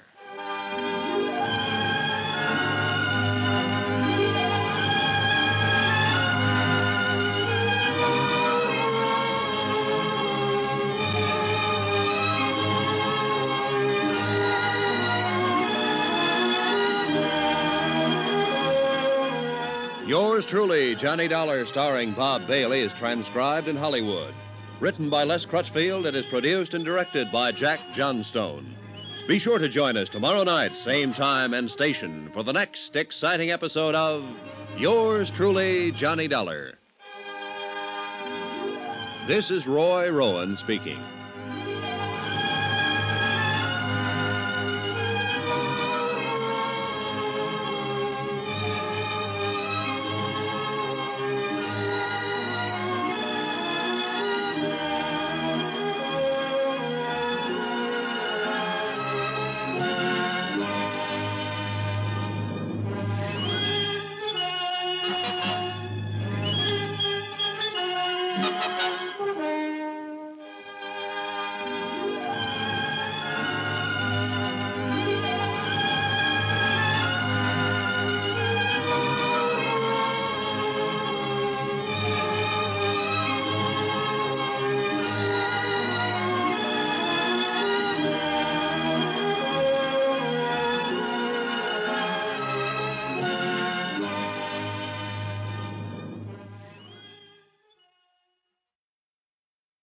From Hollywood, it's time now for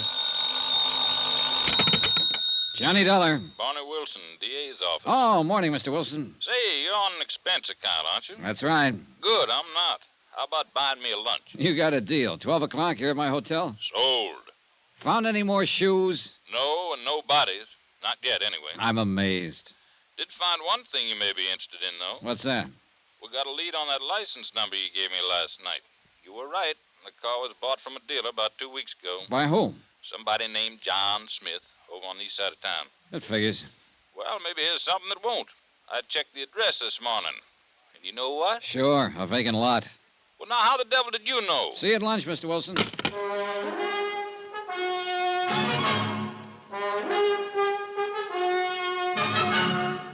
Tonight and every weekday night, Bob Bailey in the transcribed adventures of the man with the action-packed expense account, America's fabulous freelance insurance investigator. Yours truly, Johnny Dollar.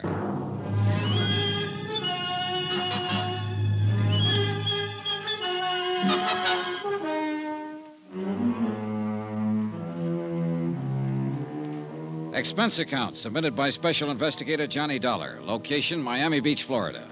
To the Home Office, Delta Liability, Hartford, Connecticut. Assignment, the Fathom 5 matter. A sunken cruiser that refused to give up its dead.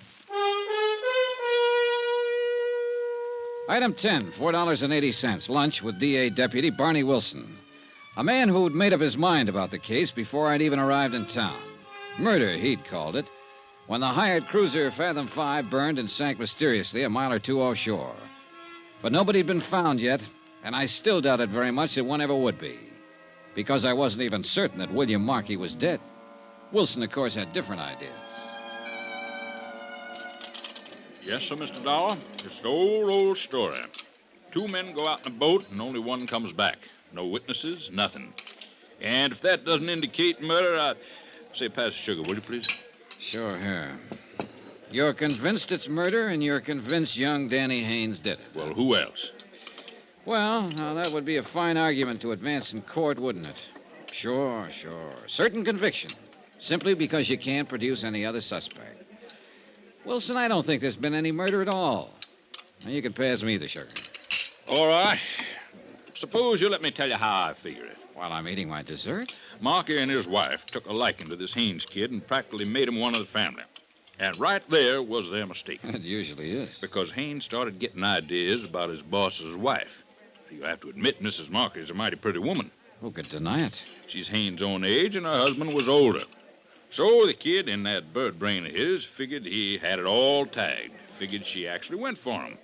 I think he probably started bothering her, making a nuisance out of himself. And I'll lay you odds she'll admit he did, once she's convinced he's guilty. Well, I got a sneaking hunch you may be right on that. Oh, thank you. So what happened? Markey finally noticed the kid was getting a little out of line. Probably didn't even take it seriously at first, but eventually he must have decided he'd better get Haynes straightened out. So, he took him out on that fishing boat in order to talk to him alone, is that it? Mm-hmm. Now you're with a dollar. But the thing backfired. Haynes probably got mad, maybe started a fight, knocked Markey out, and that gave him his big idea. Spur of the moment, huh? Yes, sir. Now, with the boss out of the way, he'd have a clear field with the widow.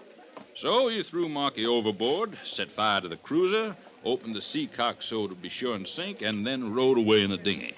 And how could he be sure the body wouldn't be found, washed ashore by the currents? Oh, he couldn't be sure. But what if it was? There was a heavy fog. Nobody saw what happened. He knew it'd be mighty tough to prove anything on him. Oh, brother, that's an understatement. As a matter of fact, it'll be impossible to prove that story. Yeah, well, once he's arrested and interrogated, I figure he'll break down and tell us the whole thing. Not unless he's completely simple-minded. No, you haven't even got the shadow of a case, Mr. Wilson. All you've got is a wild theory that doesn't even fit the facts. You got a better theory, I suppose. I think so. And would it be the kind that would take your company off the hook on that $75,000 life insurance policy? Now, by coincidence, it just so happens that it would. In fact, that insurance policy is the key to the whole thing. Uh-huh. I sort of thought you might say that. I didn't have any pet theory at first, but I do now. I'm pretty sure this thing is an out-and-out insurance fraud, and Danny Haynes is being used as the fall guy. Oh, do tell. And what are you finding for evidence, Mr. Dollar? Oh, a lot of little things that are sort of starting to add up. For one thing, I got a long telegram this morning from a firm of confidential investigators in New York. I forwarded a request through Hartford yesterday. Yeah, they turned up quite a lot on Markey. Such as? His financial status for the main thing. Oh, well, go on. Well, when he and Mrs. Markey were married 3 years ago, the firm was in first-class shape. But they've been living high, living up his capital. If he'd got that contract he came down here after, it might have pulled him through, but he didn't get it. Net result, he was flat broke. So what? A lot of people are broke. But not many of them have a $75,000 policy. I thought that's what you were getting at. What I am getting at is what I think happened. And I think Danny Haynes is telling the truth. I think Markey did send him off alone in that dinghy. Then Markey fired the boat, opened the seacocks, and while she filled up and sank, he swam ashore in the fog. And he's waiting it out somewhere now until his widow collects the insurance. Well, I don't see where you got any more evidence than I have. Well, there's not much, I'll grant you. Not so far. But what there is adds up. I guess I'm just stupid, Dollar. All right, look. Take Mrs. Markey's attitude, for instance. She's trying hard to play the role, but it doesn't come off. Now, does she act to you like a 4-day widow? Well, she's got a lot of self-control. Oh, I'll say she has. I tried to goad her yesterday when I talked to her, came right out and practically insulted her. And how did she react? Never took her eyes off that main chance, the $75,000. Well, you know, it's not exactly unheard of for a widow not to mind too much being a widow. Oh, no. That's not the impression she gives. She's tense enough, nervous as a cat. But it's not because of grief or any feeling of relief either. It's because she's afraid she might say the wrong thing and let her foot slip.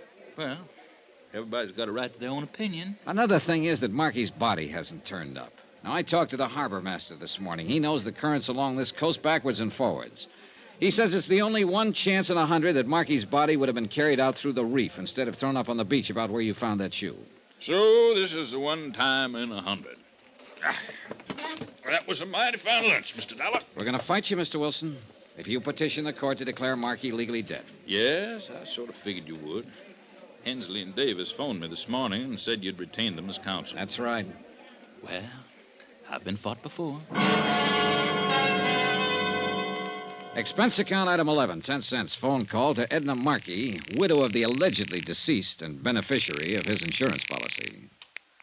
Hello? Mrs. Markey? Yes? This is Johnny Dollar. Oh, I didn't recognize your voice. I wonder if I could ask a favor of you. Well, if it's something I can... I'd like to borrow a photograph of your late husband for a few hours. Well... I'll take good care of it. Make sure it gets back to you. Well, the fact is I really don't have one. Oh, well, you must have forgotten. I noticed one yesterday afternoon on the mantel in your study. Well, I meant not a good one. Well, that one will do fine, and thanks a lot. Has something new come up, Mr. Dollar? Yes, you might say that. I'll send a messenger out to pick it up. Goodbye, Mrs. Markey. Item 12, $3.80, messenger service. Item 13, $1.90, taxi fare to the used car lot of one Truthful Tom, the dealer who'd sold a car to a man named John Smith. A car that had departed suddenly from the vicinity of the Markey Beach House when its driver saw me come out of the house.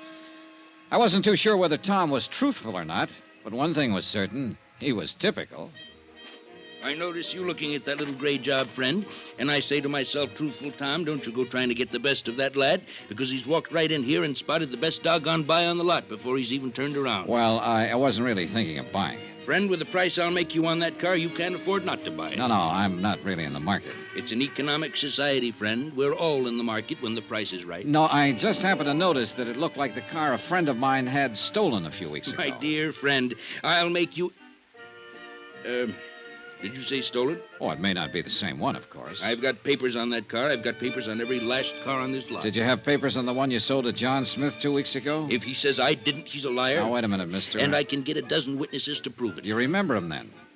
Well, do you? Remember who? Look, I'm a special investigator for the Delta liability. It's a frame-up, that's all it is. Whoever it is says they got a hot car deal on this lot is lying. Truthful Tom never turned a dishonest penny in his whole doggone life. Good, then we'll forget it. And any low-down rat that says I did's a two-legged snake, and I... What'd you say? I don't care anything about your deals. I'm trying to locate a fellow who bought a car from you. Well, friend, that puts a different light on it. John Smith, you said? That's the name he used. I can't say I recollect anybody by that name. Here's a copy of the title registry on the car. Now, let's see now. 6842, dark green. Oh, that was that old clunker that... of course, it was well worth the price I was asking. Do you remember the buyer? You bet your life. You know why? Because he paid cash. Not a check, cash. I mean the real long green Missoula. Would you recognize a photograph of him? Well, I might if... Oh, is this it? Well, let's see now. Well? No doubt of it, friend. That's the lad, all right.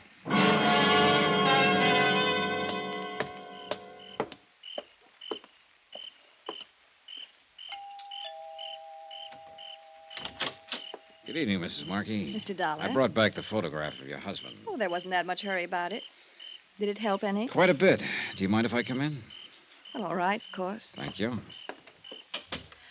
You know, I've been trying to think all day long what you could possibly want with that picture. I still can't imagine. You can't, huh? Sit down, Mr. Dollar. Thanks. It's a terrible picture, of course. That's why I hesitated about giving it to you. Doesn't look a thing like him. It looked enough like him, Mrs. Markey. Enough like him? I don't think I know what you mean. Did you know your husband bought a second-hand car the week before his so-called death? You must be mistaken. He'd have told me about it. The car dealer positively identifies his photograph. He used the name John Smith, paid for it in cash. What did you mean, so-called death? William Markey isn't dead. I think we're both aware of that. Well, Mrs. Markey, aren't we? Do you mind telling me what you're talking about? It wasn't even a very smart scheme to start with. Your husband must have been really up against the wall, or he'd have known better than to try it. But I suppose he thought he had to in order to hang on to you. I imagine you're pretty expensive to support. I think you'd better leave right now. Actually, it would serve you both right if I did. But I decided to give you a chance. I came here to let you know exactly where you stand. And where is that, if I may ask? One step away from prison. Take that step, and you're in up to your necks, you and your husband both. What step? So far, we have no case against you for attempted fraud because you haven't filed a claim yet. But take my advice, Mrs. Markey, don't file one, because the minute you do, we're going to hit you with both barrels. You've got some pretty crazy ideas, haven't you? You've had fair warning. I've had one of the biggest bluffs I've ever heard about. Why, you people would do anything, wouldn't you, to keep from paying off on a policy? Better talk it over with your husband before you do anything foolish. My husband is dead, Mr. Dollar. No one but you even doubts it. I'm a cynic. How much proof does it take to bring you to your senses? Mrs. Markey, as this case stands right now, there's only one way you could convince me that William Markey is not alive. Show me his dead body.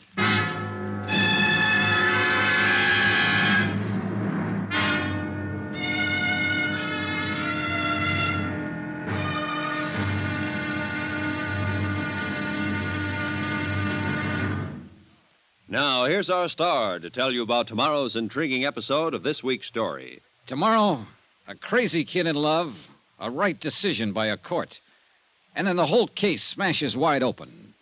Join us, won't you? Yours truly, Johnny Dollar.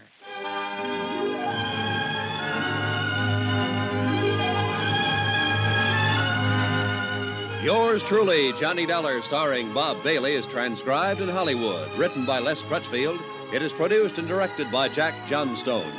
Be sure to join us tomorrow night, same time and station, for the next exciting episode of Yours truly, Johnny Dollar. Roy Rowan speaking.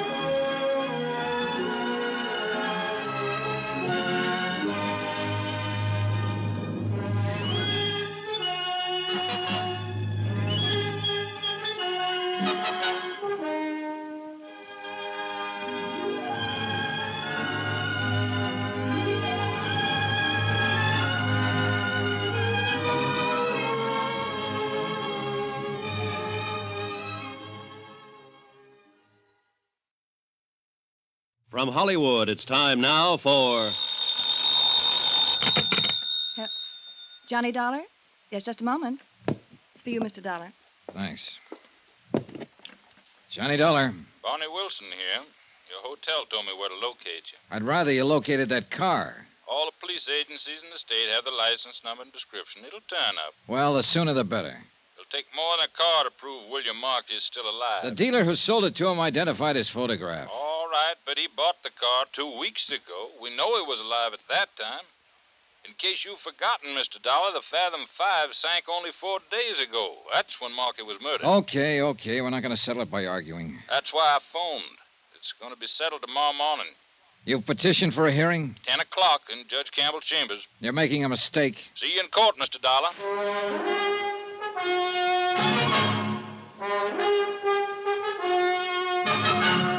Tonight and every weekday night, Bob Bailey in the transcribed adventures of the man with the action-packed expense account, America's fabulous freelance insurance investigator. Yours truly, Johnny Dollar.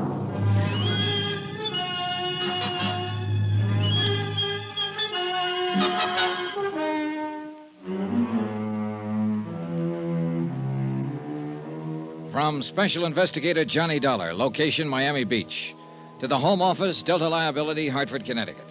Assignment, the Fathom 5 matter. The case of a cruiser mysteriously sunk off the Florida coast.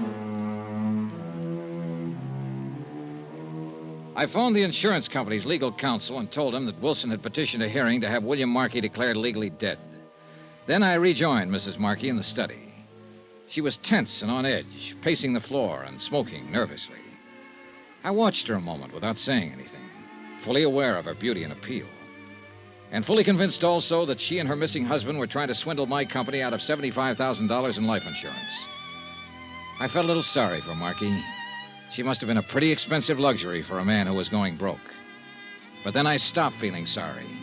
I remembered that they'd tried to set up young Danny Haynes as the fall guy for murder.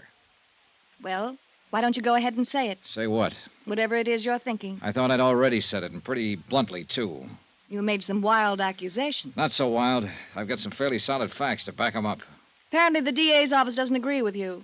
Wasn't that Mr. Wilson on the phone? That's right. And didn't he say he would ask the court to declare my husband legally dead? He's going to try to, but we'll stop him cold. He hasn't got a leg to stand on. Well, that's what you're hired for, isn't it? To find some technicalities so they can get out of paying off on a policy? Attempted fraud isn't exactly a technicality, Mrs. Markey.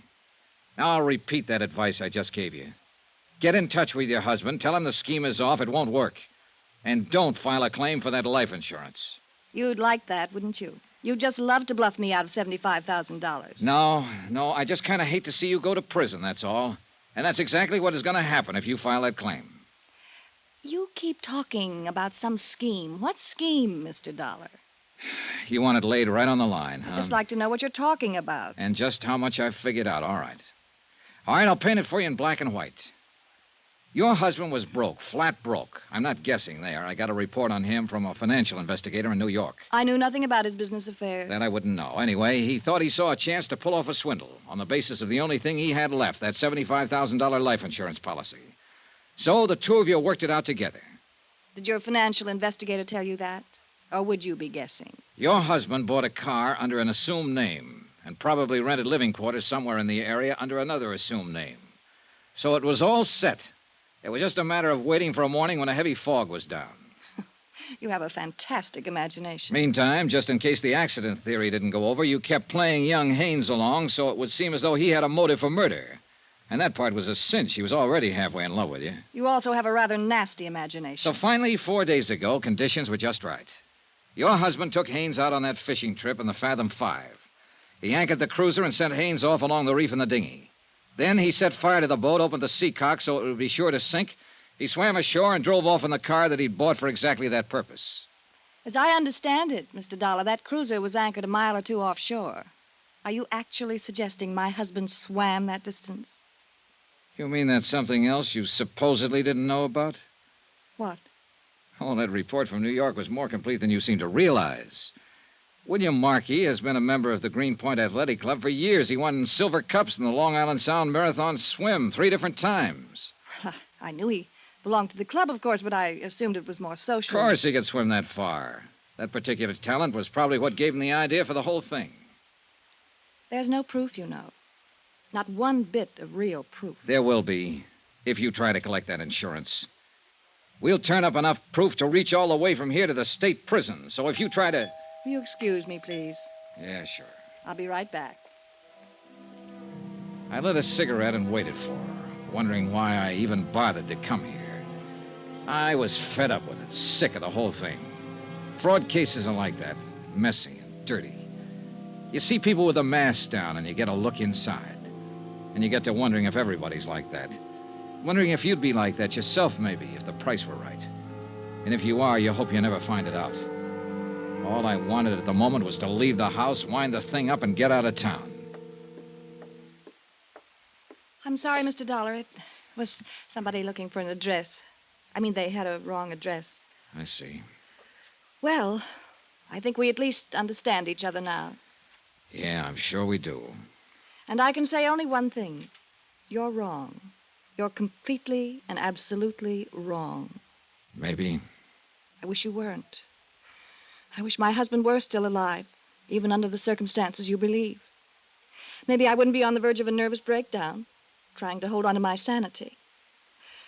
Maybe I wouldn't be crying alone at night. You have my deepest sympathy, Mrs. Markey, for everything you're going through. There's no use at all in trying to talk to you, is there? Not unless you care to tell me where to find your husband. Good night, Mr. Dollar.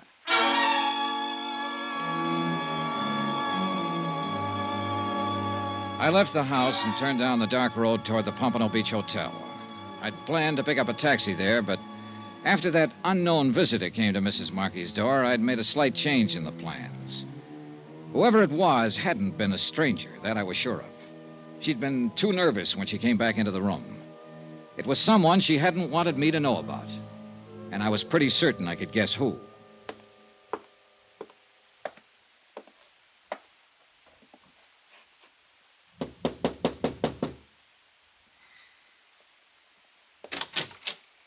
Evening, Mr. Haynes. What? Oh, you're Mr. Dollar, the insurance investigator. Mind if I come in?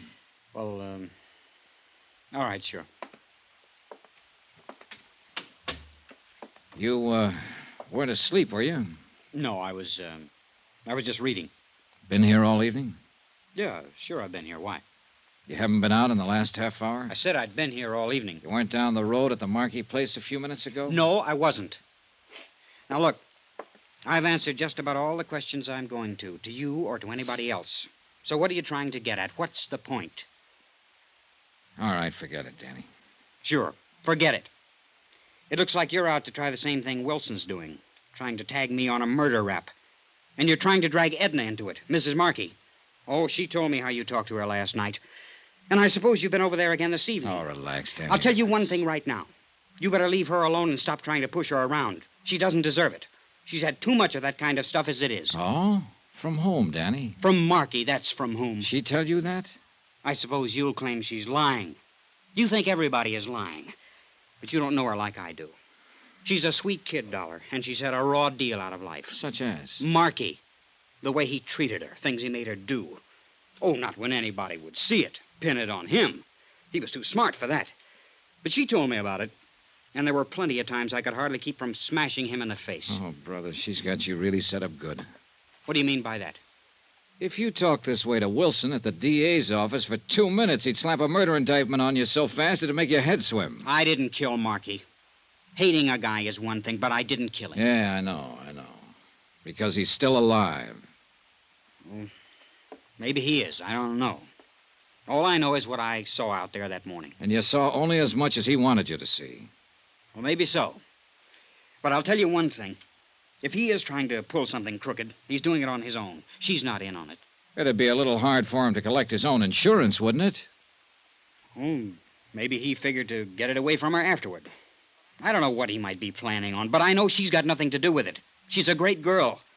I've never known anybody like her before. No, I don't imagine you have. I'd lay down my life for her if it ever came to that. And I imagine that's exactly what they were counting on. Good night, Danny.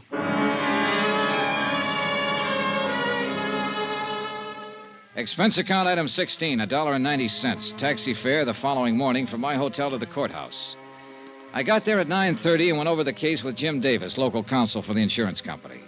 And at 10 o'clock, the hearing on Wilson's petition was opened in chamber session, Judge A.G. Campbell presiding. Judge Campbell kept the proceedings informal, and the whole thing moved pretty fast.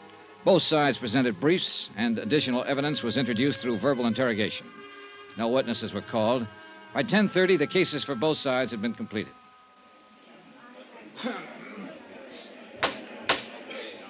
Very well.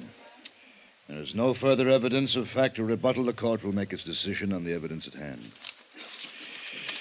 Now, in cases of this nature, where it is requested that the fact of death be established by legal declaration, it has been generally held that the substantiating evidence for said request must be essentially unchallengeable.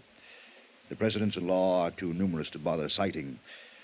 Now, in the case we are considering here, it seems to the court that the substantiating evidence is far from unchallengeable. In point of fact, it would seem that the bulk of the evidence indicates that William Markey may indeed be still alive. Now, the court would be powerless to act even in the face of a reasonable doubt. And the contrary evidence here is a good deal stronger than a reasonable doubt. Therefore, in the matter of the request made herein that William Markey be declared legally dead, it is the court's decision that the petition not be granted. If new evidence becomes available at some future time, the petition may be resubmitted. The court is adjourned.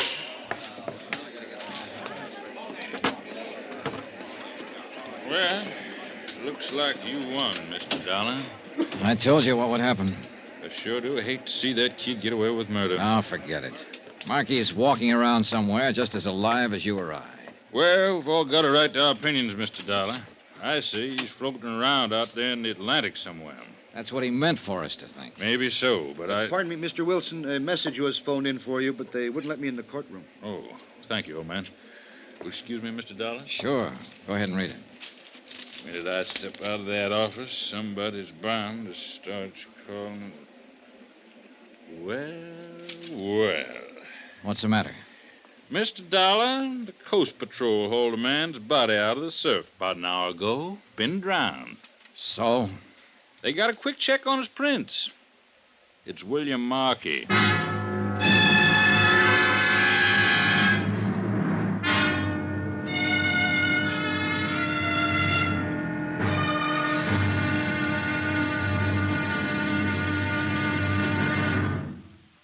Now, here's our star to tell you about the final intriguing episode of this week's story.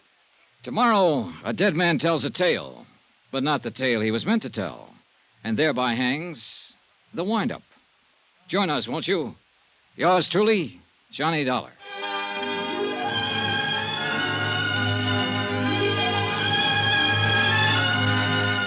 Yours truly, Johnny Dollar, starring Bob Bailey, is transcribed in Hollywood.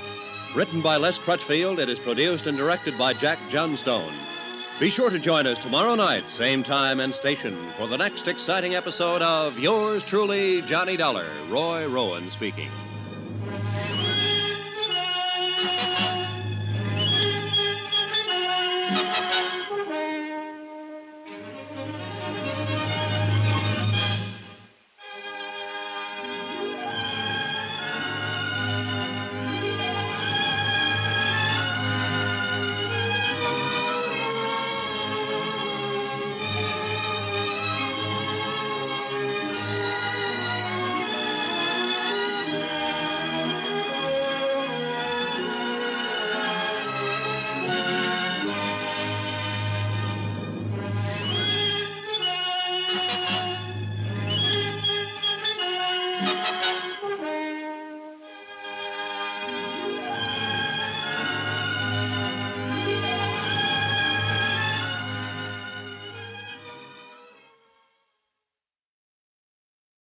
From Hollywood, it's time now for...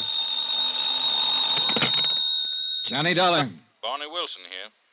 All right, Mr. Wilson, I'm braced. Rub it in. Well, you were a little overconfident. Overconfident? Let's face it, I made a jerk of myself. After I apologize to you, I've got to crawl out there and apologize to Mrs. Markey. I wouldn't be too hasty about it. I've been putting it off for the last 2 hours. After the way I talked to her, I'd rather walk into a cage of lions than face her again. But I thought her husband was alive, and I thought she knew it. Then your boys have to go and pull his body out of the surf. Well, that's why I called. I had a tag for an out-and-out insurance fraud. Mr. Dollar, the way it looks right now, I don't know what it is. It was probably murder. What else? Look, if you want to lose your mind, you come on over here to the morgue. Why? What do you mean? Mr. Dollar, I've been a detective for 20 years, but I've never hit one before that was as crazy as this.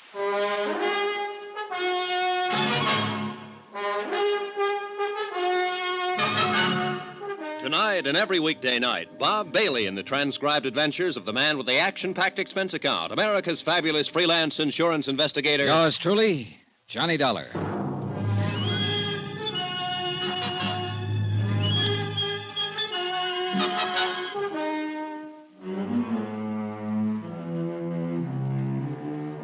From Special Investigator Johnny Dollar, location Miami Beach, to the Home Office, Delta Liability, Hartford, Connecticut.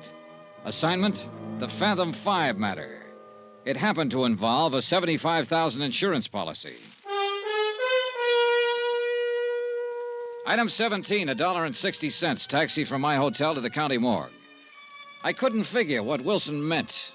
When the cruiser Fathom 5 burned and sank and William Markey's body wasn't found, I thought I'd spotted an attempted insurance swindle. I'd even warned Mrs. Markey not to try to file a claim. And then, a few hours ago, Markey's drowned body had been washed up on the beach. Wilson should be happy. He'd been proven right. But instead, he'd sounded more mixed up and uncertain than he'd been before.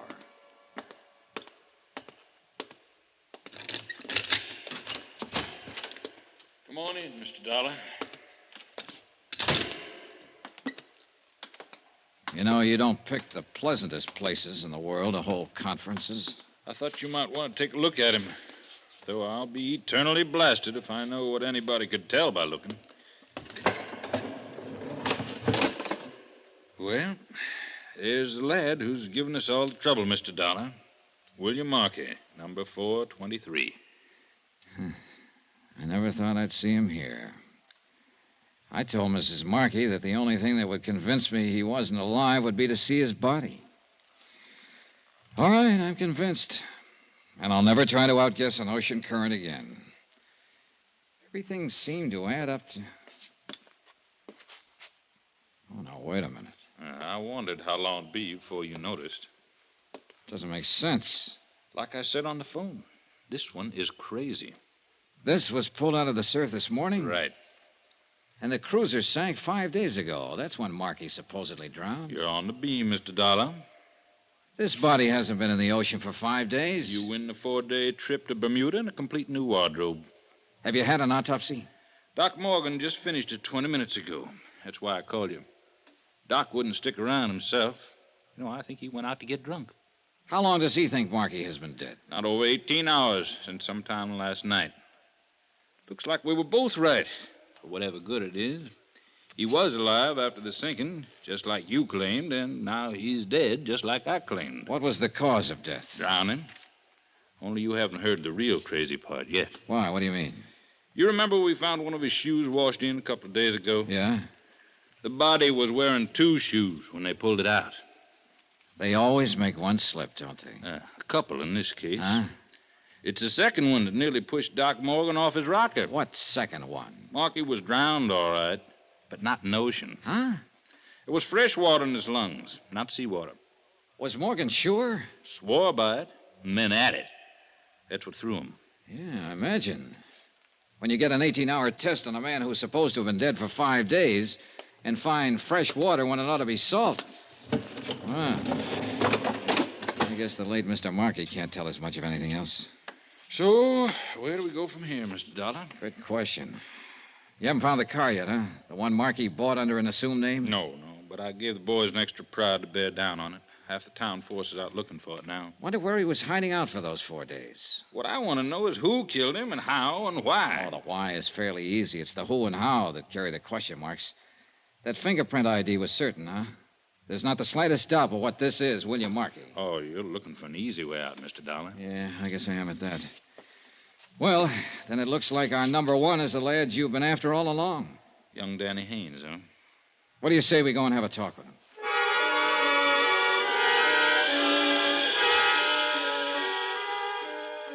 Only one thing was wrong with the idea. It didn't work. Haynes wasn't in, and the clerk at his hotel said he hadn't seen him all day. The night clerk admitted that he'd slept through most of his shift and wasn't sure of anything. We searched Haynes' room and found nothing. So for the moment, we left it at that. Wilson put a stake out in the hotel and went back to his office. I went to my hotel and waited.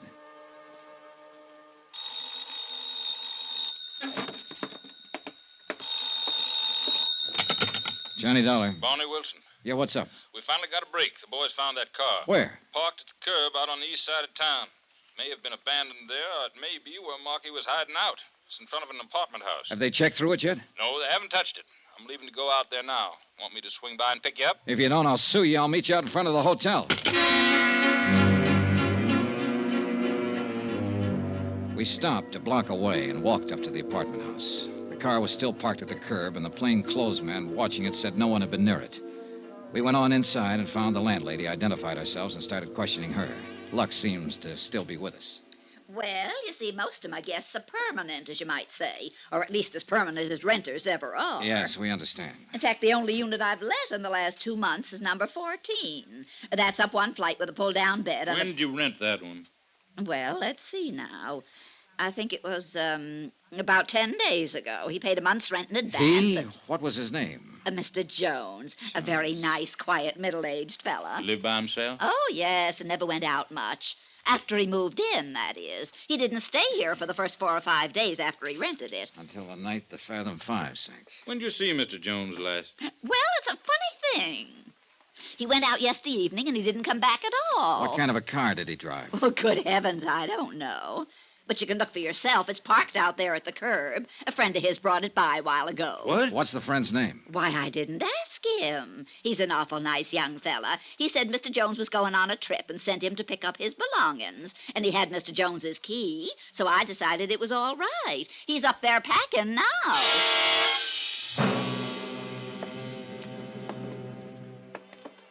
12, 13. It's next door down there. Better take it easy. It's hard to tell what to expect. Right.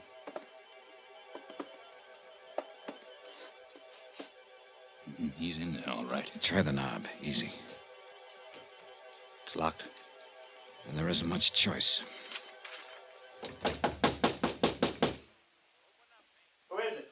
Open up, Haynes. We want to talk to you. I said open up. Get away from that door. Watch it, Wilson. I'm warning you. Don't try to come in. Well, we know now what to expect. I'll cover the door here, Dollar. You go down and tell Dave to cover the outside windows and call in for a couple of squad cars. Right. Hey, he's going out that window. There must be a fire escape. Come on. Let's hit the door.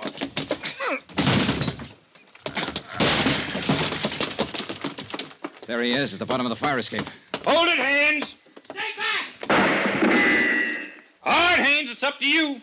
Throw down that gun or I'll drop you. I'm sorry, kid. He's down. Yeah.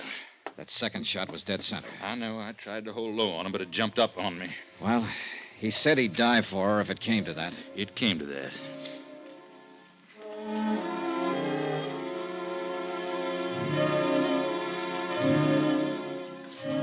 It was after dark when Wilson and I drove out to the Markey Beach House. There were no lights on and nobody answered the doorbell. So Wilson forced entrance and we shook the place down.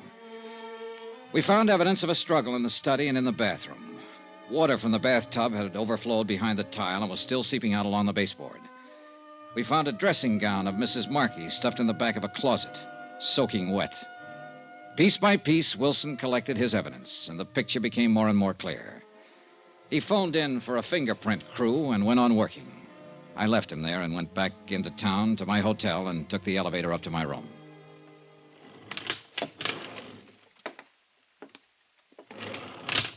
Mr. Dollar, What are you doing here? waiting for you. They've got extras out. They say the police shot Danny Haynes. I thought maybe you could tell me what it's all about. Sure. And what you mostly want to know is how much he talked before he died. Isn't that it, Mrs. Markey? I don't know what you mean.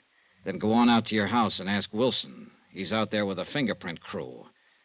And I imagine he can tell you anything you want to know by now. I slipped up last night. I thought it was Haynes who came to your door. But it wasn't. It was your husband. And you told him to come back later. Then when I left, you called Haynes and had him come over. If he said that, he lied. I even gave you the idea for it myself. When I said the only thing that could convince me your husband wasn't alive would be to see his dead body. So you talked Haynes into helping you provide the evidence I said I'd have to have. My husband's body was found in the ocean. They told me that this evening. Yeah, but he didn't die there. He was drowned in the bathtub at your house, and you and Haynes did it. You're out of your mind. Danny Haynes was lying. Then go tell Wilson. It's his job now, not mine. Maybe you'll be able to convince him, but I doubt it. And I'm pretty sure you won't be able to convince a jury. You think not. I'll get the best lawyer money can buy. Yeah, you do that, Mrs. Markey, but don't plan on using any of that insurance money for it. Why not? Because there won't be any. That policy was already void when you and Haynes killed your husband last night. What? An attempted fraud cancels a policy the minute it's committed. In other words, Mrs. Markey, 5 days ago when your husband sank the Fathom 5 and tried to play dead. I don't believe it. You've lost out all the way around, Mrs. Markey. Your husband, your boyfriend, your insurance claim. And now you stand a pretty good chance of losing your life. A 4-time loser. That's really a record.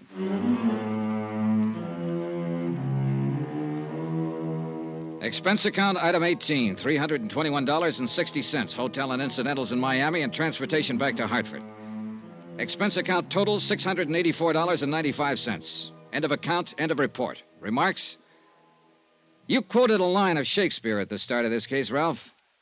Full fathom 5, thy father lies. Well, you're wrong. It turns out to be the widow who lies, and lies, and lies. Yours truly, Johnny Dollar.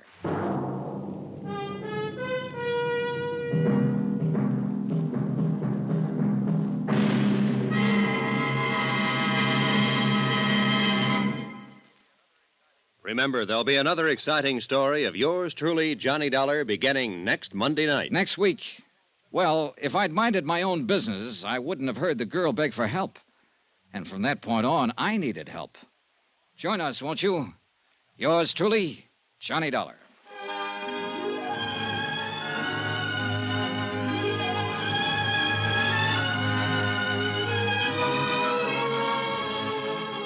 Yours truly, Johnny Dollar, starring Bob Bailey, is transcribed in Hollywood. Written by Les Crutchfield, it is produced and directed by Jack Johnstone. Heard in this week's cast were Mary Jane Croft, Barney Phillips, Carlton Young, Eleanor Audley, Sam Edwards, Shep Menken, and John Daner. Musical supervision by Amerigo Marino. Be sure to join us on Monday night, same time and station, for another exciting story of yours truly, Johnny Dollar. This is Roy Rowan speaking.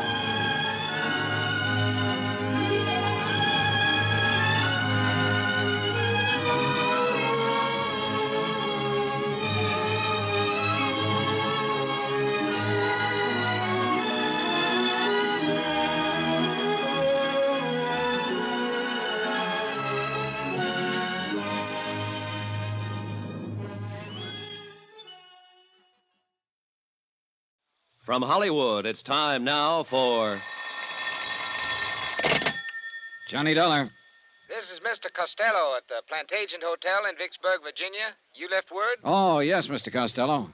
I'm acting for Eastern Seaboard Casualty Insurance. You know, investigation. Oh? I understand you had a burglary down there. We sure did, Mr. Dollar. Well, the main reason I wanted to talk to you, Mr. Costello, was to let you know I'm getting the first plane out of Hartford as soon as the weather clears. You're coming here to Vicksburg? Yes, that's right. Eastern Seaboard Casualties asked me to investigate the burglary for them. Good. Then I'll expect you when I see you. And I'll be there.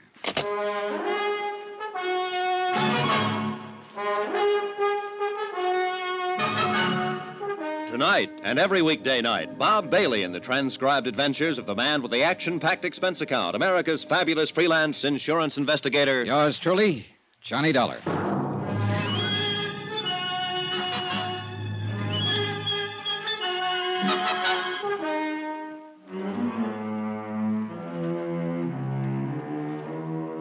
Expense account submitted by Special Investigator Johnny Dollar to the Chief Accountant, Eastern Seaboard Casualty Insurance Company, Providence, Rhode Island. The following is an accounting of expenditures during my investigation of the plant agent matter. Expense account item 1, $2 cab fare, my apartment to the Hartford Airport. Item 2, $173. One airline ticket from Hartford to Vicksburg, Virginia, and back again. We took off in 10 below zero weather about 1:30 in the afternoon. By 5 o'clock, we circled into Vicksburg for a landing. Item 3, $5 cab fare to the Plantation Hotel, 3 miles outside of town. A pleasant, spacious, gentle old building set back among the wintry trees. 15 minutes after checking in, Mr. Costello appeared, wrung my hand, and reported that the Vicksburg police had apprehended the burglar who had rifled the hotel safe the night before. All of the loot had been recovered. As a matter of form, I spent 2 hours with the police itemizing the stolen property, which was all intact. Then I returned to the hotel, assured Mr. Costello that everything would be all right, and got busy trying to make return reservations for Hartford. Now, the rest of this report is by way of apology for my tardiness in submitting the expense account. In between phone calls to the airport, I went downstairs to the bar for a drink, and then stepped outside for a walk and a breath of fresh air. In the back of the parking lot behind the hotel, a blonde woman, about 30, in a green suit, was talking to a tall, typically dark man who had his back to me. They were arguing about something. As I walked past them, I couldn't help hearing too well. Please help me. Are you talking to me? Yes, please. On your way, mister. This is private. You hear me? Here, just keep your hands to yourself, bud. Well, keep rolling then. We're having a little argument, private. Please, I don't know who you are, but I'm... Shut up. She's had a little too much to drink, mister, that's all. Oh, that's so? Well, it doesn't look that way to me.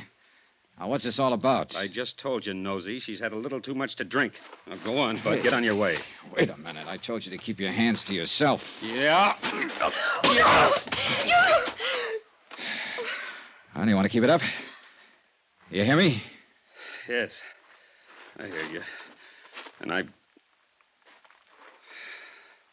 I'll let it go this time, mister. Just this once. Do you want to have him hauled in, miss? Oh, no. No, that's all right. It's all right. Okay, then, okay. Come on, beat it, you. Now, listen, Beat Buster. it, I said. She's tired of you, and so am I. Go on, beat it. Okay. Just remember, Amy, I was only trying to talk some sense into you. So long, hero.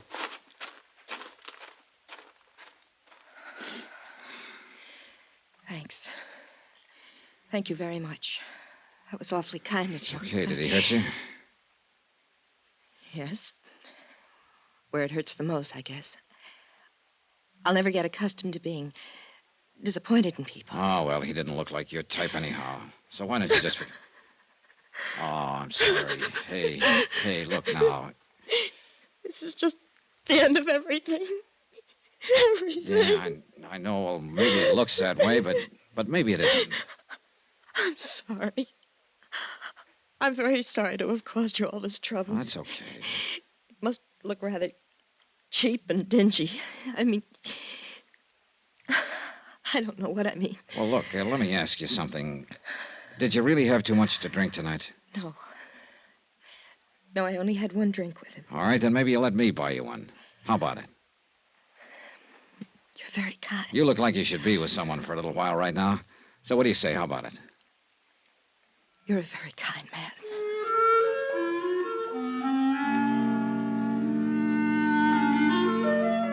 And that's the way it began, in the parking lot outside of the Plantation Hotel in Vicksburg, Virginia. She trembled a little when I led her back inside to the warmth of the bar and the people and sat her down at a booth. Looking back on it now, I guess we had a rather strained, one-sided conversation. She did all the listening and seemed preoccupied with her problems, whatever they were. Even though I'm not the greatest wit in the world, I did manage to get a faint smile out of her. It was a nice smile from a warm, frank mouth. Item 4, 2 drinks for us.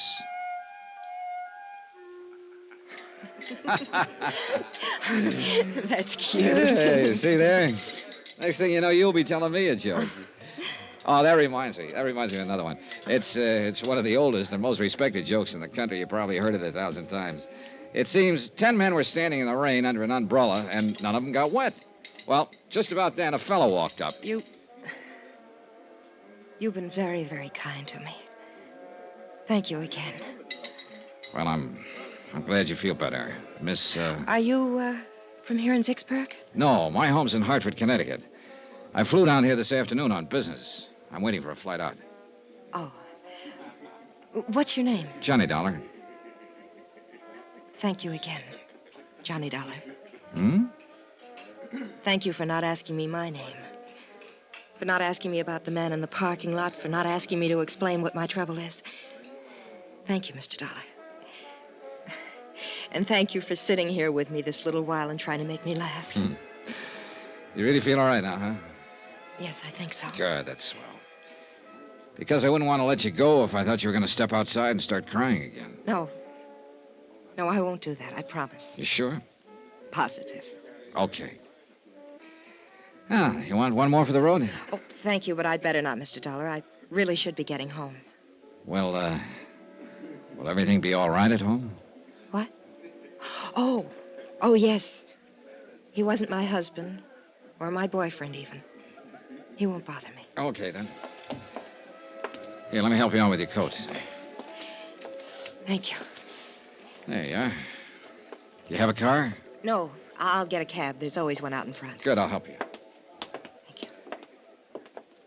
Say, look, I'm going to tell you something. I'm staying here in Vicksburg at the Plantation, and I doubt if I'll be able to get a plane out tonight.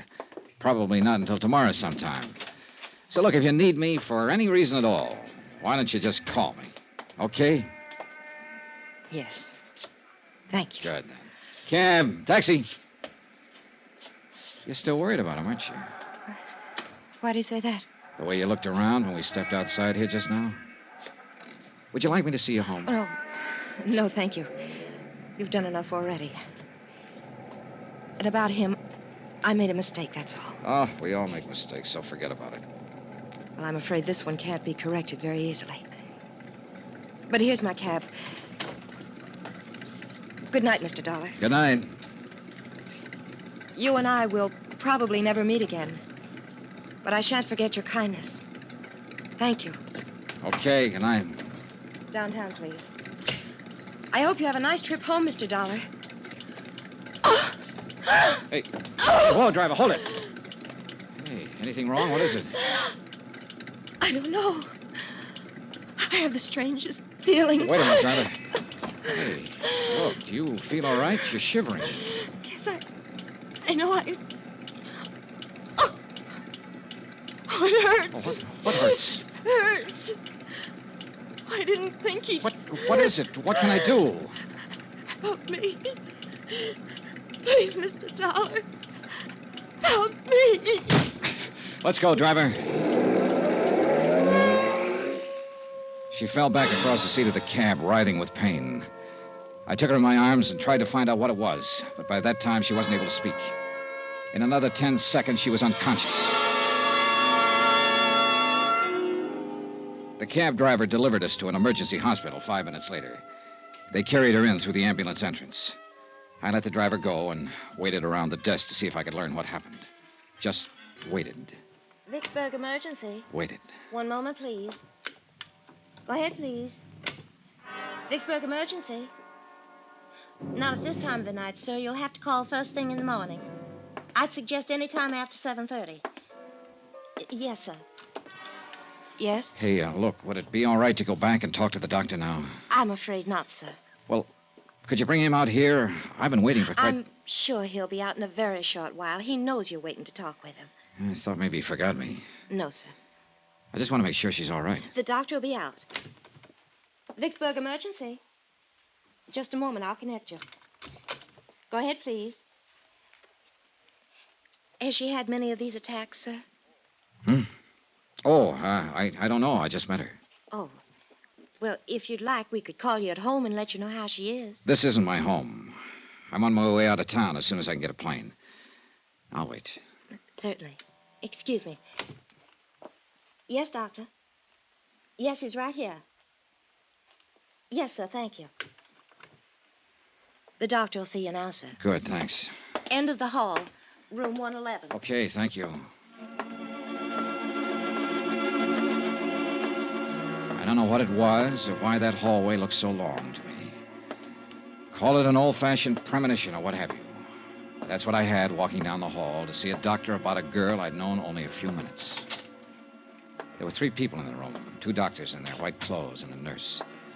I can still see the light burning above their heads, the way they looked tired, exhausted. All 3 of them had been working very hard. Doctor? Yes? Oh, you're the man who was with her. Yeah, that's right. How is she? When did this happen? About a half hour ago, I put her in a cab at the Plantation Hotel, and she complained of feeling sick. So I brought her here, but she lost consciousness in the cab. I see. Sit down, please. Oh, why? Some papers we want you to fill out, just routine. Oh. Your name, please? Johnny Dollar. And she is Mrs. Dollar. No. Oh, I see. You're a friend of hers, Mr. Dollar. Well, yes. Look, what is it, Doctor? What's the matter with her? I can't exactly tell you that right now, Mr. Dollar. What? Well, now, wait a minute. Why can't We have to contact her family first, Mr. Dollar. This girl is dead. Now, if you're willing to fill out... Picture it. Yourself in my position, I mean. I'd known the girl only a few minutes. I didn't even know her name. Yet somehow I'd become closely involved with her. Too much so, I guess. All I knew about her was that she was someone who had died while asking me to help her. Under the circumstances, what would you do?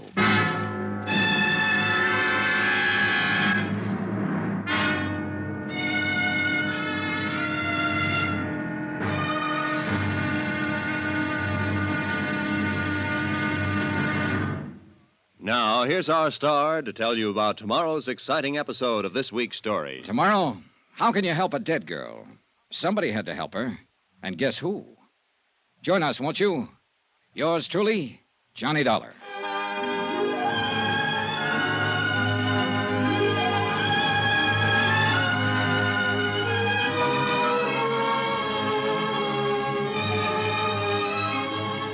Yours truly, Johnny Dollar, starring Bob Bailey, is transcribed in Hollywood. Written by John Dawson, it is produced and directed by Jack Johnstone. Be sure to join us tomorrow night, same time and station, for the next exciting episode of Yours truly, Johnny Dollar. Roy Rowan speaking.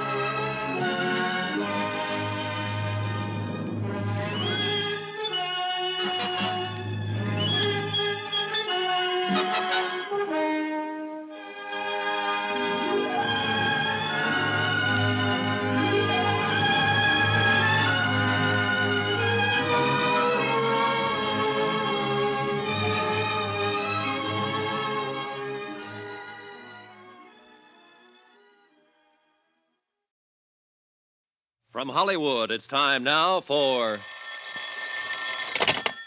Johnny Dollar. Are you the Mr. Dollar from Hartford? That's right. Who's this? Jim Akins, Vicksburg Police Department. I'm sending a car over to pick you up, Mr. Dollar. Some questions I want to ask you about that young lady you were with last night. I hope you weren't planning on leaving town. Of course I wasn't. I canceled my plane reservations last night.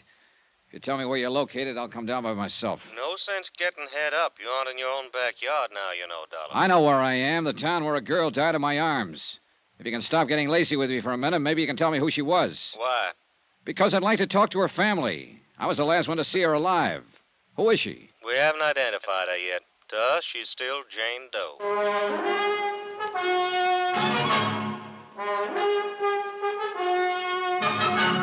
Tonight and every weekday night, Bob Bailey in the transcribed adventures of the man with the action-packed expense account, America's fabulous freelance insurance investigator. Yours truly, Johnny Dollar.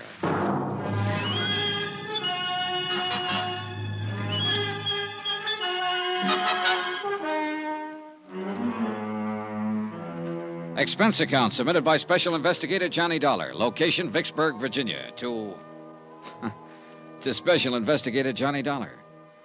The following is an accounting of expenditures during my investigation of the plantation matter. A real mystery about a very mysterious girl who happened to be dead. Expense account item 5, 10 cents. One morning newspaper, which carried a 2-inch story and a half-inch space about an unidentified girl who had died at Vicksburg Emergency Hospital the previous evening. I was reading it over in the lobby of the Plantation Hotel when one of the Vicksburg police force stepped up to the desk and asked for my room number. He was a swarthy man in a black suit, plain clothes type. Well? I beg pardon? I'm Johnny Dollar. Oh. Jim Akins. We talked on the phone a little while ago. You said you were sending a car. Well, you sounded so huffy about everything, I thought I'd drop over myself to say hello. I got the car outside. Okay, let's go then. Where are you from, Dollar? Hartford, Connecticut. I'm an insurance investigator. Look, I talked to a man in your burglary division yesterday about the burglary they had at the hotel yesterday. I was sent down here by Eastern Seaboard Casualty Insurance Company. You got any identification on you? Yeah, sure. Here. Okay. Look like who you say you are. Now, just what was your connection with that girl who died at the emergency hospital? I met her outside in the parking lot last night, back of this hotel. She was with a man. I don't know who he was. They were having an argument. I stopped when she asked me to help her. I got rid of the man and took her inside here and bought her a drink. Then I started to put her in a cab to send her home, but she got sick before the cab could take off, so I took her to the hospital. She died there. And that, Mr. Akins, is it. How long did you know her? About a half hour, all told. She didn't tell you her name? No. Where she lived? No. Name of this man she was with in the parking lot, who was he? I haven't the slightest idea. Well, what kind of trouble was she having with him? She didn't tell me that either. I didn't ask her. But you sat in the cocktail lounge over there and you had a drink or two. One. No name, no address, no nothing. Well, maybe we better do all our talking downtown. Anything you say, Akins. Let's go.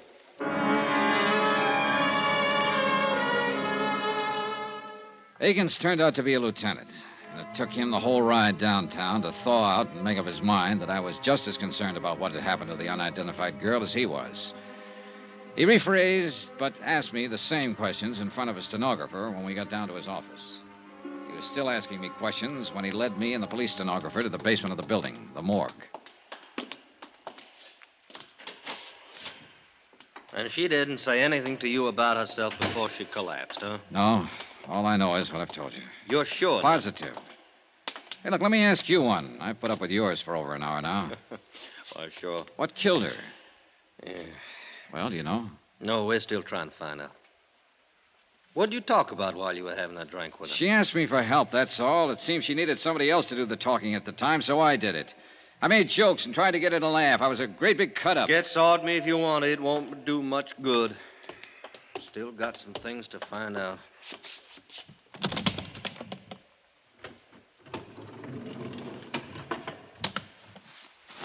Yeah. Lousy, ain't it? It sure is. This is the girl you were with last night. Yes. You're positive? I'm positive. Okay, Dolly, you want to sign this for the records? Well, that's good. All right, Sam, you can send this on upstairs. We'll be up pretty soon. Now, Dollar, did anyone there at the hotel bar seem to know her? I don't know. Cocktail waitress, somebody like that? I don't know. Well, I do. We asked around. No one there had ever seen her in the Plantation Hotel before. Tell me something, Dolly. You ever worked on one like this? No, not quite. Okay, then. I'm going to tell you what we're up against. All the clothes she was wearing was standard brand stuff. Mostly come from stores downtown, some of them New York. It's going to take us a long time to check them out. We may not be able to trace them at all. We're going to work on the cleaning marks, too, and that'll take time. Now, from what you say and from what she said, and that wasn't much, she's probably a local girl. Somebody's wondering about her, but nobody come in and make out a report asking for her. I hate to do it. I might have to take a picture, run it in tonight's paper, just to find out who she is. That could be pretty lousy for somebody. It's a lousy business. I thought you could help me, Dollar. How? Well, two things. One, that bird she was with. He was arguing with out in the parking lot, you say. That meant he must have had a car out there. But you didn't bother to take a look at it. No, I didn't. And another thing now, where's her purse? I don't know. Well, she must have powdered her nose when she sat down to have that drink with you. Every woman does. She must have reached for a cigarette or something in that purse. So where's that purse? I don't know. Well, now, you see? You see how much help you are to me? Oh, just a second. Morgue, Lieutenant Akins. Oh, yeah, put him on. While Lieutenant Akins talked on the telephone, I lit a cigarette. After that, I tried to interest myself in a calendar that was hanging on the wall. After that, I tried tying both shoelaces. But wherever my eyes roved around that white-tiled room, somehow, they always came back to rest on the quiet, still form of the girl who'd asked me for help. By any standard, she was attractive. Fine golden hair spun out of smooth white skin. I remember her eyes had been very big and very brown. Now they were closed. But she looked more asleep than what she was. She looked as though she might wake up any minute and answer me if I said out loud what I was saying to myself silently. How can I help you? Let's get out of here, Dollar. Okay by me. That was the lab on the phone. Had a little trouble with analysis. What analysis? What kind of trouble? Identifying. They called in a toxicologist from the university. A drug called perimethol killed her. Perimethol? That's a new one on me. Yeah, me too. Petrol-based stuff. Now, they figured it had been in her stomach an hour or so before she collapsed. Could be a suicide, judging from the way she acted and talked to you. What about the boyfriend? Well, that seems to fit in okay. Told you she was disappointed in him, didn't she? Well, sometimes women want to end it all in front of a guy they're having trouble with. It'll probably turn out that way. You talk like a cop, Akins. That's what I Everything's am. so simple. Make it fit into your formula. This girl knocked herself off because she lost her boyfriend. This girl killed herself because she lost a job. Fill it in. Get it off the books. Whoa, Dollar, whoa. What's the matter with you? What are you getting at? Oh, I don't know. Forget it, will you, Lieutenant? No, now, wait a minute. Wait just a minute. I'm not all cop, Dollar. I saw her laying there, too. And I can see she was a nice girl, and something went awful wrong with her. If I'd been the last one to be with her and talk to her alive, why, I'd probably be taking it the same way you are. But take it easy. Sorry, Lieutenant. Yeah. I'll buy you some breakfast. He did, but it didn't help much. And after that, we shook hands and parted. Expense account item 6, $2. Cab fare back to the Plantation Hotel. I went up to my room, packed my bags, called the airport, and made arrangements to leave on the 6 o'clock plane. There was nothing more I could do about the case. Nothing more at all. It was police business. I had time before the plane for a quiet drink at the hotel bar. What's your pleasure, sir? Oh, some of that little water. Yes, sir. You on duty last night by any chance? Yes, sir. Why you ask? I just wondered if you happen to remember me. No, sir. Was you at the bar? At that table over there with a lady, a blonde girl in a green suit. Well, I'm sorry. I just don't remember. Oh, here you go. Thanks. Here, keep the change. Well, thank you, sir. Now, I probably waited on you, but, well, so many people, you know. Yeah, sure. Why you ask? The lady lost her purse. Thought maybe it might have been turned in here. No, sir. We didn't get any places last night. A couple money clips is all. Not much in them either. Mm-hmm. You're talking about the lady who died later on, ain't you, sir? Yeah. Yeah, I am. Police officers was in here asking the same questions. I thought they would be. You, policeman, too? No, I was a friend of hers. Oh. Well, then you should call the police. They're still trying to find out her name. So am I. Hmm? Well, I thought you said she was a friend of yours. I didn't happen to know her name. It didn't seem important to ask it last night. I just don't understand. I can tell you one thing. I might have saved her life if I'd asked her name. And some other things. Yes, sir. Sure.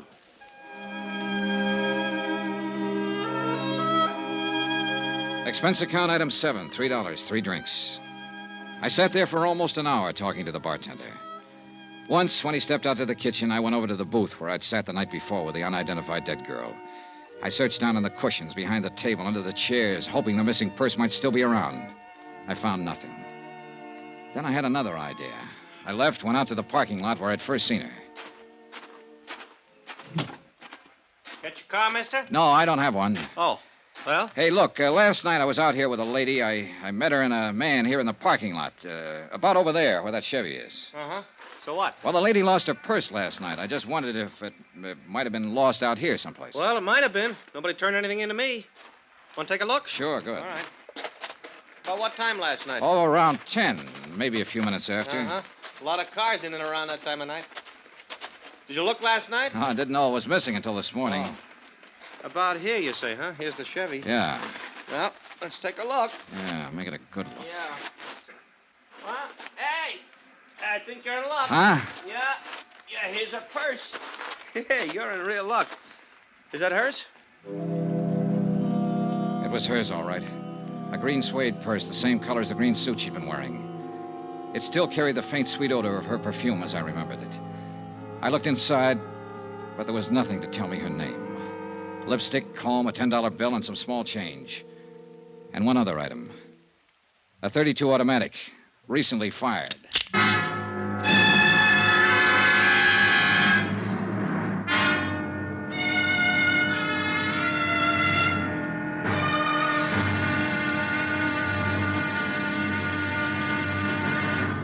Now, here's our star to tell you about tomorrow's intriguing episode of this week's story. Tomorrow, a dead girl's .38 automatic comes to life. Join us, won't you? Yours truly, Johnny Dollar.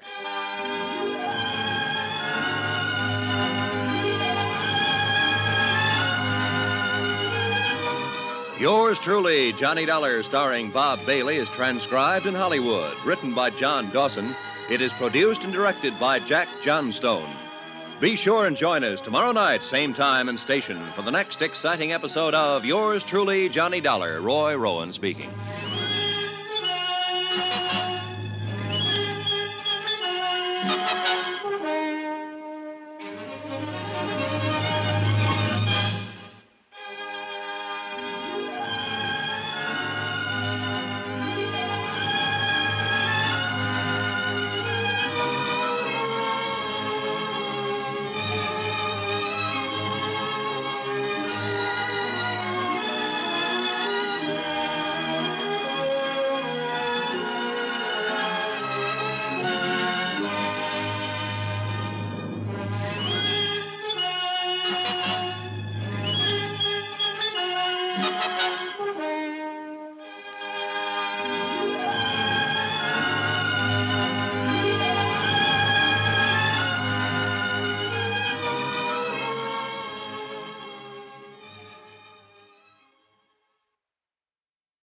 From Hollywood, it's time now for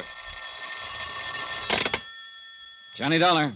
This is the hotel operator. Ready with your call, Mr. Dollar. Oh, good. Police Department, Sergeant Peters. I want to talk to somebody in the personnel division. Sorry, I haven't got one. What can I do for you?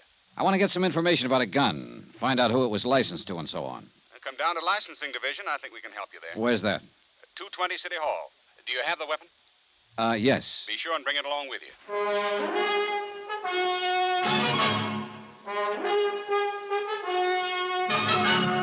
Tonight and every weekday night, Bob Bailey in the transcribed adventures of the man with the action-packed expense account, America's fabulous freelance insurance investigator. Yours truly, Johnny Dollar.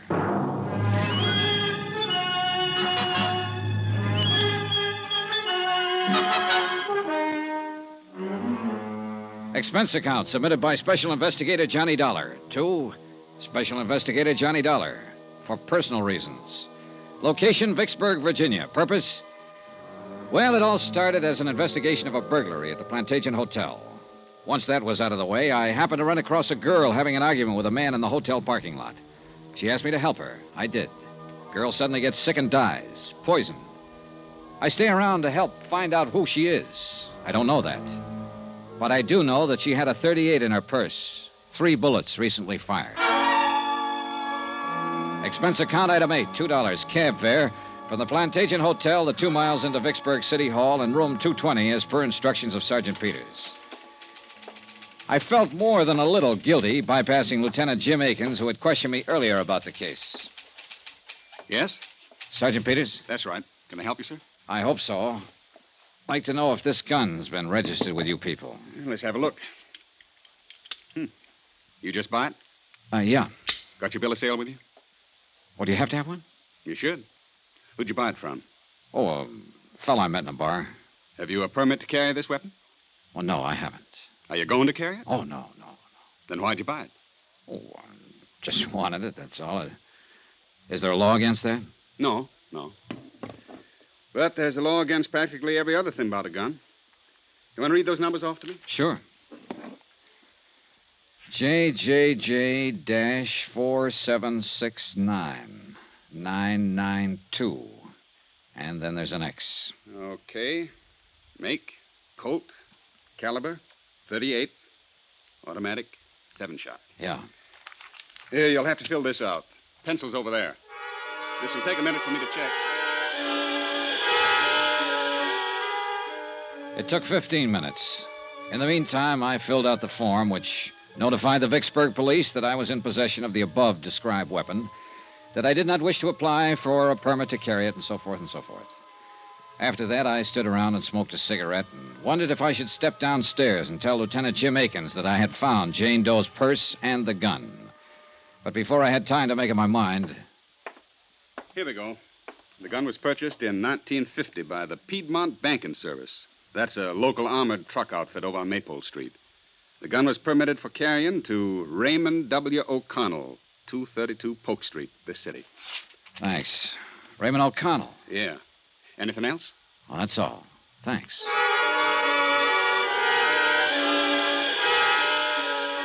That was when I could have, but didn't, walk downstairs to Lieutenant Aiken's office. Instead, I walked outside with the gun in my pocket and the slip of paper containing the name and address of the man who had carried it, Raymond O'Connell. Expense account item 9, $25. Deposit on a rented car to get me to 232 Polk Street.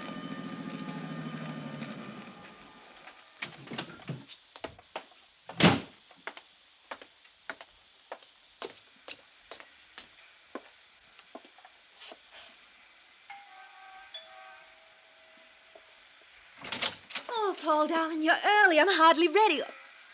Hello. Oh, I was expecting someone else. I'm so sorry. You're not Paul, are you? No, I'm afraid not. My name's Johnny Dollar. Oh. Mr. Dollar? That's right. Well, what can I do for you, Mr. Dollar? I'm looking for Raymond O'Connell. Ray? Yes. Come inside, Mr. Dollar. Thank you. I really didn't mean to throw myself at you at the door. I thought you were someone else I'm expecting. I'm Terry. Terry? Teresa. Terry O'Connell, Mr. Dollar. Oh, his wife? I'm Ray's widow. What? Ray's dead, Mr. Dollar. He passed away over a year ago. It was pneumonia. Oh, I'm sorry, Mrs. O'Connell. Please call me Terry. You had no way of knowing about him, I'm sure. And please don't be uncomfortable. A great many of Ray's friends from the service come by who have no idea that he's dead. Were you in his company, too? Oh, just a minute, Mrs. O'Connell. He had so many friends and met so many people while he was in the service, and really there was no way for you to know. You don't understand, Mrs. O'Connell. I never knew. I'll get you a drink and we'll talk. Where did you serve with Ray? You know he finally became a pilot. What do you like to drink? She was young and dark and very pretty. And as the widow of a man who died rather suddenly, she was doing her best to put me at my ease. I would have told her I was there checking out the registration on a 38 that had been used by her dead husband. I would have told her I found the gun in the purse of an unidentified dead girl I'd met the night before. But she was trying to be polite, mistaking me for a friend of her dead husband. And then I saw the picture in the frame on the mantel, a broad, smiling face that belonged to a man I'd met in the parking lot of the Plantation Hotel. An unidentified man who had been arguing with the dead girl. The words on the picture said, "To Terry, all my love." You know him? Paul? Paul? Yes, Paul Dameron.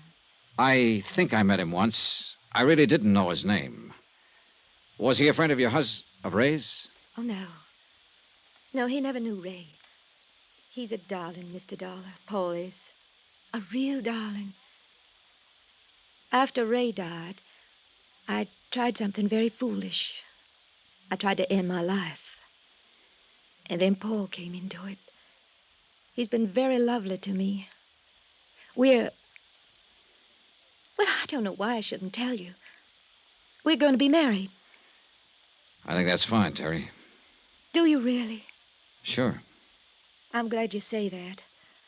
I'm not the most courageous person in the world. I suppose Ray mentioned our lives together. It was perfect with Ray, Mr. Dollar. Perfect. But now Ray's gone. And I've been able to face that. I think I'm going to find a new life with Paul.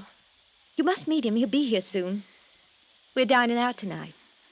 Well, perhaps you'll join us. Well, thank you, Mrs. O'Connell, but I can't make it tonight. How long will you be in Vicksburg? I don't know exactly. Where are you staying? The Plantation Hotel. Well, perhaps I could give you a ring and we could make it another night. I know you want to talk about Ray. Of course, Paul understands. I'm sure he does. He's truly a wonderful person.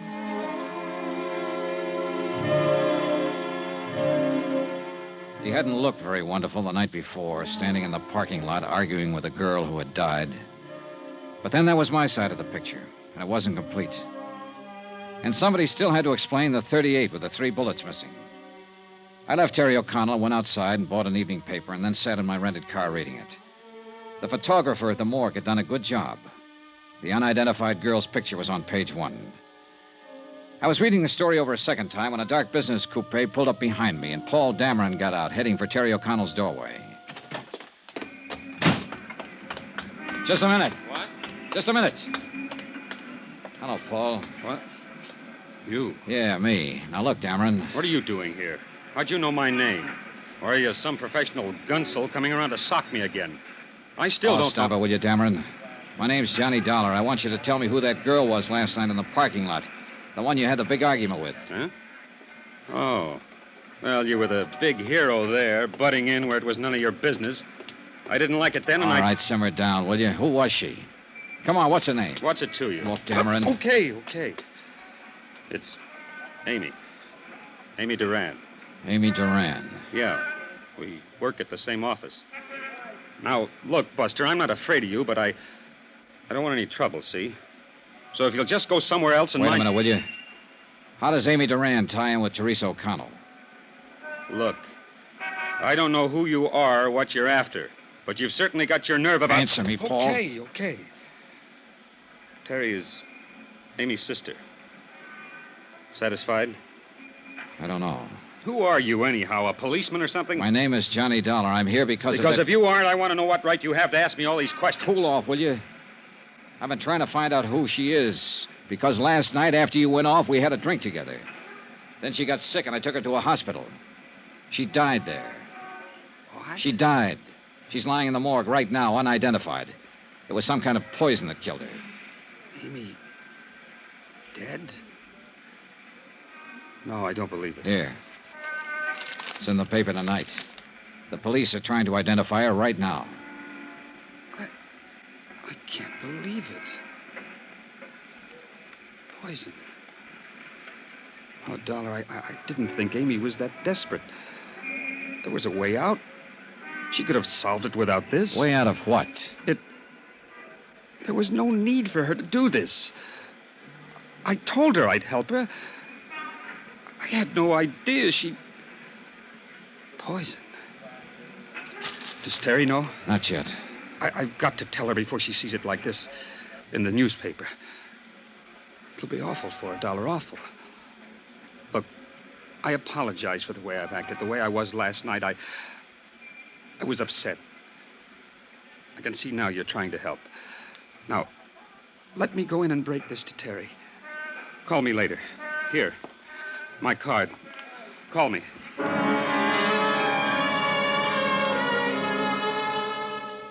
I had to admit that Paul Dameron's concern seemed as genuine as his surprise. He rushed up to be admitted to the O'Connell house. After he was inside the door, I went back to my car and took out the .38 automatic that had led me to the sister of Amy O'Connell. 3 bullets still missing. I drove downtown to the Vicksburg police station to turn the gun into Lieutenant Akins and tell him the whole story as I knew it. How I'd found the gun in the dead girl's purse. How I'd managed to find out her name. The 3 missing bullets and other unanswered questions were up to the police. Lieutenant Akins. downstairs in the car. Yeah, well, Oh, hi, Dollar. Thought you'd left town. Joe? All right, Joe. As soon as they clear that place up, you notify the lab. Hi, Lieutenant. I'm right. trying to get to you. I think I have something that better be looked into. Oh, really? Oh, excuse me. Lieutenant Akins. Yeah. On the south side of town. Yeah? All right. Wait a minute. Yeah, well, in about 15 minutes.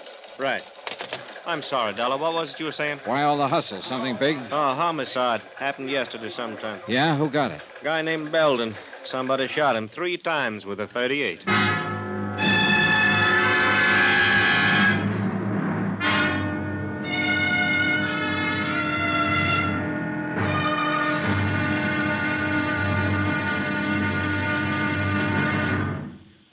Now, here's our star to tell you about tomorrow's intriguing episode of this week's story. Tomorrow, information about the gun that blows the whole case sky high. Join us, won't you? Yours truly, Johnny Dollar.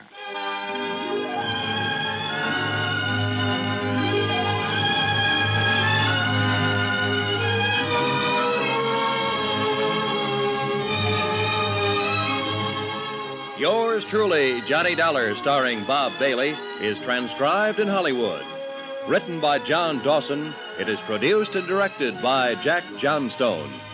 Be sure to join us tomorrow night, same time and station, for the next exciting episode of Yours truly, Johnny Dollar. Roy Rowan speaking.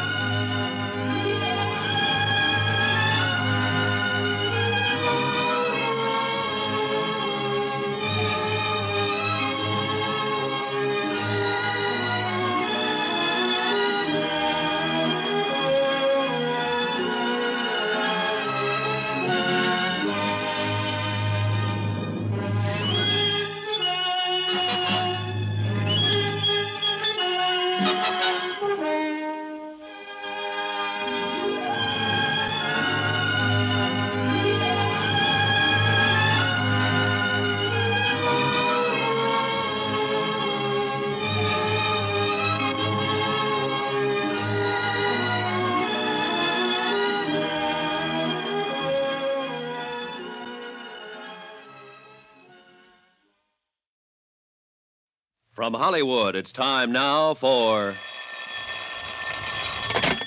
Johnny Dollar. This is Mr. Oldfield calling, sir. You left word at my office, Mr. Dollar. That's right, Mr. Oldfield. I think I'm going to need an attorney. Divorce, civil suit, what, Mr. Dollar? Withholding evidence. Murder. Let's take the murder first. Who did it? I don't know, but I'm pretty sure I have the murder weapon in my possession right now. Who was killed? A man named Belden, I think. What do you want me to do, sir? Take my statement, notarize it, give me some legal advice. Where are you? Police station in the pay booth down the hall from homicide. I'll meet you there in 5 minutes.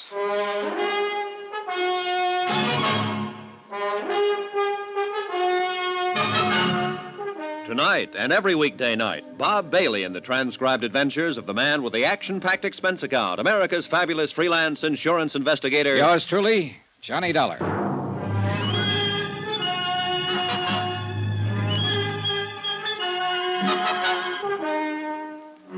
Expense account submitted by Special Investigator Johnny Dollar. Location, Vicksburg, Virginia.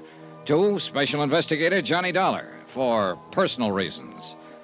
Attention, Chief Accountant, Eastern Seaboard Casualty Insurance Corporation, Providence, Rhode Island. Dear Jim, I'm attaching my own expense sheet to your bill for clarification purposes. Expense account item 10 cents. 1 cup of coffee at the counter in the lobby of the Vicksburg police station while I waited for Samuel W. Oldfield, attorney at law, to appear. He was there in exactly 5 minutes. Mr. Dollar? That's right. Sam Oldfield, sir.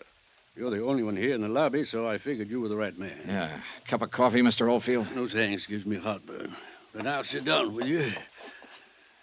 That was a pretty interesting phone call. Tell me, who are you, sir? Johnny Dollar. I'm a private insurance investigator. Mm-hmm. How'd you get my name?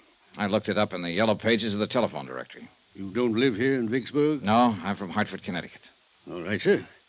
Now, tell me about the murder and the withholding of information. Maybe I better start from the top. Go right ahead any way you like. Well, 2 days ago, I flew down here to investigate a small burglary at the Plantation Hotel. It was already solved by the time my plane got in. Police? Yeah. I had nothing better to do, so I waited around the hotel bar for my return reservation back to Hartford. Then I happened to walk outside to the parking lot for a breath of fresh air. I saw a woman and a man standing there arguing. When I got close to them, the woman asked me to help her. I did. How do you mean? Well, the man she was with started to act like a kid. He got rough, so I shoved him away. Go on. Well, the woman was upset, so I took her inside the hotel and bought her a drink. After that, I put her in a cab and started to send her on her way. She started to act sick about that. Wait. Is this the woman whose picture was in the paper tonight? The one who died of poisoning and the police don't know who she is? Yeah. I don't know who she is, Mr. Oldfield. Except that her name's Amy Duran. I found out her name because I found her purse and there was a gun in it. A .38 Colt registered to a man named O'Connell. I checked on the gun here at headquarters, went out to the address and found out O'Connell was a bank guard and had died about a year ago. I talked to his wife, Teresa O'Connell. While I was there, the man I'd seen the night before showed up. His name's Paul Dameron. Now, I didn't tell him or Mrs. O'Connell about the gun. I came down here to give it to the police and tell them. But when I got here, Lieutenant Akins was pretty busy trying to solve the murder of a man named Belden, who'd been shot with a .38 3 times. There are 3 slugs missing from the gun I found. You got a light, sir? Yeah. Here you go. When you found Amy Duran's purse, why didn't you turn it over to the police? Oh, Well, somehow I thought maybe I could help the girl. I mean, her last words before she died were, help me. And for some reason or other, I thought maybe I could. Do you have any cards or letters, anything like that? Something that says you're what you say you are, sir? Yeah, sure. Let's see. Okay, Dollar. Now, as I see it, you probably hooked up with someone who did some shooting. And that's what worries you. I want you to take my statement and notarize it before I turn the gun in. That'll protect you some. If they want to get nasty, they can, though. You know that. Yeah, I know. Well, as I see it, the main job here is to try to keep you out of trouble. And a statement explaining your motive for participation in the whole affair might help. That's why I called you. All right, then. Now, Dollar. Yeah? You didn't shoot anybody, did you? No. Okay, then, sir. Let's go over to my office.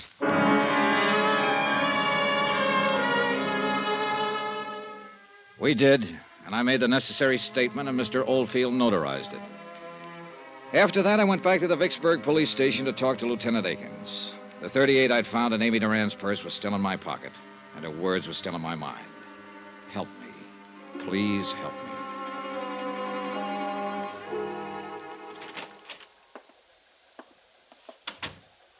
Thought you was going back to Hartford, Dollar.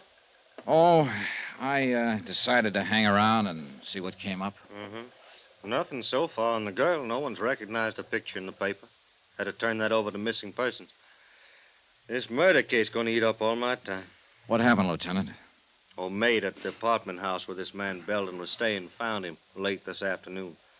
He'd been dead about 24 hours, shot with a .38. You sure? I'm sure. We did a postmortem right away. It's a pretty set case. You know who shot him? Have a pretty good idea. See, this Belden, he was an auditor working on some books at a firm of textile wholesalers here. Richmond Limited. The papers scattered around his apartment show he'd found a $10,000 shortage going over their books. And the chief accountant for this Richmond company is missing. Yeah, well, that does make it seem pretty clean. Yeah, all we have to do is find that accountant. Had an APB out for half an hour now. I think we'll pick her up pretty soon. Her? Who? Well, her, Dollar. The chief accountant for Richmond Limited. She's a woman. Name of, Amy Duran. To all appearances, Amy Duran had been guilty of embezzling money and murdering the auditor Belden who discovered the shortages in her books. I didn't tell Akins that his suspect was the girl lying in the morgue at the moment unidentified. I knew that it was only a matter of minutes before her sister or Paul Dameron would be down to identify her. And for the third time, I didn't tell Lieutenant Akins about the gun. I knew if I turned that over to him, it would be a closed case all around. And somehow I didn't want it closed on Amy Duran. Not that way. For that reason, I went back to my hotel room for a couple of hours and Then about 9 o'clock that night, I found myself over on Polk Street at Teresa O'Connell's house once more.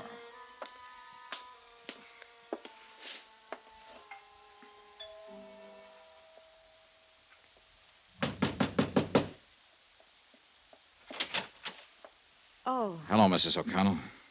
Oh, Mr. Dollar, isn't it? Yes. Oh, Mr. Dollar, I had the most awful news tonight. My sister Amy, she's dead. You'll have to excuse me. Oh, I'm sorry. May I come in? I'd like to talk to you about your sister, Mrs. O'Connell. Well, Paul came in with tonight's paper and showed me Amy's picture. He went down to the morgue to identify her. I couldn't bear to. Sure. I feel somehow, in some way, that you're a friend, Mr. Dollar. Mrs. O'Connell, I am a friend in a way. But mostly I'm an insurance investigator. What? You thought I was a friend of your dead husband when I came here earlier. I'm not. I never even knew him. But, Mr. Dollar, I don't understand. I met your sister Amy last night. I was the last one to speak to her before she died. I took her to the emergency hospital last night. Well, wait. This is all very confusing. You say you're an insurance investigator? Yes. Now, Well, I got your address from a gun I found in your sister's purse. I traced it through the license to carry. This gun, Mrs. O'Connell. Your husband was licensed to carry it when he worked for a banking firm. Do you recognize it? Oh, yes, I suppose I do. I think it's one of Ray's guns. Now, please, let me find something out first. Believe me, I do want to help. Did you know your sister had this gun? Oh, no. What would Amy want with a gun? I mean, well, she could have picked it up here any time she came over and probably did. But why would Amy have a gun in her purse? Sit down, please. Now, Mrs. O'Connell, you better listen to me carefully. Sometime late yesterday afternoon or early evening, a man named Belden was shot and killed. Clarence Belden? Yes.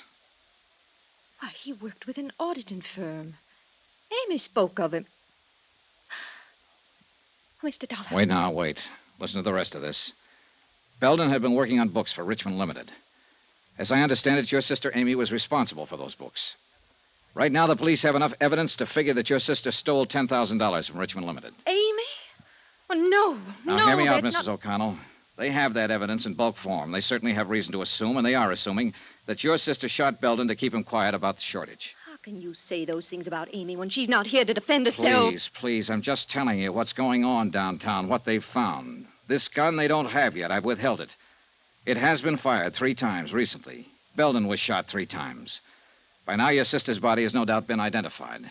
They've already established that she died of poisoning, and they halfway have the idea that she committed suicide. No. Oh, don't you see? They'll say she shot Belden to cover up and keep it quiet, and then saw how useless it was, took poison and killed herself to escape punishment. You're horrible. Horrible. Go away. Go away from me. I'm sorry, but in the face of all this, I want to help her if I can, if it isn't too late. I want to help you. But, Mrs. O'Connell, you'll have to help me. Now, why? Why would your sister steal? Why? I don't know. I think you do know. Tell me, please, for her sake, Mrs. O'Connell. Why? What have you got to do with her? I met her only for a few minutes, but in that few minutes, I got the idea that she was a pretty nice person. She didn't strike me as a thief. She didn't look like a killer. And most of all, she didn't look like a woman who'd take the suicide way out of things. Now, that's all I have, except that she asked me to help her. And I'm trying to do that now. Believe me, I want to help her if I can. I've always been an awful child, Mr. Dollar. When Ray died, I tried to kill myself. Amy saved me. I remember then, at the hospital. She was beside my bed, and she said to me, "I'll make you want to live again. I'll make you." Amy was always like that, kind and decent. You weren't wrong about her. She was decent, thoughtful, good. She did everything for me. She gave me these clothes and a car, introduced me to nice people from her office like Paul Dameron. Yes. That must be where all the money went to. Not on herself, but on me, for me. I'm the only reason I can think of that she'd take money from the firm. Yeah. I didn't know she was stealing from me. I didn't know. I wouldn't have let her do it.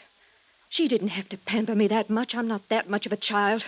She didn't have to do it. She didn't have to do it. Wait a minute. She didn't kill herself. She didn't steal. She didn't murder that man. I did all those things because it was all for me.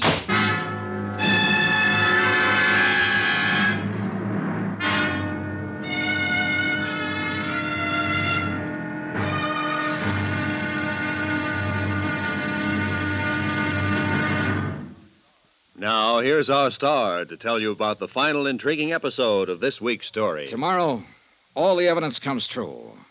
A helpless dead girl gets her help. Join us, won't you? Yours truly, Johnny Dollar.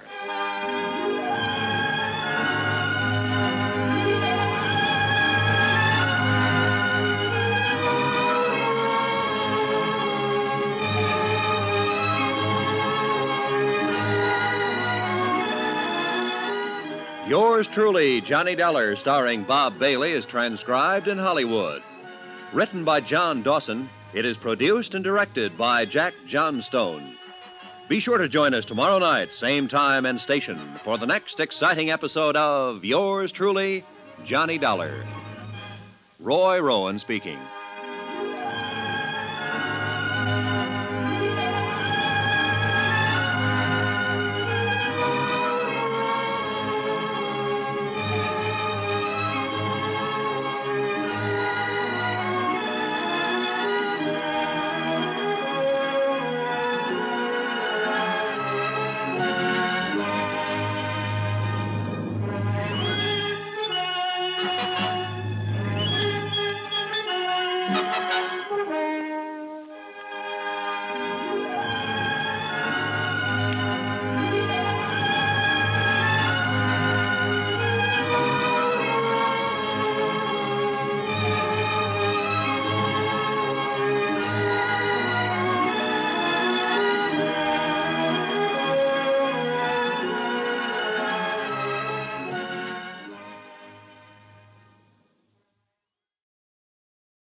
From Hollywood, it's time now for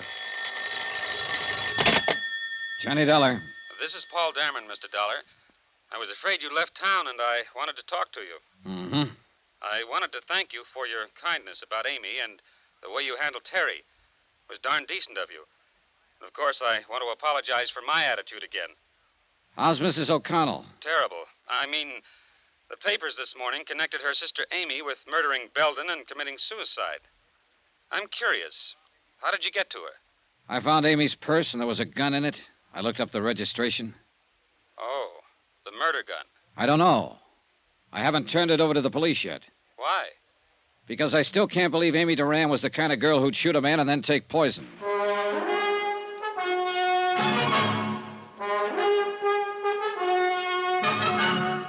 Tonight and every weekday night, Bob Bailey in the transcribed adventures of the man with the action-packed expense account, America's fabulous freelance insurance investigator. Yours truly, Johnny Dollar.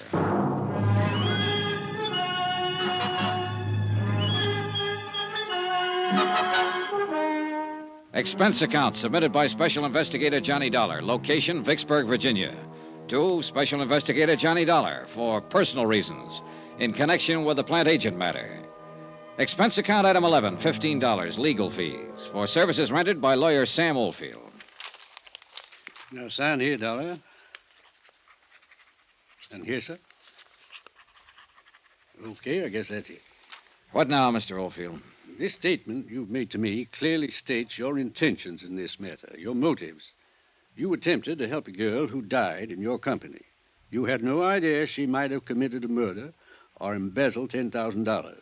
You withheld evidence, the gun you found in her purse, in the hope of identifying her and saving her family some grief. I hope you don't have to use this, Dollar. We'll see. I'm going to turn the gun in now, and you're coming with me. It's about time. Nothing personal, son. I think you did a lot of dumb things for her. From what they're saying in the papers about her, I don't think she deserved it. But then we all make wrong guesses sometimes, I suppose. Let's get this over with.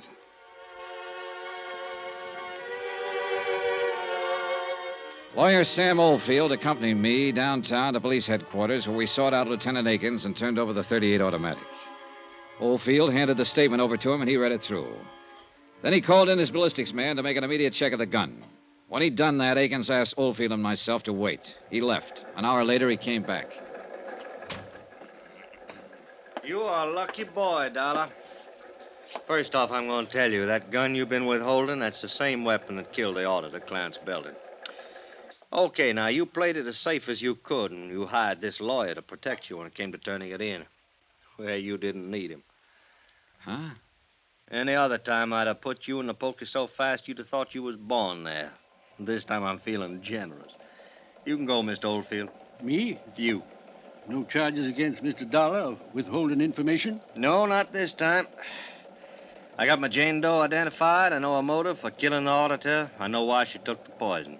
You generally don't get everything in a neat package like that, so I feel generous. Then let's get out here, Dollar. You get out. I want to talk to Dollar. Then I'll stay and listen. It's okay, Mr. Oldfield. I'm going to get a lecture is all. Are you sure? Yeah. Call me later, then. Goodbye, Lieutenant. Yeah.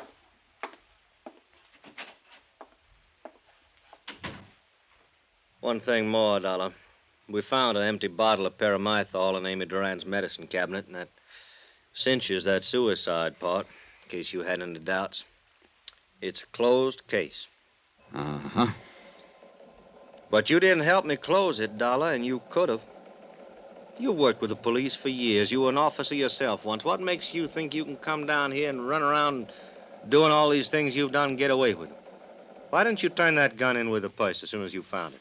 All right, I'll tell you, because I... Oh, it doesn't make any difference now, Lieutenant. You got your case. And you're lucky, darn lucky boy I don't have you, too. Because you know just as well as I do that... Oh. Lieutenant Akins. Okay, right away. Dollar, I got business to take care of. Next time you're in my town, you take it easy. I will. But I don't think I'll ever come to your town again. On general principles. Well, I guess I know how you felt about that girl. I'm not going to make any fuss about what you did. But I don't think I'd let it pass a second time. She sure didn't look the part, did she? No, she didn't. Well, happens that way sometimes. What you told me about that kid sister of hers trying suicide and so forth after she lost her husband.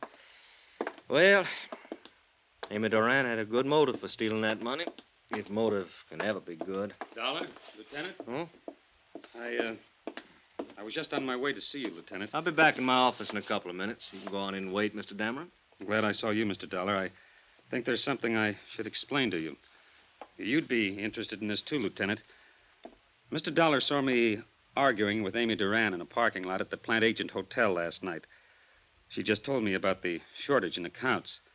She hadn't told me about killing the auditor. I want you to know that I was racking my brain trying to find a way to get hold of some money to make up the shortage. I was always very fond of Amy. I wonder, Mr. Dollar, if I could give you a check. Huh? Something for your kindness. Nothing, thanks. Well, I'd like to. You did something very decent. No. Oh. Well, I suppose you'll be leaving soon. Goodbye, and thanks again. I'll be in your office, Lieutenant. Right. Got to him, too, if it's any comfort. What was that business in the parking lot? Oh, well, I hit him. He was arguing with her, that's all. No. You weren't the only one trying to help her, Dollar. Him. And then there was somebody else. Huh? A bank. We found a certified check for $10,000 in Amy Duran's apartment. What? National Trust in New York, issued 3 days ago. I wired the head cashier in New York. He said Amy Duran phoned him long distance, requested the loan. Seems her folks, when they were alive, had a good pull at that bank. Wait a minute, hold it. Then this isn't right. She could have covered that shortage. Well, I figure she intended to do that, but the auditor found out too quick. He called her on it, and she shot him. With a $10,000 check in her hand? Well... There isn't an auditor or a bonding company going that wouldn't prefer to turn up the cash and the person who took it. They'd listen to any reasonable story. You know that. Well, the auditor must have scared her, Dollar. She shot him, didn't she? She committed suicide, didn't she? You make a lot of noise, Akins, but you aren't any happier about this than I am, are you? No. Why let the papers have it the way it is? So that whoever knows Ansel get careless. Sure, it burns me. Somebody thinking the police are as dumb as this. Burns me. Well, what are you going to do? Wait. Just wait. I found that pretty hard to do. And the more I waited and the more I thought about the matter, the more restless I felt. So I didn't wait. I got out and started interviewing people who had known the murdered auditor. The consensus was that he knew his business, that if he'd found a shortage and someone offered to reimburse the company, he had been the kind of old hand who would have listened to them. Why, I asked myself, if Amy Duran had a $10,000 check to cover her shortages, why did she shoot the auditor and then commit suicide? Why? It didn't make sense.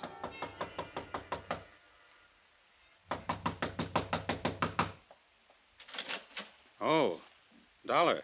Hello, Dameron. Come in, Dollar. I'm glad you dropped by. I thought you'd left town, gone back to Hartford. Well, I've stayed over so long waiting for all this to get cleared up, I thought I might as well stick around a while longer. Sure. Can I get you a drink? No, thanks. It is finished, isn't it? Not yet. I don't understand. I talked with Lieutenant Akins today after I saw you with him. He said it was all over as far as he was concerned. You're talking to me now, Dameron. I'm the guy who went out on the limb. And I appreciate that a great deal. A question I want to ask you. You knew Amy Duran, worked with her at Richmond Limited. You're engaged to marry her sister. Did you know Amy had a $10,000 check in her hand the day she died? Really? That was enough money to cover the shortages in her accounts. Well, I'll be darned. Why do you suppose she shot him? Did what she did then? I've been thinking about that, Dameron. There's only one reason I can think of. Because Amy Duran didn't steal any money, because she didn't shoot any auditor, she didn't commit suicide. I think she borrowed that $10,000 from New York to cover up for somebody else. Somebody else? Who? You. Maybe you better leave here. You're upset. That auditor was a smart guy. He'd been in the business a long time. He found out who'd been taking the money. He called you over to ask you about it, ask you if you could repay it. You lost your head and you shot him with a .38 you picked up over at Teresa O'Connell's one day. Now, look. Then you fixed up all the reports to make it look like Amy Duran did the job. You're crazy. That's fantastic. If you think I'm Amy going to... Duran borrowed money to cover for you. She did it not because you were worth it, but because you meant something to her kid sister. You meant something to Teresa O'Connell, who'd lost one husband and tried suicide because of it. A Teresa O'Connell who couldn't afford another major tragedy. A Teresa O'Connell who might try suicide again if the man she was going to marry turned out to be a thief. You counted on that, Dameron. I don't know what you're talking about. Now, One thing you hadn't counted on was the auditor picking it up so fast. And when he called you, you had to kill him to keep him quiet. Then you made a date with Amy out at the Plant Agent Hotel. You slipped poison in her drink and planted the gun in her purse. This is all talk. Just talk. You have nothing to prove. She had one drink with you before you argued with her out in the parking lot. She told me. And the bartender later verified it. Then I came along. Now, look. You're a big guy, Dameron. You could have hit me back in that parking lot, but you didn't have time. You still had to get over to Amy's apartment and plant an empty poison box. You're crazy. You have no proof of this. No proof at all. No, I haven't. But I've been thinking about it all day, and there'll be proof. You had to buy that poison someplace. Lieutenant Akins is a pretty good police officer. He and his men will cover every drugstore in this town and ask questions everywhere. Now, listen, I'm going to Dollar. tell him what I think, and he'll dust off that box of poison. Maybe your prints will turn up on it. Sooner or later, guys like you make mistakes, and Akins finds them. Get out of But here, I'm not Dollar. gonna Get wait out of for here. any Now, listen, you. A girl, a fine, decent girl, asked me for help. This is the quickest way I know to give her the help. I'll kill you, Dollar. I'll kill you. No, you won't. You're not going to kill me.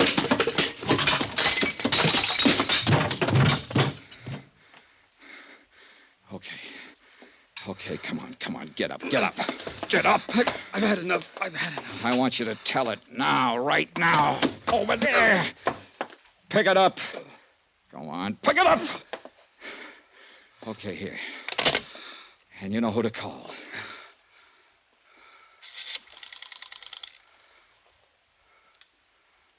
Hello. Give me the police.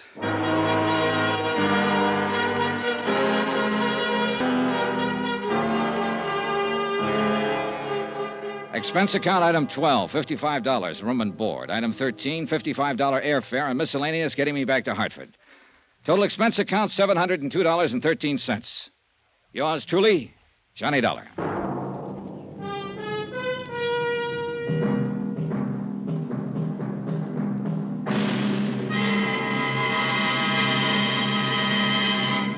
Remember, there'll be another exciting story of yours truly, Johnny Dollar, beginning next Monday night. Next week, a whole city is aroused by one of the dirtiest rackets of modern times. And I end up right in the middle of things. Join us, won't you? Yours truly, Johnny Dollar. Yours truly, Johnny Dollar, starring Bob Bailey, is transcribed in Hollywood. Written by John Dawson, it is produced and directed by Jack Johnstone. Heard in this week's cast were Michael Ann Barrett, Gene Bates, Marvin Miller, Frank Gerstle, Lawrence Dobkin, Jack Crucian, Ken Peters, and Herb Butterfield. Musical supervision by Amerigo Marino. Be sure to join us on Monday night, same time and station, for another exciting story of yours truly, Johnny Dollar. Roy Rowan speaking.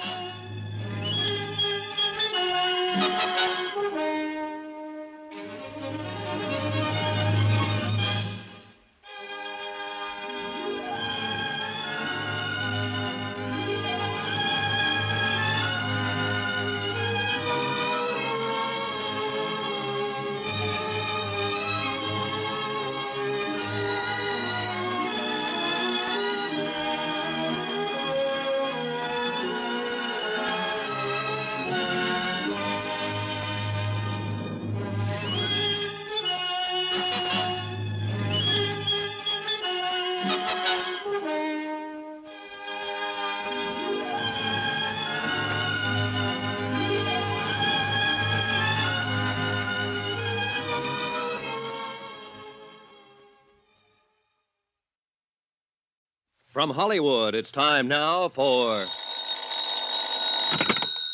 Johnny Dollar. Mr. John Dollar? Yes? Western Union, I have a message for you from New York. Oh?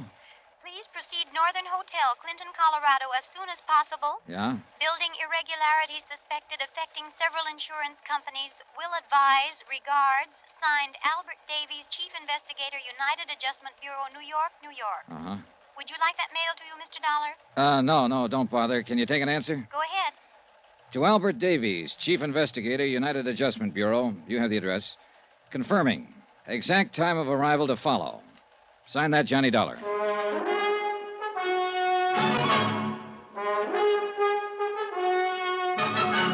Tonight and every weekday night, Bob Bailey in the transcribed adventures of the man with the action-packed expense account, America's fabulous freelance insurance investigator. Yours truly, Johnny Dollar.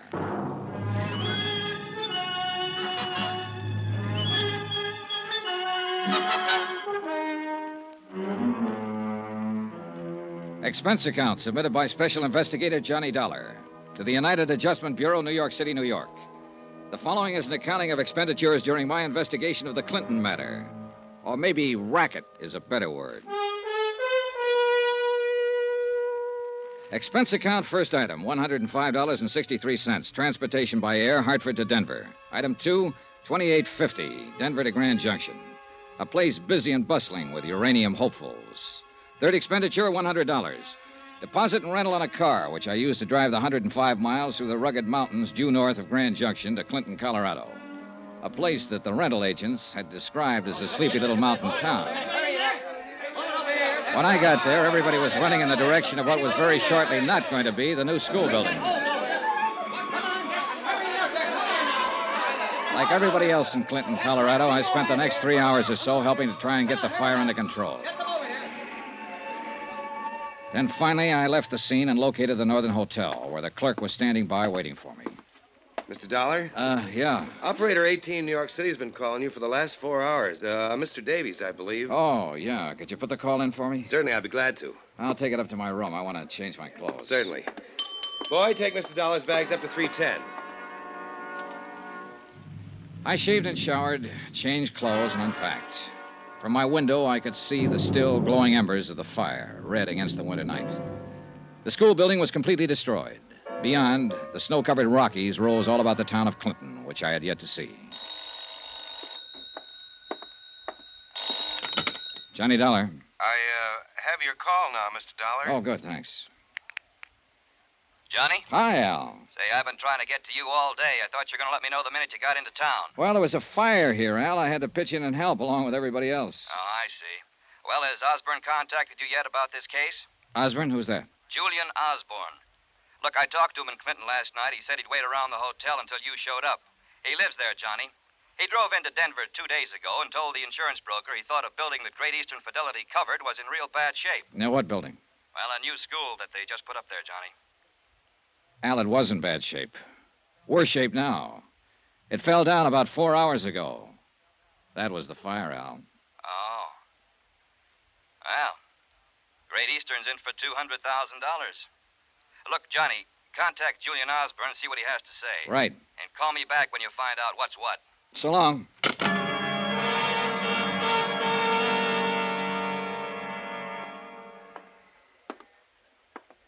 Yes, Mr. Dollar, may I help you? Yeah. Do you have a city directory here in Clinton? We aren't that small. Here it is, right here. Good.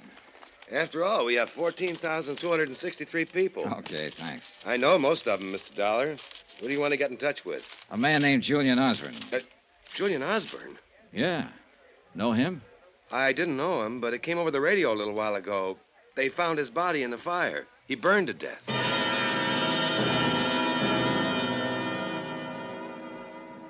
A 4-block walk down the icy streets of the town took me to the sheriff's office, and face to face with a heavy-set, owlish-looking man named Doherty. Sheriff Paul Doherty. He smiled professionally until I got around to inquiring about Julian Osborne. Oh. Well, you his family? No. I made the trip here to Clinton to see him especially, though. I just heard he was killed in the fire. Yes, too bad about Mr. Osborne. I don't quite understand about it, though. He was school janitor. Oh. What was your business with him, Mr. Dollar? Insurance investigation. Oh? Yeah, Osborne reported the possibility of something wrong with the new school. He did? To who? To our brokers in Denver. That's why they sent me out here. Well, your trip was for nothing, then. Maybe. Well, you'd think if he had anything like that on his mind, he'd have come to me, wouldn't you? Yes. Did he? No, used to pass him on the street. Never said a word. Uh-huh. Where's the body? Morgue. I wouldn't go over there, son. I want to contact some of his family, his friends. Well, that might be hard to do. No family here, no close friends. Used to prospect for a living until he got kind of old. Then he took the job janitoring. Lived right there in the basement of the school. City'll bury him. I see. How long had he worked at the school? 6 months since the place was built. Mm-hmm. Who hired him? Principal, Florrie Hawkins. Florrie Hawkins. Where can I find her? Lives on Pearson Street. That's 1 block over and 2 blocks to your left. Number 326. 326 Pearson, huh? That's right. And son. Hmm? Bad night to go calling on her.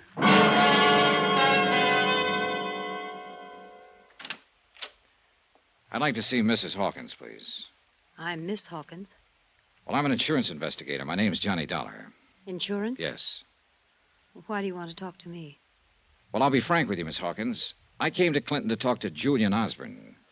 Oh, You heard he died in the fire. yes, I heard. It's tragic. I'm so thankful school wasn't in session today. Come in. Thank you. I know this has been a pretty grueling day for you, for everyone in this town, Miss Hawkins, losing your school and all. I wouldn't call on you except I feel it's important. Excuse me, please. Sure. Hello? Who?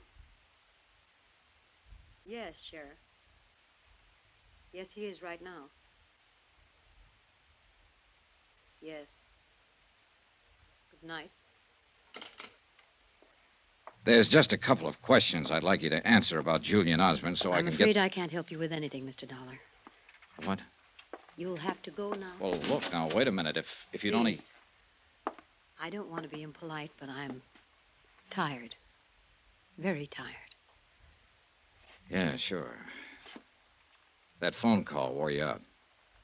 Please. All right, I'll go, Miss Hawkins.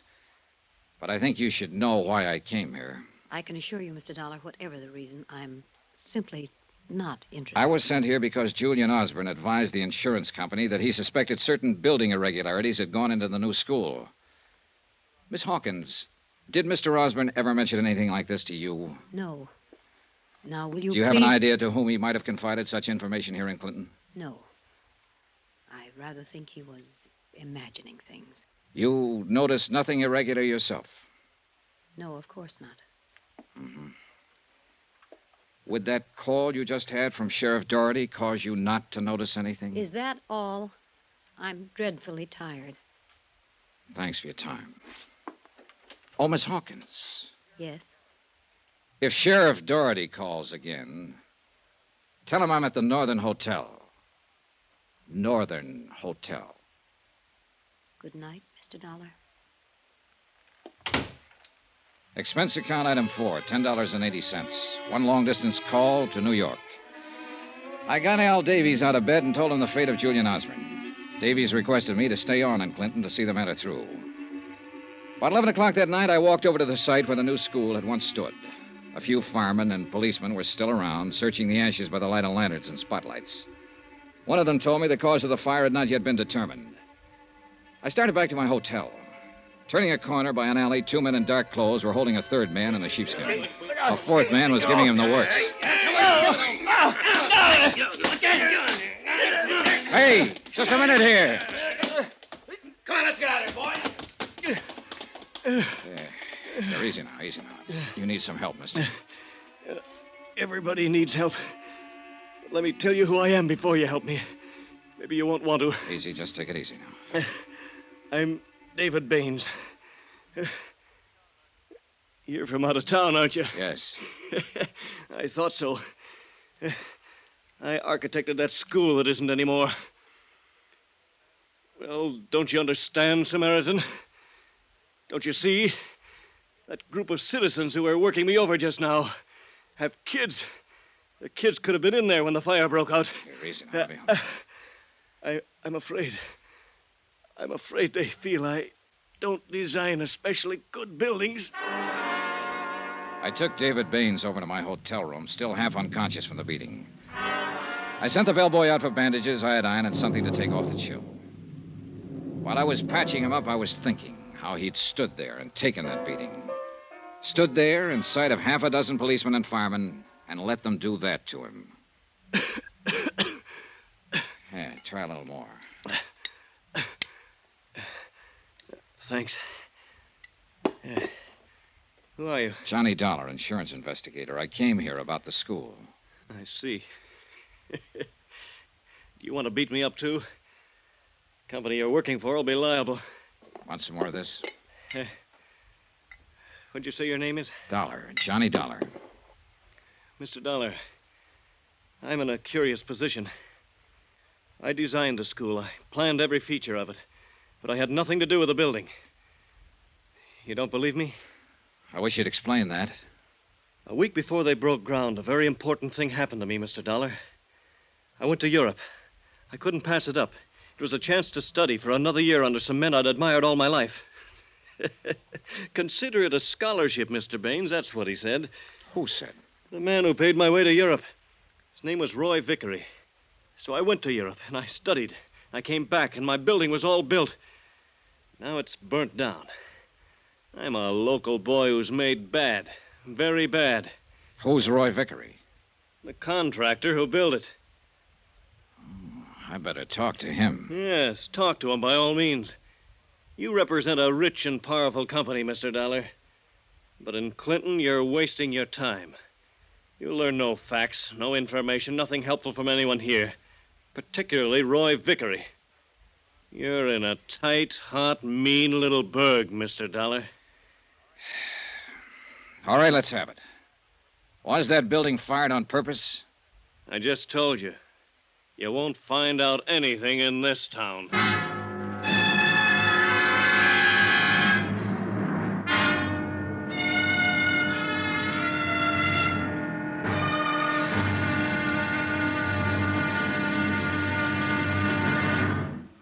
Now, here's our star to tell you about tomorrow's intriguing episode of this week's story. Tomorrow? Well, there's a lot of information to be had in a town that won't talk.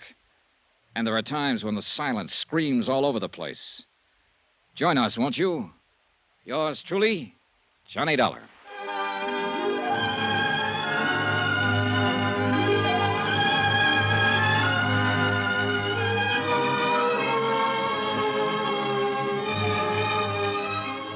Yours truly, Johnny Dollar, starring Bob Bailey, is transcribed in Hollywood. Written by John Dawson, it is produced and directed by Jack Johnstone. Be sure to join us tomorrow night, same time and station, for the next exciting episode of Yours truly, Johnny Dollar. Roy Rowan speaking.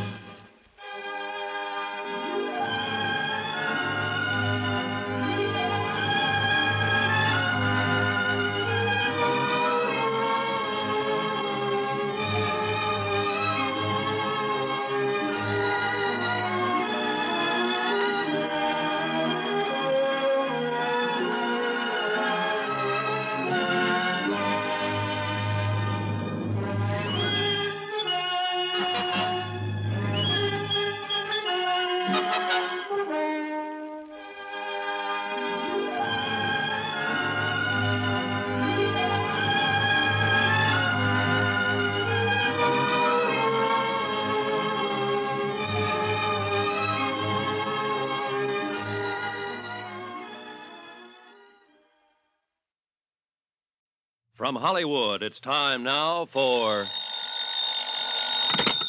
Johnny Dollar. David Baines. Hi. How's it going this morning? I'm staying off the streets. I don't want to be beat up again. I'd advise you to do the same. I can't very well do that. The city of Clinton has filed claim for their school building. I have to make an investigation. You're bucking a rough crowd, Mr. Dollar. Wait till you meet them all. I intend to. I admire you, but I think you're foolish. Good luck. Just a minute. What? Not only did a school building burn down yesterday, but a man died in that fire. If there was something wrong with it, I want to get to the bottom of it. I expect help from you, too. I'll stay here until I hear from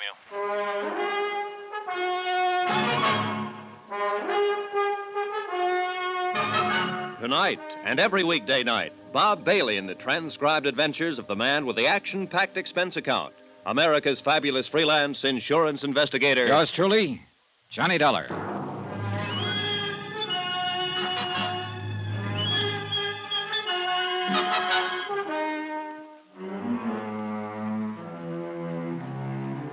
Expense account submitted by Special Investigator Johnny Dollar to United Adjustment Bureau, 418 West 61st Street, New York City. The following is an accounting of expenditures during my investigation of the Clinton matter. That's Clinton, Colorado. Expense account item 5, 80 cents, telegram to Dodd and Company, Denver insurance brokers, who would handle the policies covering the new school building in Clinton. I requested them to forward copies of the policies. Item 6, 10 cents, one copy of the Clinton Times and the full story on the fire. It was believed by Fire Chief Hanley that the fire had started because of overheated boilers in the heating system. Dollar, is it? Yeah, that's right. I'm an insurance investigator. Yep. Well, what can I do for you? Tell me about the fire yesterday. You sound like you're carrying a chip on your shoulder, Mr. Dollar. We had word that building irregularities were suspected in that school, Chief.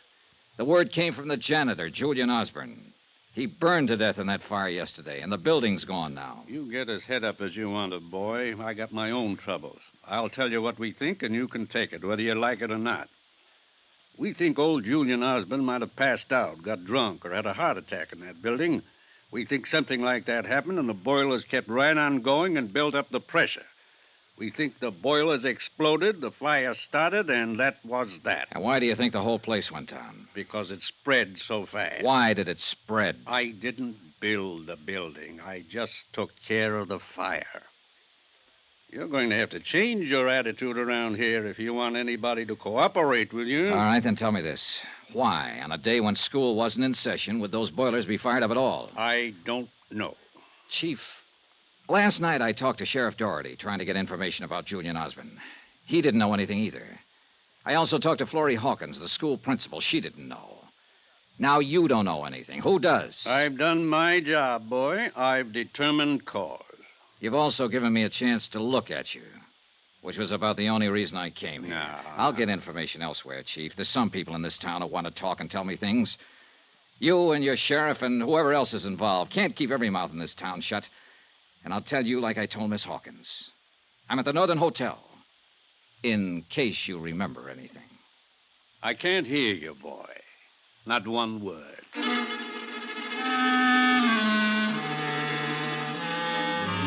Expense account item 7, $1.80, breakfast in the coffee shop of my hotel for myself and David Baines, who still looked badly battered from the beating he'd taken the night before. You're taking a chance sitting here with me. Hope you realize that. Am I? I'm public enemy #1 in this town. I'm the man who built the school that didn't stay up. Look, Baines, I want you to tell me all about it.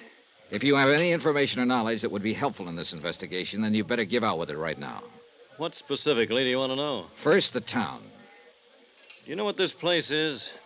It's a backyard. And only the rich kids can play here. Vickery, Hanley, Doherty, those are the rich kids, Mr. Dollar. The rest of us are, well, we live across the tracks. Let's start with Vickery. He's a builder. Not only here, all over these mountains. Grand Junction, Rifle Mesa, all over. He's got $1 million and a million angles. He's the one who sent me to Europe to study for a year after I completed my plans for the new building. Got me out of the way. Okay. Fire Chief Hanley. A friend of Vickery's. And any friend of Vickery's is going to get rich, one way or another. Sheriff Doherty. He keeps the law orderly for Vickery. Very necessary. Okay, then. The fire itself. Chief Hanley says the school boilers blew up and caused the fire. There was no reason for those boilers to be fired up. No reason. If they were fired to blow up. They had automatic shut-off equipment. What about Julian Osborne? You say he notified the broker in Denver that something was wrong with the building, and that's how you got here. I don't know. They might have fired it for money, too. I told you I was in Europe until they constructed it. I got back in Clinton 4 days ago. I went over to see my building. They used my outside drawing, Dollar. Wooden beams where I indicated steel girders. Only half the plumbing and heating system, other things. It looked like they'd made it up as they went along. Did you talk to anybody about it? Oh, sure. The contractor. Vickery. Vickery. He told me to keep my mouth shut and be a good boy. Do you think he got you out of town during the construction so you wouldn't interfere? I think so. I'm not important, but it was the easiest way. I understand Mr. Vickery is a little unpopular today. What? A delegation went out to his house to hang him or something. Baines was partially right. A delegation had gone out to see Roy Vickery in his polished pine domain at the end of town. They were still there when I drove up in my rented car. 20 or 30 irate citizens demanding an explanation for the lost school. 10 uniformed men from Sheriff Doherty's office formed a half-moon circle in front of the main entrance, their holsters unbuckled. The sheriff himself was directing the operation. All right, just a minute there. Hello, Sheriff. Huh? Johnny Dollar. I talked to you last night. Oh, yeah. Chief Hanley called me about you. The chief called you, and last night you called Florrie Hawkins. That was nice. Keep the wires burning. The chief said you came over to see him. Used abusive language, tried to cause trouble. The chief was mistaken. I wasn't trying to cause trouble, Sheriff. There's enough of that in this town. I was just trying to find out how the fire started yesterday. The chief told you how it started. I didn't believe him. Now, what do you think of that? You better watch your step around here, Mr. Dollar. You seem to be looking for arguments all the time. Not at all, Sheriff. I'm misunderstood. We understand you all right. How's Mr. Vickery? He's all right, and he's going to stay all right. I'm sure he will. But these people don't like their school burning down. It's expensive. Also, their kids could have been in it. I want to see Mr. Vickery about that. He isn't seeing anyone, Mr. Dollar. And we aren't letting anybody in to see him. Really? Did any of you people hear that? Now, look here. Hey, listen, folks. Listen to me, will you? Look. Now, listen. I'm an insurance investigator. I'm worried about what happened to your school yesterday. Keep quiet. They tell me Mr. Vickery built that school. The architect who designed it said it wasn't built to his specifications. Now, I want to go in and ask Mr. Vickery about that. The sheriff here doesn't want me to do that. I'll get you for this, Dollar. Wait a minute. The sheriff just said I'll get you for this. All right, hold it. Hold it, please. Please. Now, listen to me. Listen. I'll put it to the sheriff again so you can all hear. Sheriff, I want to go in and see Mr. Vickery on business. Well? Go ahead. Thank you.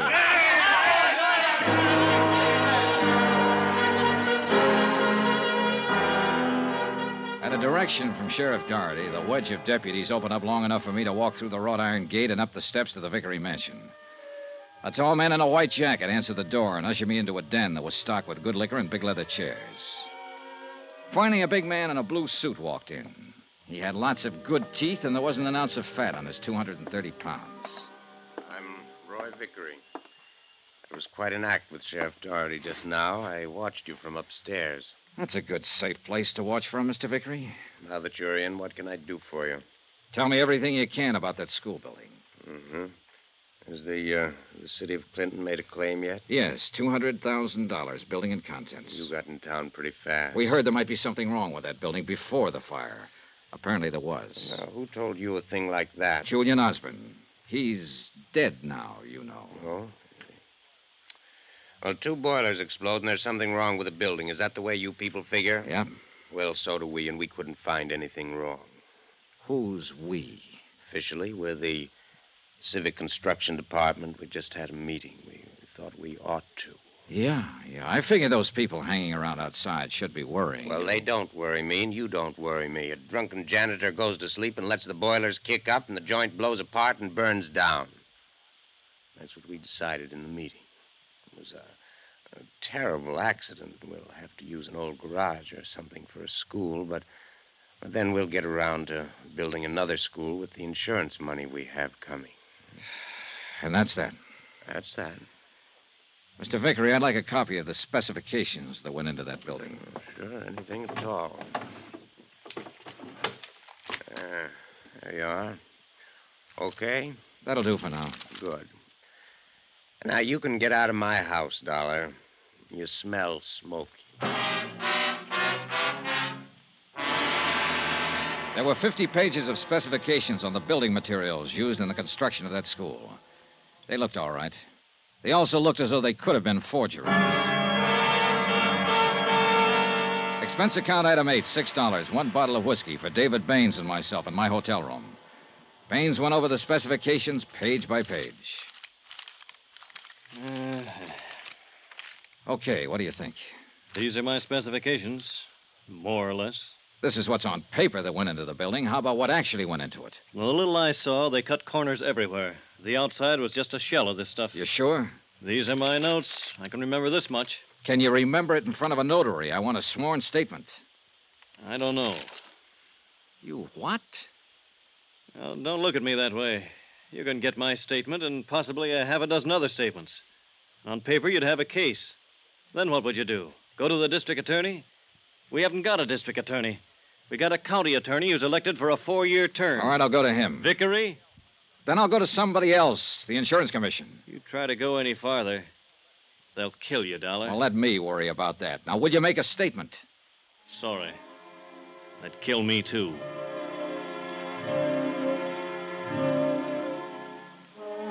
And that's the way matters stood in Clinton, Colorado, 24 hours after their new school building had burned down and a man had died in the flames. Everyone seemed to know it was all wrong, but no one was willing to do anything about it. Johnny Dollar. Hello, Dollar. Roy Vickery. Wow. You go over those specifications? Yes, I did. Very thoroughly. Well? I think they're fakes, Mr. Vickery. I didn't ask you your opinion, Dollar. But you've got it. Well, I'm sure you're entitled to it. When are you leaving town? Not for a while. I was kind of hoping you'd be leaving like in about an hour.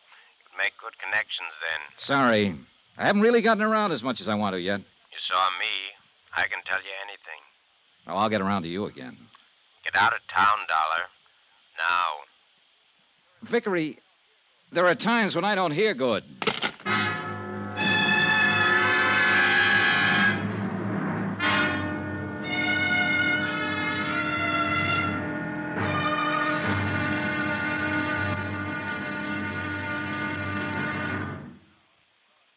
Now, here's our star to tell you about tomorrow's intriguing episode of this week's story. Tomorrow, a lady who promised to love, honor, and obey a building inspector, but wound up a widow.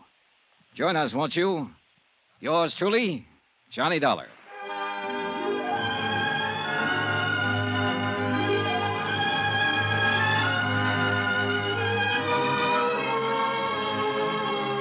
Yours truly, Johnny Dollar, starring Bob Bailey, is transcribed in Hollywood. Written by John Dawson, it is produced and directed by Jack Johnstone. Be sure to join us tomorrow night, same time and station, for the next exciting episode of Yours truly, Johnny Dollar. Roy Rowan speaking.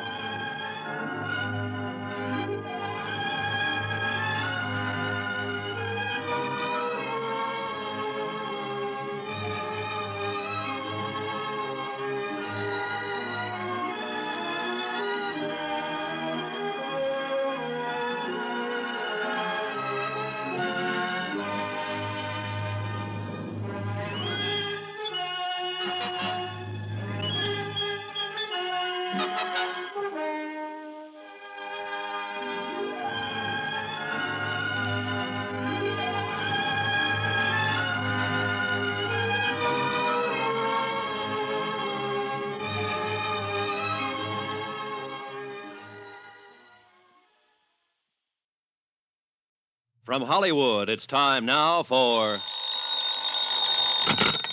Johnny Dollar. This is Florrie Hawkins, Mr. Dollar. Oh, yes. You were the principal of the school.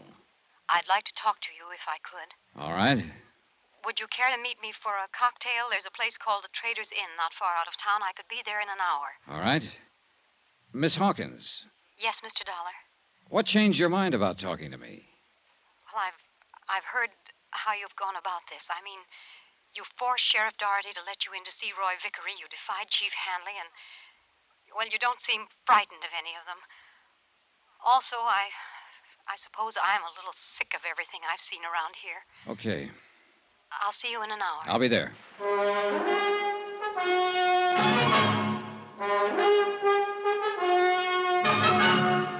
Tonight and every weekday night, Bob Bailey in the transcribed adventures of the man with the action-packed expense account, America's fabulous freelance insurance investigator. Yours truly, Johnny Dollar.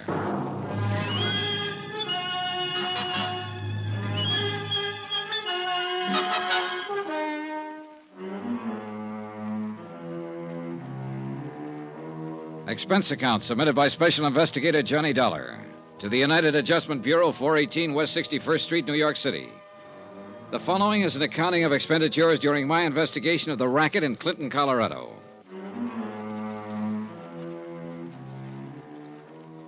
Expense account item 9, $10, one dinner and 4 drinks for myself at the Trader's Inn, 5 miles outside of Clinton, where I waited for Florrie Hawkins to appear.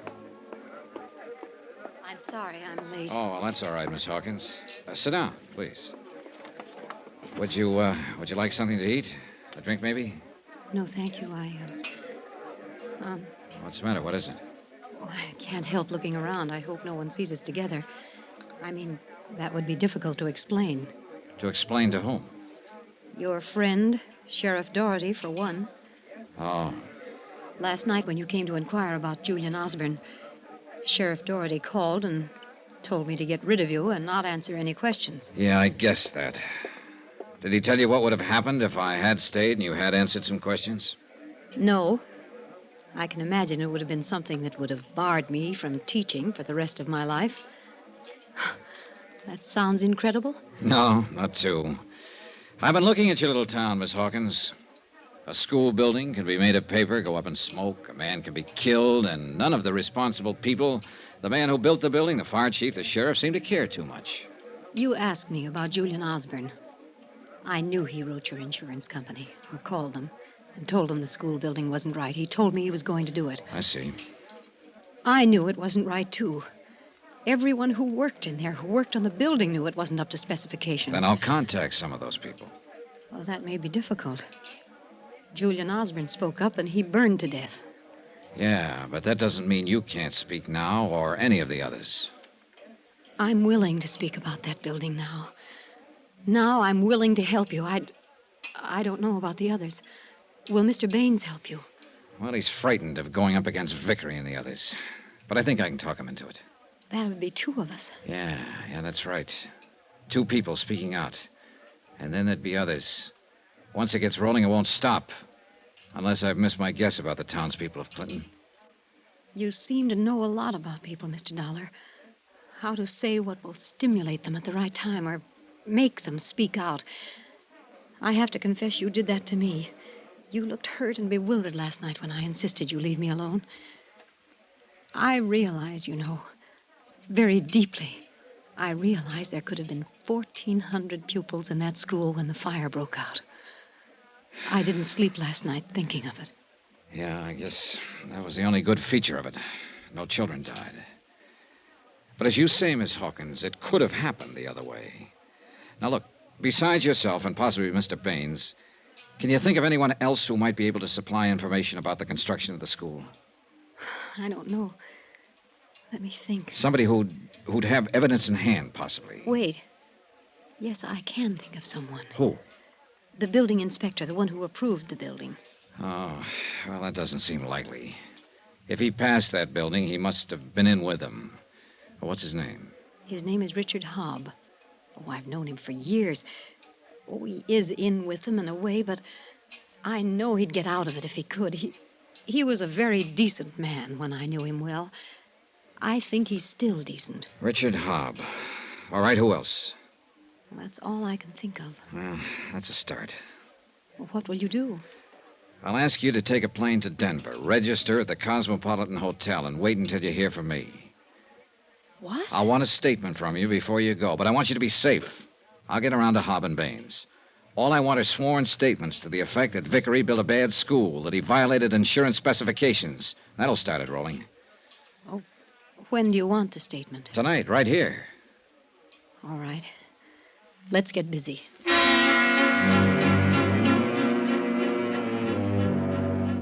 It took an hour to get the statement. After that, I drove her to Grand Junction to catch a plane. Expense account item 10, $1.50, telegram to a friend of mine in the private detective business in Denver. I asked him to meet Florrie Hawkins' plane, see that she was safe and comfortable, and keep an eye on her during her stay in Denver. Then I drove back to Clinton. Item 11, 10 cents, another phone call. This one to David Baines. Yeah, Dollar? Baines, Florrie Hawkins made a statement about the school building and the fire. She's tired of being scared and shoved around. Now, how about you? You want a statement from me? Yes, comparing your specifications with what you saw that actually went into the building. Will you make it out and take it before a notary? All right. If she can, I can. Then what? Then go down to Denver and wait to hear from me. I'll make the statement, but I won't leave town. You'll help me a lot if you do. Sorry. You'll be in danger here. I feel brave. If you're going to play it so broad, I'll do it too. I took his statement directly to the post office and mailed it to myself at the Northern Hotel. Expense account item 12, 40 cents phone calls.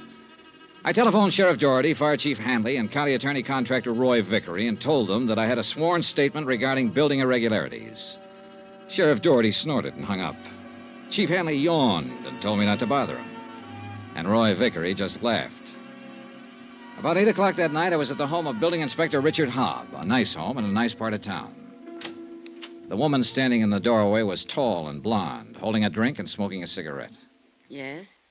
I'd like to see Mr. Richard Hobb. I'm Johnny Dollar. I'm Lucille Hobb. He isn't home right now. But you can come in and wait for him and talk to me. I'm not bad company. Would a drink help? Help what? Whatever's wrong with you. You look tired, Mr. Dollar. It might, but I'd rather not. I just came by to talk to your husband. You said that. What do you want to talk to him about? Business? This time of night? Let's stop talking about him. What do you say? Look, you probably missed your dinner tonight, and you've been getting all of your nourishment out of a bottle, so I'll come back later. You're afraid Dick will walk in. No. I'm not afraid of that, Mrs. Hobb. He's already walked out, and you're feeling sorry for yourself. What? Well, a man, if he lives in a place, has an ashtray or a picture or yesterday's sports section lying around the front room. I don't see anything like that in this room. If I walked over to that closet, 10 to 1, I wouldn't find any of his clothes. And if I tried the drawers, I'll lay odds there wouldn't be a shirt around either. When did he leave? You're crazy. When did he leave? Yesterday. After the fire? During the fire. Where did he go?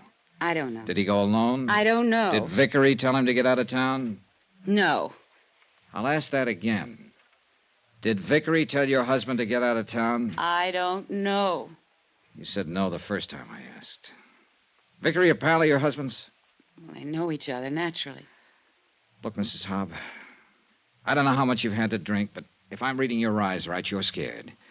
You're scared about what's happened here and what could happen here. And you know your husband's involved. Mrs. Hobb, I want your husband to help me. If he helps me, I can help this town get rid of people like Vickery and Doherty and Hanley. If you see him, if he contacts you, tell him that. Tell him I won't let anything happen to him. Tell him I have statements from 2 people already, and they're being protected. I'll protect your husband. You got all that? I don't know what you're talking about. Good night, Mrs. Hobb. I left her standing in the middle of the living room, drink in hand, staring vacantly at I don't know what. Outside in the crisp mountain air, I took stock of the situation. Richard Hobb, building inspector, who had passed the school building, would be the most important witness I could find to make a statement. The others, from Florrie Hawkins and David Baines, would help. But Hobb's information would be essential to an investigation. I was just coming into my rented car when a sleek, dark limousine pulled up, and Roy Vickery leaned out the window. Come here. Why not? Pretty cold weather to be out so late at night. Yeah, but then I've got a lot to do. You've been in to see Mr. Hobb? Yeah. How's Richard these days? I wouldn't know. I only spoke to Mrs. Hobb. I see. Lovely girl, isn't she? Well, she's a little sad right now. Her husband's missing. He left town during the fire yesterday. Do tell. Yeah, I have a feeling he might have been ordered out of town. Sooner or later, people will be asking the building inspector embarrassing questions about their school. Uh-huh. Were you going to ask him some embarrassing questions, that is? Yeah, sure I was. I was going to ask him why he passed it. I was going to ask him how much he was paid to pass it. I was going to ask who paid him to pass it. And then I was going to ask him to make a statement. I figured you might have had something like that in mind. Well, it's been nice talking to you, Mr. Vickery. I hope I see you real soon. In jail. Hey, Dollar. What? I know you're trying to earn your money and you're working very hard.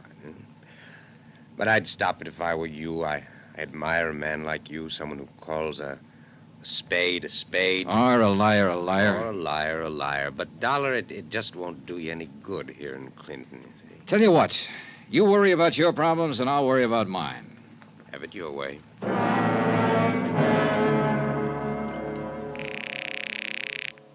Ready with your call to New York, Mr. Dollar? Right. Go ahead, please. Hi, Johnny. Hello, Al. Hey, look, Al, it's a mess here. I've made a little headway. I mean, I'll have a couple of statements coming in, but no concrete evidence yet. Well, what do you think? The school building was a fix or something or other. Money somewhere. I haven't been able to find out. The town's sewed up tight, civically and politically. I can't expect any help from the law or the fire department here. They're in it, too. Oh, that kind of thing, huh? Afraid so. I need help. We'll be there in 24 hours. If they want to play it that way, we'll play it that way. 20 minutes after I hung up the phone and was in bed, I found out how much of a mess it really was. That's when my hotel door opened and a man lurched across the room toward me. Dollar, I've got to tell you, I wanted to get to you yesterday. He stood in front of me, swaying back and forth, his hands clutching the front of his coat. He fell before I could get to him.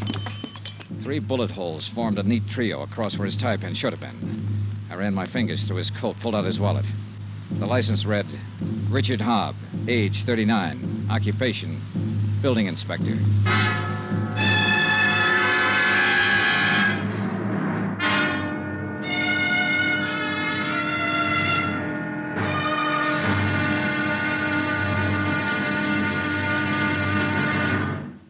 Now, here's our star to tell you about tomorrow's intriguing episode of this week's story. Tomorrow, the town of Clinton begins to fall apart, and it takes a lot of work to pick up the pieces. Join us, won't you? Yours truly, Johnny Dollar.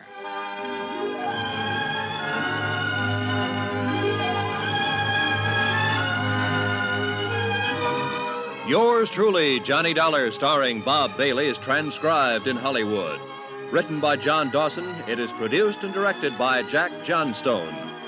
Be sure to join us tomorrow night, same time and station, for the next exciting episode of Yours truly, Johnny Dollar. Roy Rowan speaking.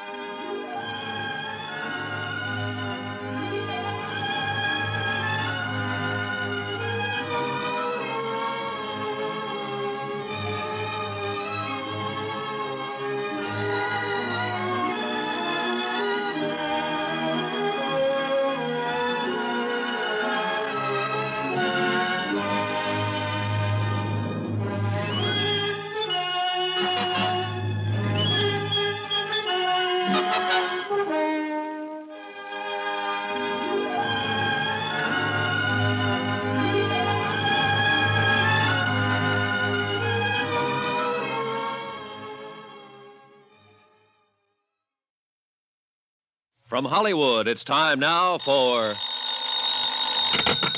Johnny Dollar. Al Davis, Johnny. We're on our way. What? Yeah, we're in Grand Junction now. We ought to be in Clinton in 3 hours. Renting a couple of cars. I brought help. I can use it, Al. There's been a murder here. What? Last night, a building inspector named Richard Hobbs staggered into my room, tried to tell me something, but died before he could get it out. He'd been shot 3 times. Now, look, you be careful. Don't do anything until we get there. That's an order. Yes, sir.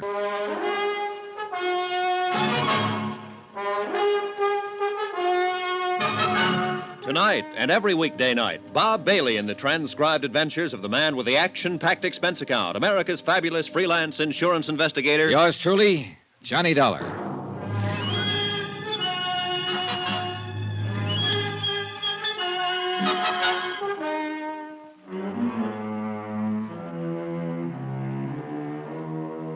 Expense account submitted by Special Investigator Johnny Dollar to the United Adjustment Bureau, 418 West 61st Street, New York City. The following is an accounting of expenditures during my investigation of the Clinton matter. Expense account item 13, 60 cents breakfast. I had it sent up to my room. Right behind the bellhop appeared the tall figure of Sheriff Doherty. How about inviting me for a cup of coffee? Sure. Sit down. Help yourself, Sheriff. Thank you. You know, you're a mighty lucky man. In what way? I was almost holding you for murder, boy. That Hobb fella. Oh, that, yeah. You're looking into it, I suppose. Yep, we're looking into it. I hesitate to ask, but are you getting anywhere? We figure he was shot sometime last night. Found his car downstairs all smeared up. Might have driven in from someplace. Where? We don't know. Well, do you know he blew town when the school fire broke out? We talked to Mrs. Hobb. I talked to her myself. Yeah. Naturally, we want to find out everything we can about this matter. Now, Hobb came up here last night and died in this room of gunshots. Why do you suppose he came here? I never knew the man, Sheriff.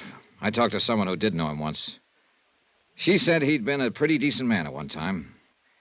If you and Chief Hanley and Vickery didn't tell him to leave town when that fire broke out, he might have told me himself. His conscience might have hurt him about passing a building that never could have stood an inspection. Go on. He might have heard that I was in town investigating it. He might have gotten sick and tired of the cheap, rotten little schemes here in Clinton and come back to help me straighten it out. You don't think much of our town, do you? Not the way it is, Sheriff. And I don't think much of you. In that case, I'll just try to keep out of your way. Do that. You do the same, Dollar. Here.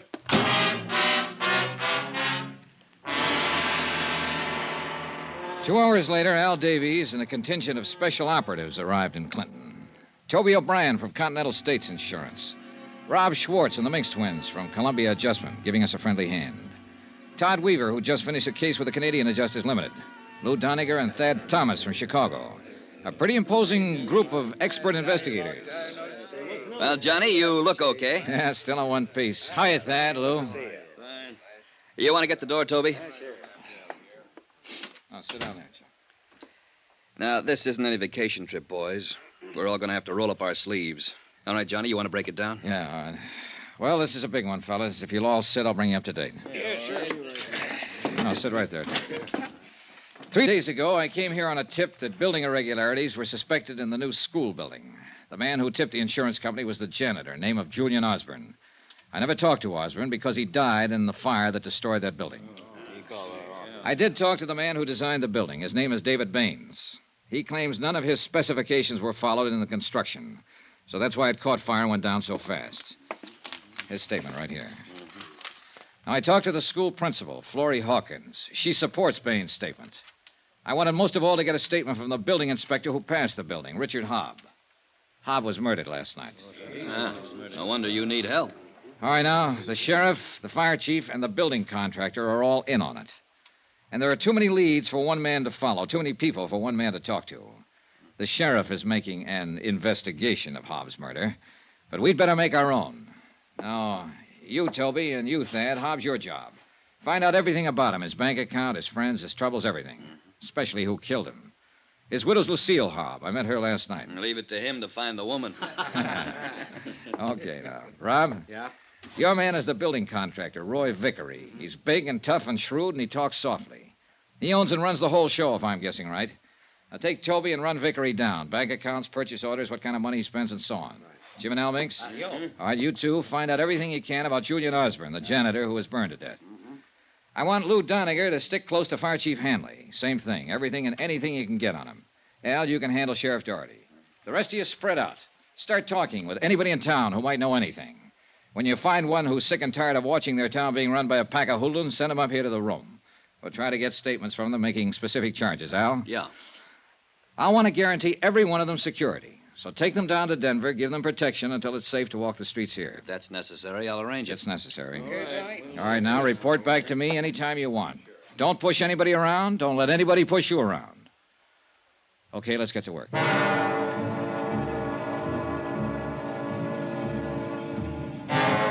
8 strange men moving through Clinton, Colorado, asking questions were as conspicuous as I wanted them to be. I knew everybody in the little town would be hearing about them and watching them. And sooner or later, I hoped that would pay off. An hour went by before I got any action. Johnny Dollar. You the fellow with the insurance company? Yeah, that's right. Who's this? Never mind. You're taking a lot of chances around here. We're going to take lots more. Do you have anything to say? Yeah. My name's Earl Kennedy. I'd like to talk to you. Name the place. You go down and stand in front of your hotel. I'll drive by and pick you up. I went down and stood in front of the Northern Hotel. 5 minutes passed. 10 minutes. And then a car drove up. 2 men in the front seat, 3 in the back. One of them leaned out. Dollar? Yeah. Come on, get in.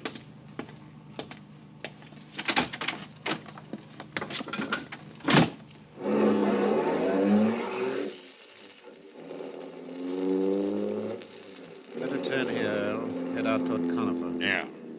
Oh, I'm Earl Kennedy, construction foreman on the school. Hi. I thought you were going to be alone. Man next to you is Frank Gibson. I'm the city editor of the Clinton Times. Those 3 boys in the back are Chuck Borden, Pete Geiger, and John Newton. They all worked for me on the construction. Hi. We seen the guys you brought into town. Really?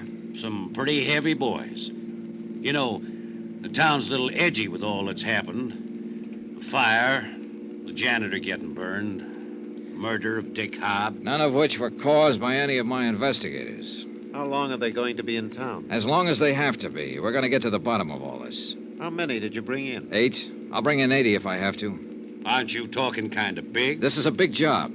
Yeah. This far enough? Turn in here.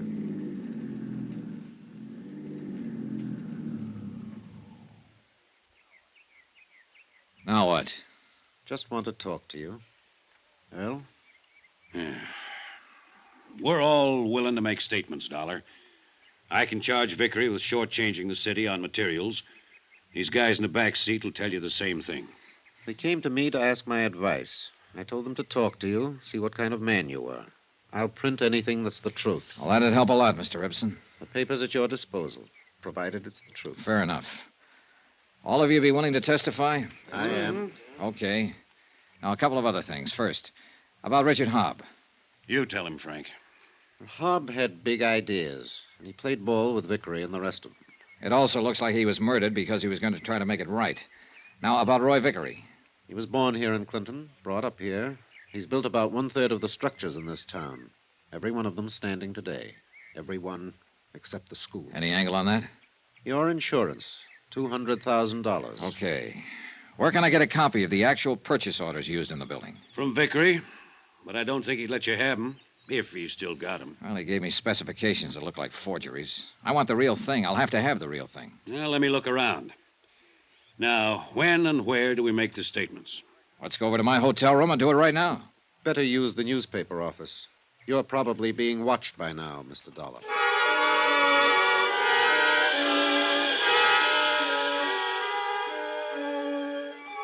Expense account item 14, $10, legal fees. 2 hours later, I hired a notary to attest the sworn statements of Earl Kennedy, Frank Gibson, Charles Borden, Peter Geiger, and John Newton. They were damaging statements that would bear considerable weight in a courtroom, but they were not enough to bring the matter before a court. Al Davies was waiting for me when I got back to my hotel room. Hi. Hi. Come here. What is it? We've got friends. Yeah. 1, 2, 3, 7. Mm-hmm. They've been gathering around the hotel now for the last hour or two. Any of the boys run into trouble yet? No, none they couldn't handle. This could be ticklish, though, Johnny. Huh? Well, if those down there provoked an open showdown. Yeah, that might be the idea. We aren't ready for anything like that yet. We're getting there. Come in. Well, hello, Sheriff. This is Mr. Davies, our chief inspector. Davies, are you the man who brought these troublemakers into town? I brought 8 assistants with me, Sheriff. They're troublemakers. They've been going around asking questions, upsetting folks, getting in the way. I'd hate to see any of them get hurt. Like with those out there on the street? Those men out there are a group of indignant citizens who came to see me in a body and protested this investigation and the way it's being handled. They look more like hired bully boys, Sheriff. I'm asking you and Mr. Davies to withdraw these men you have working in Clinton. I'm asking you to do that by sundown. Suppose we don't, Sheriff. Then you'll take the consequences. Now, wait a minute. What? I don't want to keep you in a state of suspense, Sheriff. We're willing to take the consequences. What? If that crew out there shoot as well as they look, they're pretty rough people to go up against. Let me tell you, every man in this investigation is armed. We won't be intimidated, shoved around, or bullied by you, those bums out there, or anyone in this town. Now, you tell that to Mr. Vickery and Chief Hanley. And then you go home and stand in front of a mirror, Sheriff, and tell it to yourself. You gave us till sundown to get out. I'm giving you until sundown to resign as sheriff. Now, if you don't do that, I'll see that you're forced out of office. Now, what do you think of that? You must feel mighty strong to talk like that. See this, and this, and this. These are all sworn statements from people in this town who aren't afraid of you and Vickery and the others. You'd be surprised how many other people around here are on the verge of making statements, on the verge of not being scared of you anymore. So where are we, Sheriff? I'm going to kill you. Not now, you aren't. Go on, get out of here.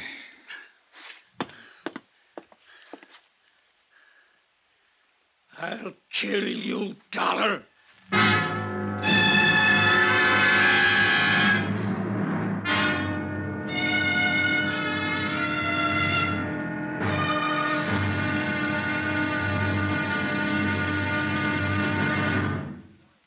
Now, here's our star to tell you about the final exciting episode of this week's story. Tomorrow, the end and the beginning of Clinton, Colorado.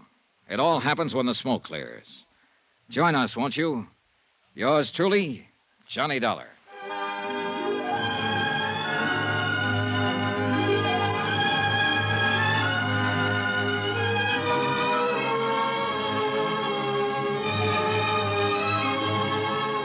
Yours truly, Johnny Dollar, starring Bob Bailey, is transcribed in Hollywood. Written by John Dawson, it is produced and directed by Jack Johnstone. Be sure to join us tomorrow night, same time and station, for the next exciting episode of Yours truly, Johnny Dollar. Roy Rowan speaking.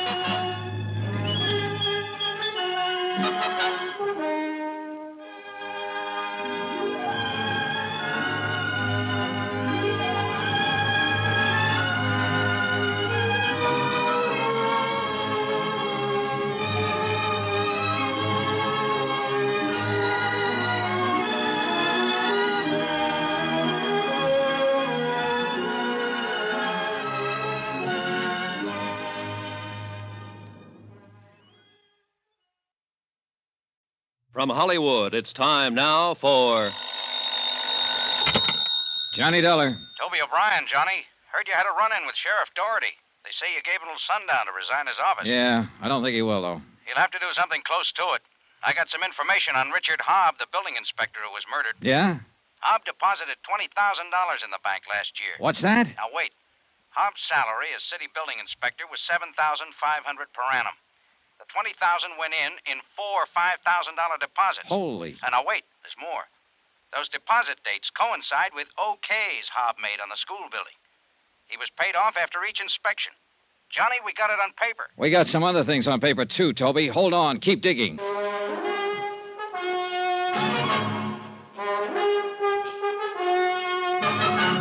Tonight and every weekday night, Bob Bailey in the transcribed adventures of the man with the action-packed expense account, America's fabulous freelance insurance investigator. Yours truly, Johnny Dollar.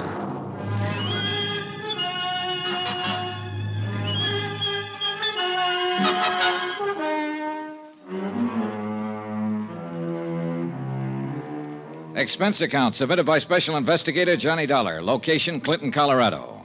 To United Adjustment Bureau, 418 West 61st Street, New York City. The following is an accounting of expenditures during my investigation of the Clinton matter. Expense account item 15, $45 for photostatic copies of deposit slips in the account of Richard Hobb, building inspector, lately murdered. Furnished by one of my operatives, Toby O'Brien. Here you are. Okay. I got a feeling this whole town's coming apart at the seams, Johnny. The sheriff threatened you openly. Everybody who's anybody around here is trying to cover up the school burning down and the way it was built. I think I can hurry up the process. You be careful. These people seem to play for keeps. They've got to realize we do, too. These photostats are the first real bit of presentable evidence that the building was constructed under fraudulent circumstances. Hey, take it easy. Now, you keep the originals. Mail them out to the office. The post office is still pretty honest. Yeah. Also, let it out that we have the information wherever you go. I want them to get worried and steamed up and start acting dumber than they already have been. Okay. Might scare Doherty and Hanley a little bit. That Vickery seems like a different proposition. I don't think he scares. I drove my rented car over to the home of his grieving widow. She answered the door with tears in both eyes and bourbon over the rocks in one hand. She wore a black dress, black and satin and tight, low cut. Not exactly Emily Post for mourning. But as I say, it was black. A black lace handkerchief waved in the air. Oh, Mr. Dollar, I'm glad you came by. I'm so unhappy and lost. Yeah, I can see that. May I come in? Why not? The sheriff hasn't done anything about Richard's murder. I wouldn't rely too heavily on Sheriff Doherty, Mrs. Hobb. I don't think he will do anything. No? Well, don't look so surprised in your hour of bereavement, Mrs. Hobb. You know he won't do anything. I don't know anything of the kind. Why don't you sit down and let's talk? I want you to help me. Well, I'm not sure I can help you. I'm so broken up. Oh, now, if you're not careful, you might drown in those tears. What are you trying Relax, Mrs. Hobb. All right. So I can't really cry about Richard. I never have. But I thought it was expected of me. Some people might expect it. I don't. Now, look. This setup creaks from top to bottom. Your late husband made $7,500 a year and deposited $20,000 in 6 months. Here. Figure? I don't know anything about his money. All I know is the bank told me he had only $300 left. What did he do with it? What do you think? He spent it on other women. Then why the tragic act? I'm not very good at it, am I? Not the best. And it's funny, Johnny, because I really mean it. Oh, I know how foolish I look in these clothes.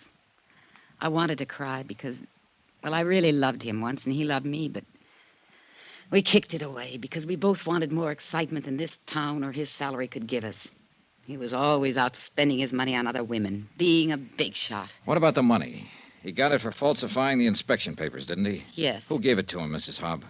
I don't know. Probably Roy Vickery. Who do you think killed him? I don't know that either. What do you know? Johnny, he didn't leave insurance. And I have to live the best way I can. If I stay in this town, I have to keep friends. If I don't want to keep them, I have no choice but to move. And that takes money. I wonder what could possibly be going on in your mind. Your company handles insurance, doesn't it? 263 different kinds. Are you particular what kind of premiums you collect? Well, we pay off on a lot of things. Just what kind of insurance were you thinking about? $2,000 endowment. Got your pen? No, but my word's good at the cashier's cage. What do you got? And I'm trusting you. Richard got that $20,000 from the Clinton Gravel Company for services rendered. Know who owns the Clinton Gravel Company? Roy Vickery? That's close enough. Last night after you were here, Richard came back. I told him what you'd said to me. He said Vickery and the others were going to make a patsy out of him. So he left to see you. And got shot up. Hey, wait a minute. Vickery was outside your house when I left. He might have done it himself. That's all I can tell you. Now, do I get my insurance? If what you say is true, Mrs. Hobb, I'll have to check first. Well, you'll find out. Say, where do you come from, anyhow? Hartford, Connecticut. Connecticut. Say, I got an idea. What's the housing situation in Hartford? Rough. For you, Mrs. Hobb. Very rough. I finally tore myself away from the grieving widow and headed back for the hotel.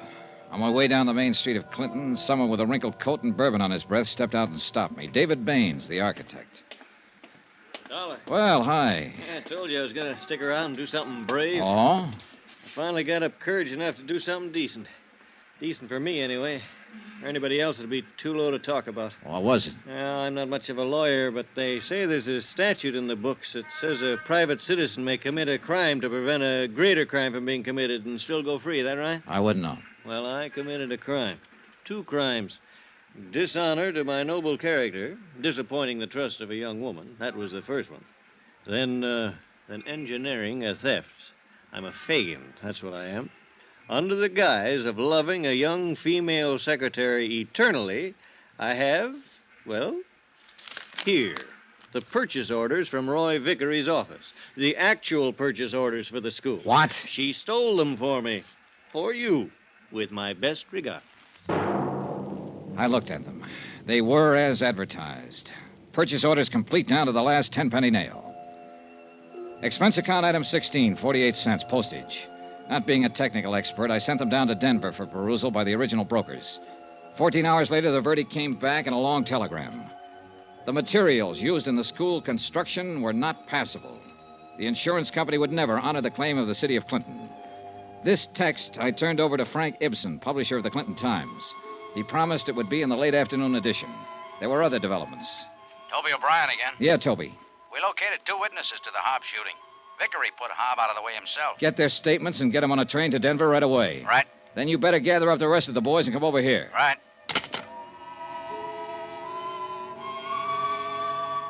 Expense account item 17, 10 cents, 1 newspaper. The afternoon edition of the Times, which carried a complete story of the insurance investigation up to date, naming Vickery as the perpetrator of the school fire and involving Sheriff Doherty and Chief Hanley. I phoned Frank Ibsen and explained his next edition could carry the story of Hobbs' murder by Vickery. Ibsen said he'd make up an extra for that. I'd no sooner hung up the phone than I had visitors. Want to come with us, Dollar? Not particularly. Who are you? Deputy Egan. Sheriff Doherty wants to talk to you. I've already said all I want to say to him. Get out. Guys? Oh, no. Take him out of here. There was strictly no contest. I walked out of the room with a deputy on each side of me and Egan behind me. We were in front of the hotel when I saw Toby O'Brien, Al Davis, and John Newton coming toward the entrance. I kicked out at the nearest man and yelled for help. A few of the local citizens joined in the fight, and Sheriff Doherty's 3 deputies got the worst of it. We took them all back up to my room. Now, sit down. All right, Egan. You're going to be arrested for this, Dollar. Where were you going to take me? Where? Place on the edge of town. Clinton Gravel Works. Why? Doherty said to bring you back. He wanted to see you. Who's there with him? I don't know. The Clinton Gravel Works was a large building and tall shaft set on the edge of a frozen lake. Parked near the entrance was a long black limousine, such as a well-to-do contractor might drive. A white supercharged sedan, such as a fancy Western sheriff might use, and a red sedan, unmistakably belonging to the fire chief. We covered all the exits, and Toby O'Brien and I went in the front way. We were halfway up the steps when things began to happen. You all right? Yeah, come on.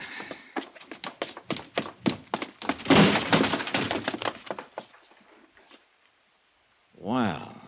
Hello, Dollar. All right, lie still, Vickery.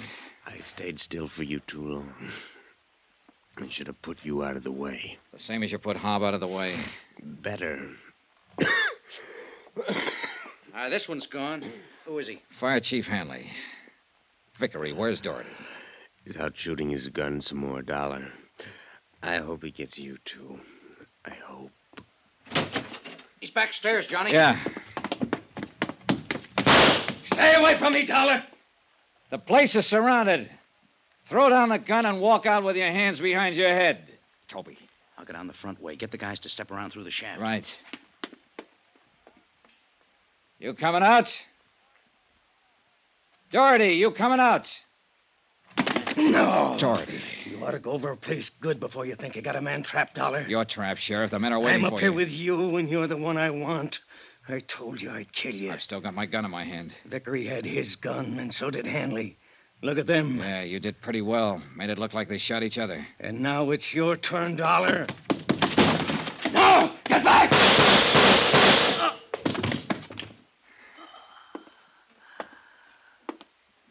Okay, Johnny? Yeah, just a nick. Hey, get a doctor, will you? Yes, sure. Well, Sheriff? I guess I kind of forgot some. Yeah, what's that? The part about the falling out among thieves, Dollar. That was Sheriff Doherty's last statement. He died on his way to the hospital. Roy Vickery recovered and was arraigned on charges of murder, conspiracy, 28 counts all told. Chief Hanley was dead. Expense account item 18, $62, board and room. Item 19, $58, miscellaneous. Item 20, $164, transportation back to Hartford. Total expense account, $2,385.03. Yours truly, Johnny Dollar.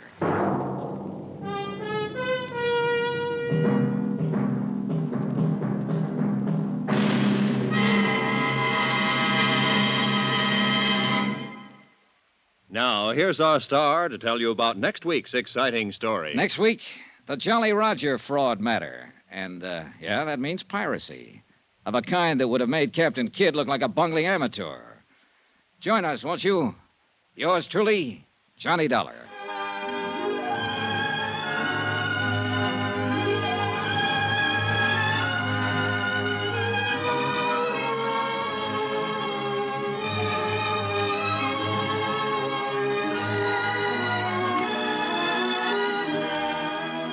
Yours truly, Johnny Dollar, starring Bob Bailey, is transcribed in Hollywood. Written by John Dawson, it is produced and directed by Jack Johnstone. Heard in this week's cast were Jeanette Nolan, Lucille Meredith, Carlton Young, Herb Ellis, Jack Petruzzi, Bob Bruce, Herb Butterfield, Paul Richards, Edgar Barrier, Russell Thorson, Jack Moyles, and Frank Gerstle. Musical supervision by Amerigo Marino. Be sure to join us on Monday night, same time and station, for another exciting story of yours truly, Johnny Dollar. Roy Rowan speaking.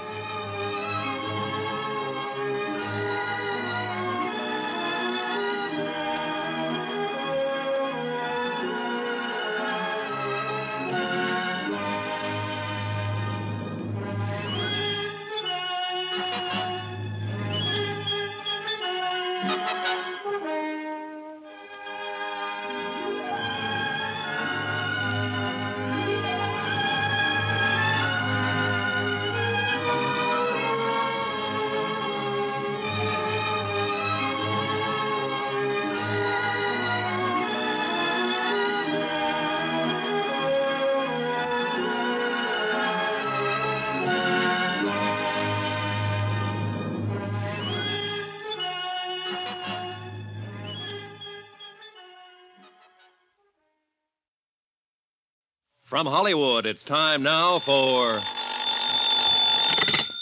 Johnny Dollar. Hi, Johnny. Pat McCracken at Universal Adjustment. Hello, Pat. Listen, I have something here I think maybe... Whoa, hold it, boy. I've already packed. Huh? You are? Yep, taking off in about an hour. First plane out I can get. Well, how'd you know? I've been planning it for months. How could you? It only happened last Thursday. Pat. Yeah? I'm going on a vacation far, far away to sunny Southern California. Little town of La Jolla. And to help me keep out of sight from such as you, I'm taking along all my skin diving outfit. Bye. Well, wait, Johnny. That's right next door. To what? The case I want you to handle for us in San Diego. Just changed my plans, Pat. I'm going to Florida. No, listen, Johnny. There's enough commission on this case to pay for 2 vacations. And as long as you're going to be right there in Southern Cal anyway, look, why don't you drop in on me before you take off? Okay, sucker. What? Just talking to myself. I'll see you.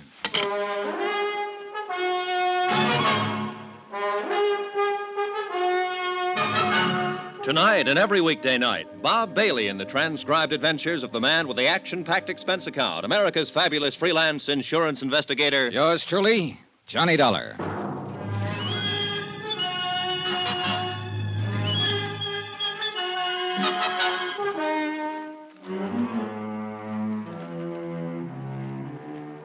Expense account submitted by Special Investigator Johnny Dollar to the Universal Adjustment Bureau, Hartford, Connecticut. Following is an accounting of expenditures incurred during my investigation of the Jolly Roger fraud. Expense account item 1, taxi for myself and my vacation luggage to the offices of Universal Adjustment, 436 Parley Street, Hartford, in the hope I could argue both Pat McCracken and myself out of taking on the case.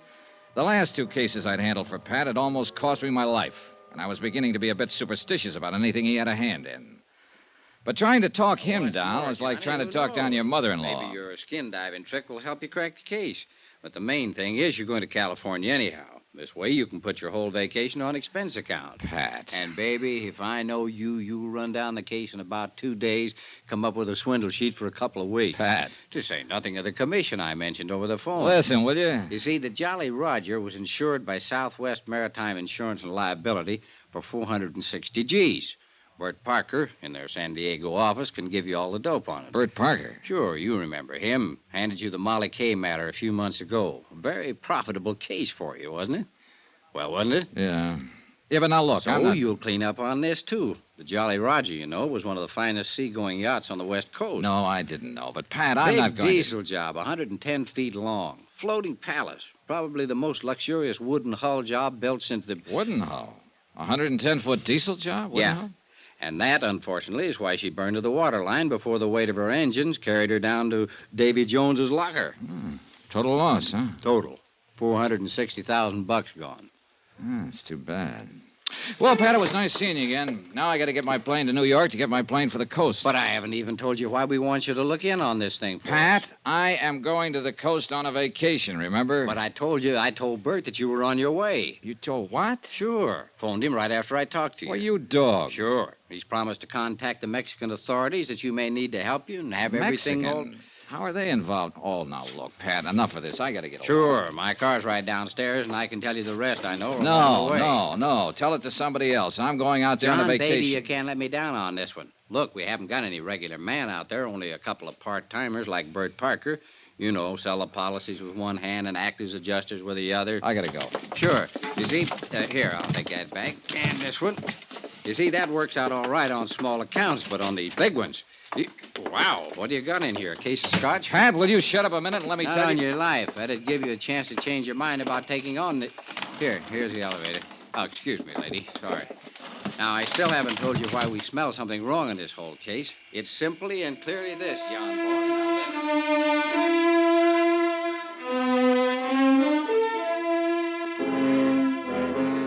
Yeah, it's simply and clearly this.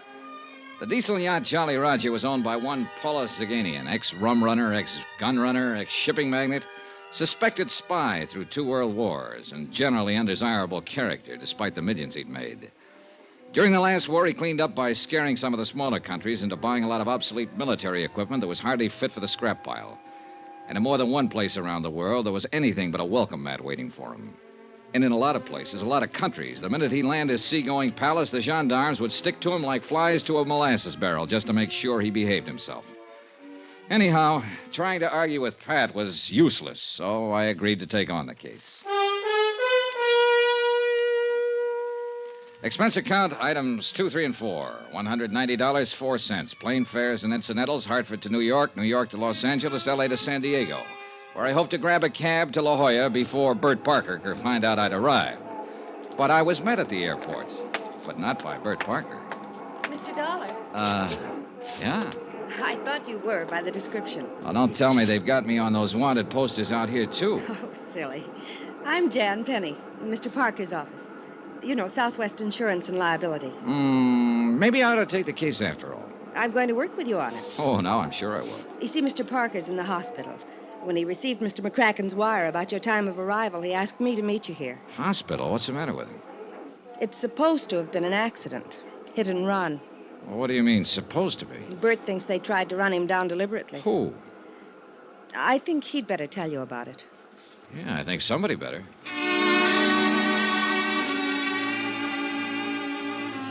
We picked up my luggage, dropped it off at a hotel. I phoned the place I'd made a reservation in La Jolla and told them I might be a day late.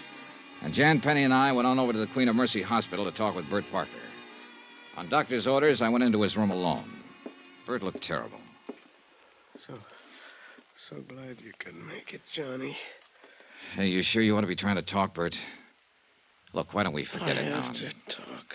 Well, I can, Johnny. They tried to kid me, tell me I'll be out of here in a couple of days. That lying, I saw the chart. Internal bleeding. Hey, Bert, take it easy, will you? Look, the doc said you have to take it easy. Why can't your gal Jan tell me all I need to know on the case? She can't accept this getting run down. Yeah, she said she thought it wasn't an accident. She thinks. I know. Yeah? Phone calls. Threatening phone calls. Threatening? About what, Bert? Because of holding up on this claim. Somehow somebody found out I called Hartford. Asked for investigation. Who? Nagin denies that he... The owner of the Jolly Roger? Yeah. Denies knowing anything about the calls, but they weren't kidding Johnny. That's why I'm here. Then they probably know I was asked to come out here. Johnny. Yeah? Johnny better go back. Drop this one. Oh, Bert. If they know you're here, they may try to... Johnny. Yeah? Hurts, Johnny. Nurse. 3 hours later, while Jan Penny and I paced the corridor, Bert Parker died. The only thing I'd learned from him was that I'd better be careful. Mighty careful. I took Jan Penny to the roughest, toughest dive I could find, Ray Kemper's Cat Club, in the hope we could both drown a sorrow or two. Why, Johnny? Why did it have to be Bert? You liked him, didn't you? I loved him. I loved Bert. Now he's... Let's have another drink. Hey, Jan, don't you think maybe... Okay. Waiter! Waiter, 2 more, please. I know this is no way to face it, Johnny. It's all right, Jan. I came out here like everybody does. Every young female kid who's been told she's prettier than the rest. You know, the movies, Hollywood, glamour, all that stuff. Yeah, I know. But it was rough. It was too rough. And I couldn't play the game they seemed to want to play out here. And I was all set to go back to the farm country and settle down to the same dull. But then I met Bert. Instead of giving me just a lot of fast talk, he said he wanted to help me. And he did, Johnny. He really did. Took me into his office here in San Diego. And we made this office, Johnny. We did. And he still didn't try to make any advances because he knew I wouldn't want that. But what he didn't know was that I loved him for it. That I loved him. Now he's gone. Hey, look, Jan, there's nothing we can do about it. Except try to finish the job he started on the case that put us here drinking too much and trying not to think of him and thinking of nothing else but him.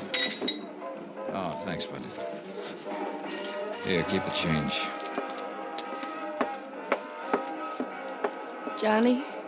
Yeah? You're like Bert. You're straight. I'm glad. Easy, gal. Maybe you didn't know him as well as I did. But you cared about him enough to do this, and Jan, take it easy. Listen, Jan. Yes? Grab your coat. I'm taking you home. I'm all right. Really, I am. You've got a double job to do tomorrow, his as well as yours.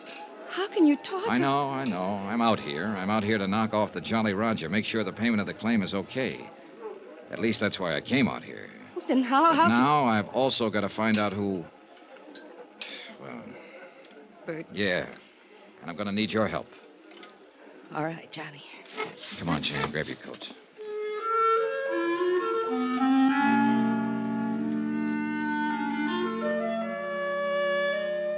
I took her home to her little apartment on East Drive. I didn't go up for the usual nightcap because I didn't want to. And I knew Jan didn't want me to.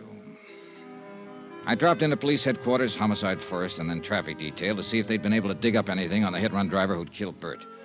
Nothing. Apparently, the threat he'd received just before the so-called accident was something that only he and Jan had known about. The expense account? Oh, I don't know. Call it $10. A couple of cabs, a couple of drinks, or maybe 6 or 8, or... I'm kind of tired tonight. Bert was a nice guy. Jan's a nice girl. In the morning, I'll call the hotel in La Jolla and delay my reservation there another day. Meantime, I'll get some sleep, I guess. Maybe I'll even cook me up a dream or two about skin diving and sunning on the rocks at La Jolla after all this whole rotten case is cleared up. Get myself a good winter tan to take the place of this high eastern pallor I've been trying to get. Oh. Hello. Hello. Johnny. Hello? Johnny, listen. Hello, I can't... Jan? Yes, Johnny. Listen to me. Yeah. We must have been followed tonight. Huh? Jan?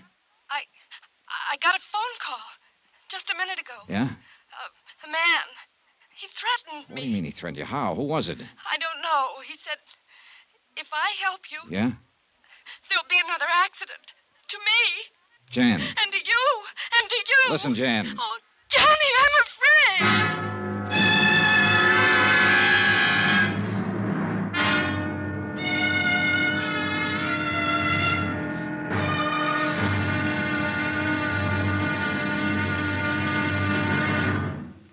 Now, here's our star to tell you about tomorrow's intriguing episode of this week's story. Tomorrow?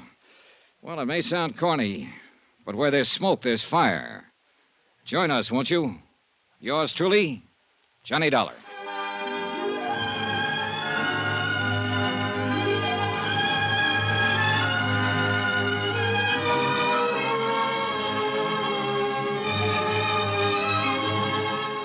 Yours truly, Johnny Dollar, starring Bob Bailey, is transcribed in Hollywood. It is produced and directed by Jack Johnstone, who also wrote tonight's story. Be sure to join us tomorrow night, same time and station, for the next exciting episode of Yours truly, Johnny Dollar. Roy Rowan speaking.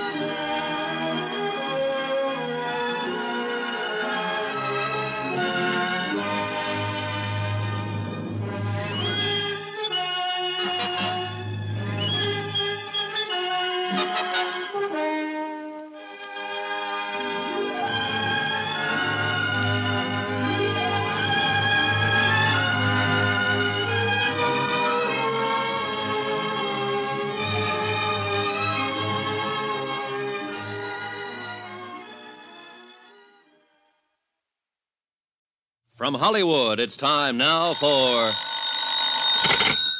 Johnny Dollar. Johnny, this is Jan. Yes, Jan. A minute ago, after you left me here at my apartment, I got a phone call. Yeah? A threat. If I help you on this case, there'll be another accident. Huh? Like the one that happened to Bert. Fatal. To me. Jan. To you. Oh, Johnny, I'm afraid. Stay right where you are. I'm on my way over.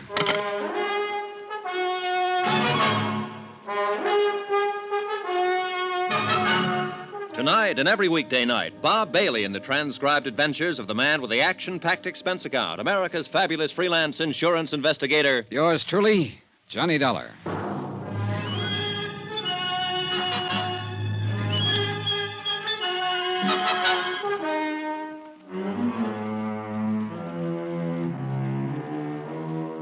Expense account submitted by Special Investigator Johnny Dollar. To the Universal Adjustment Bureau, attention Patrick McCracken. Pat, I'm addressing this to you instead of to the Southwestern Maritime Insurance and Liability because Southwestern's sole representative here in San Diego, California, Bert Parker, died yesterday in the hospital, presumably of an accident. But I don't believe it. I think it's because he knew too much about this case, the Jolly Roger fraud. Item 6, 270, cab fare and tip from my hotel to the little apartment of Jan Penny, who had been Bert Parker's secretary before he was killed.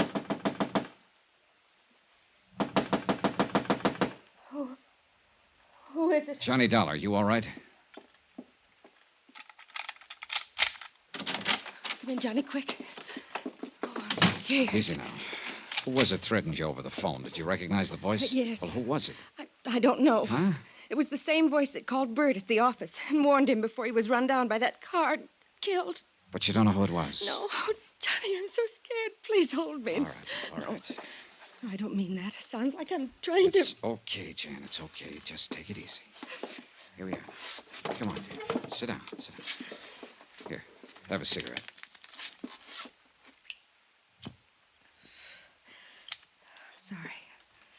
I'm sorry, Johnny. I guess it's just been too much for a gal. Yeah, sure. I don't doubt it. I thought when I bought you a few drinks tonight, you'd be able to come back here and sleep and forget what's happened. Forget about Bert being killed. It's because he held up the claim on the Jolly Roger, because he sent for you. That's why they're threatening you, too. Oh, Johnny, be careful. And you have no idea who they is? Of course I do. The same idea you have. The man who owned the Jolly Roger before she burned and sank. Paulus Zanagian. Just how much do you know about Zanagian? Only what Bert told me.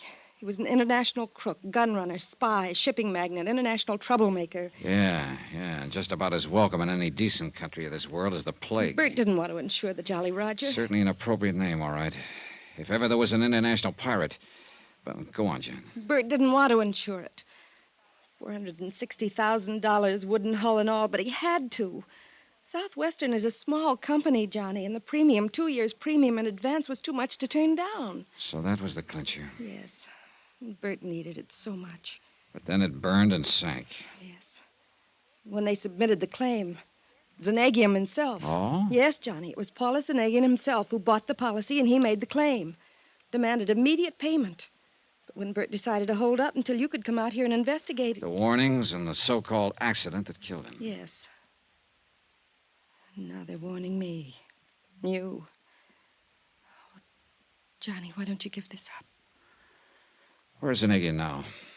Here in San Diego at the Larchmont. And you're sure it wasn't he who called you tonight, who called Bert and warned him? I'm sure. I would have known his voice, his accent.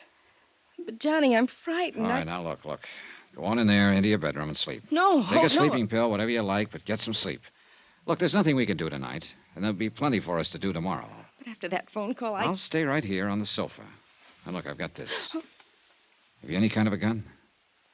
No, Johnny. Well, now go on in there, lock your windows, close the drapes, and get some sleep. That's orders. All right. Good night, Johnny.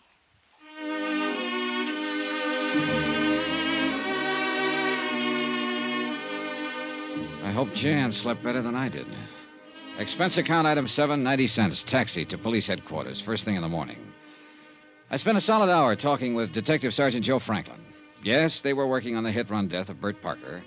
No, they hadn't come up with any leads. All he knew was that Bert had left his office late, was shortcutting his way through an alley to where his car was parked, had been knocked down when he reached the end of the alley. No witness, no tar marks, nothing. They'd questioned Jan Penny about possible enemies and come up with the same answers I did, but no evidence. Item 8, taxi to the Larchmont, where the desk clerk announced my arrival to the penthouse suite. Come in, sir. I've been waiting for you to call on me. Mr. Zanagian? Terribly distressing news about your colleague, Mr. Parker. I feel... Oh, sit down, won't you? Thanks. Tell me, sir, have the police found any clue as to who ran down and killed the poor man? Oh, you know that he died last night? Oh, yes, of course, within a few minutes of when it happened. But was Sergeant Franklin able to give you no inkling of who might have done it? Oh, do not look surprised, my boy. I not only know of your visit to police headquarters this morning, but of everything else you have done since your arrival here in San Diego. Well, that's very interesting, Mr. Zanagian. Yes, isn't it? But I'm sure the reason for it is very obvious. Is it? Of course, my friend, of course. I am depending on you to see that prompt payment of my insurance on the Jolly Roger is made. After all, that is the only reason for your being sent here. Who told you Therefore, I feel it my obligation to see that nothing happens to you, that you are given, shall we say, adequate protection during the time you are here acting in my behalf. Mr. Zanagian, before you That go is any... why I have made a trusted man responsible for watching over you at all times during your stay. Uh-huh. I suppose that's just a polite way of saying that you've had somebody tailing me since I got here. Oh, by the way, a lovely girl, Miss Penny, isn't she? And she was so devoted to Mr. Parker. Terrible shock to her, his death. Your solicitude to her is to be highly commended. You really keep tabs on things, don't you? But now, let us get down to the business at hand. Yeah, let's. The loss of the Jolly Roger came at a most inopportune moment. My crew were testing some new equipment in preparation for a somewhat lengthy trip abroad. When the accident occurred, they sent her to the bottom out near the Coronado Islands. Just what kind of an accident was it? What? Oh, forgive me, dear man. I forget you have not yet contacted the Coast Guard for the details of the whole affair. That's right, but how did But you... I am certain you will. So why should I bore you with information you will only have to hear all over again from them? Suffice it to say, dear sir, that the loss of my beautiful yacht was due to some mechanical failure, so to speak. Something with the electrical system, I believe it was. Yes, I do. But my point to you is simply that I must have settlement of my claim without delay so that I can leave the United States as soon as possible. For where? Do you mind? Oh, no. Of course I don't mind. But why bore you with my personal affairs? So urgent is my need for immediate settlement that I can only remind you that I am a most generous person. Which is to say, I can assure you of ample reward for anything you may do to expedite payment to me of the Now, just hold on a minute. I'm sorry, my dear sir. Oh, dear me, I'm sorry. I've seemed to monopolize the conversation, haven't I? Mr. Zanagian, let's stop beating around the bush. An insurance claim for $460,000 is investigated in any event. Bert Parker seemed to think there was something wrong with his claim. He said so, and apparently it cost him his life. The same threats that were made to him have been passed on to his secretary, Jan Penny, and to me. And if that doesn't make the whole case smell to high heaven... my dear all right, sir. All right, now. Now you're trying to bribe me to make a quick settlement.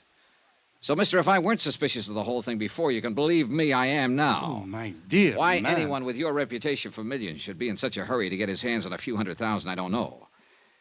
But if I were you, I'd sit back very quietly and prepare for a long wait to see if you get it at all. Oh, how unfortunate this attitude for you. That a threat? No, dear boy, not at all. I am simply thinking of how much easier it could be for you.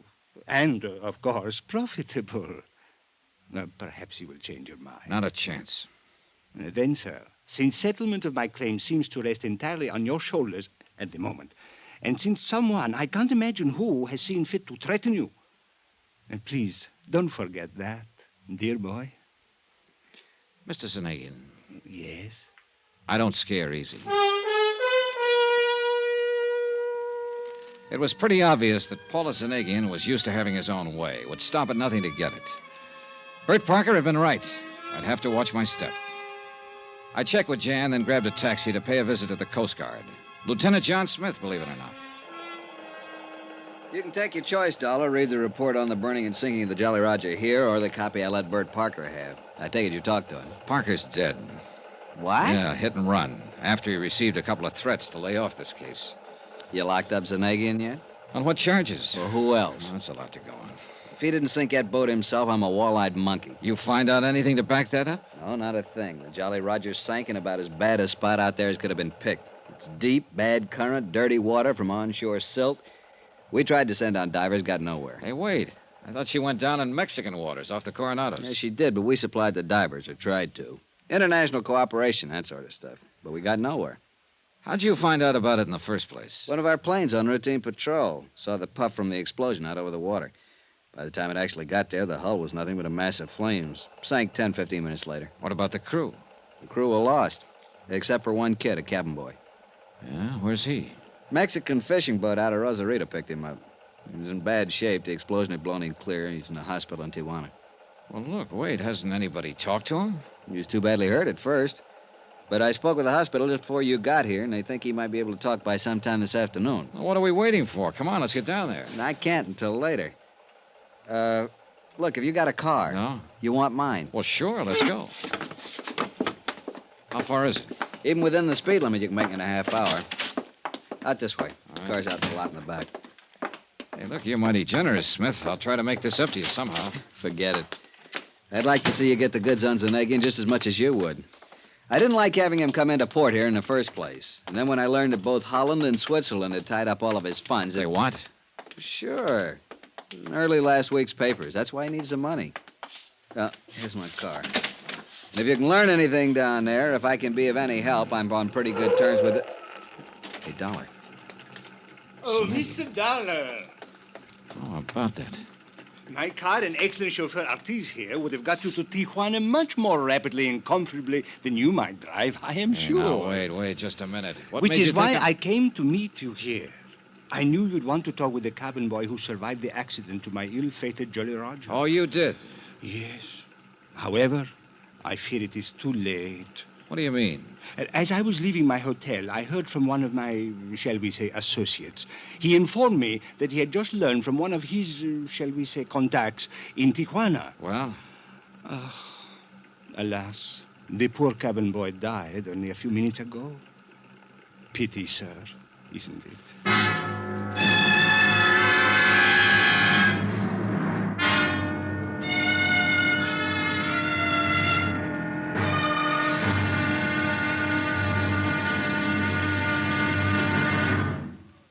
Now, here's our star to tell you about tomorrow's intriguing episode of this week's story. Tomorrow, a dead man talks. And what he has to say isn't very pleasant. For it all adds up to just one more good, solid thread on the life of yours truly, Johnny Dollar.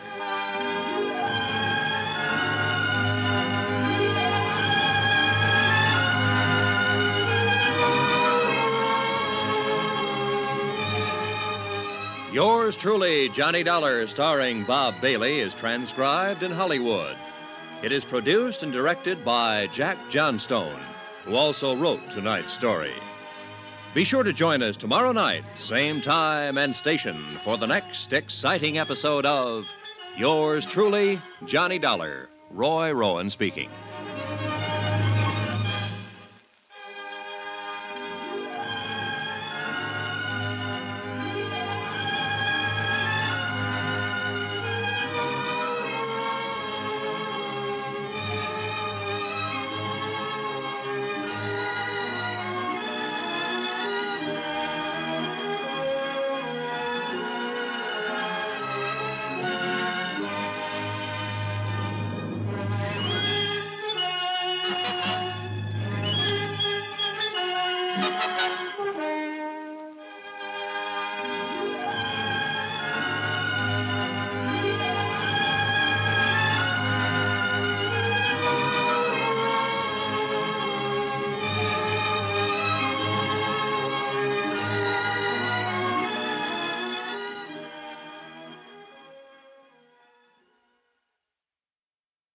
From Hollywood, it's time now for...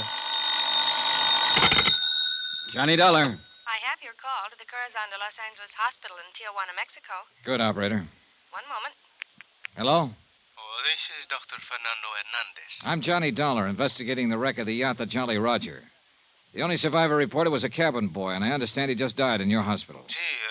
Yes, but under most unusual circumstances, Senor Dollar. That's exactly what I wanted to know. Also, Senor, there are some things he told me earlier that I think you ought to know. Doctor, I'm on my way down there to Tijuana to see you.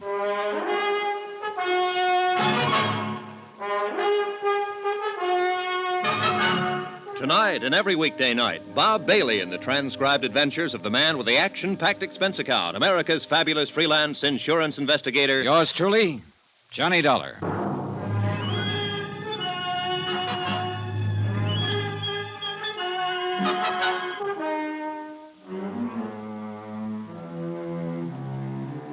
Expense account submitted by Special Investigator Johnny Dollar. Location, San Diego, California. To the Universal Adjustment Bureau, Hartford, Connecticut. Assignment, the Jolly Roger fraud. $460,000 worth of palatial yacht gone down to Davy Jones's locker. Expense account item 9, 40 cents, telephone call. To the hospital in Tijuana from a phone booth at Coast Guard headquarters here in San Diego. Because of the knack Paula Zanagian seemed to have for knowing everything I did, everyone I talked to, even on the telephone, I was afraid to let my call go through even the Coast Guard switchboard. But before leaving for Tijuana, I checked with Jan Penny and talked briefly again with Lieutenant Smith. You mean you think Zanagian had somebody put that cabin boy out of the way before you could talk with him, Dollar? The doctor only said that he died under unusual circumstances. But yes, that's exactly what I think. What's more important right now is that apparently the lad told the doctor a thing or two before he died. So I'm going on down there. You want to use my car? Well, Zanagian seemed to know I was going to use it before. He'll probably expect me to use it now. So you better give me a rental car. Have it delivered to my hotel, service entrance, under your name. Okay. Zanagian made no bones about it when I talked to him. He's having me tailed. And he'll probably try to do the same thing to me that he did to Bert Parker, once he's sure I'm trying to block his $460,000 claim. Dollar. But me, I aim to stay alive. Until I can not only prove his claim of fraud, but see him sent up for murdering Parker and the lads who went down with the Jolly Roger. Dollar, why don't you get the police in on this with you? If your life's in danger... I want to do it alone. Hey, one more thing. Yeah? You're sure that Zanagian needed money?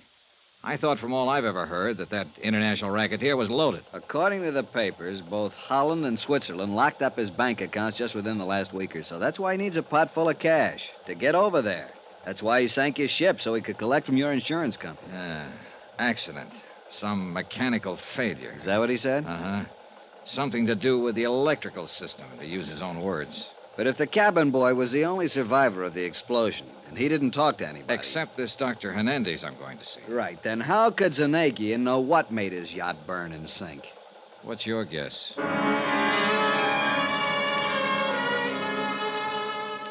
Expense account, item 10, $50, deposit on rental car. On the way back to the hotel to pick it up, I kept looking for somebody that I could identify as the tail Zanagian had put on me. But if he was there, I couldn't tag him. And as I drove the few short miles from San Diego to Tijuana, I began to wonder if maybe I was just too small fry for Paula Zanagian, shipping magnate, munition maker, international spy, to bother with. Nonetheless, I still kept an eye out for a familiar face, or more to the point, for a familiar car that might be following me.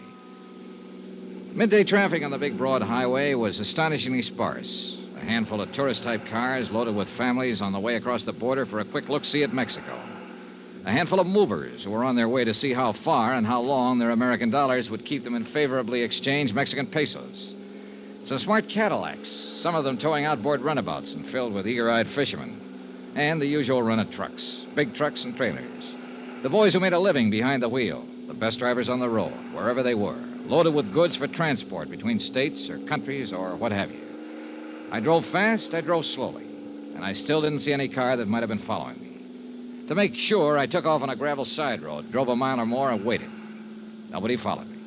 So I finally gave up and went back to the main highway. At the border, I asked the guards where the Corazon de los Angeles hospital was, drove the car to it, parked in back, and asked the first nurse I could find, and I should have stopped right there because she was beautiful, asked her where Dr. Hernandez hung out. Hernandez spoiled a beautiful romance in the budding and led me into his office.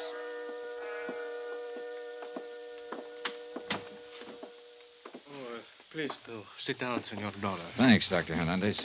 I'm so glad you've come. We here at the hospital, I must confess, were somewhat concerned when the fishermen brought in the poor young cabin boy who survived the wreck of the... what was his name? The Jolly Roger. Yeah, that's right. Zanagian couldn't have picked a better one. So? Jolly Roger's the name of the flag that pirate ships used to fly, skull and crossbones. I suppose you know. See, I know. He was a glorified pirate preying on the whole world. I'm a student of history, senor, modern as well as ancient. In his small, selfish way, I realize that Paula Zanagian has looted the whole world. A dangerous man. You say you were worried when his cabin boy showed up. Because there was a man who called and wished to visit him. Insisted on it. Oh? See, but of course, because of his condition, we could not permit it. The explosion of the ship had done a great deal of damage to his small body.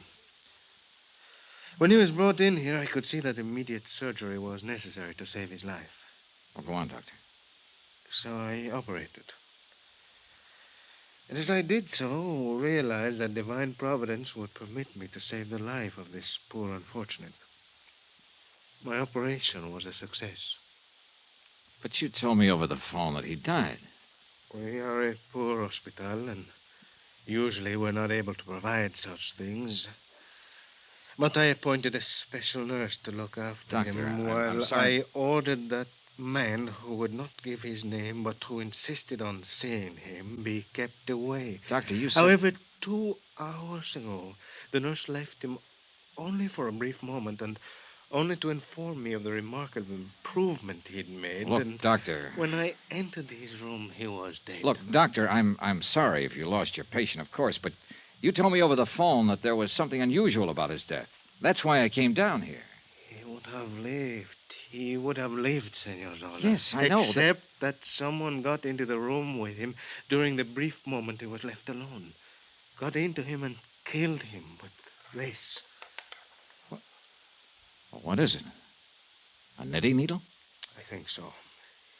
He would have been well again, Senor, but he was killed. Murdered. Have you told the police about this? See, and they are what you call at a loss. Oh, brother. Well, how do you think I feel? I was going to tell them what I knew about the unfortunate boy when your telephone call came. Then I decided perhaps I'd best talk to you first. Well, just what is it you know about him? It is what he knew about the sinking of the boat. The Jolly Roger. See.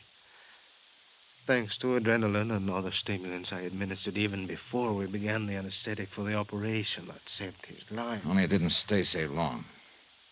See. He regained consciousness long enough to talk with me. He talked a great deal. Well? Well, Doctor, what did he tell you? My notes. I kept very careful notes in this drawer. And... What is it, Doctor? What's the matter? The notes I had, they're gone. Gone? Here. I kept them here because I knew they'd help to solve the crime of the sinking of the ship. Well, what did this boy tell you? Notes or no notes, Doctor? You must remember something of what he told you. Well, see, yes. Well, what? That he'd seen a strange device taken aboard the ship. He was young and curious, as all boys are. Yeah? That only the captain of the vessel had handled it, had taken it to the engine room. That he had inquired about it and been told to mind his own affairs. Well, what kind of a device was it? Did he tell you? Like a clock, he said. A clock on a large box, like an alarm clock. It was set for 2:35. He hold everything. That was the time the Coast Guard patrol plane saw the explosion. I knew that. All right, go on, Doctor. That, Senor Dollar, is all. Well, I don't know about you, but it sounds to me like Zanegian or one of his men or both planted a time bomb in the engine room of that yacht. See? No. Now, wait a minute. Yes? If the captain knew about it... Hey, look, Doctor, the U.S. Coast Guard reported that the only survivor was this cabin boy. Now, surely the captain wouldn't have let himself get blown up. Oh, no, he would not, except for one thing. Yeah? And I tell you only what I know from the cabin boy. Oh, yeah, what's that? This trip was a test. Before the ship, the yacht, was to go on a long trip. It had many new devices on it. Uh-huh. A large, tall mast for what you call a radar. Yeah, go on. The captain, when they reached a point of the Coronado Islands, ordered a small boat put, over the side. Yeah, that's right, go on. But in doing so, the radar mast, fell down, and the captain was struck by it. Therefore... Doctor, now listen carefully. Tell no one you've talked to me. Tell your local police, if you like, what you learned from the cabin boy. Report it to your Coast Guard or whatever you have to do down here in Mexico. But don't, under any circumstances, let anyone know you've talked to me. I do not understand, senor. You wonder where your notes on the cabin boy are? Well, if you ask me, Zanegian is looking them over right now. Impossible. Nothing is impossible with a guy like him. Now, what I'm getting at is this. I'm a marked man, Doctor. He's after me, and he'll be after anybody who tries to help me. Cannot believe. Well, you'd better, if you want to stay in one piece, so take no chances. I don't think I was followed down here, but I may have been. If so, your life is in danger, same as mine. So please, watch your step until I can pin whatever it takes on Zanegian to send him up for life. Oh, this is fantastic. Yeah, sure it is. But outside of you and a girl named Jan Penny and... Doctor, may I use that phone of yours for a call across the border? Well, of course. Here. Thanks. Hello? Hello, operator. I want to call Coast Guard headquarters in San Diego, California. Lieutenant John Smith.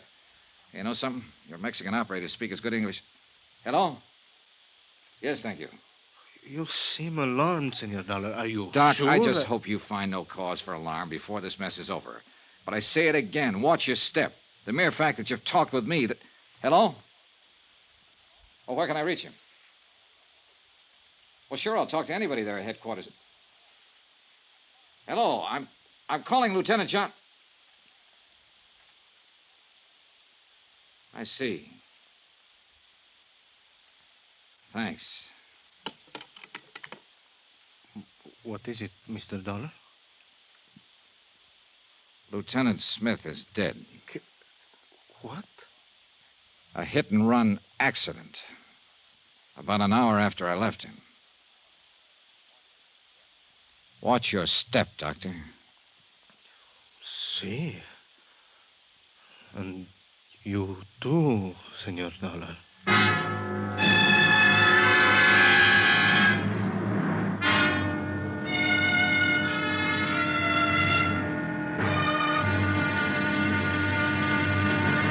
Now, here's our star to tell you about tomorrow's intriguing episode of this week's story. Tomorrow, some real help from two close friends. You know, close enough to kill. Join us, won't you?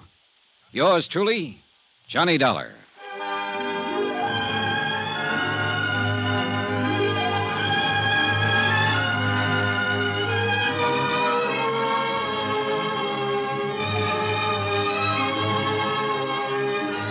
Yours truly, Johnny Dollar, starring Bob Bailey, is transcribed in Hollywood. It is produced and directed by Jack Johnstone, who also wrote tonight's story. Be sure to join us tomorrow night, same time and station, for the next exciting episode of Yours truly, Johnny Dollar. Roy Rowan speaking.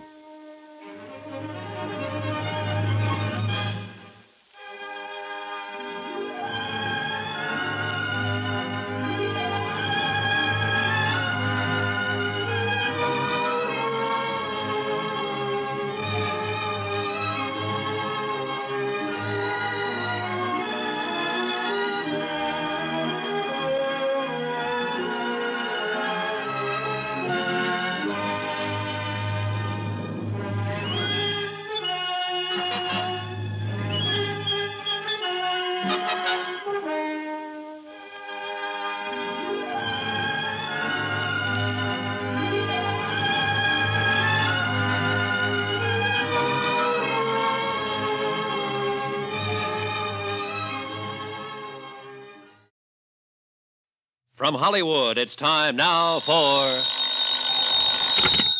Johnny Dollar. Sergeant Franklin, San Diego Police Homicide. Oh, thanks for returning my call. What are you doing in Tijuana? Following a lead on the sinking of the Jolly Roger, what else? I still think that yacht was sunk by her owner, Paula Zanagian. You're not alone, Sergeant. Listen. Yeah? Bert Parker of the insurance company was suspicious. He held up the claim, so he was killed. Hit and run. I know. Lieutenant Smith of the Coast Guard was helping me with the case. Now he's been killed, also hit and run. We know. We're working on it. Jan Penny, who was Parker's secretary, is helping me, too. Get it? I get it. I'll assign a man to protect her immediately. Good. But, Dollar... Yeah? What about you?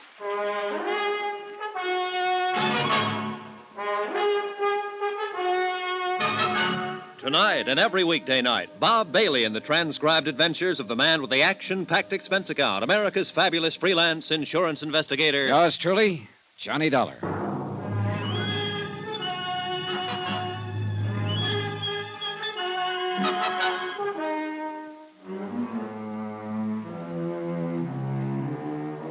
Expense account submitted by Special Investigator Johnny Dollar. Location, San Diego, California. To Universal Adjustment Bureau, Hartford, Connecticut. Assignment, the Jolly Roger fraud. The sinking of a palatial yacht of that name and a couple of murders connected therewith.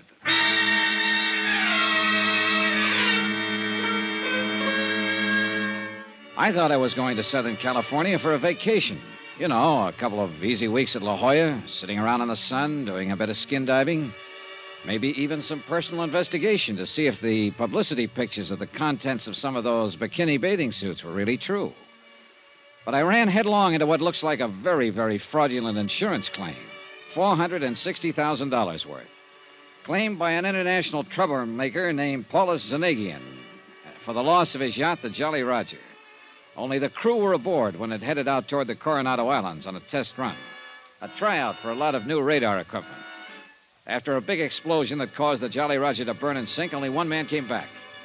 I told what I knew about him to Sergeant Franklin at San Diego Police Headquarters.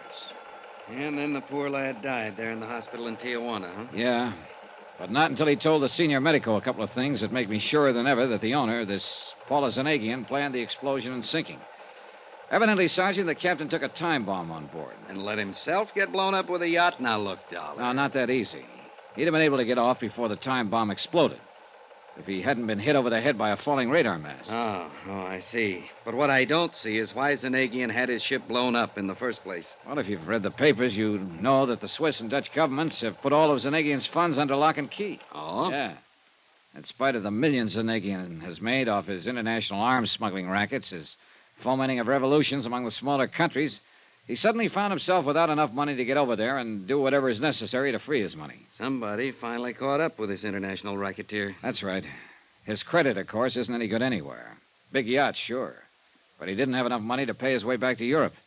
Unless he could collect for the loss of the Jolly Roger. And when Bert Parker tried to stall on settling the claim... Parker didn't last long. Then I came into the picture. I talked to Zanagian. Yeah?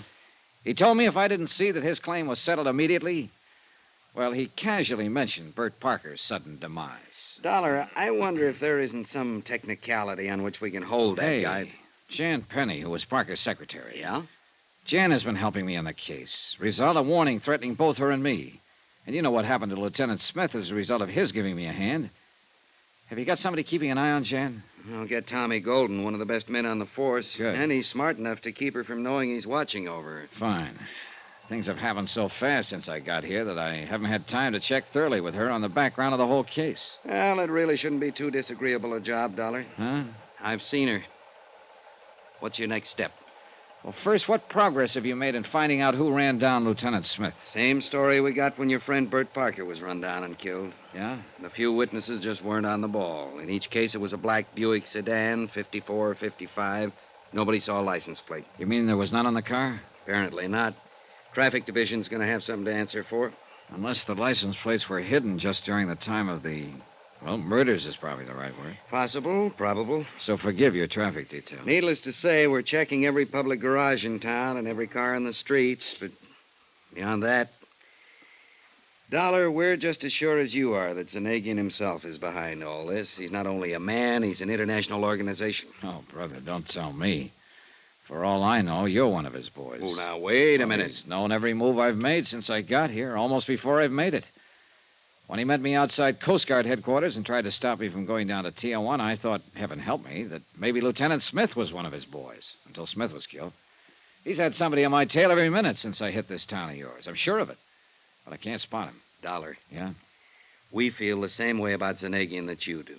We know that wherever he goes, he has, well, it sounds corny, but call them henchmen hanging around with him. Maybe it's just one or two, or maybe it's a dozen. And we've tried to spot him, but no luck. Certainly none of the crew of the Jolly Roger were among them, or he wouldn't have let them get blown up. Or maybe he doesn't have any little helpers. Maybe he does everything himself. You know, it's funny you should say that. It was he himself who took out the policy on the Jolly Roger. It was he who personally made the claim. It was he who drove his car around to meet me at Coast Guard headquarters. As a matter of fact, it was... that's impossible. Can you tell me why? Oh, because he alone couldn't have known about my coming out here, my every movement. He'd be crazy to drive the hit-and-run cars that killed Parker and Smith. And after all, there were a couple of husky characters standing around quietly in the corners of his penthouse suite when I called on him. One of them 6'2", black hair, and a scar from his right ear nearly to his chin. Yeah. He's been watched every minute he's been out of Zanagian's hotel room ever since they got here. A short, heavy-set, wormy little man. That's right. Him, too. We got nothing on him. Except that we know they're working for Zanagian. What's your next move, Dollar? Oh, if I had any sense, I'd do what I came out here to do. Have myself a vacation over in La Jolla. Forget this whole thing. Let the insurance company pay the claim on the Jolly Roger. Let Zanagian get out of the country and forget it. You'd be able to forget the threats on your own life, Dollar? Yeah, and I'd be able to... Hey, wait a minute. What about Jan Penny? I told you I'll have a man looking after her. Oh, yeah. Well, I guess the best thing I can do is take her over to Bert Parker's office, have her open the files, and see if I can find something there to get to work on. Incidentally, Dollar, she drives a black Buick. I hate to say it, Sergeant. Have you checked it out?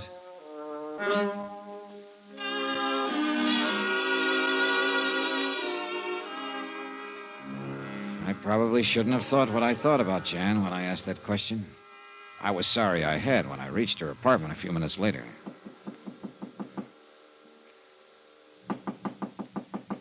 Who is it? Johnny Dollar. Johnny, I'm so glad. I was worried about you. Has something happened, I Jan? was worried about you, that's all. When you told me you were going down to Tijuana alone, well, I was worried about you. Oh, thanks. Hey, look, Jan, let's get down to business. Did you go down to the office this morning? Yes, I took a cab down there right after breakfast and spent the entire day. Uh-huh. Were the files on Zanagian's policy on the Jolly Roger intact? Well, yes, why do you ask that? And nobody bothered you there? No, except... Except what? Johnny, it's the reason I'm so glad you're here. What is? All day I've had the feeling I'm being followed. Well, maybe you are. Because of the warning over the phone. The one I told you about. And you still don't know who it was? No, but Johnny, the warning was for you, too. If you don't lay off this case. Is that the way the voice on the phone put it? Yes, and it threatened me if I helped you. Look, Jan, you want to back out while you're still in one piece? You know what happened to Bert Parker when he tried to buck Paulus as an agent? I love Bert, Johnny. He was the kind of man you are. Honest and good and... Oh, Johnny, why don't you get out of this case? Pay him off, anything. But don't risk your life on it, too. You really mean that, don't you? Oh, you're fine, and... Don't you see this madman Zanagian will stop at nothing to hurt the people who oppose him. And if you keep on... Even if it means forgetting about finding out who killed Bert Parker? Yes, Johnny, yes. If it means putting your own life in danger, settle his claim, anything. How about you? I'll go away. I'll go somewhere else and try to forget the whole thing. Oh, Johnny, listen to me. I'm listening. It isn't worth it to take the risk you're taking. Jan, it's my job. Look, why should you worry about me? Because even if I have only known you a few days, I don't know, maybe it's rebound. Maybe I'm acting like a baby, but since Bert was... Oh, Johnny, I'm so alone and I'm so lonely.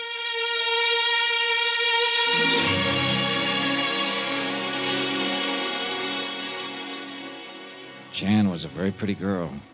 Soft, warm, lovely. We had a drink or two and talked about a lot of things. The kind of things I'd planned to talk about to some charming girl on the vacation I'd planned but wasn't having here in Southern California. I might even have forgotten about cleaning up the case and going on to La Jolla. Why don't you make the company pay them off, Johnny? Forget it. So you and I won't be in danger from this man. Suspicion. Why can't a guy relax and enjoy a situation like... Jan, come on, honey. Look out, will you? I gotta get out of here. Look, I've got a hunch, and in this crazy business of mine, when you get a hunch, you better act on it. Oh, no, Johnny, tomorrow. Oh, no, honey, look, I'm going down to police headquarters. Johnny. The one thing I haven't checked on, the one person who was connected with Bert Parker. But police headquarters this time of night, I don't know. Jim Franklin. He said he'd be there all night. Can't you check Sorry, on... Jan. Leave me here all alone? You come with me. We'll grab a cab and go down there together. Oh, all right. Then we'll come back here? Depends on what I find out. Then I'll wait for you. Only why don't you take my car? It's right down in the parking place just outside the building. Okay, sure. Here, I'll get you the keys. How'll I know which one is yours? It's an old black Buick in parking space 5 down there. It's just had a new paint job. You can't mistake it. Here. Okay, thanks. Jan, didn't you say something about taking a cab down to the office this morning? Because of the fresh paint in my car. It was so foggy this morning. I wanted it looking nice in case you wanted to use it. Ah, you're a rascal. See you later.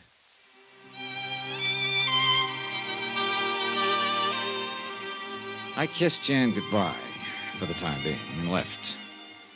I hadn't the least idea in the world of contacting Sergeant Franklin at that time of night. But I had to think this thing out. Suspicions, pure and simple, about a lot of things that might explain how Zanagian had known my every move since I arrived in San Diego. Yeah, that was it. Get out on the road in the fresh air alone and think a bit. The black Buick was parked in the lot in Space 5, all shiny in its new coat of paint. Yeah, new paint that might cover up any marks a hit-and-run killer made. I was about to close the door, turn the switch, and take off when I noticed that somebody, the car painter perhaps, had left the hood open. I stepped around to the front of the car to slam it down when my guardian angel, or whatever it is, told me to take a good look inside. I'm glad I did. Glad I'd noticed the hood partly open, that I hadn't turned on the key, because wired to the ignition was a bomb that would have blown me to kingdom come.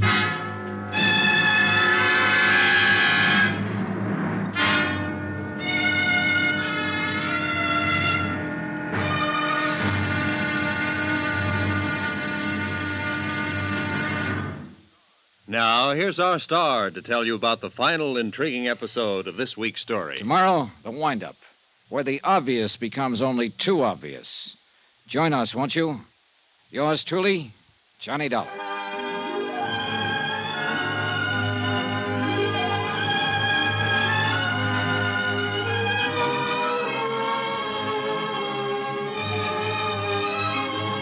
Yours truly, Johnny Dollar, starring Bob Bailey, is transcribed in Hollywood.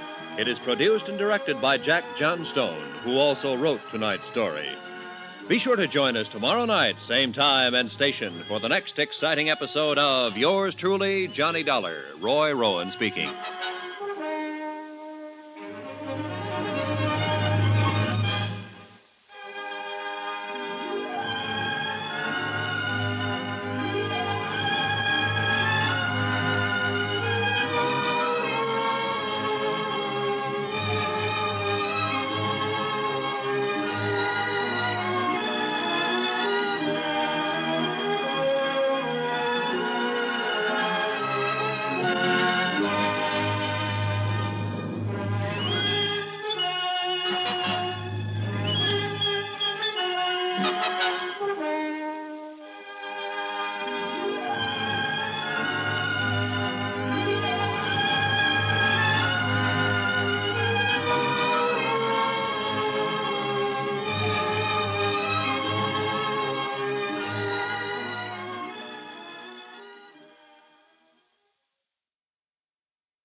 From Hollywood, it's time now for...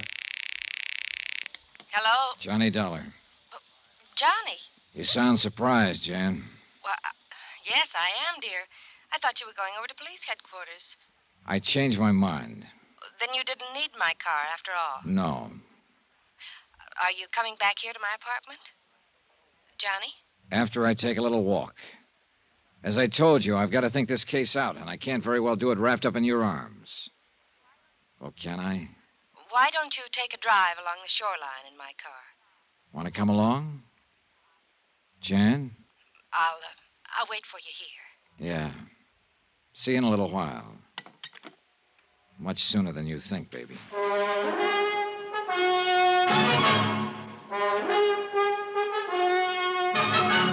Tonight and every weekday night, Bob Bailey in the transcribed adventures of the man with the action-packed expense account, America's fabulous freelance insurance investigator. Yours truly, Johnny Dollar.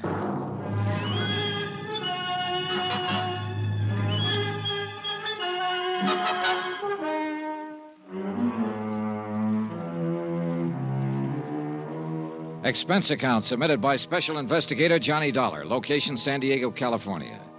To Universal Adjusters Bureau, Hartford, Connecticut. Assignment, the Jolly Roger fraud, including the loss of a palatial yacht and a couple of murders. Expense account item 12, phone call. And one thing I didn't tell Jan Penny was that I was calling her from a booth right on the ground floor of her own apartment building. Another was the reason I changed my mind about borrowing her car to drive to headquarters for a talk with Sergeant Franklin. Oh, I'd gone out to the parking lot and climbed into her car, all right. But as I was about to insert the key to start it, I noticed the hood wasn't closed down tight. That saved my life. For wired to the ignition, I found a booby trap that would have blown me to kingdom come if I'd even turned the key. After hanging up on Jan, I hopped upstairs to her apartment and pressed an ear against the door. No, he didn't. Because he just phoned me from somewhere outside. But he said he's coming back here, and I tell you, you'd better come over here. No, he just said he's going for a walk. Of course I can handle. All right. I went back to the first floor to the phone booth and called Sergeant Franklin. You think Jan Penny's in with Zanagian on this whole deal? Tell you this, I don't like what I think. Look, Sergeant, I'm going back upstairs to talk to her again. Talk, did you say? Yes, talk. I'm going to lay it all out to her, tell her what I suspect and why. If I can break her down, okay. If I can't, well, I misjudged her. Lucky stiff. Huh?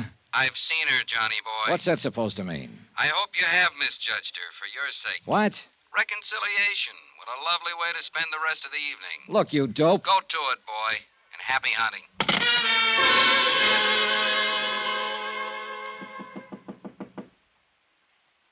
Who is it? Johnny? Yeah.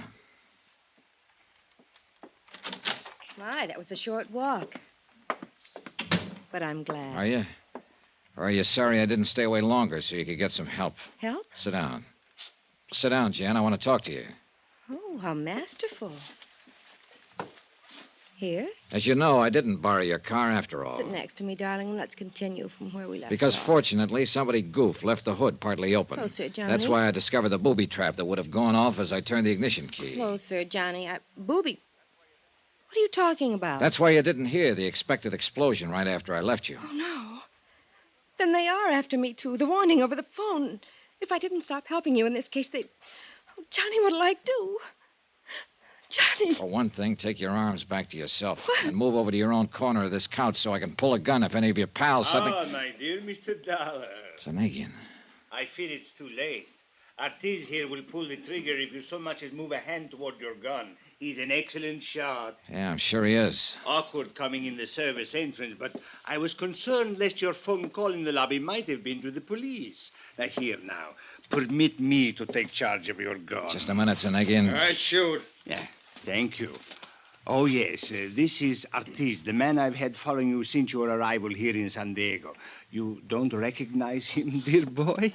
Yeah, I keep him from seeing me. You never know I follow him. Oh, yeah. Yeah, Artis, you've been pretty good at it. But as long as we've been introduced now, why don't we shake hands? Go back, or I shoot. Oh, and he would, my boy. And I believe you call it a silencer, would obviate any undue noise. Wouldn't you be happier if he did pull the trigger, Zanagian? But I wish to talk with you, dear Mr. Dahl. I don't think we have anything to talk about. Oh, but we have. You see, dear boy, I'm curious to know why you suspected Jan here of complicity in our little plan. Lovely girl, isn't she? Pretty obvious, isn't it? Now? Oh, forgive me. I realize in a situation like this, it is usually the detective, or in this case, the insurance investigator, who at the point of a gun extracts a confession from the, shall we say, criminal. However... Okay, I'll tell you. Apart from the threatening phone calls, which nobody but Jan seemed to know about. Terrible story for her to make up. You warned me in the beginning you'd have somebody tailing me while I was here in San Diego. To make sure I didn't spoil your plan to collect some $460,000 insurance on that yacht you burned and sank out near the Coronados. Quite right. But I must ask you to be brief in case that phone call you made was to the police. You see, with only Artis and Jan left of my staff and crew, I can't very well afford to... Sure, that call was to the police. That's why I'm trying to stall you with a lot of talk. Thank you. For if that were true, dear boy, you would never admit it. But do continue. All right. I've been followed before. I know, or at least I hope I do, every trick in the book for dodging a tail. Too good. Artis, you shouldn't admit he got away from you. Yeah, too good. But now I make him sorry. Artis, please. I wish to hear more from Mr. Dollar, and I wish to speak to him. As a matter of fact, dear Mr. Dollar, there is really no need for you to continue. You are a very intelligent young man. Well, thanks. You realize that no one but our little Janet could have provided me with all the information I had. You're coming out here to investigate the sinking of the Jolly Roger, your touching deathbed scene with Mr. Parker, your conversations with Lieutenant Smith of the Coast Guard, and... Oh, she did dispose of him quite well, didn't she? Jan? Who else, Johnny? Who else could have run down Bert Parker without leaving a... You ought to have your neck. Artist, please. I wish to talk with Mr. Dahl. No wonder you insisted I drive your booby-trap car tonight. Really, darling, I'm glad that you didn't. Because if you'll listen to Yes, what dear boy, listen to me. You are intelligent, as I said before. You even learned why I am in immediate need of funds, so that I may finance a return to Europe and free the money of mine that has been frozen there. Millions, dear boy. And as the lovely Janet will attest, those who work with me share with me. It's true, Johnny. Regardless of his reputation, when it comes to the people who will work with him, Like the crew of that yacht and whoever else was working with him. He admitted that only you and this trigger-happy character here were left. Oh, tools, my dear boy. Quite unlike the intelligent colleagues such as yourself and Janet, whom I wish to keep close to me. Oh, artist boy, that means you better watch your step. What do you mean? Nothing, artist, nothing. My dear Mr. Dollar. Yeah, I get it. All I do is report that your claim should be paid, and I'm on your team. And you will never regret it. Not only money, more than you ever dreamed of, but... Janet, my pearl, you do like our Mr. Dollar, do you now? You dirty rotten. Oh, get right. You admit you sank the Jolly Roger yourselves in again. But of course. And all the men who went down with it. What had to be done? Even the little cabin boy. Oh, yes, dear boy, yes. Both he and the crew on the Jolly Roger were in danger of upsetting my plans. They had to be eliminated. But you, dear man, please, do not stand in my way. Much as I like and respect you, if you do, you will leave me no choice but to eliminate you. Even as I had to rid myself of Parker, the Lieutenant Smith, the cabin boy. Look, Finnegan, what if I were to say, okay, I'll go along with you? Aha. To say the least, it would get me out of this present pickle I'm in. And much more. I still wish that gorilla of yours would aim his gun the other way. Oh, Arties, I think you might relax a bit for the moment. But I watch him. Go on, dear boy. Okay. What kind of assurance do you think you'd have that I wouldn't double-cross you? There is the factor of fear. Fear? Oh, my dear man, don't you see? The choice is as simple as this, and the choice is yours. You either accept my offer now, or you accept a bullet from Artie's gun. And the latter I would regret exceedingly. Not only because of you, I like you, but because it would mean temporary interruption of my plans, a quick trip across the border to avoid being found when your body is discovered, and the necessity of devising some other means for attaining passage to Europe. But far more formidable problems have been overcome many times. Dear Mr. Dollar, I do not wish to have to discuss this further. So tell me... Finnegan, I have good news. Yes? For me, not for you. You mean you refuse? No, dear boy. No, I mean you aren't going to have to discuss this any further. You won't be able to. But, my dear... Much as I'd like to tie up this case with a big fancy ending, a real dramatic tagline... I do not understand you, all of dear your boy. long-winded confession a minute ago might just as well have been stated in court. What? As a matter of fact, you'll probably hear it in court, word for word. I do not understand. You and this homely trigger man of yours aren't the only ones who know about the service entrance to this apartment. Hollis! What do you mean? You may as well give up quietly, because the gentleman standing in the doorway directly behind No! you is Sergeant Franklin of the San Diego... Oh, no, you don't, Artie. I've been wanting to crack it. No, please! Do not hurt me! Help! Please!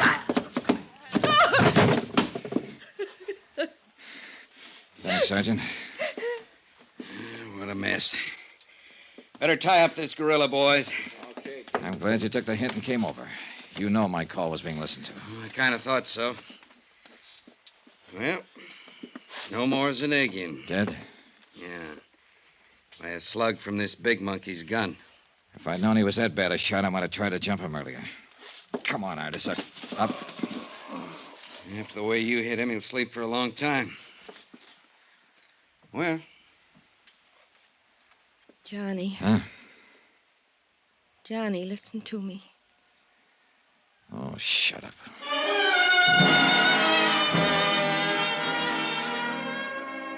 Expense account item 14, $217.50, hotel in San Diego, incidentals and plane fare back to New York and Hartford.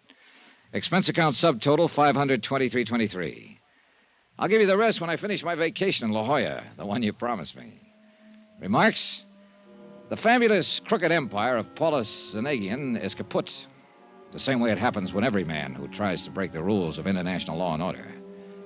You might almost have called it death by his own hand, though, of course, little Artie will be made to pay for it. Jan, same thing, I guess. Why do they do it?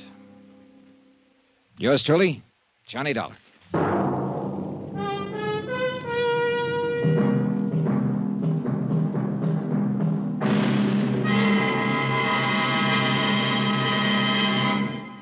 Now, here's our star to tell you about next week's exciting story. Next week, vacation, and a beautiful romance that turned out to be a prelude to murder.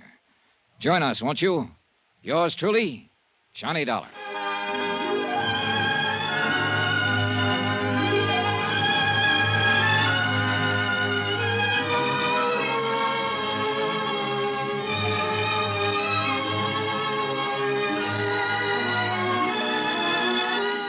Yours truly, Johnny Dollar, starring Bob Bailey, is transcribed in Hollywood. It is produced and directed by Jack Johnstone, who also wrote this week's story. Heard in the cast were Virginia Gregg, Forrest Lewis, Paul Frees, Jay Novello, Harry Bartell, Don Diamond, and Victor Perrin. Musical supervision by Amerigo Marino. Be sure to join us on Monday night, same time and station, for another exciting story of Yours truly, Johnny Dollar. This is Roy Rowan speaking.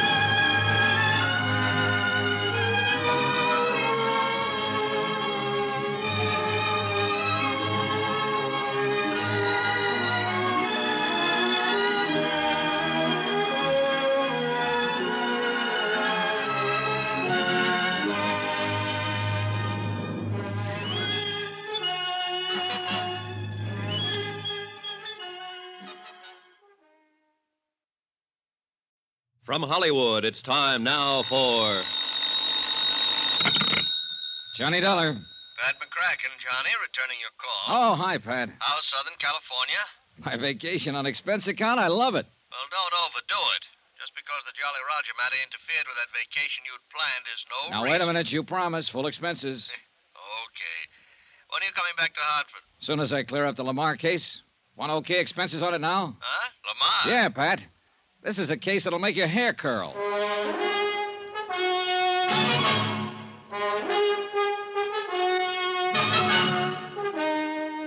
Tonight and every weekday night, Bob Bailey in the transcribed adventures of the man with the action-packed expense account, America's fabulous freelance insurance investigator. Yours truly, Johnny Dollar.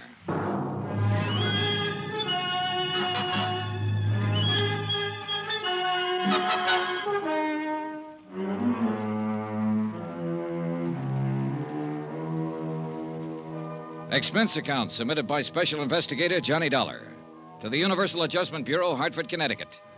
The following is an accounting of expenditures during my investigation of the Lamar matter. Expense account? Forget it. I'm on vacation. As far from Hartford, Connecticut, center of the insurance business as I can get. Yeah, I'm in La Jolla, California, and I'm staying in a big, ritzy motel called El Crescenta, alone. Oh, there is a girl down here. A lot of them, in fact. But one in particular. Vonnie Lamar, her name is. Sounds like somebody in show business, doesn't it? But she isn't. Tall, 5'8", brunette, pretty as the devil. And I gave her the line that my so-called business back east consists of nothing more exciting than running a filling station. How can you afford to come all the way out here to California for a vacation?